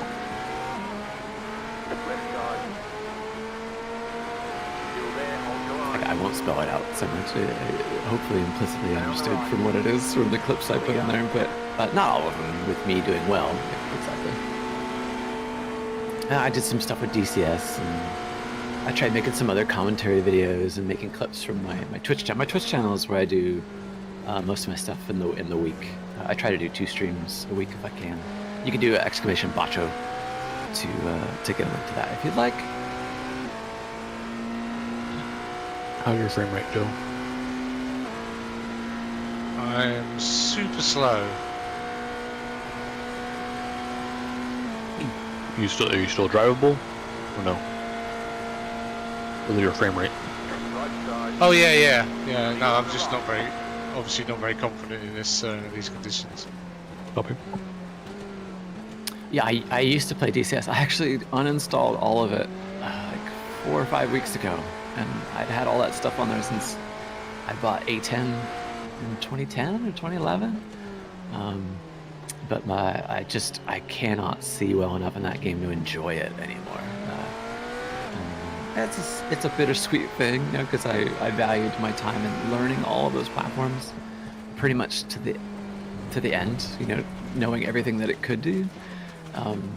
A10 and the Black Shark and the Tomcat and Falcon, all those, quite a lot of them. The Wigan and what else is there? Anyway, I must own like 15 modules in there, and that was great, but it's just too frustrating now when you can't. Did you find the wiggle, Joe? Did I find what? Sorry? The wiggle, turn that kink. Yes. Yep. You must have seen it. Yeah, I did. Track conditions now 67%. Rain is at 27%. Heavier rain is coming. Puddles will start to form.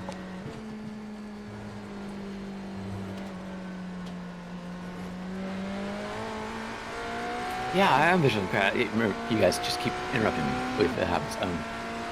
Some of you might not know if you hadn't listened, and I try not to bring it up as much anymore because I've been kind of aware that there's a lot of folks in the chat who have already heard my story about it. So I'll give you the short version.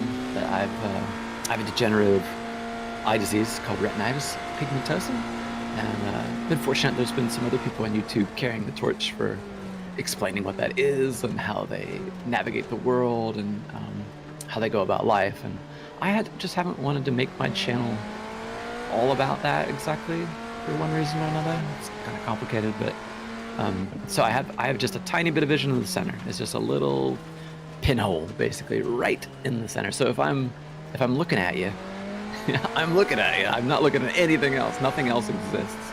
It's like disappearing ink. The way my eyes look, so I'm always trying to paint as much of the world as I can to understand where shit is, but always realizing that I'm going to be at a disadvantage. And that is very treacherous, Jake. Copy. See, I still sim race because I can turn certain aids on in games like iRacing, like the driving line. I can change the colors, I can change the width, and I can bend it to my will in a way, and plus all the other graphical display things inside of iRacing and Windows and NVIDIA GeForce shit to make it so I can see it. No, in almost any lighting condition. I'm still trying. You need less chatter, Joe.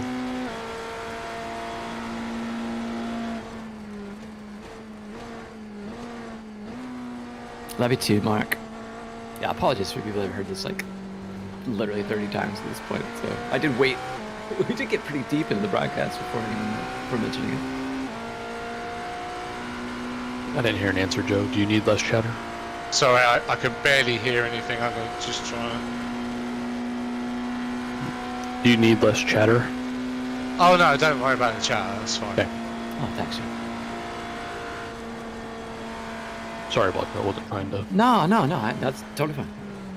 So yeah, I'm still trying to, do all the things I want to do as best as I can, as long as I can, and I try to be an inspiration for folks to knowing that, like, when they go through loss and there's stuff they're not able to do like they used to, that there's ways to, hopefully ways to still enjoy that for various things, but I'm only talking about my own sense of loss with vision and things like video games and going out and about and visiting people and seeing the sights is not what it used to be, but the compromise for that is not upsetting to me anymore as it used to be. It helps with age and living with it long enough, but it's also made it enjoyable for me to be able to relate to more people who go through the same thing, and so that's why I love having this opportunity to talk to people, but being on Twitch and on Twitter and trying to just talk about a little bit of what I do and how I do it, and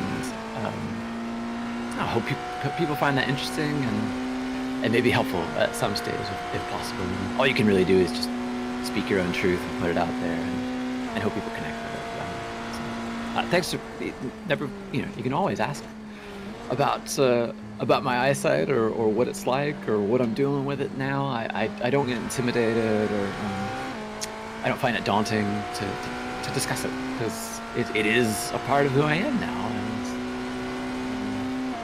I find that I can minimize it and move past it, or move with it. You never move past Don't it. forget you can decrease rear arb and increase traction control.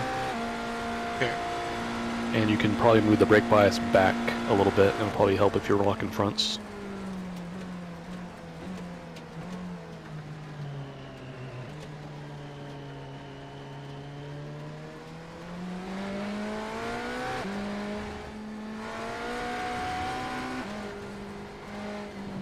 Hey, Ben. I don't think I'm hitting the brake hard enough to actually lock anything, to be fair. Okay, no, it's an option. When I was running in these conditions, I had my brake biased at 46, rear arb at 2, traction control was up at an additional click, both TC1 and TC2.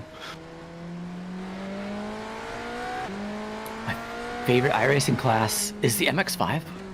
I like the rookie races because I can't drive as fast as I used to. I'm not as confident in overtaking people, and I often sit behind people, and I never know in these races like how confident people are, and so I kind of like the randomness of the rookie series, because oftentimes people do know what they're doing. We have great racing, and other times not so much, and I pick up free spots because they're doing their thing. They're still figuring it out.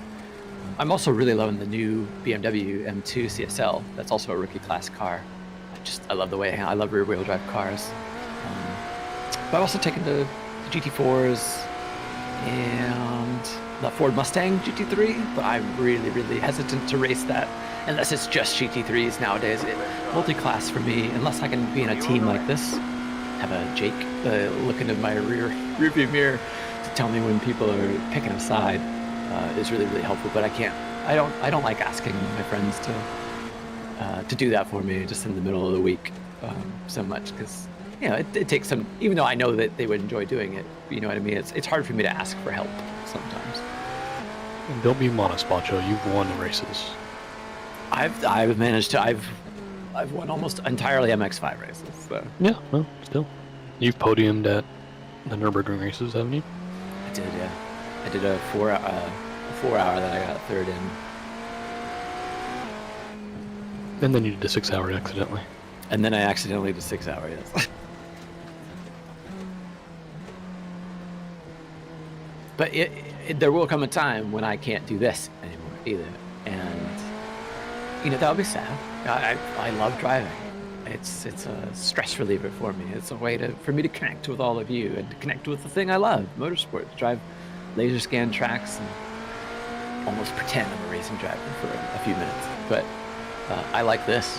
I like talking to all of you. I like being in the team, in the comms, hanging out in the chat, just talking about racing. So I'm kind of prepared myself in a sense, for what's to come in that way. And I've been doing that most of my life, honestly, becoming more organized,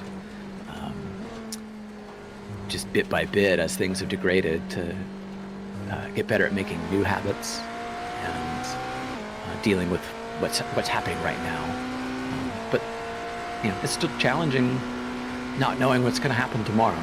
If it's going to, is it going to stay steady like this for a year or 2 years, 10 years, a week? That kind of thing used to really bother me. The dread. A car stopped in turn 1. He's moving, clear.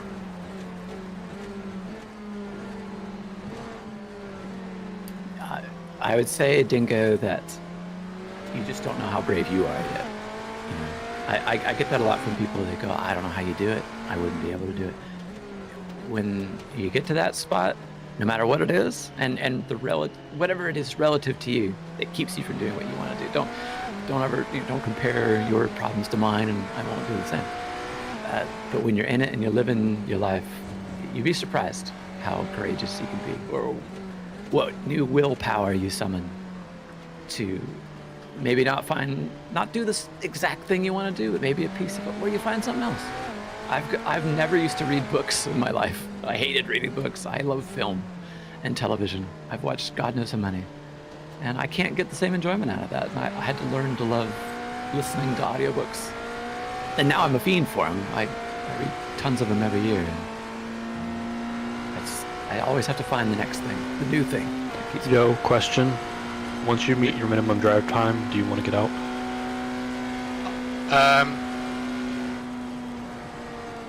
Yeah, is an honest answer, because I'm obviously struggling here, as you can see. Yep, all good. I'm, what am I, 10 seconds off the times I should be?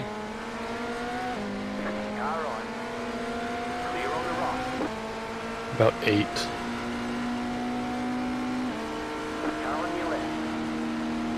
It's just something I've not done, and yeah, it's just because I don't race in iRacing anymore. Right. No problem. I'll keep an eye on your minimum drive time, and just hang in there. Keep doing what you're doing.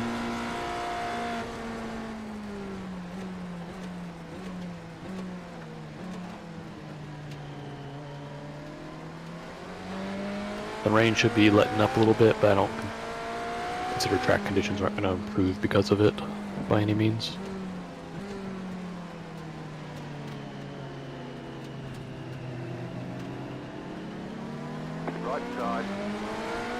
Hey, I'm doing good. I had a rough last couple of months, but I feel like I'm coming out of my shell a little bit.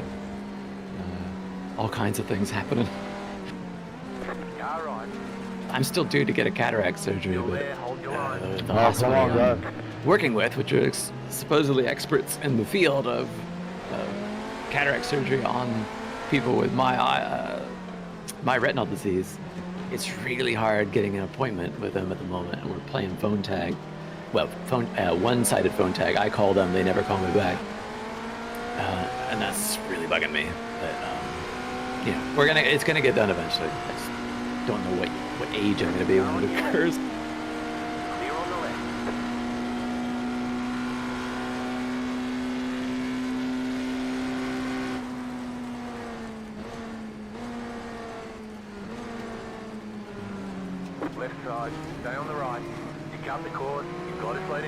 Don't worry about your slowdown, just accelerate. They will clear themselves in these conditions.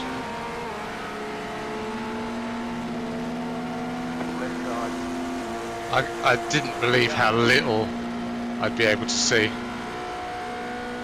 I cannot see jack. It's just a white screen in front of me. Yep.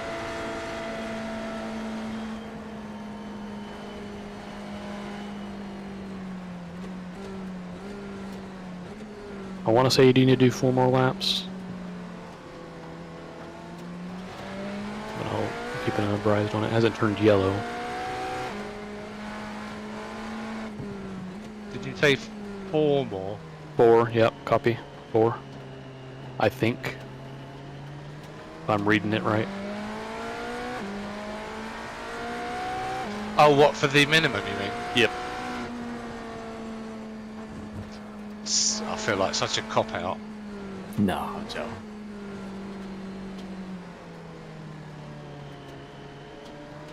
It is rough out there, and you know, me learning that you hadn't even driven in the rain. I mean, it's ridiculous. You're doing great, man. I can't feel anything. It's bizarre. It's like the first laps at LMU on LMU tyres.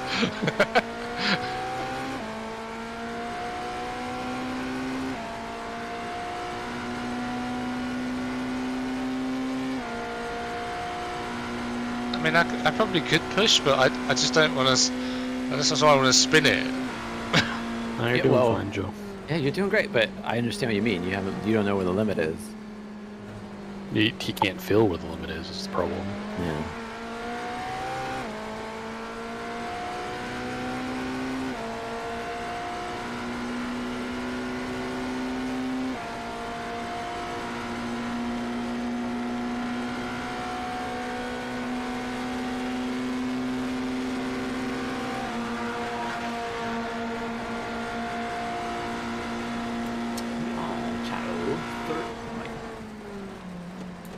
We're 46 laps down now. 7 off of P10.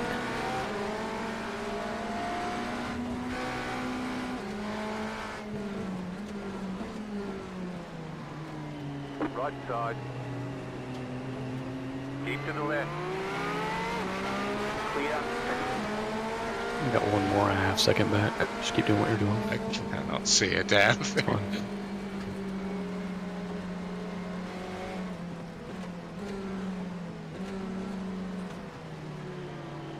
Yeah, the car behind's being cautious as well. He's going to look to your right probably, and up left. Still there. Clear.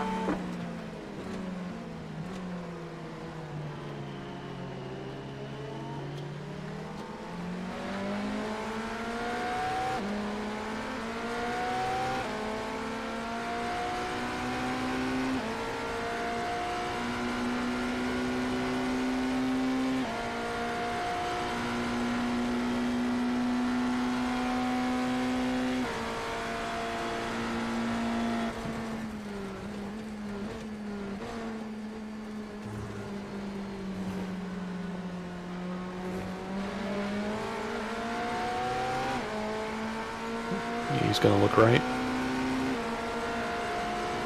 Well, I'm going to stay low, so if he wants to go, it's fine.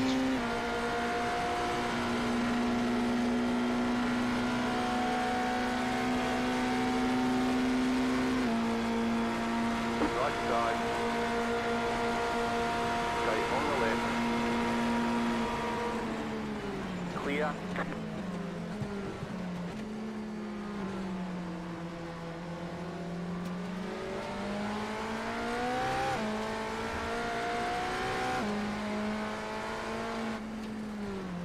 Oh, I've locked.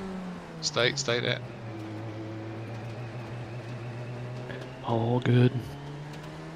It's surprising how much faster it slows down once you're off the normal racing line.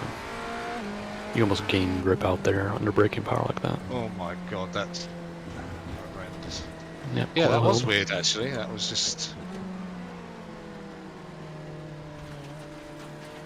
It's just around this place there's not really a decent wet line, especially through like the bus stop. I mean, they do all my braking off the racing line, and they kind of just exit shallow everywhere, honestly.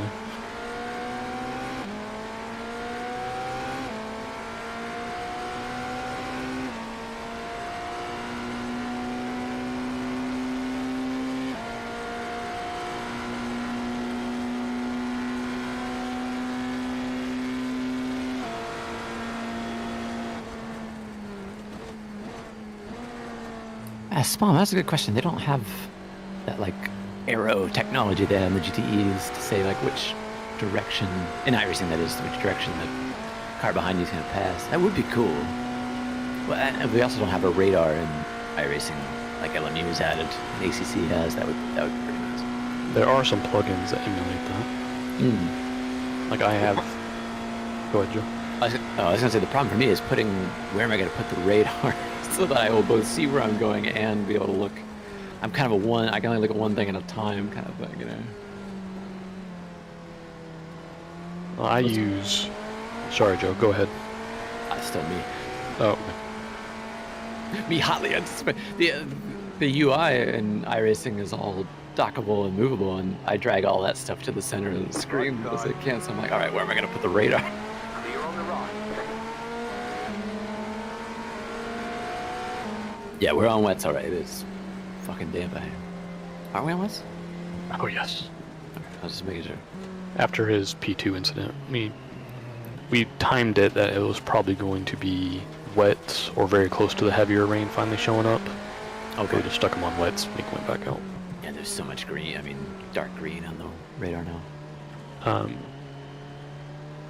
I use an app, JRT, that has a lot of custom ability, and basically I have pretty much what the GTEs have and the GT3s have. They don't have the arrow necessarily, but like as a car gets closer, it will have 2 arrows at the bottom, and as they get closer, they'll start widening out. To know which direction. Yeah, and it'll flash what side they're on. Okay, I might try that then. Yeah, I'll have to demo it for you. Like I said, I have it around my virtual mirror. Okay. But you can put it in the center of your screen. You can make it as big as you want, small as you want. There's a lot of customization. And I think for a feature like that, it's free. Don't quote me. Because they have like a free version that you get. They basically take away like fuel calculations and stuff like that. But for I think for the spotter and a lot of the other timing apps and whatnot, I think it's generally free.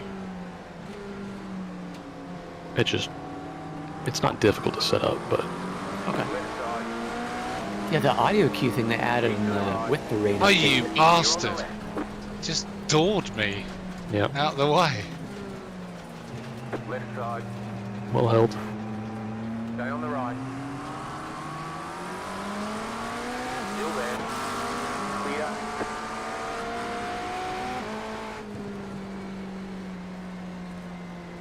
The message it gives you for faster car coming up quick was actually probably the most helpful thing they could have added, just so I'd have a reason to look at the mirror, you know? I turned that thing off immediately. I'm sure, yeah, for the rest of this. Way too much chatter. Like, they changed it, and it was...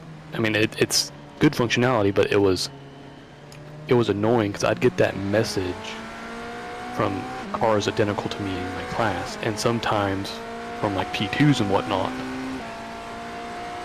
And it's like, no, they're not coming up quick. Right, yeah.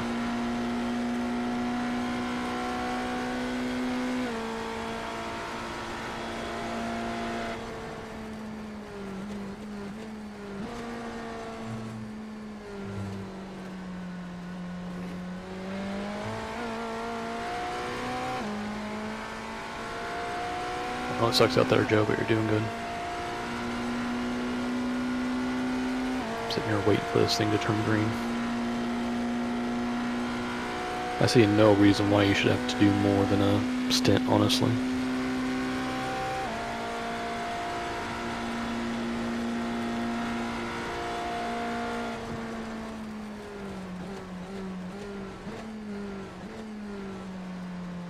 It just turned yellow, by the way. So, close. Hopefully a couple more laps.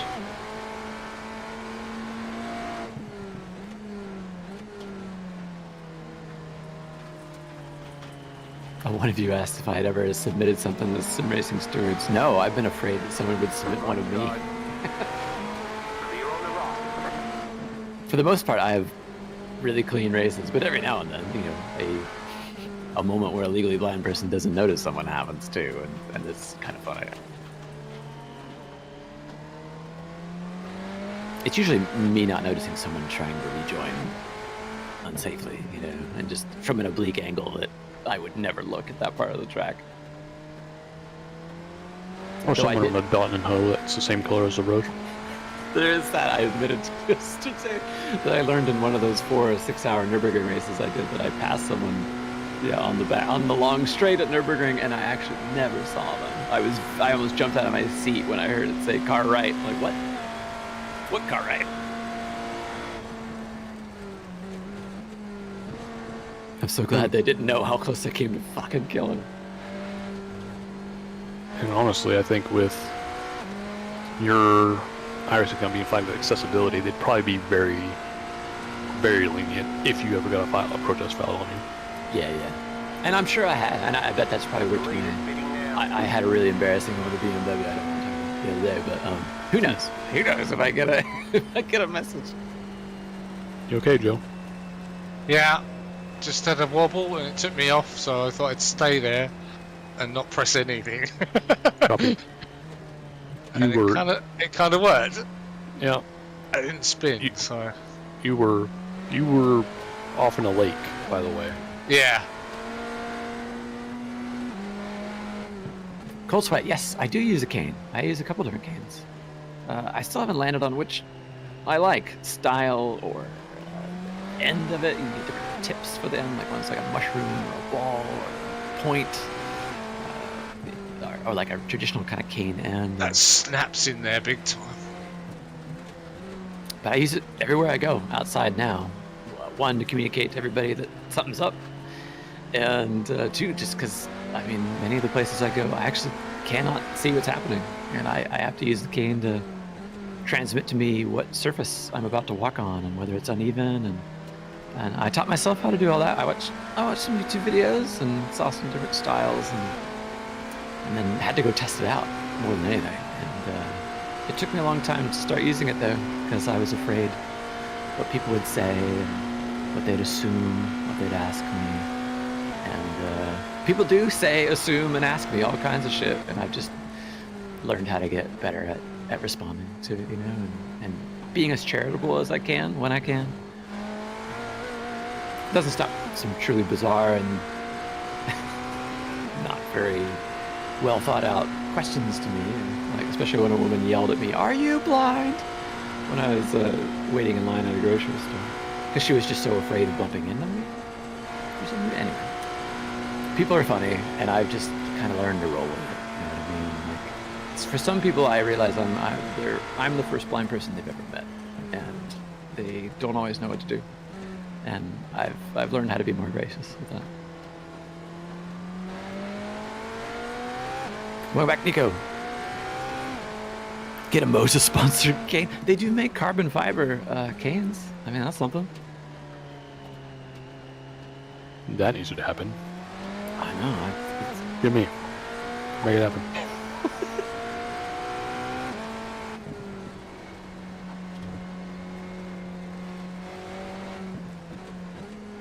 All right, Cold Sweat. It's fun to be able to illuminate, educate a little bit for folks. I had this woman that came up to me with she had two twins. They're like 3.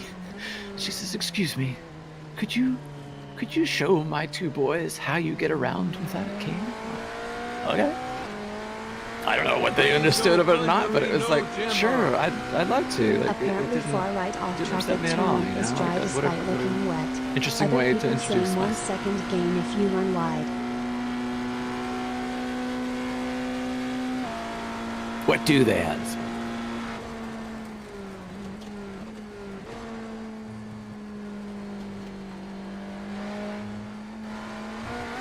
All right, Joe. You want the good news or the bad news? Let's have the bad news.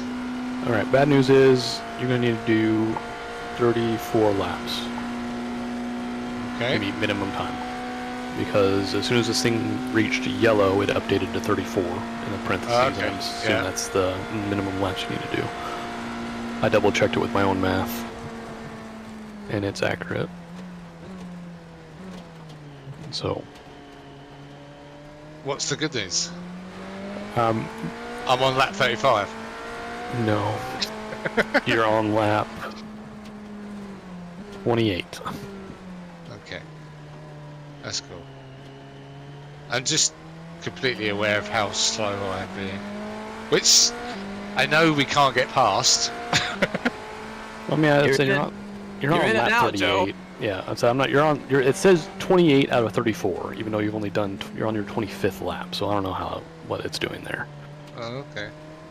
But it's going up by 1 counter every time you make a circuit. So I'm assuming you need 6 more laps, which may put you right at the stop. hopefully. Right now you're at 28 and you need 34. That would be on your in lap. So we'll see. We'll just plan for me to get back in the car. Unfortunately, the weather, I think it's going to be like this for pretty much up until the last hour of the race.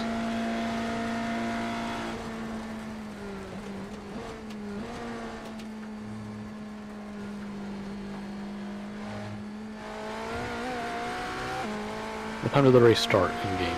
2? 1? I don't know. I wasn't about, so... Oh, it's... Yeah, for your time, I think it started at 1. Well, I'm just talking about in-game time, like what time I have it set it at. I'm sure someone in chat probably could answer it. I gotta do some math. If I do bad math, it would be 2. If it's 7:11 in the server now... 6 hours and 51 minutes remaining, that'd be 2. So up until, right now it's showing at 11 a.m. in-game time. So 4 hours away, the percentage drops to 36. I imagine you're going to be sleeping by then.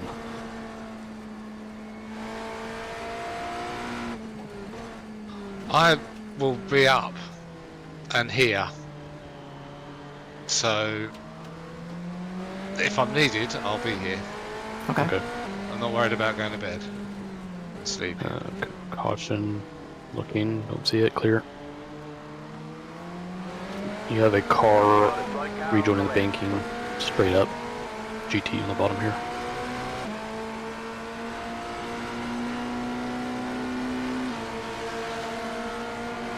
And you got second place currently behind you.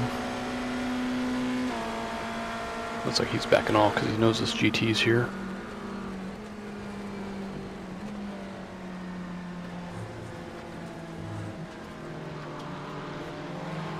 All right. Clear.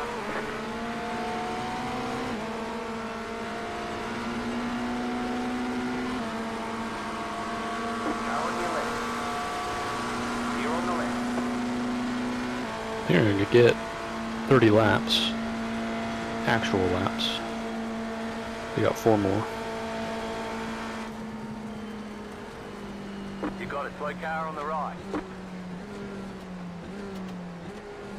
A confused raccoon. Good question. I don't have a guide dog. I thought about it last year, and we ended up just getting a regular dog. His name's Ben. He would not be a very good guide dog, let me tell you. I don't know if I would go that route yet or not. I think I'd have to be more active in my life. I mean, I go out and walk and get exercise and stuff like that. Even try to run in some places if I can. Places I know really, really, really well. In conditions I see in really well, like overcast and early morning kind of stuff. But I don't know if I'd be a good fit for them. You know, I love dogs, but I want to make sure that it takes tens of thousands, if not more, to train a dog to be a guide dog, and I think it'd be better suited for someone that is looking for that kind of companionship. I've gotten very, very, very, very good with the cane these days. I feel pretty confident even in areas I'm not familiar with to understand what I need to do. Like I went to the dentist office the other day, and I can never find where the front door is for that place. And the dog would probably help with that because they're trained to be able to see those kinds of things. But I find a way. Either I feel around, or my other tactic is sometimes wait for someone else. Wait for someone else to come out of that building, or go into that building, and I go, that's where the fucking is. Hopefully it doesn't make me late for an appointment.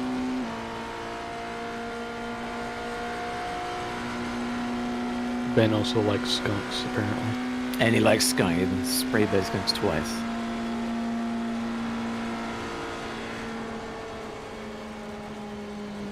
And describing my peripheral vision, it like I said, it's just all in the very, very, very center. So there's like about I can only see through my right eye now because my left one's clouded over with a cataract. And my right eye has somewhere like 7-ish degrees of vision there. If you think of 90 on each side, and I've got 7 from the 180, so it's limited. I think I might have a video that kind of shows it as well, but I think it's even smaller than that these days.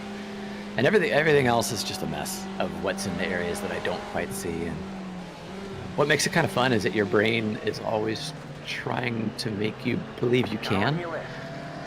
And so sometimes I'll feel very confident about a space, and I shouldn't be, because it's trying to make up for the bits that are gone in a way. It's so hard to describe why your brain does that. It's just desperately wanting to help you. I'm gonna go fill my water bottle, Joe. Should have 2 laps at the line. Okay.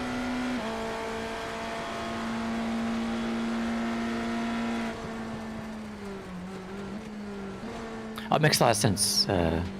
PDRQ of trying to, or like when people try to shake your hand, or like you said, people trying to hand you something and not realizing like they need to say, I'm trying to give you this thing, or here, take the, some indicator that lets people know that this is what they're attempting to do. And I still have family members who I don't know if they understand my vision at all.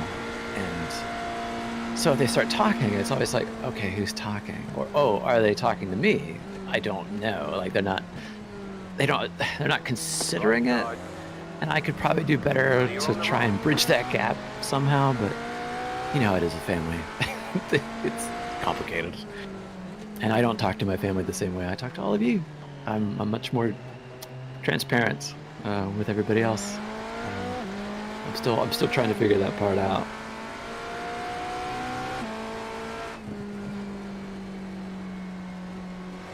Yeah, there's a little bit of that, like you said, a sixth sense, or there is that misnomer that like, oh, blind people just have better hearing. It's like, no, not really. I'm giving it more priority over for what I'm doing, more emphasis to make up for it. But I still try to see things if I can. And in fact, I believe only 15% of blind people see absolutely nothing. The rest have, something that might not be usable all the time, but in the right conditions it is, or it's not in the center, it's off to the side. Maybe they have a macular degeneration problem, so they only have peripheral vision. They don't have any vision in the center, and they find a way to make that work too. So just knowing more about someone's limitations is, in my opinion, a good thing, because it hopefully makes folks more understanding to know what they can and can't do, or how to be helpful, and when you can have a dialogue about it, as opposed to a lot of assuming that goes on for what you can see. So yeah, though I don't have a YouTube channel like a Molly Burke does, who's very famous for having retinitis pigmentosa and describing like, how do I go out? How do I go to a club? How do I order things and decorate my house and live my life? And I don't do that kind of content. I'm really glad she does, but I see the importance of just getting out there and discussing it, because it'd be very easy to live a secluded lifestyle and just kind of go about my day, but it wouldn't really be helpful to anybody else. I find a lot of solace in discussing it. Not to dwell on it, of course. I mean, we're talking about it a little bit here because people asked and people are curious, and that's really great because all of you are so lovely, and you want to know because it seems like you care, and I care about all of you, and I've been in Jimmy's community since the beginning, and so many folks have come and gone and been here. The box to slap, Joe. Yeah. Careful on pit entry, a lot of puddles.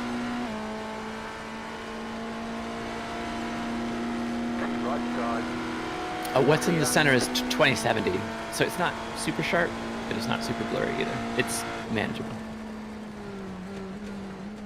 But I can't read my mail anymore, and I can't read books anymore either.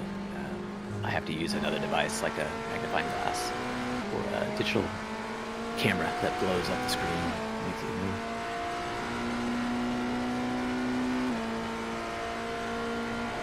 I got a cool tablet that inverts the screen.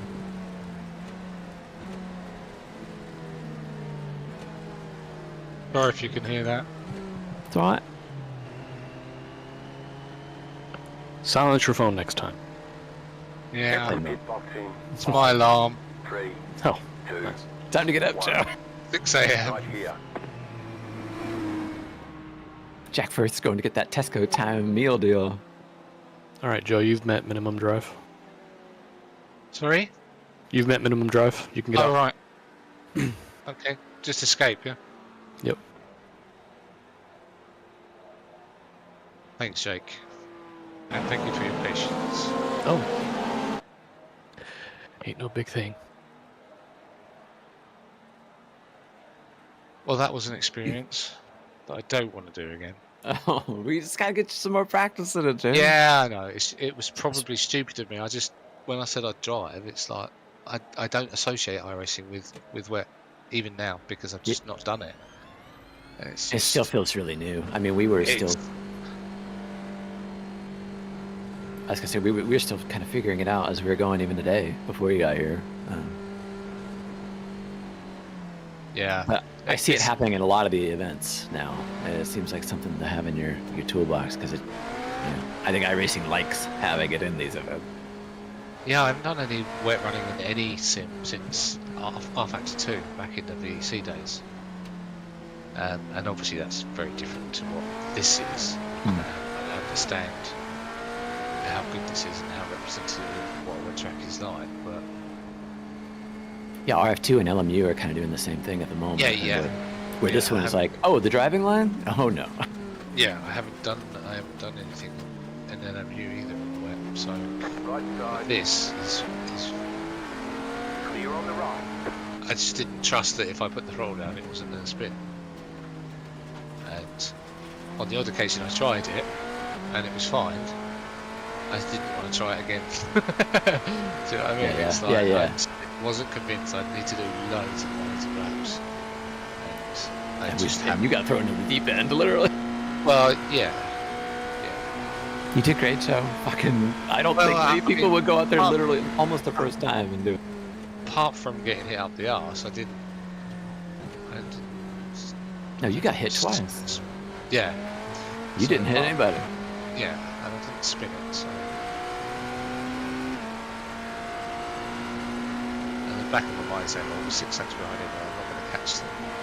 And I can't be caught from behind, so I might as well just keep it on the. We just want to finish at this point, don't we? So. Yeah. When it came out with the rain, the first thing I did was drive the GT3s at the ring in 100% rain, just to find out what it felt like. Where did this get to, in percentage-wise? Did you say 66 or something, Jake? 67, I believe it was. That's what it's still out currently. And it's considered moderately wet. I don't think I ever told you that. Car on your left. Clear on the left.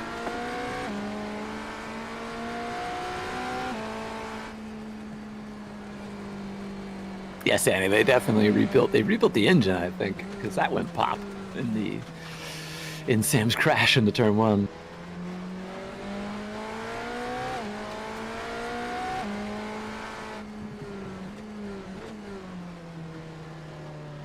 Yeah, our floor is still damaged. They couldn't figure out how to replace that of all things.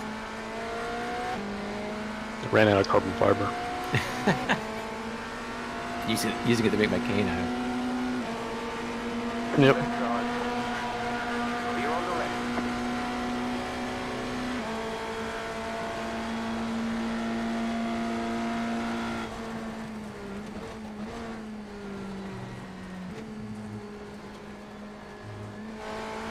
I do like the rain. It looks great. The implementation of it is really interesting. I don't know if it needs to be in every event, though, so far. I mean, we do watch races where it doesn't rain, after all. Yeah, considering this was it was like a little less than 20% chance earlier on, and like a 25% chance for a little bit earlier than this, but it was present. It's definitely clear. Suspect. And to happen in 2 big chunks like this. Yeah, I don't think I can get past the fact that it looks so much wetter than it probably actually is. Yeah, the spray off of them. That You'd visual think. representation, when you're playing effectively a video game, it's giving you your cues, isn't it? You've got certain cues in video games, whether it's audible from the tyre screeching or the state of the spray. It's all giving you info which isn't necessarily computing well in my brain, because it's not as bad as it looks. It looks horrendous. They wouldn't be racing in F1 if it looked like this. Do you know what I mean? No. That's I agree. what's going on in my brain. Yeah, I've seen that a few times where it's like, this is red flag weather. We wouldn't race this. No, we have a patch of yellow heading our way. The first one kind of dissipated, so we didn't get it. Just got a little bit heavier rain, but he's coming. I don't see this one dissipating.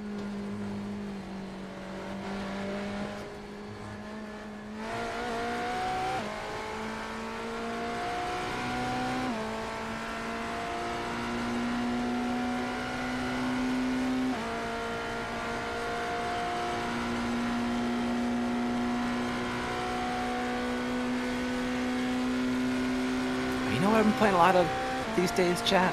Some cool turn-based games. I've been playing XCOM 2 a bunch lately. One of the XCOM-like games for Warhammer 40k, Chaos Gate.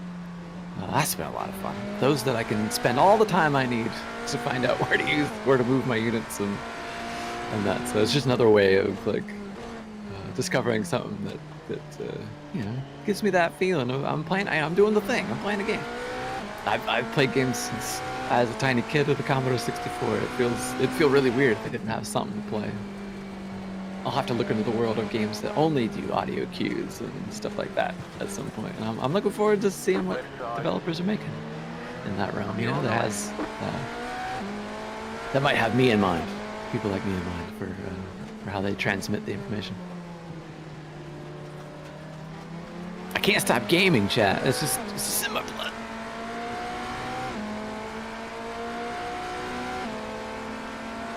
UC engage. I don't know that one. Car on your left.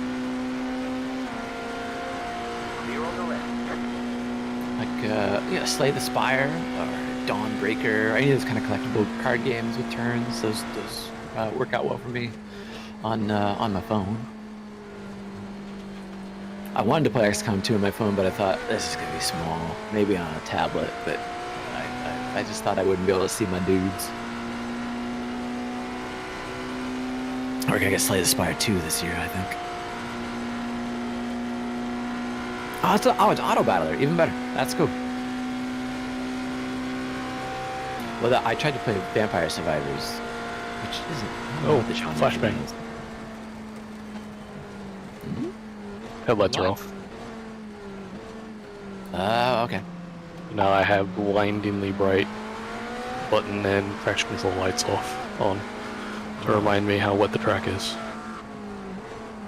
It was kind of nice before. Left side. Keep to the right. Oh, Rhythm Pro. I found a post on Reddit because I love the From Software games, Dark Souls and all that shit. And I played the first game a bunch, and Demon Souls. And I remember watching Sekiro, and I listened to people play it. And I kind of think I know the move list of this boss, just by hearing what they're doing, right? And I found somebody on Reddit that made a post that said, I'm almost completely blind, I beat Sekiro. And fuck, okay. I'm glad I was picking up on the same thing that they were, that it's kind of a rhythm game. I know there's sections of Sekiro where you probably do need to see, but to avoid falling to death or something. But I might give that a go. That sounds kind of interesting.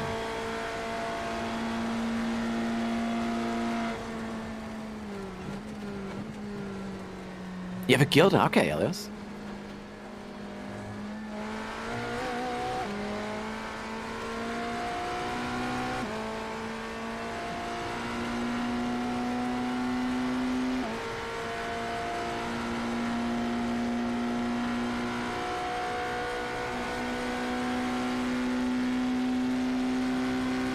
Street Fighter 6 has some settings for audio cue. I've heard about that. Well, I love fighting games, especially Tekken. I haven't. That's Street Fighter Turbo 2, I guess. But Microsoft is one of the leaders in terms of implementing accessibility into games.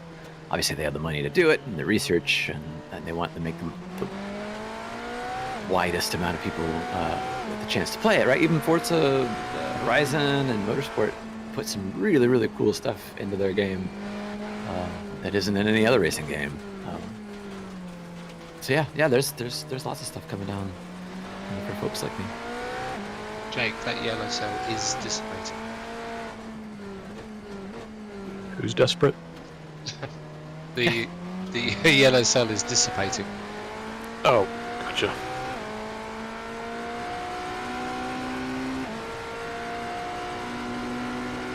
Right side. Clear.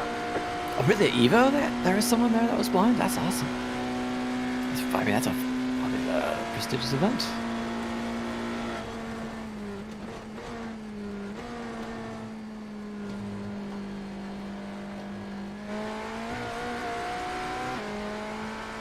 That's so cool, Kai.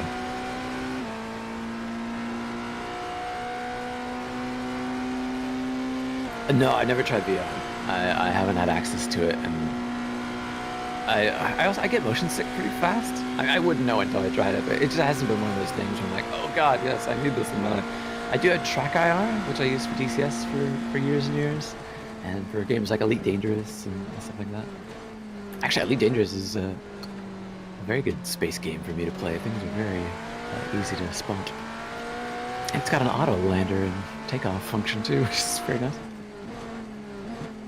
Yeah, better than running into the slot of the space stations over and over again. Still there, hold your line. Clear.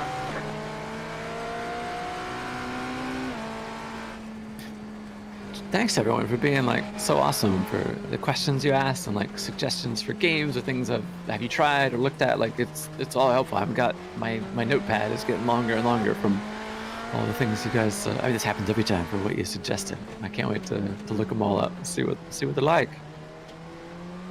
Collective hive mind to have more fun in this world. I appreciate it. I saw that, yeah, the F-35 DCS announcement.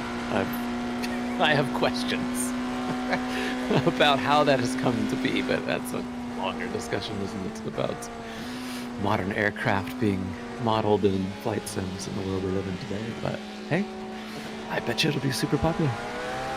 Car on your left. Clear. I want to. Yeah, I'd like to go to Florida for either Sebring or Daytona.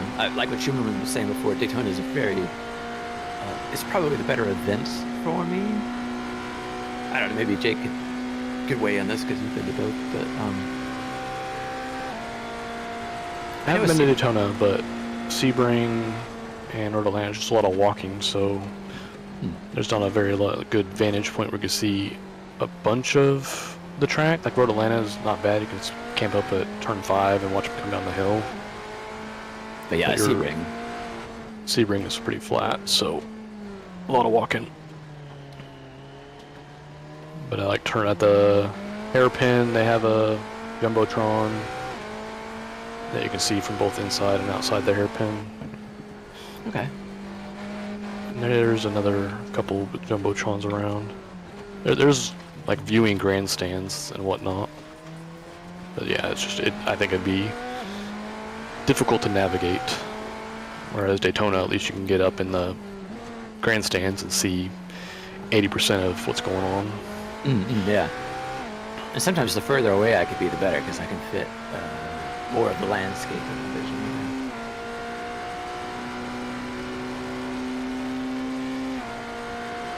Hey, Lunar Weasel, I know that song. I'm listening to that right now.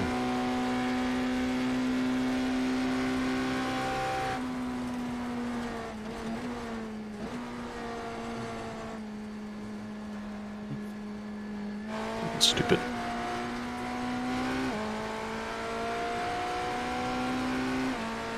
I was hoping I'd have a little bit more pace in this, but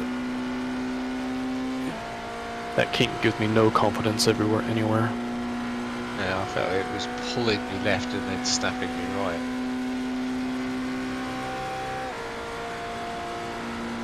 Someone said I gotta get Jimmy to drive me around the ring. Which car would I want Jimmy to drive me around at the ring?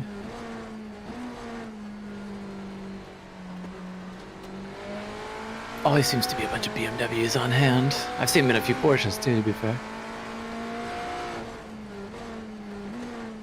As we know, Jimmy is Mr. BMW these days. A 962C, absolutely. That's definitely gonna. I don't know where you're gonna. I don't know where you're gonna fit me exactly. Thinking. Strap me to the roof. Strap you to the ultimate experience.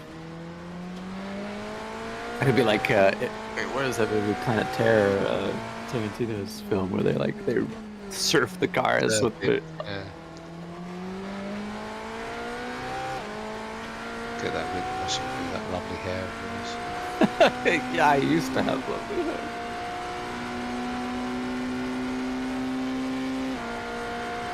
Yes, I've played Into the Breach. I beat it, and then it came out with an advanced edition with all these new mechs to try, and I'm fucking shit at them. Oh no, but yes, Into the Breach and FTL, some of my favorite games. I played Into the Breach for a while. I enjoyed it. That's a great little puzzle game.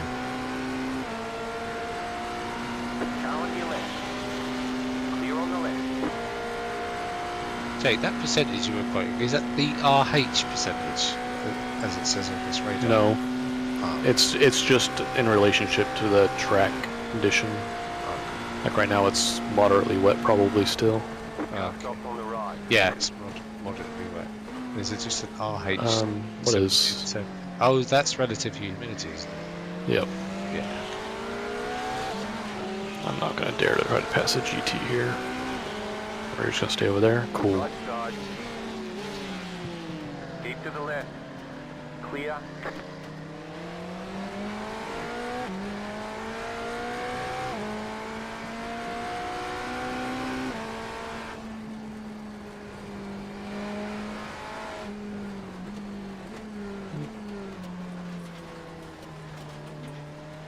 Is Ted Lasso a TV show? Yes, it is. Okay. No, I have not seen that yet. It's, oh, what's his play name? Is it the shoot? What is his name?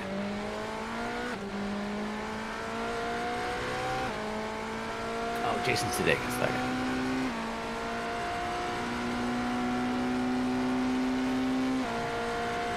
Hey, you guys want to recap? 6.5 hours remaining? We're, all of us have been in the car now. I think we've all hit minimum drive time as well. Sorry. Clear on the right. Right side. Clear on the right. If you watched any of Jimmy's stints, you would have known he did do it 2.5 hours in the rain. Can you apologize to the 277 for me, please? Yeah.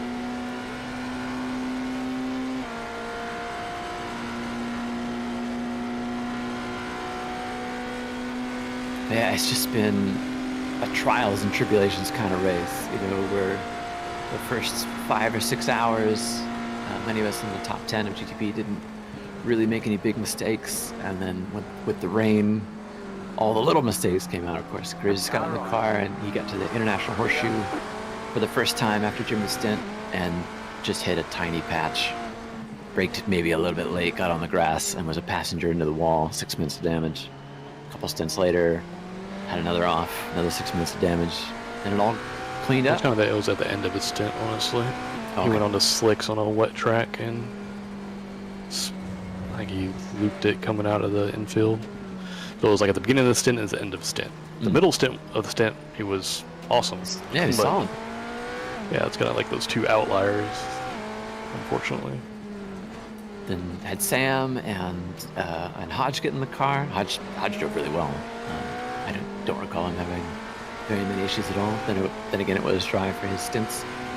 Then Sam, unfortunately, his CPU, whatever it was trying to compute, just hiccuped so bad as he was going towards turn 1. He was starting to stutter, and then his force feedback would cut out, and then give him all the force feedback. And when we were watching on the stream, his car was going in and out of existence essentially, and iRacing was still trying to track what it was doing, even though his connection or computer wasn't quite syncing right, and ended up just flying into turn 1 backwards, bashed the pop the motor. Just end the conversation, Joe. Sorry? Just end the conversation. End it? No, talking about with them. Obviously, they're have a very pessimistic attitude towards my apologies. So whatever. You can see that as well. Yeah, they're PMing the team back, so Yeah. I see them. It says we said we don't care. Yeah, I don't. Yeah. Right side. Keep to the left. Clear on the right. Yeah, we had 53 minutes of damage though from that incident, and the rain came back. Joe was here, did some of his first laps pretty much ever in the rain, survived to give us the car back in one piece to shake. I've got my hair wet. I've got my hair wet. It's gone all curly. Uh-huh. That's why I was staring at you when you were at Jimmy's for the Le Mans. I was like, this is the thing. This is gonna happen to me. I'm on the path. Past 30 years. I'm already like 80% of the way there, so. Yeah, we're screwed, mate. It's fine. I don't care. I still like to dress well, but I can't do anything about my hair, so fuck it.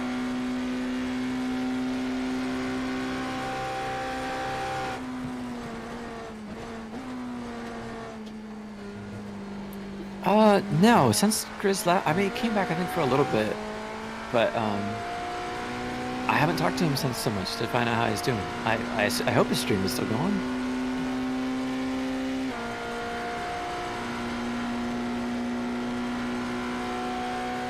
I'll give Chris credit for getting back, sticking with it after his first hit. He obviously felt bad. Jimmy, after doing all that running in the rain, understandably, like, God damn it, because that was really the first big mistake we had. Jimmy had a couple half spins, at least one I can remember, but nothing that gave us any damage. And Chris rallied well in terms of gathering it back up and still doing it again. I'm fortunate to have another one at the end, but we all have to put the time in to make this thing classified to the end. And now we are, which is good to know.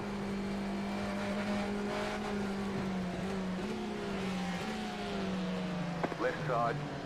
Clear. Need some new desktop wallpaper recommendations. There's some really nice large photos of a Ferrari 499P from Le Mans. I'm sure you could put in your background. It's a very pretty car.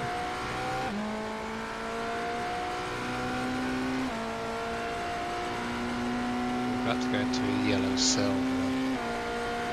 Another one is formed. Car right. Clear on the right.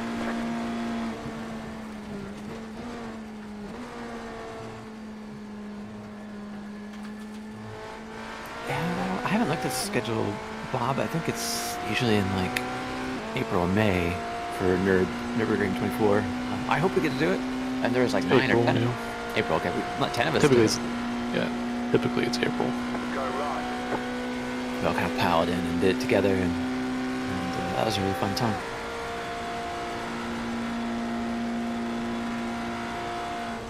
I would like to do that race, but I want to have a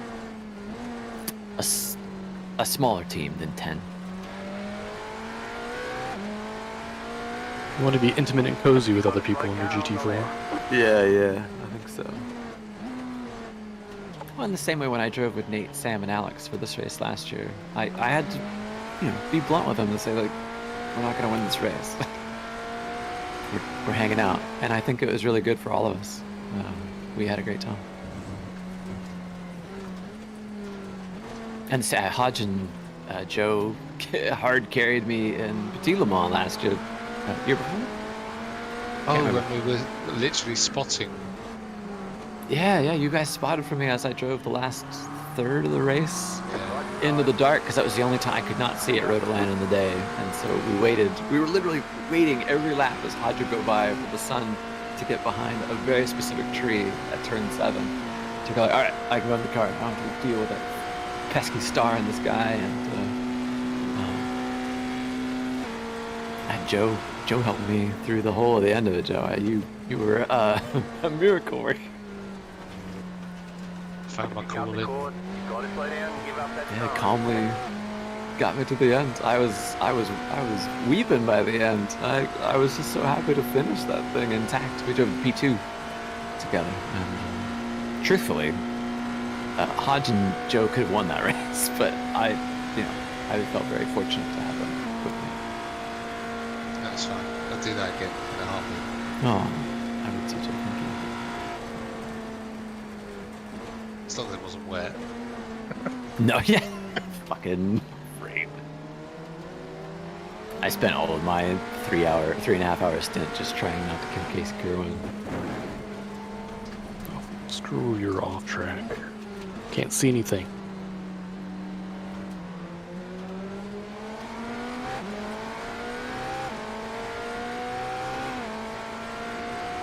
That was the other intimidating part, as I was in split one, because at that time, P2 was not a very popular class anymore.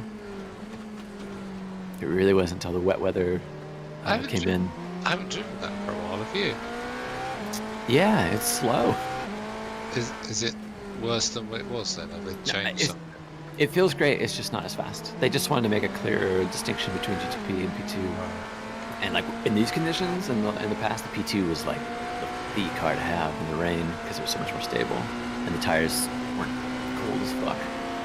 So they made it more in line with some of the current rules to slow it down. But as a comparison, I think at Le Mans P2s do like a 340 now.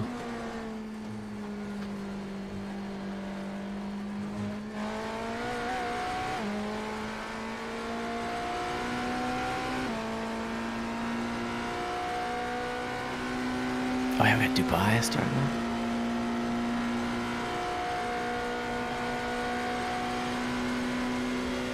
Because the F1 season went on so long, it just it feels like motorsport is just around the corner again. We literally had series ending in December. It's never used to happen in the past. Someone backed it A in. yellow flag. Careful, he's coming on the right. You are broken, sir. He is broken. Very broken. I said 6 hours at Dubai.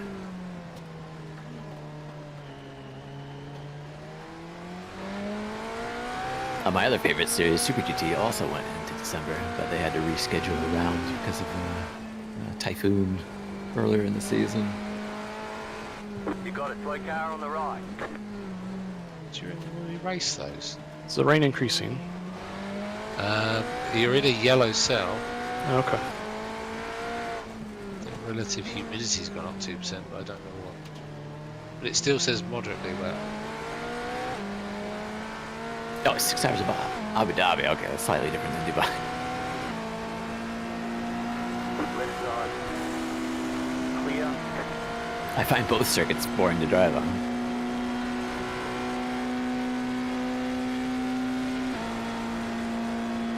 Hell yeah, Super Formula.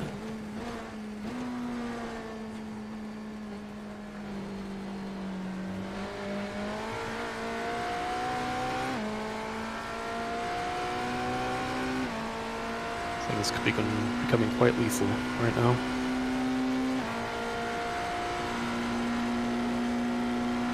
To my own though, the top 3 are still on dries. Yeah, it's wrong. We experienced that in the first rain shower too, but it just didn't update on the telemetry.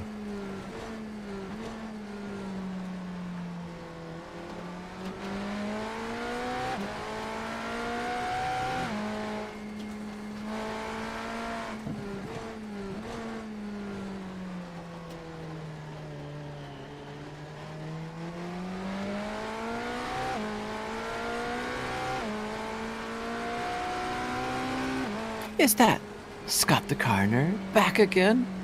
Shit, Scott, we had Spalm in here filling in for you. It's doing a great job. Not replacing you, of course, but it's nice having the updates for all the usual the pace that you do for information and where we're at. So cheers, Spom.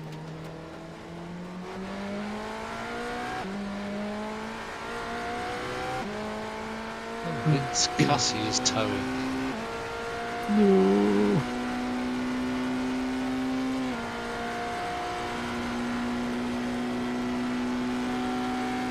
Car right, clear on the right.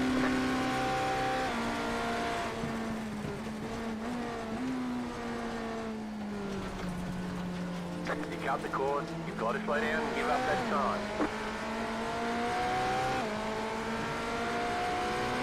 I know chat's gonna be so sad about the cussing. Sorry. We have a nice amount of instants now, at least. I'm not allowed to get any more, I suppose. No.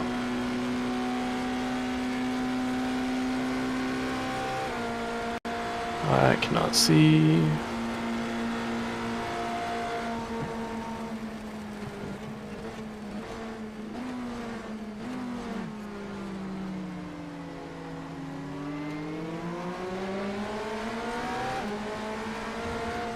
I'm counting on you, Acura, to know where you're going.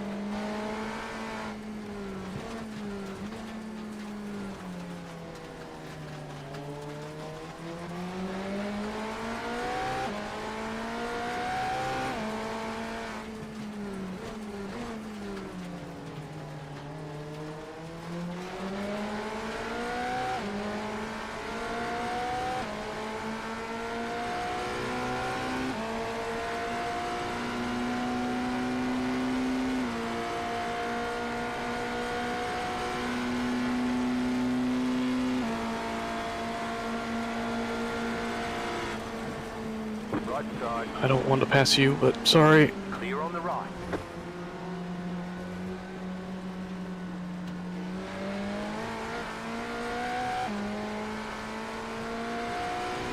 Usually when Jimmy wakes up cold sweat, I hang out for a few minutes and find out how his night was, fill him in on what was happening, and then I stay up for the next 2 hours listening to the stream because I'm still buzzing from doing all this, and I want to know what happens, you know, for the rest, while also fighting tiredness, you know. You can't help but get a little, you know, a little jazz, a little adrenaline in you, because it's so exciting to talk to so many people. It's something I wish I could share with more folks of like how fun this is. I mean, truly, I'm trying to get emotional about it. It's just it's so awesome, and I don't know.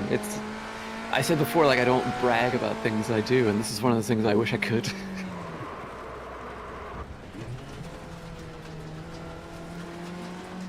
Like, mate, I talk to people from all over the world. Well held. That's horrible, that kick.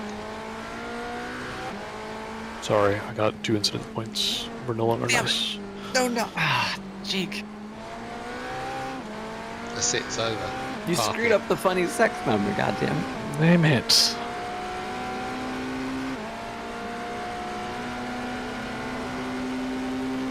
Right side. Clear.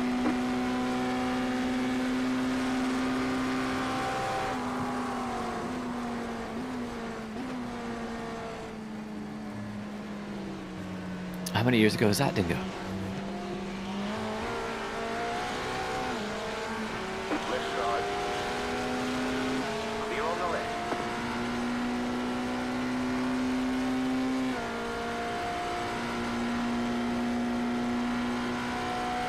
You know, my safety rating is just gonna be awful. I've been withdrawing from the bank a lot. And it's not even from car contact, it's just from silly mistakes.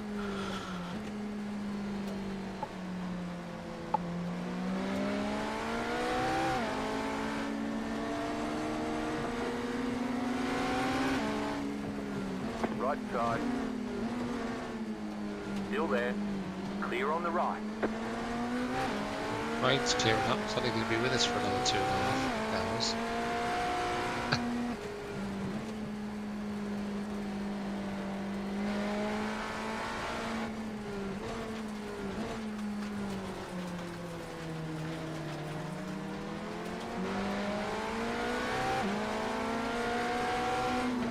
Right side.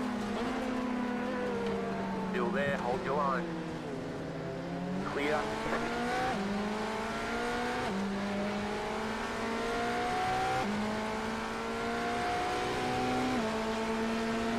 Car on your left. Clear.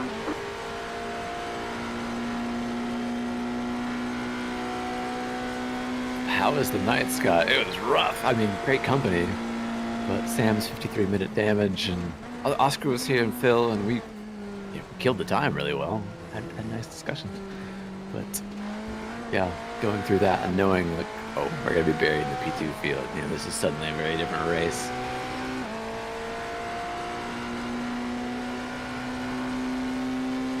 And I kept looking at the weather and seeing that this rain was coming, but it kept getting pushed and pushed, and wasn't sure if it was just going to keep happening or it was just going to rain until the end of the race, and that appears to be what's happening right now. There's an incident ahead.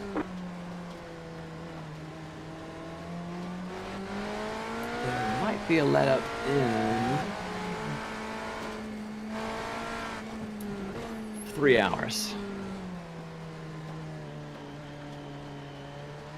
Because in 3 hours it goes from the nice percentage to 35%. And then it drops to 21, 21, 23.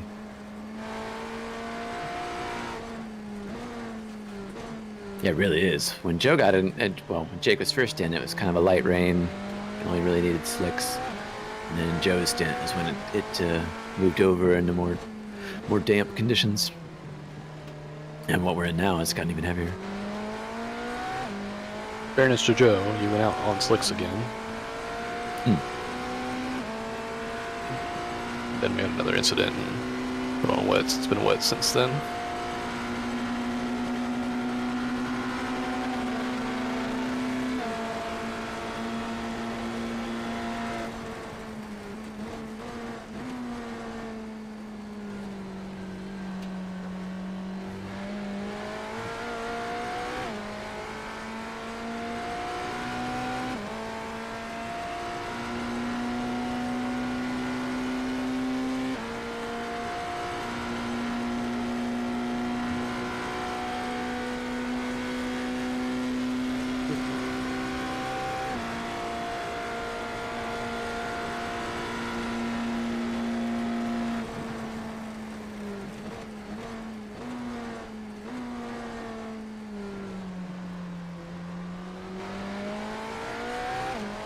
Some encouraging news, Jake.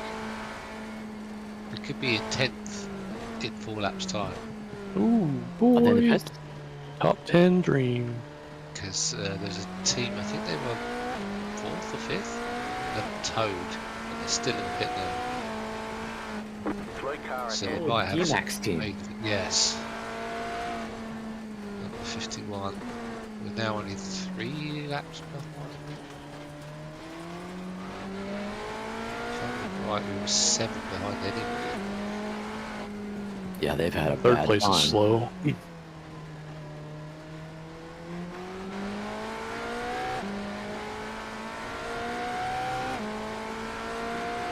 Without that hour-long repair, this would be a very interesting segment of the race. All the people having problems, but we persevere. Hell yeah, Clan Man continues to push us forward.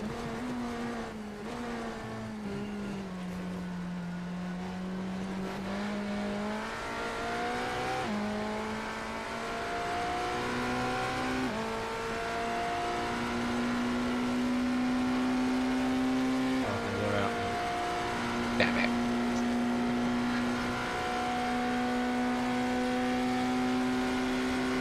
All right, Bro Duck. I'm trying to balance a little bit because it's hairy out there. I can't talk to just you lot, and yeah. Well, I'm trying to be cognizant of when Jake's got shit going on, things get stressful. But I can't help but talk over him. It's just the way it goes.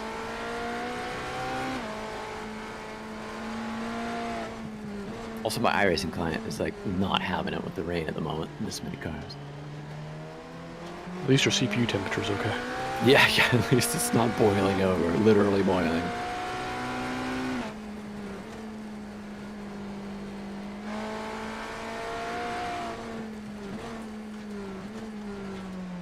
I don't know if it's a good thing or a bad thing is that I'm judging where I am on the track based on what gear I'm shifting into through the infield and spray. Whatever it takes, man. Like I can, like if I'm behind a car, I can see. I won't see the kink until they start turning. Are you gonna really do that? Cool.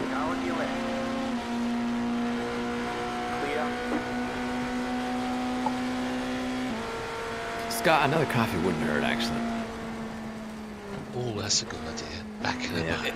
Yeah, it might get us to the finish line there. You can listen to me drink it, but if you like. If that's it.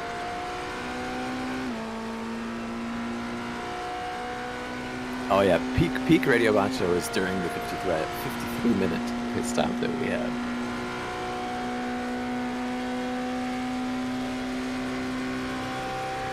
I had some help along the way too, Oscar and Truman and Phil, as other non-drivers to be in there. Where it's such a good spot, team-wise, and where we're at as friends too. So it's really great to be able to hang out with these guys. I've not been using Discord a lot to chat with people the last few months, because I've been having all their mental things going on, anxiety, and stuff in my own life trying to deal with. And it's always so great to have a group to come back to that. Even if it's been a couple months, it never feels out of place. You're always welcome. You know? And so, people here are really, really lovely. And that's why we love showing the races so much, just to give a piece of what it's like. Because we'd be doing this anyway, whether the live stream is on or not, just because we love hanging out and tack on events like this.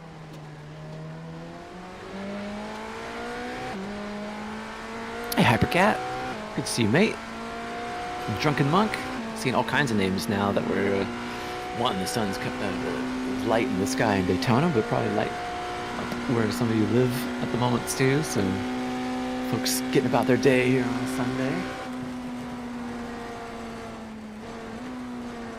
We're down in P11. Might have been in P5 for some of you if you went to bed last night in the UK time or in Europe.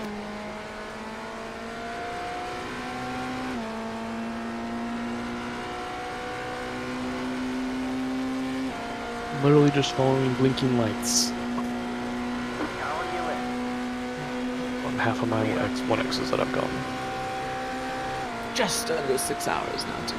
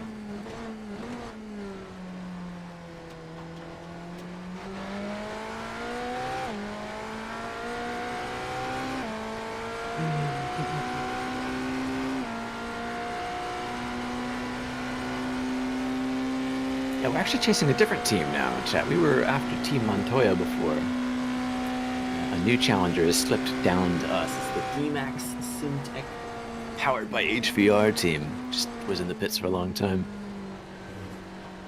We are 4 laps in front of us. Are they back on track? Yeah. Copy.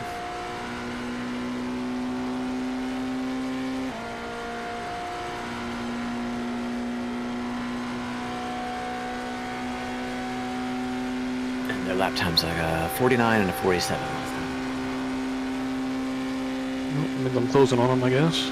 But 4 laps is a lot of time, so I'm not going to count that.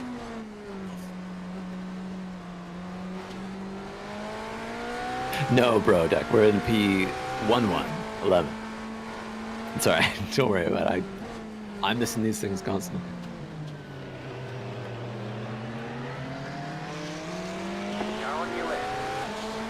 Oh, sorry, JRA. Your team didn't make it. Looks like they got waxed by the Commanders and Jaden Daniels, mate.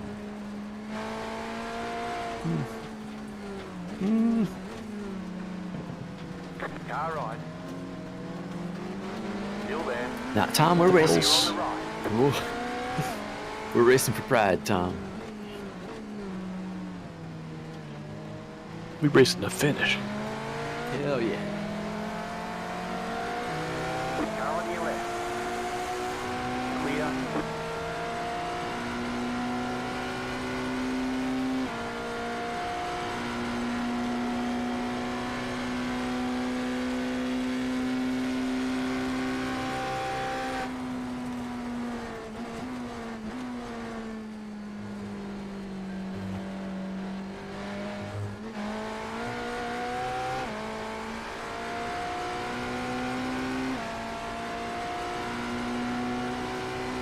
Oh, range down to 30%. It's nice.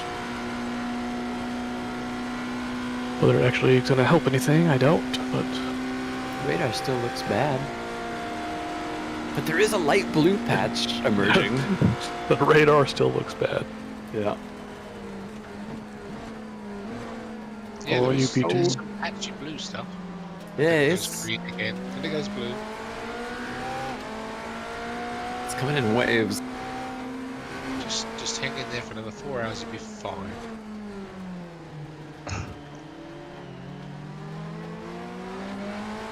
It's not saying 100% until it's 2 hour and a half.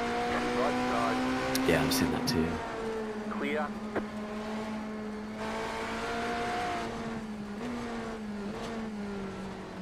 There is a significant drop off though from 10:45 to 11. Yeah. Oh, it's still there.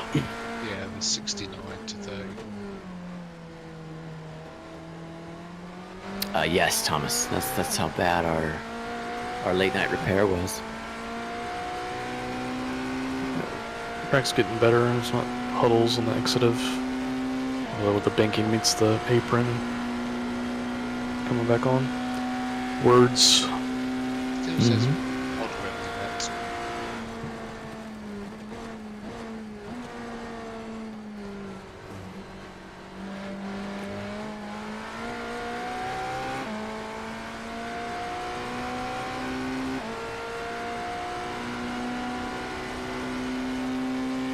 Looks like I got 2 laps. Yeah, it's good.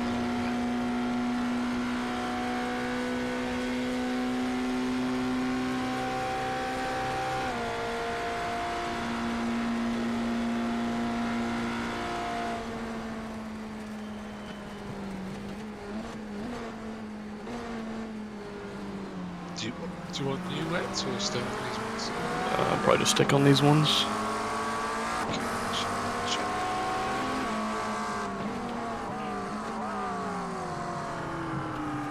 Car right.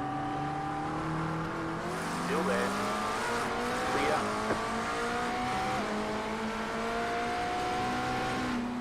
Fuel load on it. I can't see.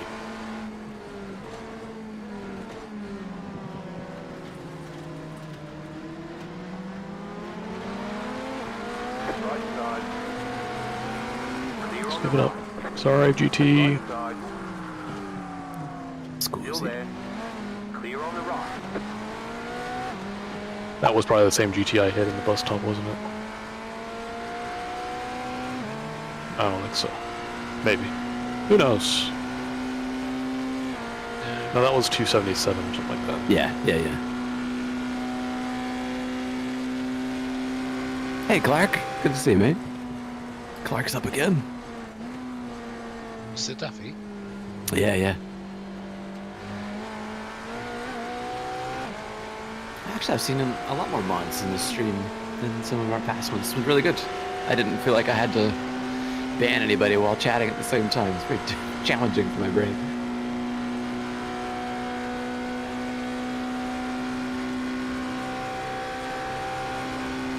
Were many of you around for that AC Evo stream from the other day? Because, my God, there are 18,000 concurrent people in this chat. That reminded me of the F1 2020 days.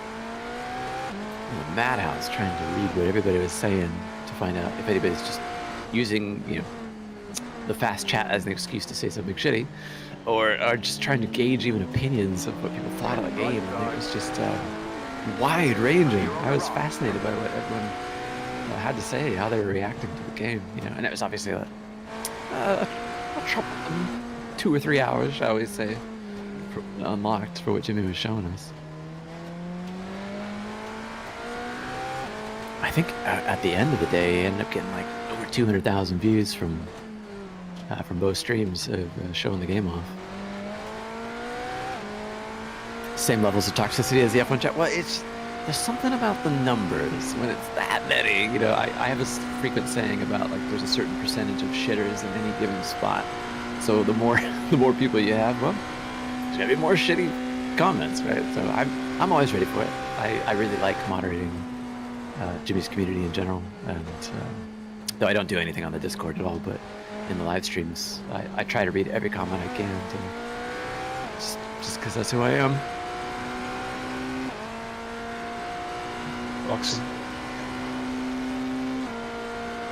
Oh, good, Scott. I'm glad it wasn't just me. You're picking up on it being a little salty.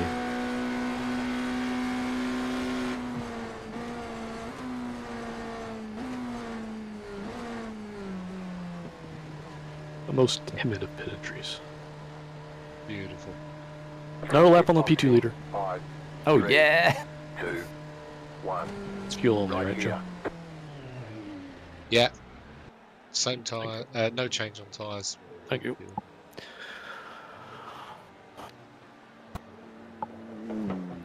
Jump scare.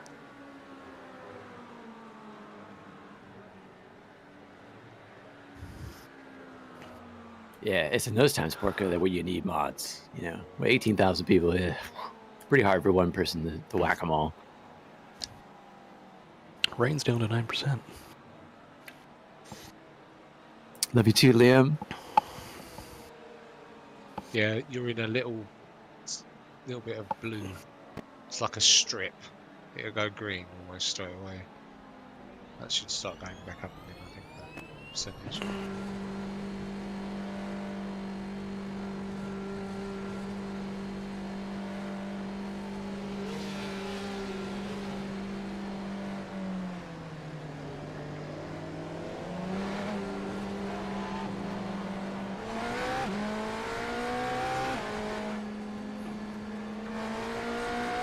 Car on.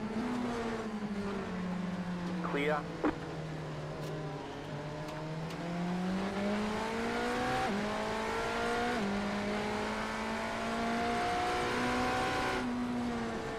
Totally, Josh. Yeah, it's interesting that we all have different ideas of what early access is for this game, AC Evo. And from other games, we all take our own experiences with us for what we expect of an early access game. I've played several that feel like they're pretty much done, and then some where it's like, ooh, this is rough. We're really getting in on this early. And our niche hobby that we have just brings all these different backgrounds to the fore for what we want, and then it's just a convergence in Jimmy's stream of when shit ain't working right, then the negativity comes fast and furious, and yeah, I was just keeping up with all that, I mean, especially if you spend money on the game, always entitled to opinion, and you're entitled to opinion anytime, of course. I put a little more into it for folks to actually spend the cash, and depending on what they're getting out of the game or not, and it just feels like the other games that they put out. It's a work in progress, and they made good on their last two of AC and ACC in terms of what it was and what they planned it to be and what it ended up being. So it's, I give them the benefit of the doubt, but I'm also a person that doesn't buy early access games that much anymore, for this very reason. So, come to expect something that shit's gonna be broke, especially from launches.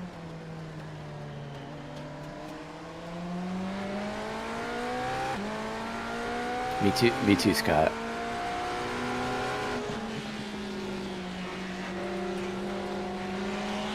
Yeah, I saw some people like that too. They just had an axe to grind. You know, Oh, come on, guy. Keep to the left. Clear. You won the inside, I gave you the inside. Push me off the track. Sorry. Yeah, no worries.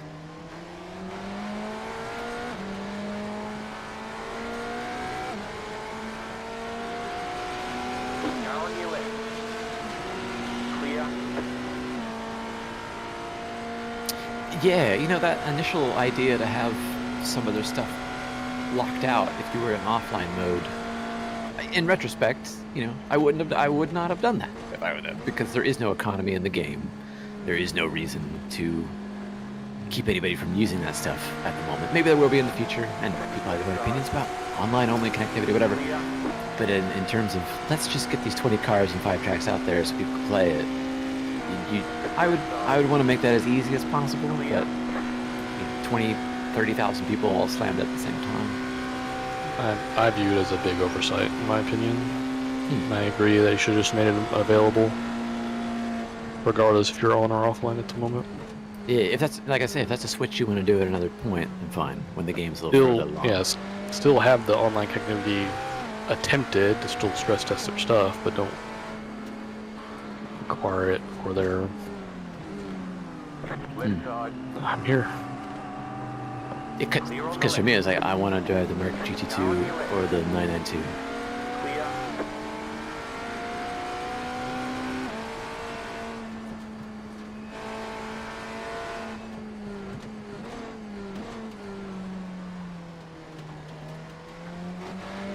Good point. It did bite Gran Turismo a bit. There are some lessons learned from some recent titles that are doing very similar things. I thought it was a licensing check, like these cars don't have permanent license. And... Yeah, and I don't know the nitty gritty of it. It just seemed funny.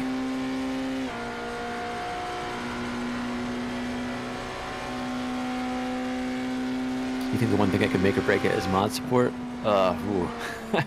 I'm not confident there's going to be official mod support just yet, but they haven't said anything about it. I don't think there will be. And I think if there would, they would be crowing about it, because that would be a feature people would be looking forward to because of the AC pedigree. You know, that is a selling point for people. I looked at the Steam charts yesterday, by the way. I said, of course, it is as popular today as it's ever been. Like, there are more concurrent players, more average players now, because every holiday season it goes up by 2,100% for sales, because people buy the Ultimate Edition for $5. It's so rare for a game that's 10 years old to get more popular as time goes on. AC Evo is going to have to compete with that in some weird way.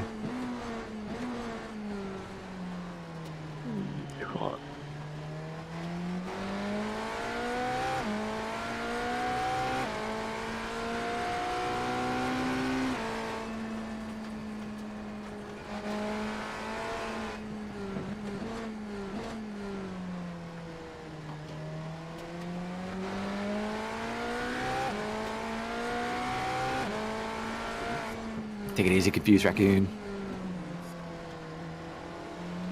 I hope you know where you're going, Confused Raccoon. Because he's confused. I was trying to drink my kombucha. No, I'm sorry. It's getting to that hour, right? It is.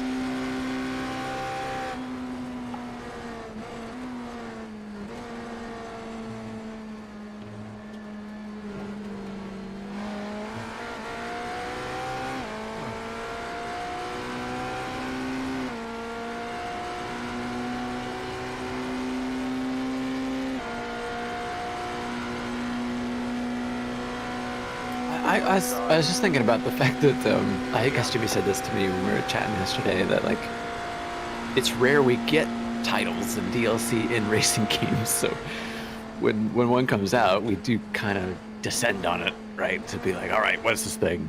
Am I gonna buy it? How is it gonna integrate into my sim racing life? And you can't help but just judge the shit out of it, you know, because it's kind of few and far between for full racing titles, unless you're gonna be someone who just is always chasing down what every mod and DLC is exactly. So I don't know. They should feel good that people were enthusiastic enough to go and look at it. But man, everybody had something to say. Anyway, it was an interesting time. I can't wait to see what happens with the patches and future release dates for it.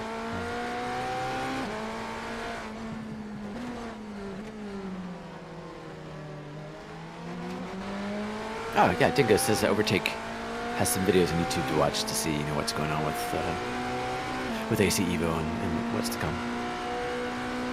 Car on your left. Clear on the left.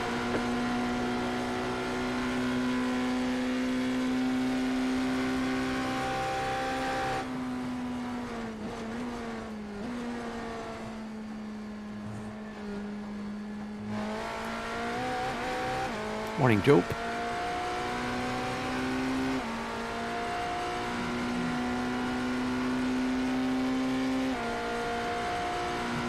What time is it? In game or out of game? Out of game. It's 2. Okay.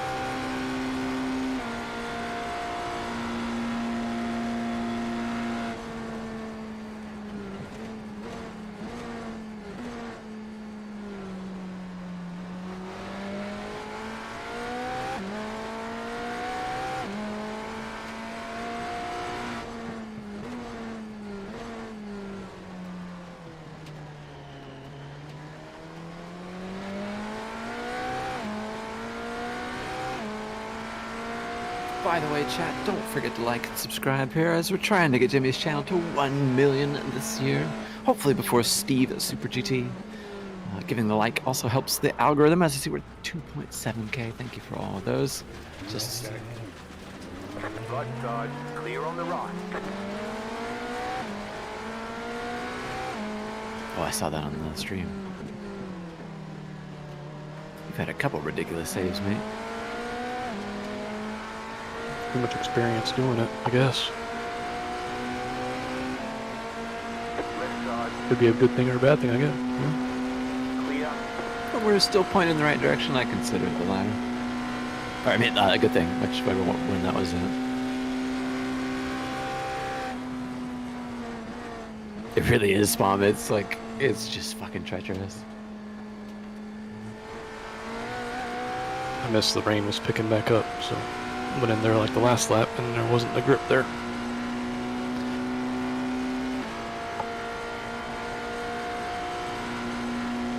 No, still, Mac, we've had this rain for about a couple hours. My oddball claim to fame will forever be that me and Lagones won the first wet Enzo Enduros race that happened to be at Mugello. Oh, nice. And that is not an easy place to multi-class. I mean, I guess my humble brag, I guess, would probably be the best way to put it.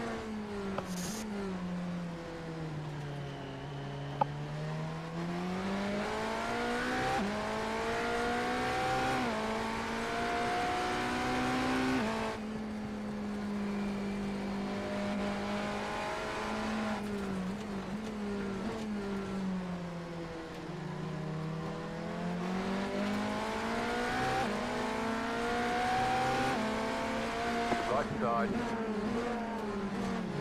Clear.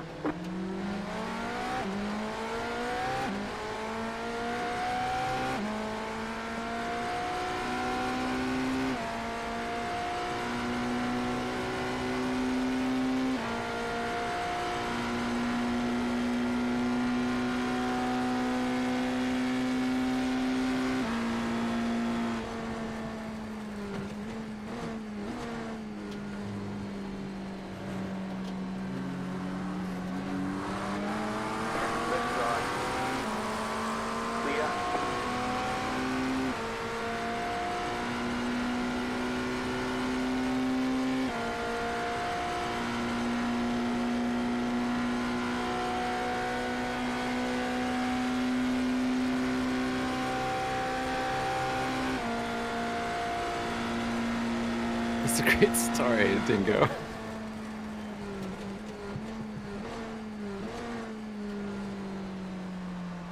I don't even remember what my weight was as a baby. I should probably ask that question. I don't know what it's useful for exactly. Yeah, who knows? Suddenly I want to know. Suddenly I want to share.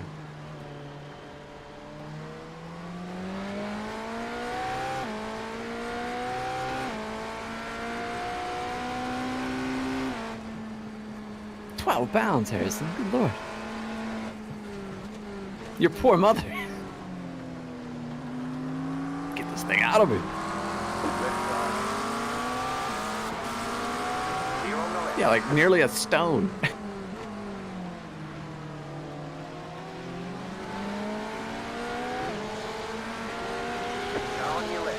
Brother.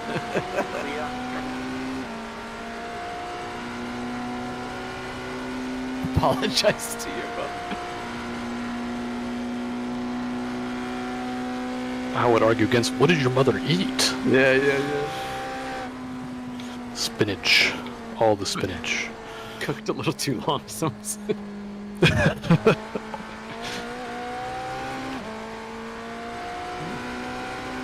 think my first Kayla, she went over by 2 weeks. And we still ended up inducing.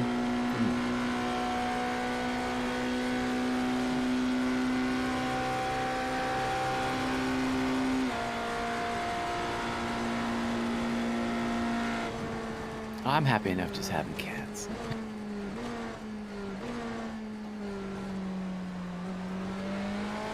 To be fair, my newer cat that we adopted an adult cat a couple months ago. She hasn't been bugging me today for attention. I've been missing her. Maybe she can just tell I'm busy.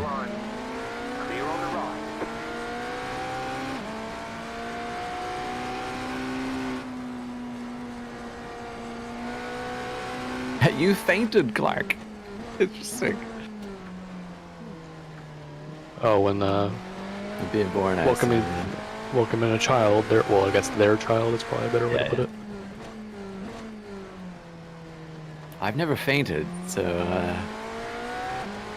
I was there for the whole thing. I'm not gonna say I had a front row seat, but you're in the room. I was next to her shoulder, helping her through. Close enough. So I saw it all. Oh, Clark said I don't do blood. And I get that. I had a friend also who would pass out when he was giving blood for things.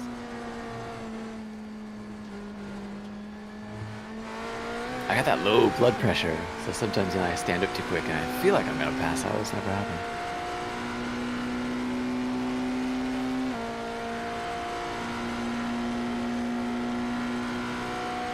Don't want to be the business end. Thank God, Annie, you don't have to worry about that problem, I guess. No video, please. Do I own an umbrella yet? Hell no. Are you kidding me? I am a born and bred, by God, Oregonian. Happy not to have one. I think that's one of the funniest, I don't know funniest things, but I think obviously I grew up in California. We didn't get a lot of rain in summer being in Central Valley and whatnot, but it moved out here. I've been out here longer than I've been over there now, but I still don't take an umbrella with me anywhere, regardless if it's raining or not. Just in a coat. Yeah, I just kind of learned to deal with it. And where I live, it rains, over 100 centimeters a year. Grizzle just disconnected. I'm not sure if he's just doing some maintenance.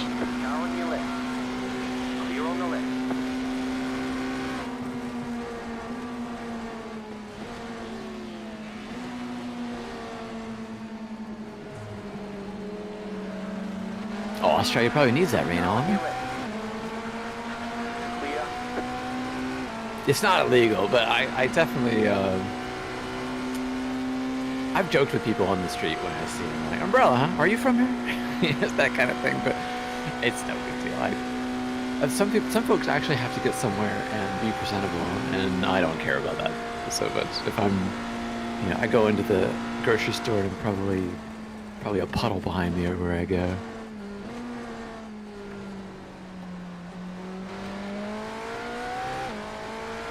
But I also feel like I'm one of the few people where I live that walks places, and some kind of, I guess I could say I'm a bit proud of like I'm wearing the weather on me because I had to. I can't just fucking drive here.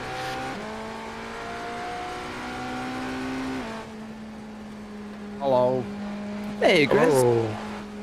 I'm just reconnecting. I just heard that Jake was wondering why I disconnected. I'm just doing a little bit of maintenance. Oh yeah. Good morning. Good morning. Morgan. It's wet. Oh, I could tell. We've had some stuff happen. Oh my god. We had a 53-minute bit of repair, Grizz. Oh. Yeah, that's how we got to 11. Oh. Sam's computer decided to go, I'm not really sure if I feel like being connected so much. Those pesky computers, I tell you. Yeah, he blew up the motor, backing it in the wall at turn 1. Look at this cluster.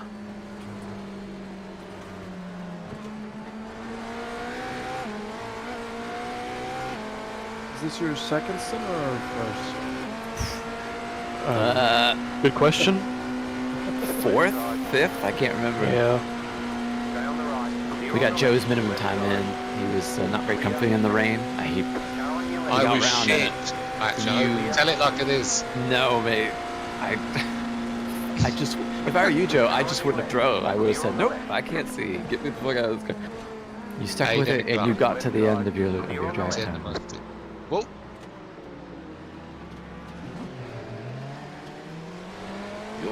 How's your recovery, Jacob? Convinced. Jesus freaking Christ. Now I gotta go through all this mess again. Sorry. No worries. No, car's not 100%. The top speed's down. Not that it really matters much in these conditions. That's true. Yeah, but if we had some floor damage that they wouldn't fix. That 53-minute engine change, though. Just wait, I guess. Right side. Please give room. There's plenty of grip out there. Yeah, I'll tell you what, man. A 53-minute engine change is still faster than Bottas' wheel change from Monaco.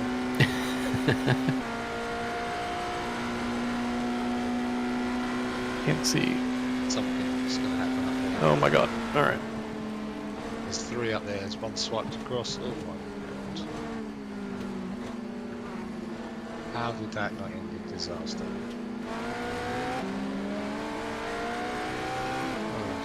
Left side. Clear. Okay, that was the paint last lap that I was on. The white line. Yep. Alright. Kind of hard to know where I am in the track. In that big old gaggle. As far as I read it, Chato, we've got 34 runners left out of 59.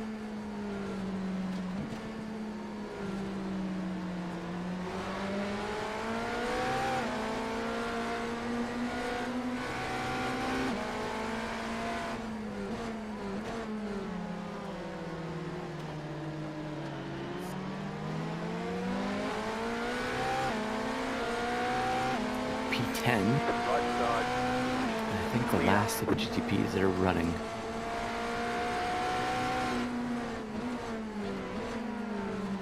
And there are 10 P2s still running. Stay on the left. Clear on the right.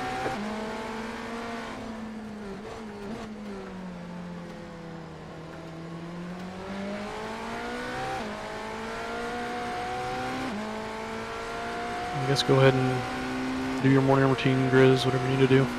I have 16 laps left in this stint, but I'll be okay for another if needed. No, I've already done everything.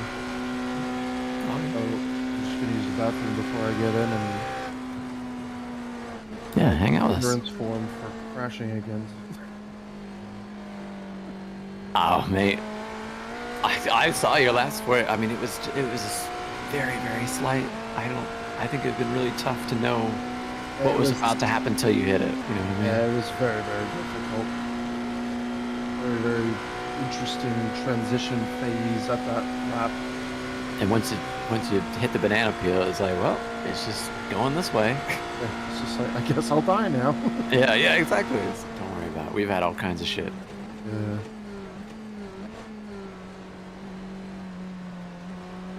Luckily, he's not driving.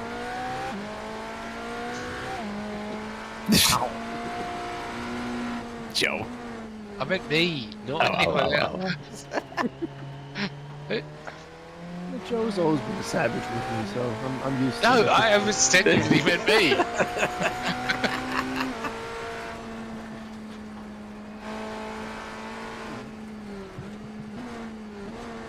Good. Oh, I saw the bomb come on. You've got wheel damage. Sorry, guys. Your wheels is out of alignment. You'll have I less just grip undo out there. all the progress. Oh man. You'll need to tow back to pit lane. Just Press get back in and hold the safely. reset button and we'll come and get you. It's the left front locked, and I couldn't get it unlocked.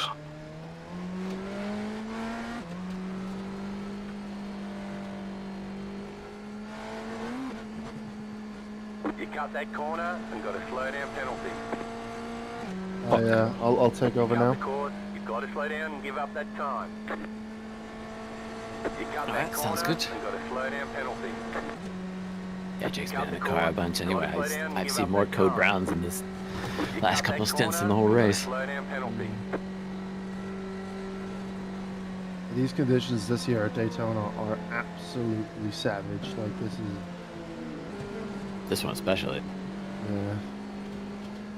It is gonna stop though, this rain. In an hour and 20-ish minutes. I need help getting cleared down. There's a gap, yeah. Yes.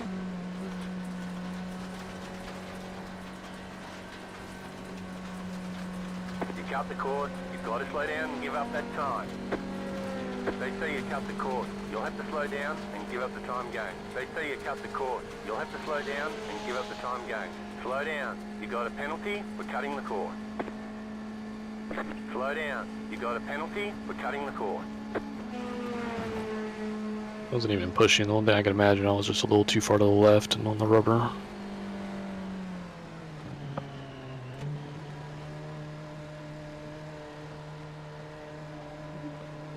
Pit box in 5, 3, 2, 1. Right here. Are we looking? Our normal 7-minute repair. I'm gonna use the bathroom real quick. I'll be right back.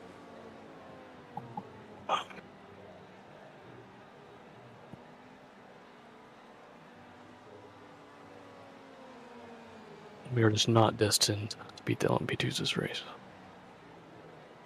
They're just keeping us down, man.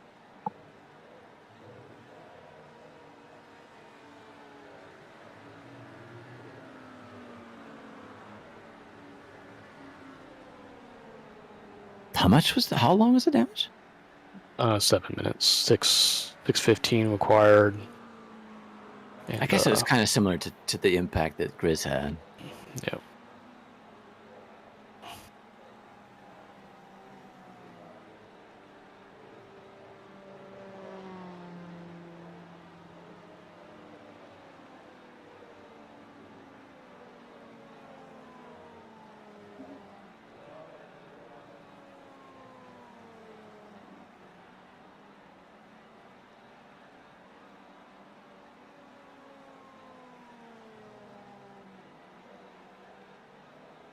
Well, we're not alone. It's not all happening to us. We've had a couple other GTPs that got knocked down into our bracket because they ran into the same stuff. Yeah, I guess I was just a tick too far left, and the left front just said no, based on my other laps.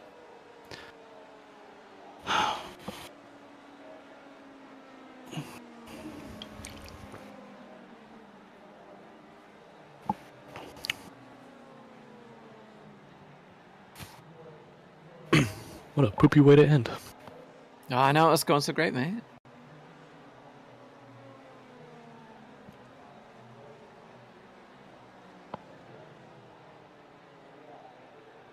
I'm trying to watch some of the other GTPs in front of us that are in the pits, see if they've got damage too.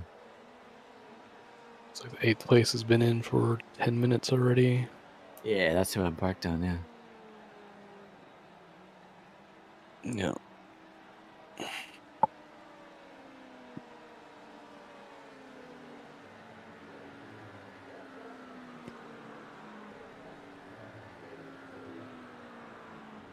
Yeah, we got repair time yet again.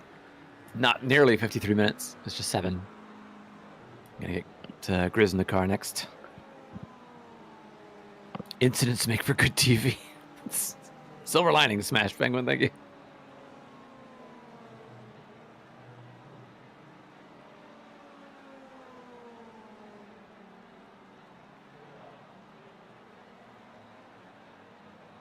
Yeah, there's everything to fight. The conditions, the car, the track, the puddles, and then the other cars.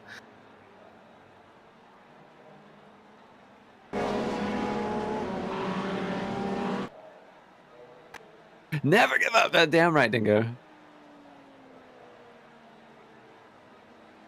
If you're all joining us, getting a bit fixed here with 5 hours, 21 minutes remaining in the Daytona 24. Another classic for DHR. If you know from all our previous Daytonas, this is about what I expected, I guess.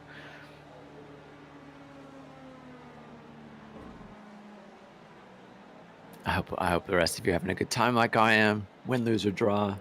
It's just great to hang out with my mates and just see how they tackle all these monumental problems. It's an unreal amount of water. And again, it doesn't show signs of letting up till there's probably about 3 hours remaining. The good news is right now it's in light blue. Okay, yeah, the light rain, good. Be like that for a little while, then there's a light green cell. That'll probably hit us, but then back to blue before heavier rains approach. Don't forget to do open day, exclamation point open day to find out when the Abruzzi store is going to have their showroom unveiling. Jimmer will be there, Hodge and Joe and Phil, some sim rigs, a chance to go down and meet Jimmy specifically, since he's offered himself up. I'm not saying you'd go say hi to Hodge if you like. But a good chance to see the lads and see what they're doing. I mean, it's really cool to have a store like that that's going to be open for people to visit. So, encourage you all to do that. Do exclamation open day. See when that is, March 8th, and hope you can check it out. There's also the Discord as well. When they're hackers, join all of us in a bunch of channels in there. See what we're all up to when we're not streaming. I know, Annie. We were talking about this before, lamenting that my laziness for not getting a goddamn passport yet, to be able to go and just jump over there across the pond and say hello to you guys. I mean, I got to do it one of these days soon. The lead is pitting now.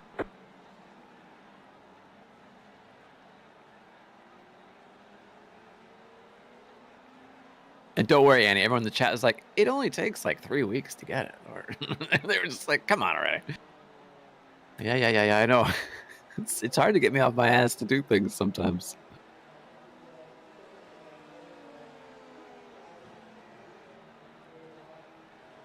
Doesn't have to involve. Oh, I see what you're saying.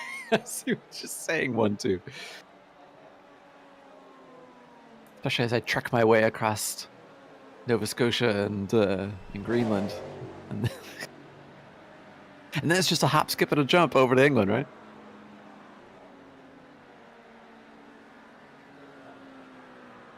All right, 6 seconds on the required, 48 on the optionals. Copy. I'll be tiptoeing the living hell out of this right now.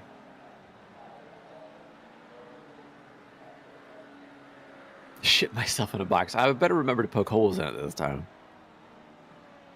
Gotta have those holes, sir. yeah, just easy on pit exit, and then 3, 4, maybe 5 laps, get the tires up. Yeah, see, paperwork. That's my nemesis.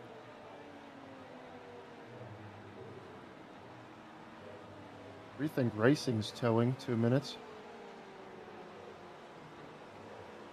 Yeah, and Nathan's been yeah, in they this had one. a snap at the kink, both front and rear damage.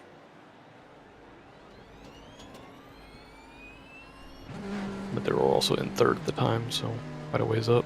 No drop, but not far enough to.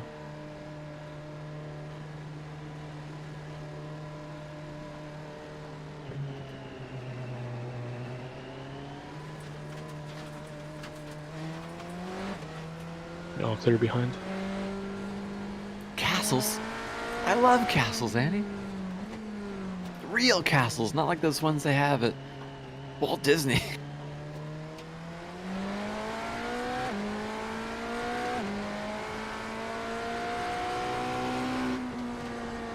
Yeah, I want to see that castle that Bailey showed me in Wales. It looks like it had melted a bit.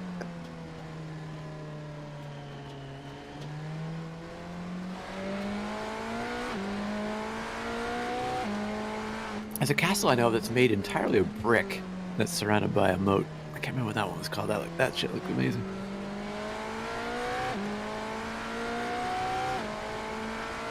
Just the entirety of Wales, okay.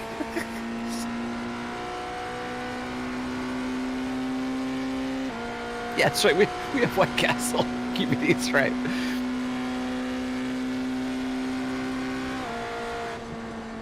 In Kevin Est? Oh man, what a privilege it'd be to sit inside Kevin Est. I promise I'll make it happen sometime. There's just so many of you I want to go visit. And we can have awkward handshakes. Please try not to give me a high five if you can.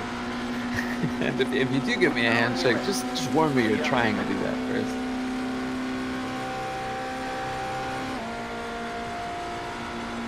I think that's what it is, Spawn.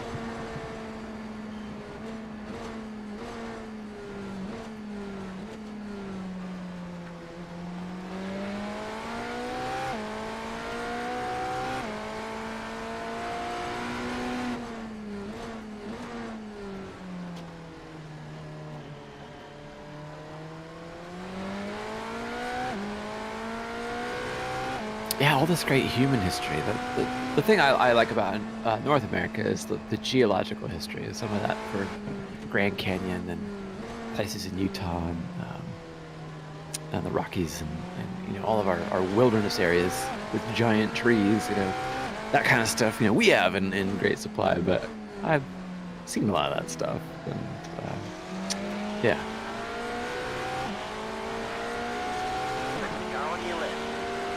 I just wish everything wasn't so fucking far away. It's like, oh, want to go to Australia? 17 hours. Want to go to Japan? 20 hours. Want to go to UK? 9 hours. Airfare as well, although I was reading about January and February are the cheapest months to go, for obvious reasons. But then, how many places do you want to go? Well, Southern Hemisphere would be great to be there in these months, obviously. Tiny streets, that means it's easier for me to find where the edges of it are with my cane, of course, and just whack it against every cobblestone and brick and everything else. Stucco.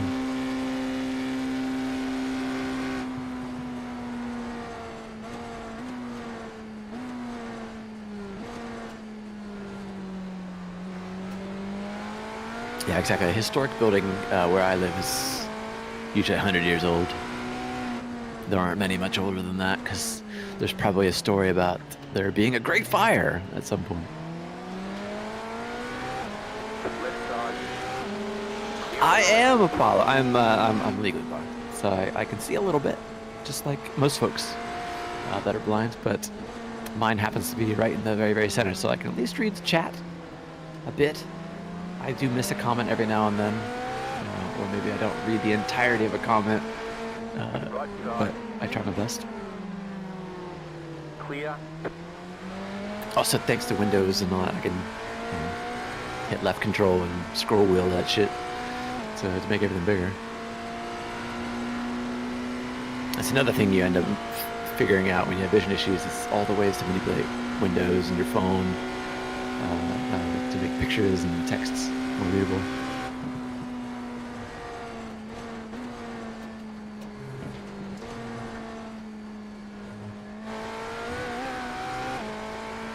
Well, I could go with the wheel. I used to joke with Jimmy. It's like, you're gonna let me drive your R32 at Brands or something, right? He never thought that was a very funny joke. I don't think he's gonna let me drive any of his vehicles, I'm afraid. I'm a pretty good passenger, though.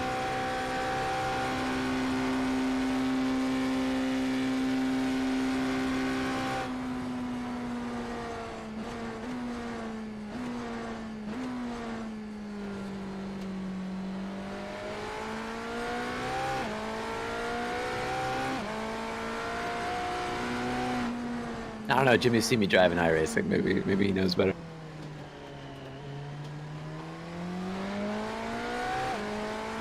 It'd make for a great video, though. Think of the attention-grabbing title for his YouTube video.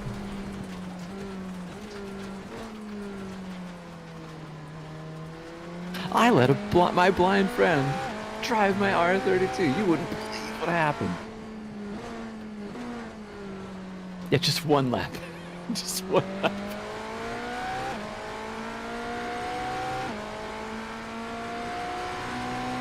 Take it easy, Brito.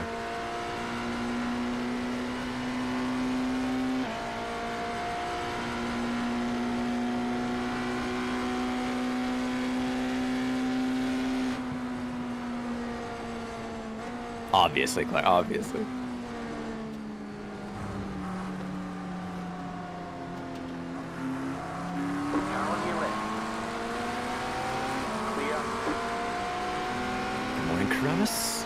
Welcome in. A lot of us waking up early hours for you lot across the pond. Jimmy waking up sometime soon. Can't wait for him to learn all that's occurred to us overnight. It's raining cats and dogs out here. Grizz is in the car. Jake put in 4 or 5 incredible stints.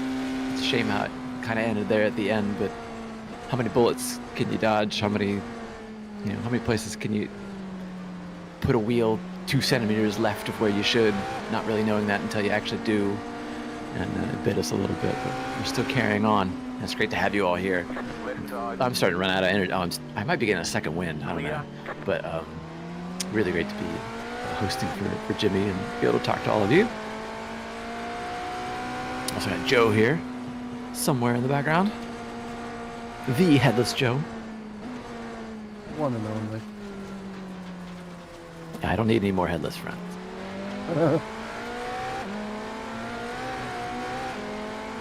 Yeah, I let my blind friend drive my R32 around the Nordschleife. All caps. I think that would be a huge hit. You know, maybe could he make all the money back from the views, from the damage I could incur?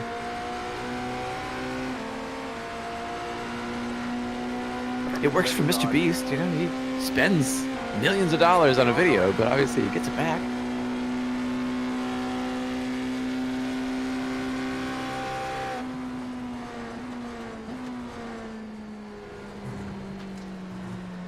Does Headless Joe remember the race in the Nissan and crashing at turn 1, lap 1 in Interlagos?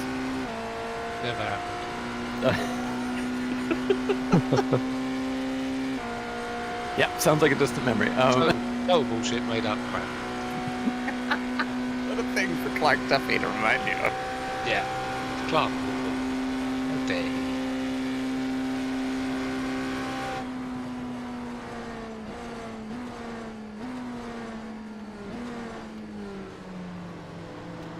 I set the fast lap because I don't see the scary stuff. Yeah. Right side. Still there. As long as we don't have any moments like the Catsburg's M2 drift that he had with Jimmy on that Nordschleife race, my God.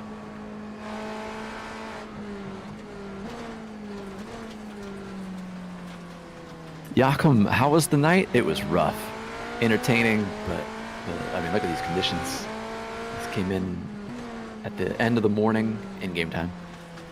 And some unfortunate damage a few times. Still rocking it in P11. You know how we do. We clan man carries us.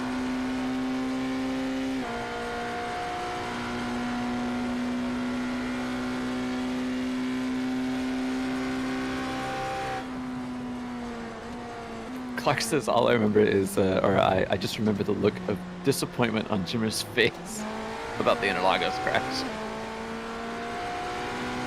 Why would I get so disappointed if nothing happened? You're on the left.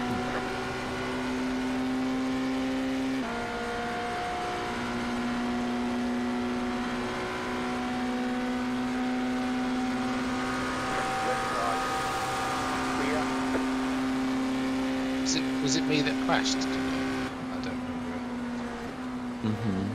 It was. In the blessed, in the GTR LM. No, I never crashed that thing. That's another car I want to see Jimmy bring out again. Just one more time. I've got about 10 different versions of it. Are they all the ones that they made? These are all the ones that Jimmy Allison made for me to test. Because I did most of the testing on it. You and Nate, right? I did 800 laps around Turkey once. Testing. Yeah. Testing different, trying to bop it. And we didn't hide anything from him. We were being as fair as we could. I gave him all the data and everything. But he's sent me loads of different versions with different engine powers and this, that, and the other. I've still got some. Oh, good. We might need that at some point. We had a chat the other day about like rolling out an old R Factor 1 mod just for shits and giggles. Play some ice hockey or something.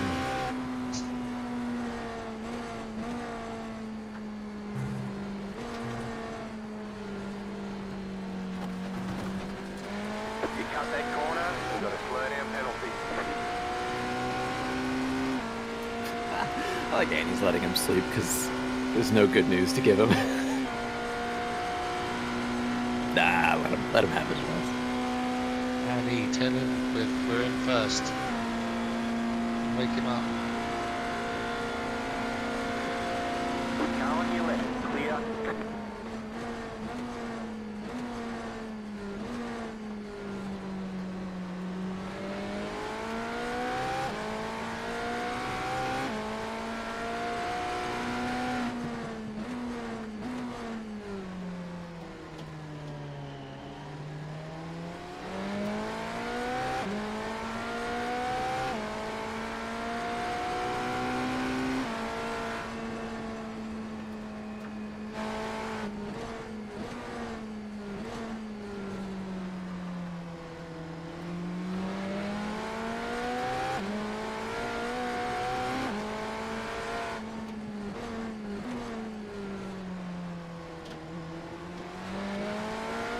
Good news, not dead. That's all I want to know. We're still running.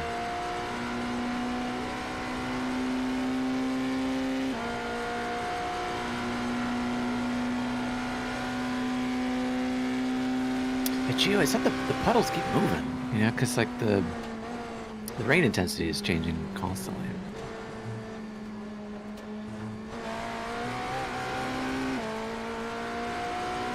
Yeah, the puddles appear and dissipate very quickly at this track. It's something I really appreciate this model compared to something like ACC, where I felt like the puddles are kind of programmed, and this one's just so much more dynamic. Or like you said, where people have been, or what they're pumping out themselves, but then how much more is falling to get it there or have it go somewhere else. I just love how natural it feels in that way. Other than the tremendous amount of spray off the back of the cars, which doesn't seem quite right.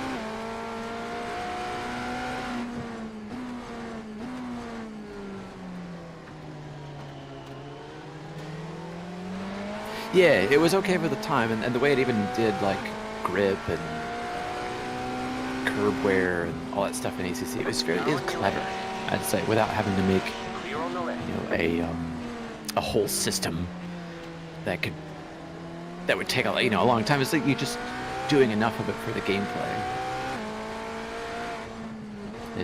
A lot of games are like that anyway. It's smoke and mirrors.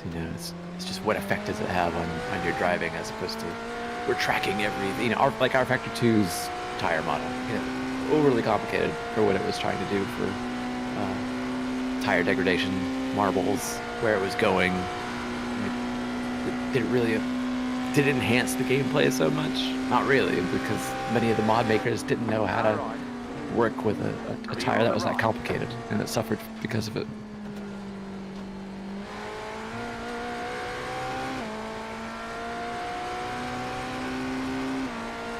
Blessed Annie going to make Jimmy a coffee. Wish me luck. Cheese on toast as well, Annie. Guts. Proper cheese.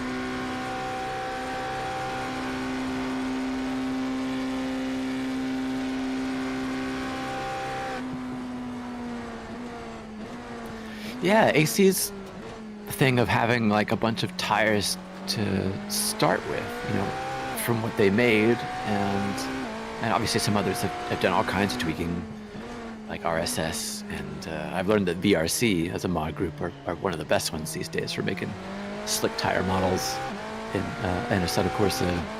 And because in R-Factor 2 there was really only two options, the complicated model or the simple one, and it's cool that you're able to create some other styles of tire, or different decades or patterns,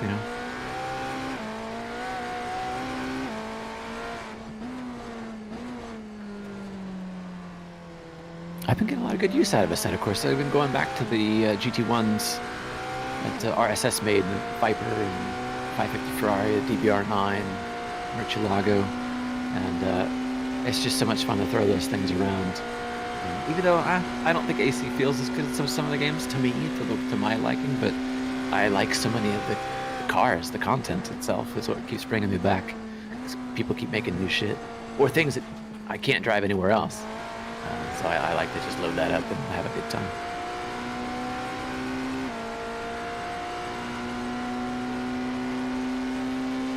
Absolutely, with 5 hours now on the clock remaining, we're in P11 with a Mark Noski, otherwise known as Grizzle. You can do !Grizzle to see his POV on Twitch. Hang out, give him some words of encouragement, driving in this treacherous weather. We qualified 16th, split 9 out of 42. Jimmy and the lads doing their thing at the beginning of the race, and we've had a couple, many stints with the rain, but kind of two big sections of it, and we just picked up. We've had all kinds of things happen to us and everyone else on the server. I think we were P5 effectively for quite a while there, even after Grizz had a couple spins and got a little bit of damage, which is it just looks so tough that you could, like I said before, you could just get it a little bit wrong and make a mistake. But it really, really went awry with Sam and his CPU. It was, again, no fault of anything he did. He felt a small stutter, and you could tell that something was up, and when we were watching him, he was definitely disappearing. And by the time he kind of regained some kind of control, the game had decided otherwise for what he was doing, and he blew the motor up by ramming into the wall at high speed in turn 1. So we had 53 minutes of damage. But we were able to get everybody in the car, get minimum driving in, and even Joe for driving in the wet for the first time. He did the minimum amount of laps because he just didn't feel very confident in it, but he gave us the car back in one piece, and we're still going on. Jake did a bunch of stints, and Grizz is up again to help carry us to the end. That's something 10 out of 10. Thanks. I was starting to run out of breath. Sorry, I missed that. Bacho, can you repeat? Oh, okay, hold on a second. All right, with 5 hours to...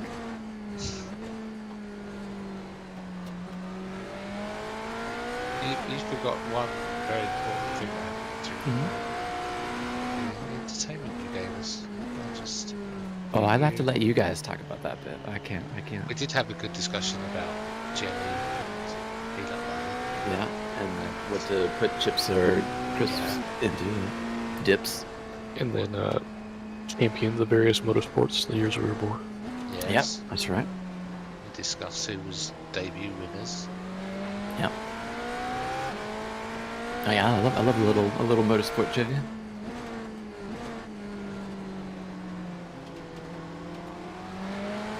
Did you know there's been 7 different drivers that won on their debut for Ferrari?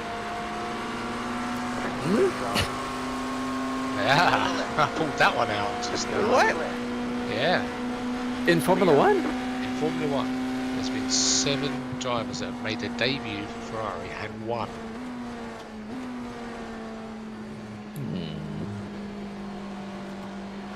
We mentioned a couple of them. Yeah. Our lining joke. One rhymed with spaghetti. Yeah, yeah. Giancarlo Baghetti, obviously. That race we were talking about with Farina, with his first race for Ferrari. He shared that race with someone. I can't remember his name. So it's actually 6 races with 7. Because it was both their debuts. So I see that it's gone pretty well, huh? Oh, amazingly well. If you just cover up one of the ones, it's going fantastic. This rain, man, especially the second bit of rain, it's been nasty. The thing that killed us the most is Sam's computer just taking a shit.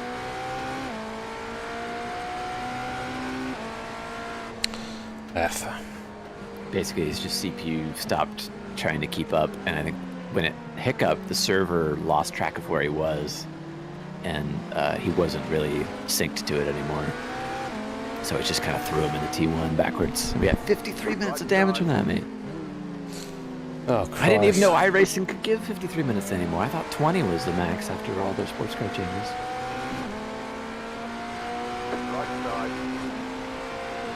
Clear on the right. That's a bummer. Yeah, but we keep doing the thing that we always do. Moan about it. No, we're still going. Oh yeah, it's me. Oh my god. I slept. His name was Luigi Musso. Yeah, now one's ready. That's all right. Never heard of those either.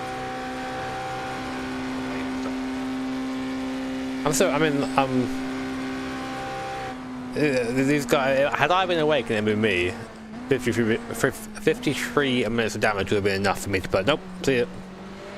But I guess we're lucky that I wasn't awake. Oh man. Oh fucking race, eh? Second name you said? Bacho, was it? Right, I need to make another thumbnail. Musso, yeah, he shared a car with Fangio. Oh, okay. Holy shit. 56 yards. Wakey, Jimmy. Alright, that bloody worked. Christ. Thank you very much, Neko. Oh. So very kind of you. And not necessarily. All I've done is walk in the room and be like, Car on your left.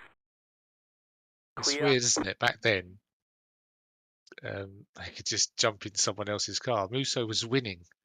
He led the race for 29 laps. Hey, get out. And then Fangio's pump went or something, fuel pump went. So he said, all right, I want your car. I wish we still had that rule. I think that'd be so funny.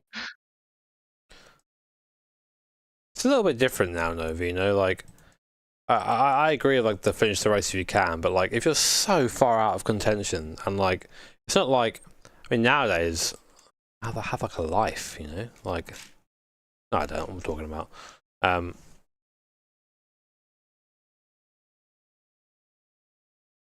don't have a life. Right, let me just... I think so, Clark. Wasn't it 59? Making a thumbnail for the last part of the stream, where we drive around and slowly go insane. Like that song? I keep doing little songs for you guys, but I'm getting zero. My memory's hazy. Zero encouragement. You should encourage his talents. Well, there's the famous story where Tony Brooks had an accident and he slowed down for it. He didn't take advantage of it to get the most amount of points, and that kept him from getting World Drivers' Championship. Oh, maybe that's what I'm thinking. Or Mike Hawthorne, sorry, not Tony Brooks, Mike Hawthorne. But I thought there was another one with a driver swap with him, and I just don't remember when that was. But didn't they wasn't that? Wait, didn't Mike Hawthorne win because of Sterling Moss doing something like that? Yeah. That's it. Yeah. That was in '58. Yeah.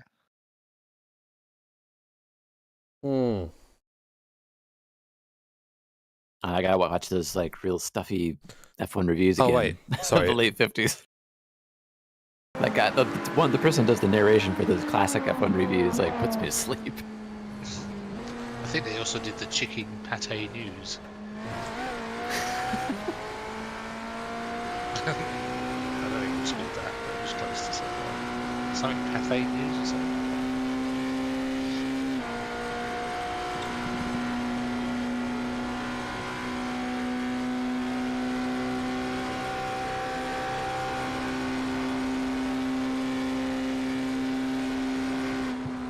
I can't really do a cursed one because a cursed thumbnail is going to take some time.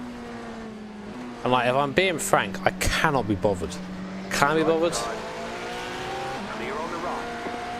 Let's have a look. Let's see if the AI is up to scratch to getting this subject for me.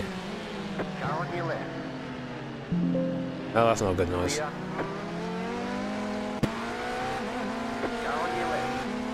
It kind of is. Okay, maybe we'll have a cursed thumbnail after all.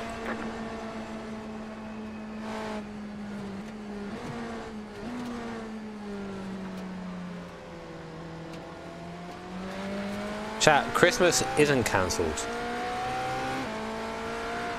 Sorry, I'm just doing a little thumbnail right now, and also doing that bit where it's coming back to reality slowly, I had a dream that I was racing an R18 at Donington in a brick car race. What? Yeah, I know. And due to Donington and R18. Due to some shitty timing error, instead of winning by 5 laps, I lost. And I was like, what? And I was like, this just reminds me of that Praga race. So that's something like that happened to us, basically. And I was like, anyway, that's my dream. Did you have some cheese before you went to bed?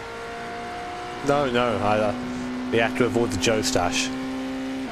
Have you still got a Joe stash? No, it wouldn't be illegal cheese by now. That's also a name for a hairy lip. Oh. Thanks, Joe. A Joe stash. The R18 had the old DHL livery in it, which of course I was looking at last night when we were... Oh yeah. The pantheon of DHL liveries. Probably why I ended up having an issue in the dream. I have to resurrect the long boy, Jimmy. We were talking about that earlier. He never died, Joe. Well, except since except the part where he actually did die. He never died. Yeah. Oh, never happened, Joe said. What? No, yeah. Well, Joe claims he never killed a GTR. I don't think we ever crashed the long boy. No, never into a group of people either. I don't think there was any controversy about it whatsoever. I think Bane is asleep, or we're making all the noises he makes. Twitching. Get in.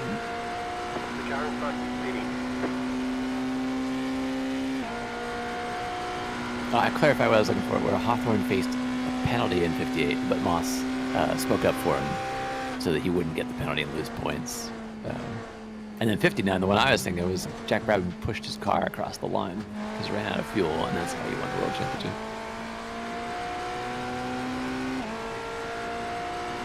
You don't see many people push their own car across the line. There's only one guy that's won the WDC posthumously, isn't there? What was his name? Jochen Rindt. Oh yeah, that's I got that, but I was like, Well, I got it, but I was like, Braden didn't quite engage. I love morning times. It is like living in a bit of a haze. Probably not hit the spot yet. No, yeah. What did Annie do? Go upstairs and throw it over your face? Wake up! We're winning! Oh wait, no, that's 2-1s.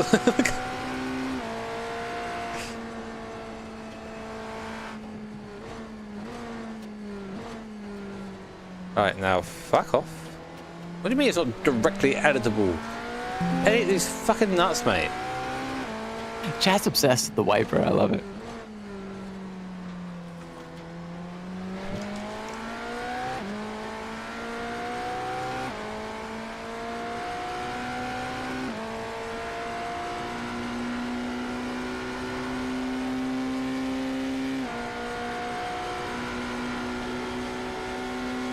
That wiper's wiping his best, you know.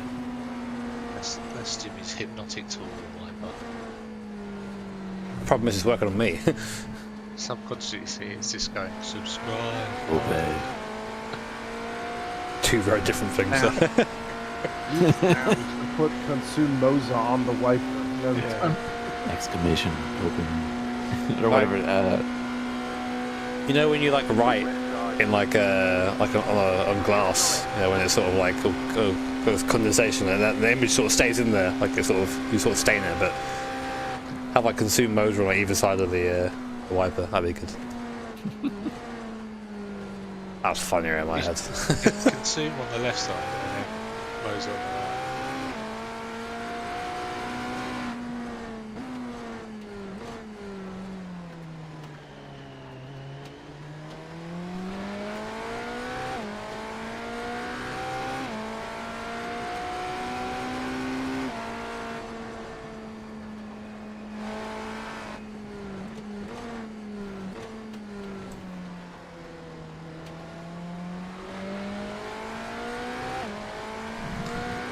There you go, I've made my very cool and accurate thumbnail. Rain's gonna pick up a little bit, Chris. Step away. Sorry, I can't hear you over this BMW washing machine. What? Rain's gonna pick up a little bit. Said you're on wind cycle. My washing machine broke recently, but it's not a bad omen. Right, it is, we're 11th. Sam's washing machine broke too. Did it spin as much as we have today? The washing machine. No, it doesn't spin, that's a problem. The good news, in an hour and a half, the rain is going to drop off sharply. I think I don't get him for a while yet, do I? don't know. Are we expecting anyone else? Is Hodge coming back? I don't think so. I think I'm meant to the last like 90 minutes. Yeah, you should be good. That should be mostly dry.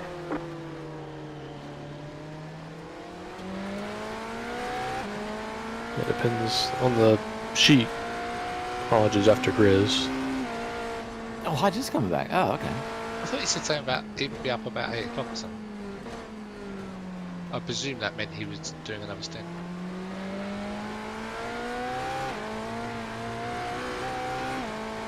Right, okay, sorry, I'm really trying to remember how to schedule a stream. My brain is not on. Didn't rain a drop. I find that hard to believe. Wait, no, I'm doing it wrong. Oh, no, I'm not doing it wrong. Oh, what the hell the fuck do I make a stream chat?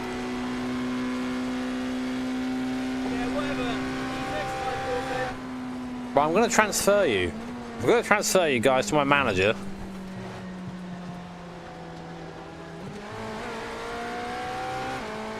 It's Annie Avery.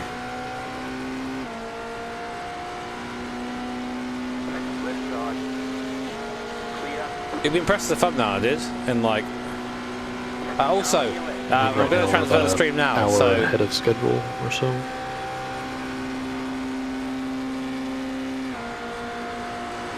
Let's go. As far as the timesheet go, or the stint sheet. Yeah, Sam